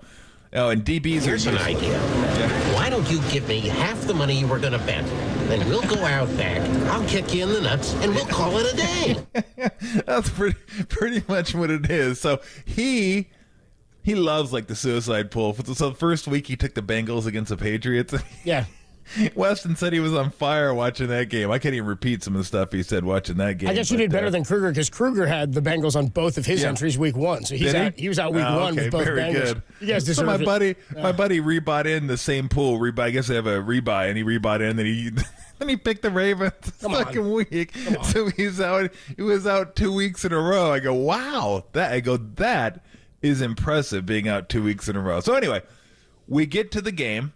And we're waiting outside the game, waiting for this guy who got it. I don't know how we got the number. So we're talking to him. He goes, look, I got tickets. I'll give them to you, $175 each. You could just go through me. So he goes through me, and he goes, well, I have to go through Step Up. My buddy's like, I just went through Step Up. I don't want to go through Step Up again. He goes, well, I have to give you the tickets. And then he was like, I don't know he didn't know what he's doing. He got to ask his son. His son's the one that usually does this stuff. And we're trying to figure if this guy's scamming us. Is he not scamming us? But the only reason we thought he wasn't scamming is because he kept calling us back. He kept calling it like, hey, I'm trying to get you these tickets, should be like 10 more minutes, 15 more minutes. I really want to scam you. Get over here. Yeah. Yeah. So I really want to he already had the money. So I was like, well, wouldn't he just hang up and leave? So anyway, he's like, look, just give me 5 more minutes. Finally, we're like, buddy, it's already midway through the first quarter. What do you mean another 5 minutes? So we had to get the money back on that and everything. Went next door, hung out at this beer hall, which wasn't really a beer hall. It wasn't a very good place at all. So, and then we just said, screw it. Let's just go back home. Let's go back home and watch the game. So we went back home and watched the game. But, I'll get to the Wisconsin and the Niner game, next. But yeah, I mean, that was about the only thing. Everything else was good. Drive was good. Played golf a couple times there with my guy Jim Peterson. So yeah, fun trip. Really, really fun trip. Went to the Angel game. Got a chance to see the Target Field, which was a really cool place. And my buddy, well, I'll tell you what my buddy did. It was interesting because I'd never. Anyway, I'll get to that because he's something. A damn Angel game, and he's doing something that I don't know if you can do at Oracle. In fact, I'm almost positive you can't. You would know. You've walked around the ballpark. You would know if this takes place at Oracle. But maybe I don't take a lot of risks at Oracle. It's not a risk. It wasn't a risk. It was just something that I didn't know happened like during a baseball game. Like, why aren't you here to watch the baseball game? Anyway. Well, we'll talk about more of that next. By the way, we do have the KNBR off-air show today. We have a 35-minute show today. Giants pregame against the Orioles coming up at 2:35. There's a tarp on the field, but I don't think there's supposed to be heavy rain throughout the afternoon, but we'll keep you updated on that. When we come on back, I'm going to tell you how you can win tickets to go see Sebastian Maniscalco, who's coming to the SAP Center on February 1st of next year. And we'll get Tom's thoughts on the Niners so far. He saw him up close and personal in the lower bowl, right? At U.S. Bank Stadium. Tolbert and Copes, it's Copeland and Copes, only here on the Sports Leader.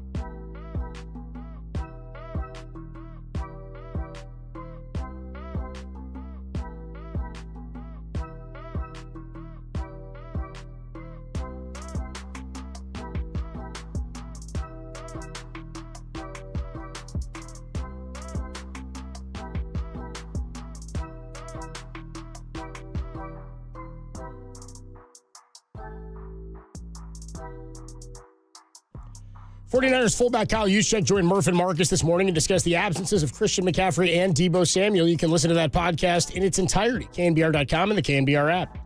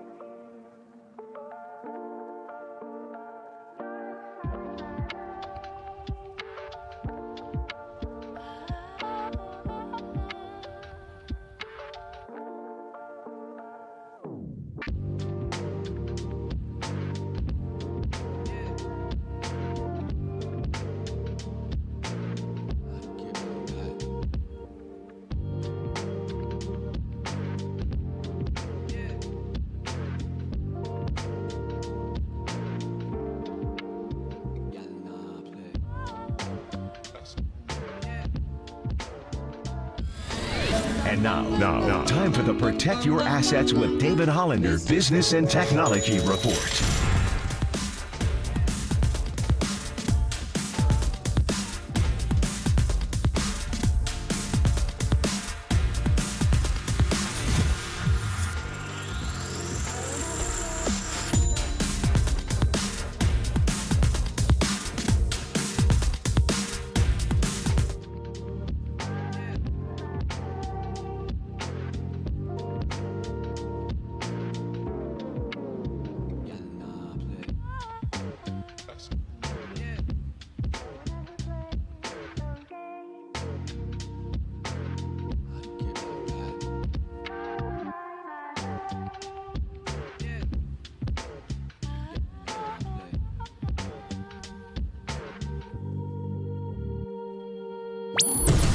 Tolbert and Copes continue live from the KNBR Casino Matrix Progressive Jackpot Studios. Casino Matrix, Progressive Jackpots are here. Where are you? Just drop in. Please play responsibly. 1-800-GAMBLER.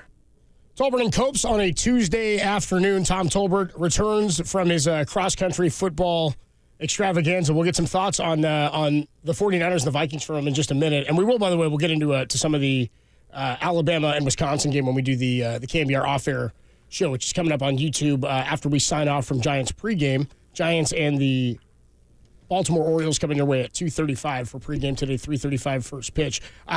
You can win 2 tickets today to go see Sebastian Maniscalco, February 1st, 2025 at SAP Center in San Jose. Tune in between now and 2:35. We'll give you the cue to call. Be caller 10 to the studio, 415-896-KNBR, and you will win. Furnished by Live Nation.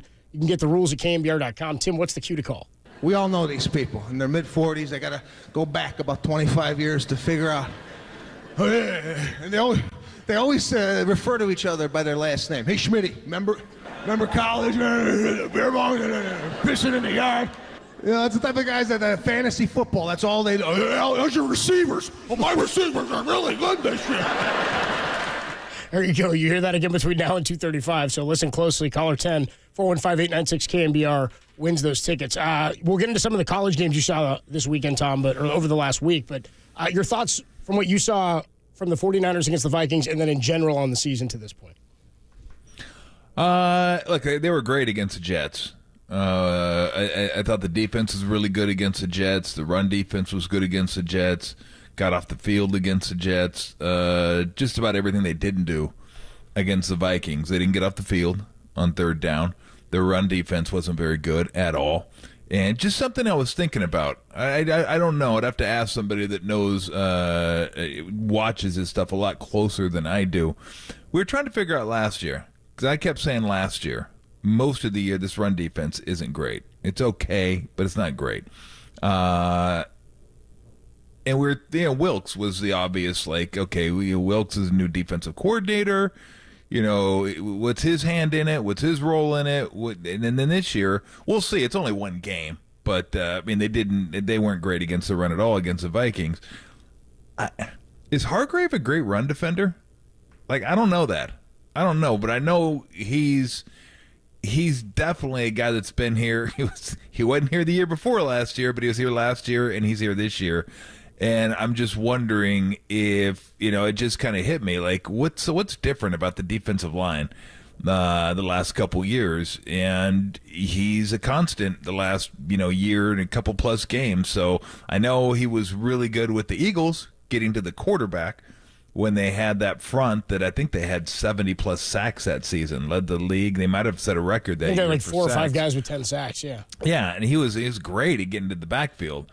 But I don't know, what his, before he got here, kind of what his rep was as a run defender. And I don't know. Maybe he's good, and it's something else, but it just kind of hit me. I wonder, he's been a constant the last year plus, and they haven't been great against the run the last year. And I don't want to say plus. It's only been a couple games. And, again, they're pretty good against the Jets, I thought. So, I don't know. Something I could ask somebody that, watches his stuff and breaks down the defensive line. But really that game to me kind of came down to the red zone. That was there's a lot of things that happened during that game that could have pushed them over the top as far as the win. But you pin a team inside the 5 and they hit you for a 97-yard bomb. That hurts. And then you turn one over inside the red zone and then they score a touchdown a couple plays later. That's 2 touchdowns. You turn it over, they score, and then they stop you, and then they hit a 97-yard bomb. Ultimately, that was it. Those were 2 things that, those things happen. You're probably not even as close as they ended up being at the end of the game. Fred Warner is just, you can't have a much better game. If you can have a better game than that. I'm not sure if you can have a better game. He had his own turnover. He got a pick in the red zone. He forced a fumble at the 1-yard line. Jones going in. Had another hell of a defensive play early in the game. He was phenomenal. Just phenomenal in that game. I thought Bosa was really good in that game. 2 sacks, yeah. Yeah. I'm going to ask Kyle, we have him on this week, because I was curious. At the end of the game, I was thinking when they got down, I want to say it was at the 17-yard line, somewhere around there, with about 2:15, 2:18 left. I'm going to watch it again, and I'll go over the play-by-play so I can get the time right before we talk to him. But I was thinking as I was watching the game, why not kick a field goal here? Right? You need 2 scores. Yeah.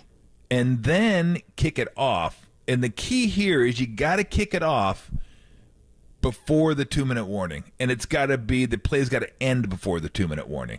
So if you do it with like 2:15, 2:16 left, you can kick it off if you make the field goal. You kick it off, they get the ball back with, let's say, 2:10 left, 2:12, or if it's a touchback, maybe even 2:15. They get they run the play. They probably run the ball. Timeout. Run it again. 2-minute warning. That way, if you do get a stop, you can get the ball back with, about 1:20 left. Now, you're going to have no timeouts, and you're going to have to score a touchdown. So, again, your options aren't great there. But I was wondering if they had thought of that, like if that was something that crossed their mind. Because I know a lot of teams, they get down close to the end zone, and they just want to score the touchdown because it's the harder of the two to get. But by doing that, you're almost saying we need to get an onside kick. We need to. If you get to the 2-minute warning, then you're going to have an onside kick. So I was just wondering how the math worked there, because I was definitely thinking that when I was watching the game. Kick it here, kick it off. Then you have 2 timeouts, 2-minute warning and your own timeout, and maybe you have a shot, but ultimately it didn't work out. It was awful clock management. Bottom line yesterday. Adam Copeland, Tom Tolbert, listen up for that cue to call to win those Sebastian Maniscalco tickets. We got Giants pregame against the Orioles coming up in 7 minutes. First pitch at 3:35 right here on the Sports Leader.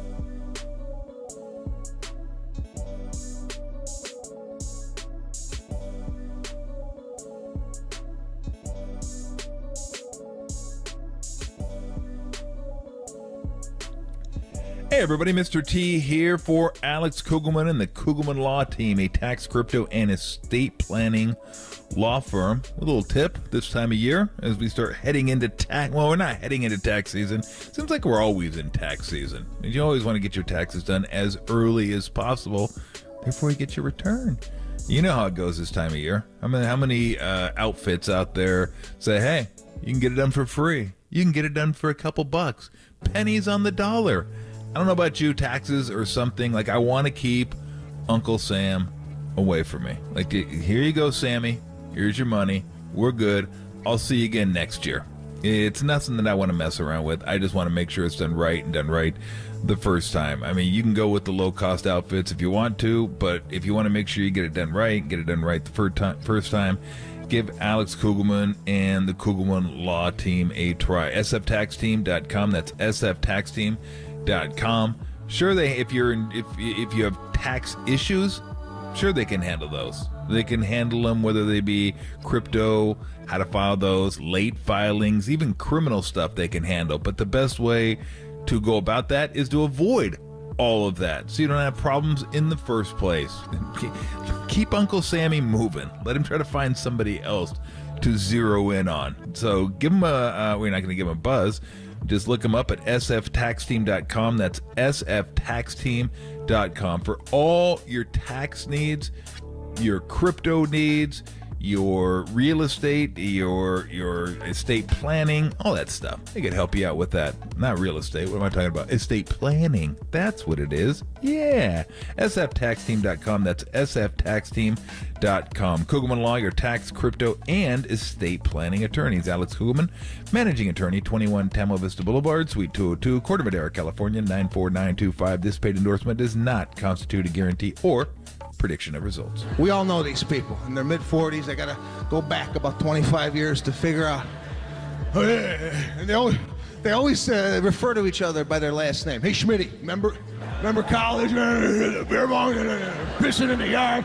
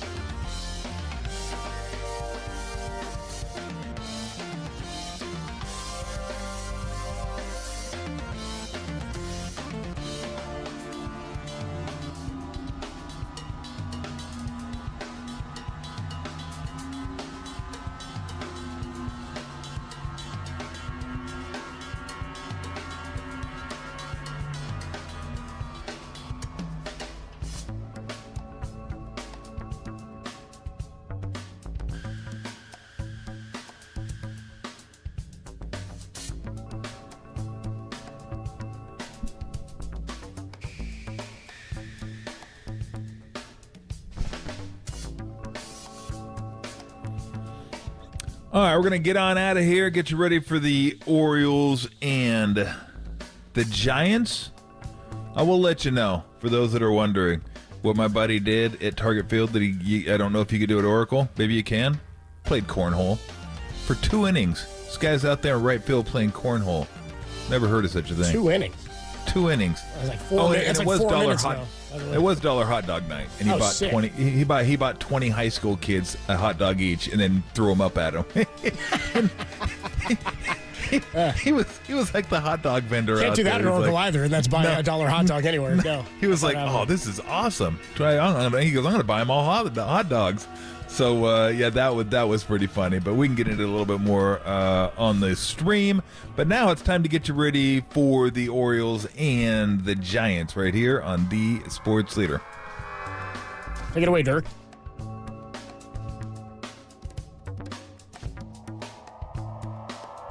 Oh my God!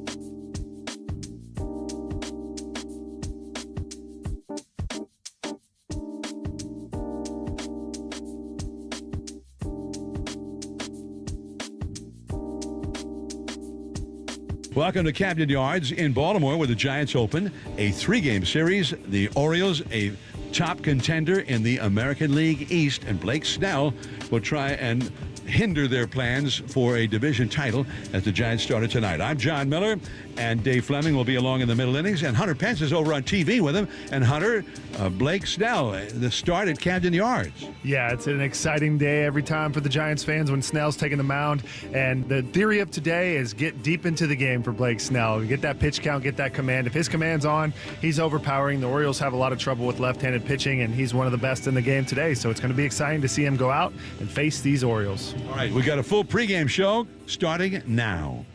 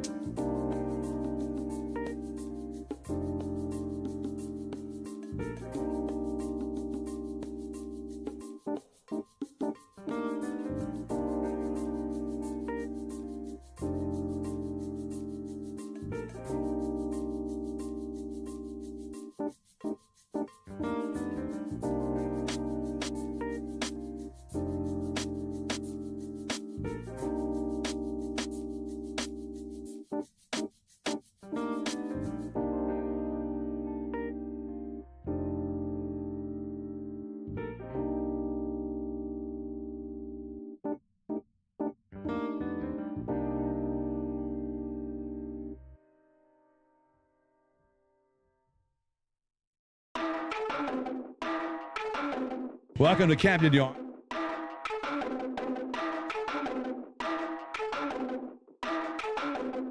Hey, everybody, it is September 17th in Giants history. We're going to go all the way back to 1966. Oh, man, what a time. And the Giants were taking on the New York Mets at Candlestick Park, which was still kind of shiny and new back then, built in 1960.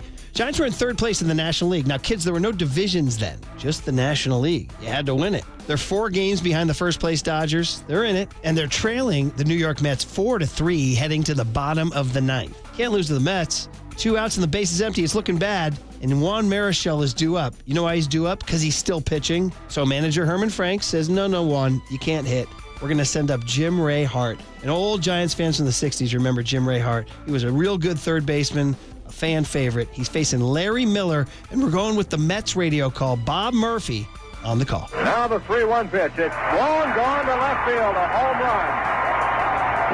Jim Ray Hart with his 33rd home run, a pinch hit home run that has taken Juan Marichal once again off of the hook.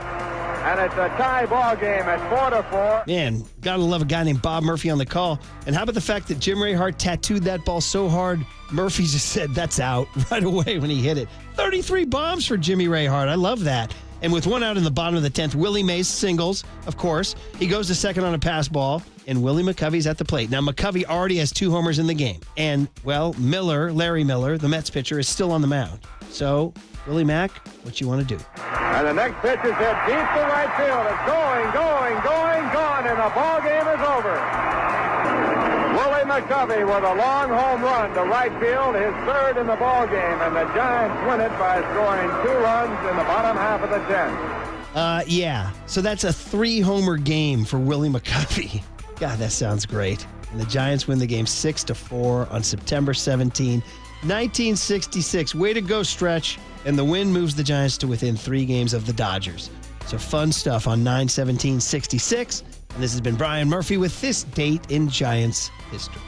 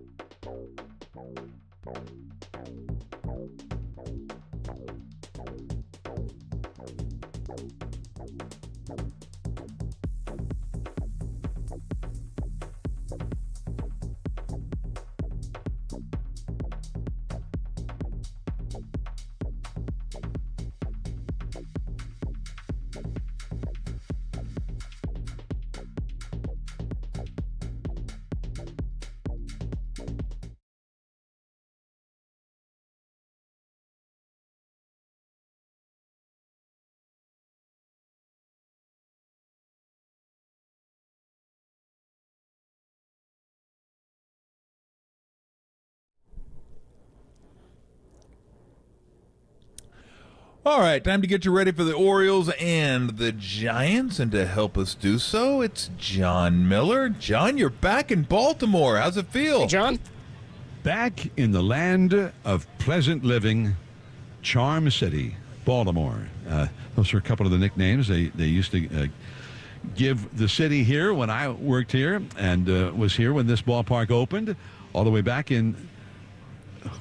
What? Was I here then? In 1992, they began play here at Camden Yards. So it's been a while. And Bob Melvin missed it by a year or so. He had been traded to the Giants when I was a broadcaster here. And as I recounted on his show today, I used to just sort of sit with him and pick his mind about the Giants at that time, 1989. And who was whom, and how good was Will Clark? What about Kevin Mitchell? And all of those kinds of questions. And then also pick his brain about the Orioles pitching staff at that time.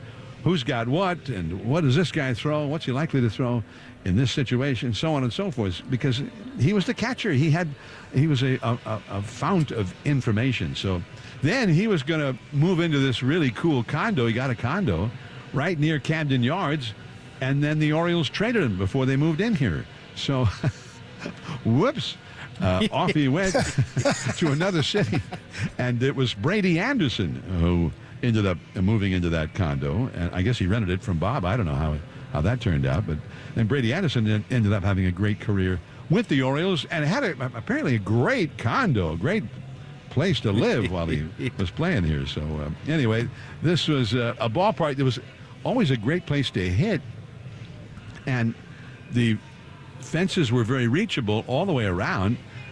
Bob Melvin on his show tonight tells a story that in left center where it shows 376, there was a word that used to go around that probably it's really only 362, and that left 37 only 362, but so then at some point the Orioles brain trust, they said, we got to give our pitchers, especially the left-handers, when Aaron Judge and those big boppers come in here for the Yankees, we got to give them a little better shot. And so they just took out, I don't know how many, 10 rows of seats out in left center field, and then they built a new wall. It was not something where they sent that to the architects and the people who normally would put that together to do it in an aesthetically pleasing way. And so they just cut out a bunch of seats and put a new wall out there. And so now it's a 333 to the left field foul pole. That's still there. And then the new fence angles out very abruptly. And just maybe, 30 feet off the left field line where it's 333, it's 384. Yeah. And the wall is about double the height. And out just to the left of that old 376 mark, it's now 398 with that much higher wall. And then right after the 398 sign, it just squares off by the bullpen and goes right to that 376 sign. That's still there. And all the other dimensions are still the same. So it's just weird looking, like, something happened out there and they decided not to fix it. Yeah, you definitely have to get both cheeks into it to get it to left field because that is it's a deep ball. That's a rip. I'm going to ask you a little trivia question here, John. See if you can come up with the answer. Yes, trivia. Juan Marichal. 1992 Baltimore Orioles. Who led the team in batting average that year?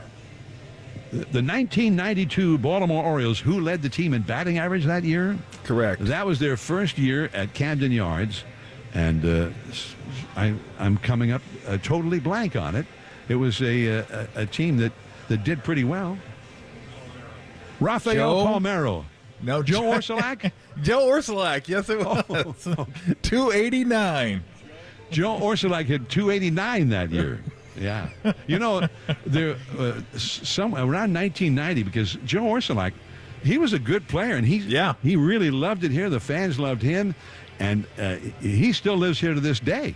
He raised his children here, but I remember they would ask me, how come Joe Orsulak doesn't seem to be more of a star? He's doing so well. And I said, I think it's the name, Orsulak. It's a very strong name. It's a working class name, immigrant kind of a name.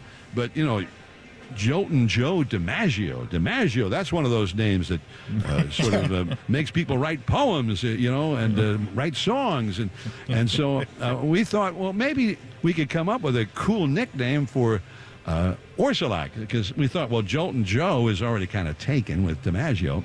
And we're talking about this and trying to get the fans involved.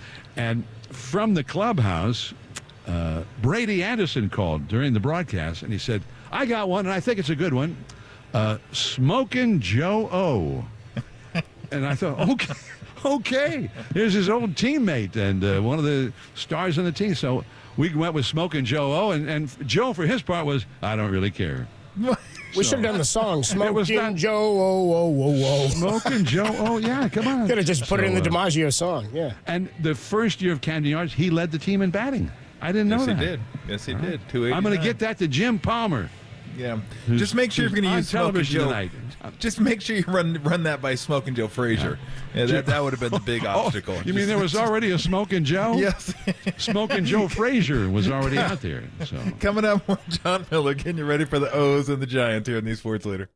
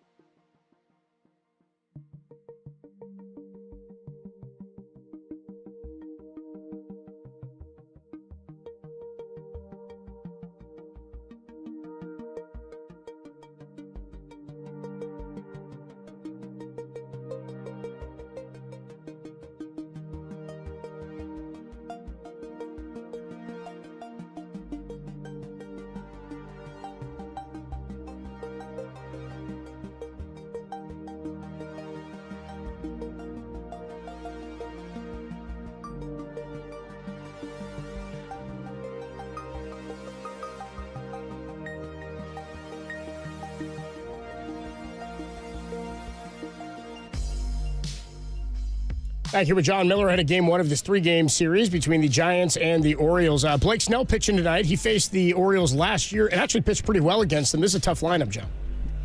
Well, these guys can hit, but they have not been hitting lately. The same thing that Giants fans have been sort of fretting about. the Oriole fans are saying, if you say, well, the Giants, they don't do this, they don't do that, it says, well, that's just like the Orioles. They don't do any of those things well. And but for them, it's been going on for a few weeks. And as Bob Melvin said before the game, he said, well, they're second in the league, the American League, in runs, and leading the league in pitching, or whichever way it was.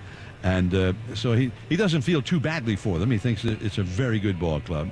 But they've got Anthony Santander, 41 home runs for their big bopper in the lineup, and Gunnar Henderson, and 37 homers. And he's a shortstop, by the way, which I suppose would remind a lot of Orioles fans of the days of Cal Ripken, when you had a big guy at short who was a home run and RBI guy. But and Gunnar Henderson is really one of the premier players in the American League. So they've got a lot of good talent. And guess who's hitting leadoff for them today? Austin Slater? Austin Slater, yeah. So our old friend Austin Slater against Blake Snell, who's on the mound. So, and this ballpark, he's got that big left field, so I think that would favor Snell in this matchup. Yep. And let's not forget about Santa Rosa's own Orioles manager, Brandon Hyde. That's right. Brandon Hyde. Yep. Yeah. And his, I'm trying to remember, his bench coach was maybe it's a different guy now. Anyway, I met these guys when they were at Oriole Park or at our ballpark. I'm got a little brain overload here, but at Oracle Park, in San Francisco. Last year the Orioles were there. So now we play in all these American League parks every other year. So because of this new schedule, so that's kind of cool, because I've been here in 5 years, and the thing I remember about 5 years ago, Mike Yastrzemski had about a week in the big leagues, and then came here where he'd never gotten even a look, even a day in the big leagues, and he hit a triple against Andrew Kastner, his first at bat, and I remember being impressed, like, wow, he has really kind of handled the all the extra adrenaline of wanting to do so well, because some guy that's really counterproductive. Next inning, he came back up against same pitcher, big league pitcher, a lot of big league experience, and he hit a home run, his first home run. And I thought, well, that's pretty impressive for anybody. And then that was the start of really an amazing year that he had, his rookie year with the Giants, and then later kind of repeated that process at Fenway Park, his first time at Fenway, where his grandfather was a legend, where he grew up going to games, and he had a home run his second at bat at Fenway. So for Yaz tonight, you'd kind of like to see more of the same, for Yaz to come in here and put on a big show. Well, have a great call tonight, John. Enjoy the family and the box and the crab cakes, and we will talk to you later. And weather permitting, they put the tarp on for a while. They still have the tarp out there in shallow right field.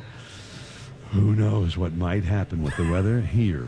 Well, then maybe we'll talk to you soon. Charm City. Yeah, okay. Catch you later, John. All right. All right, we have award-winning Diamond Notes up next, and we will have the KNBR off-air show going on over on the YouTube channel. That is weather permitting, because if it's going to rain, then we'll be back here. So we'll get into some award-winning Diamond Notes, and we'll talk to you soon on one of these platforms next on the Sports Leader.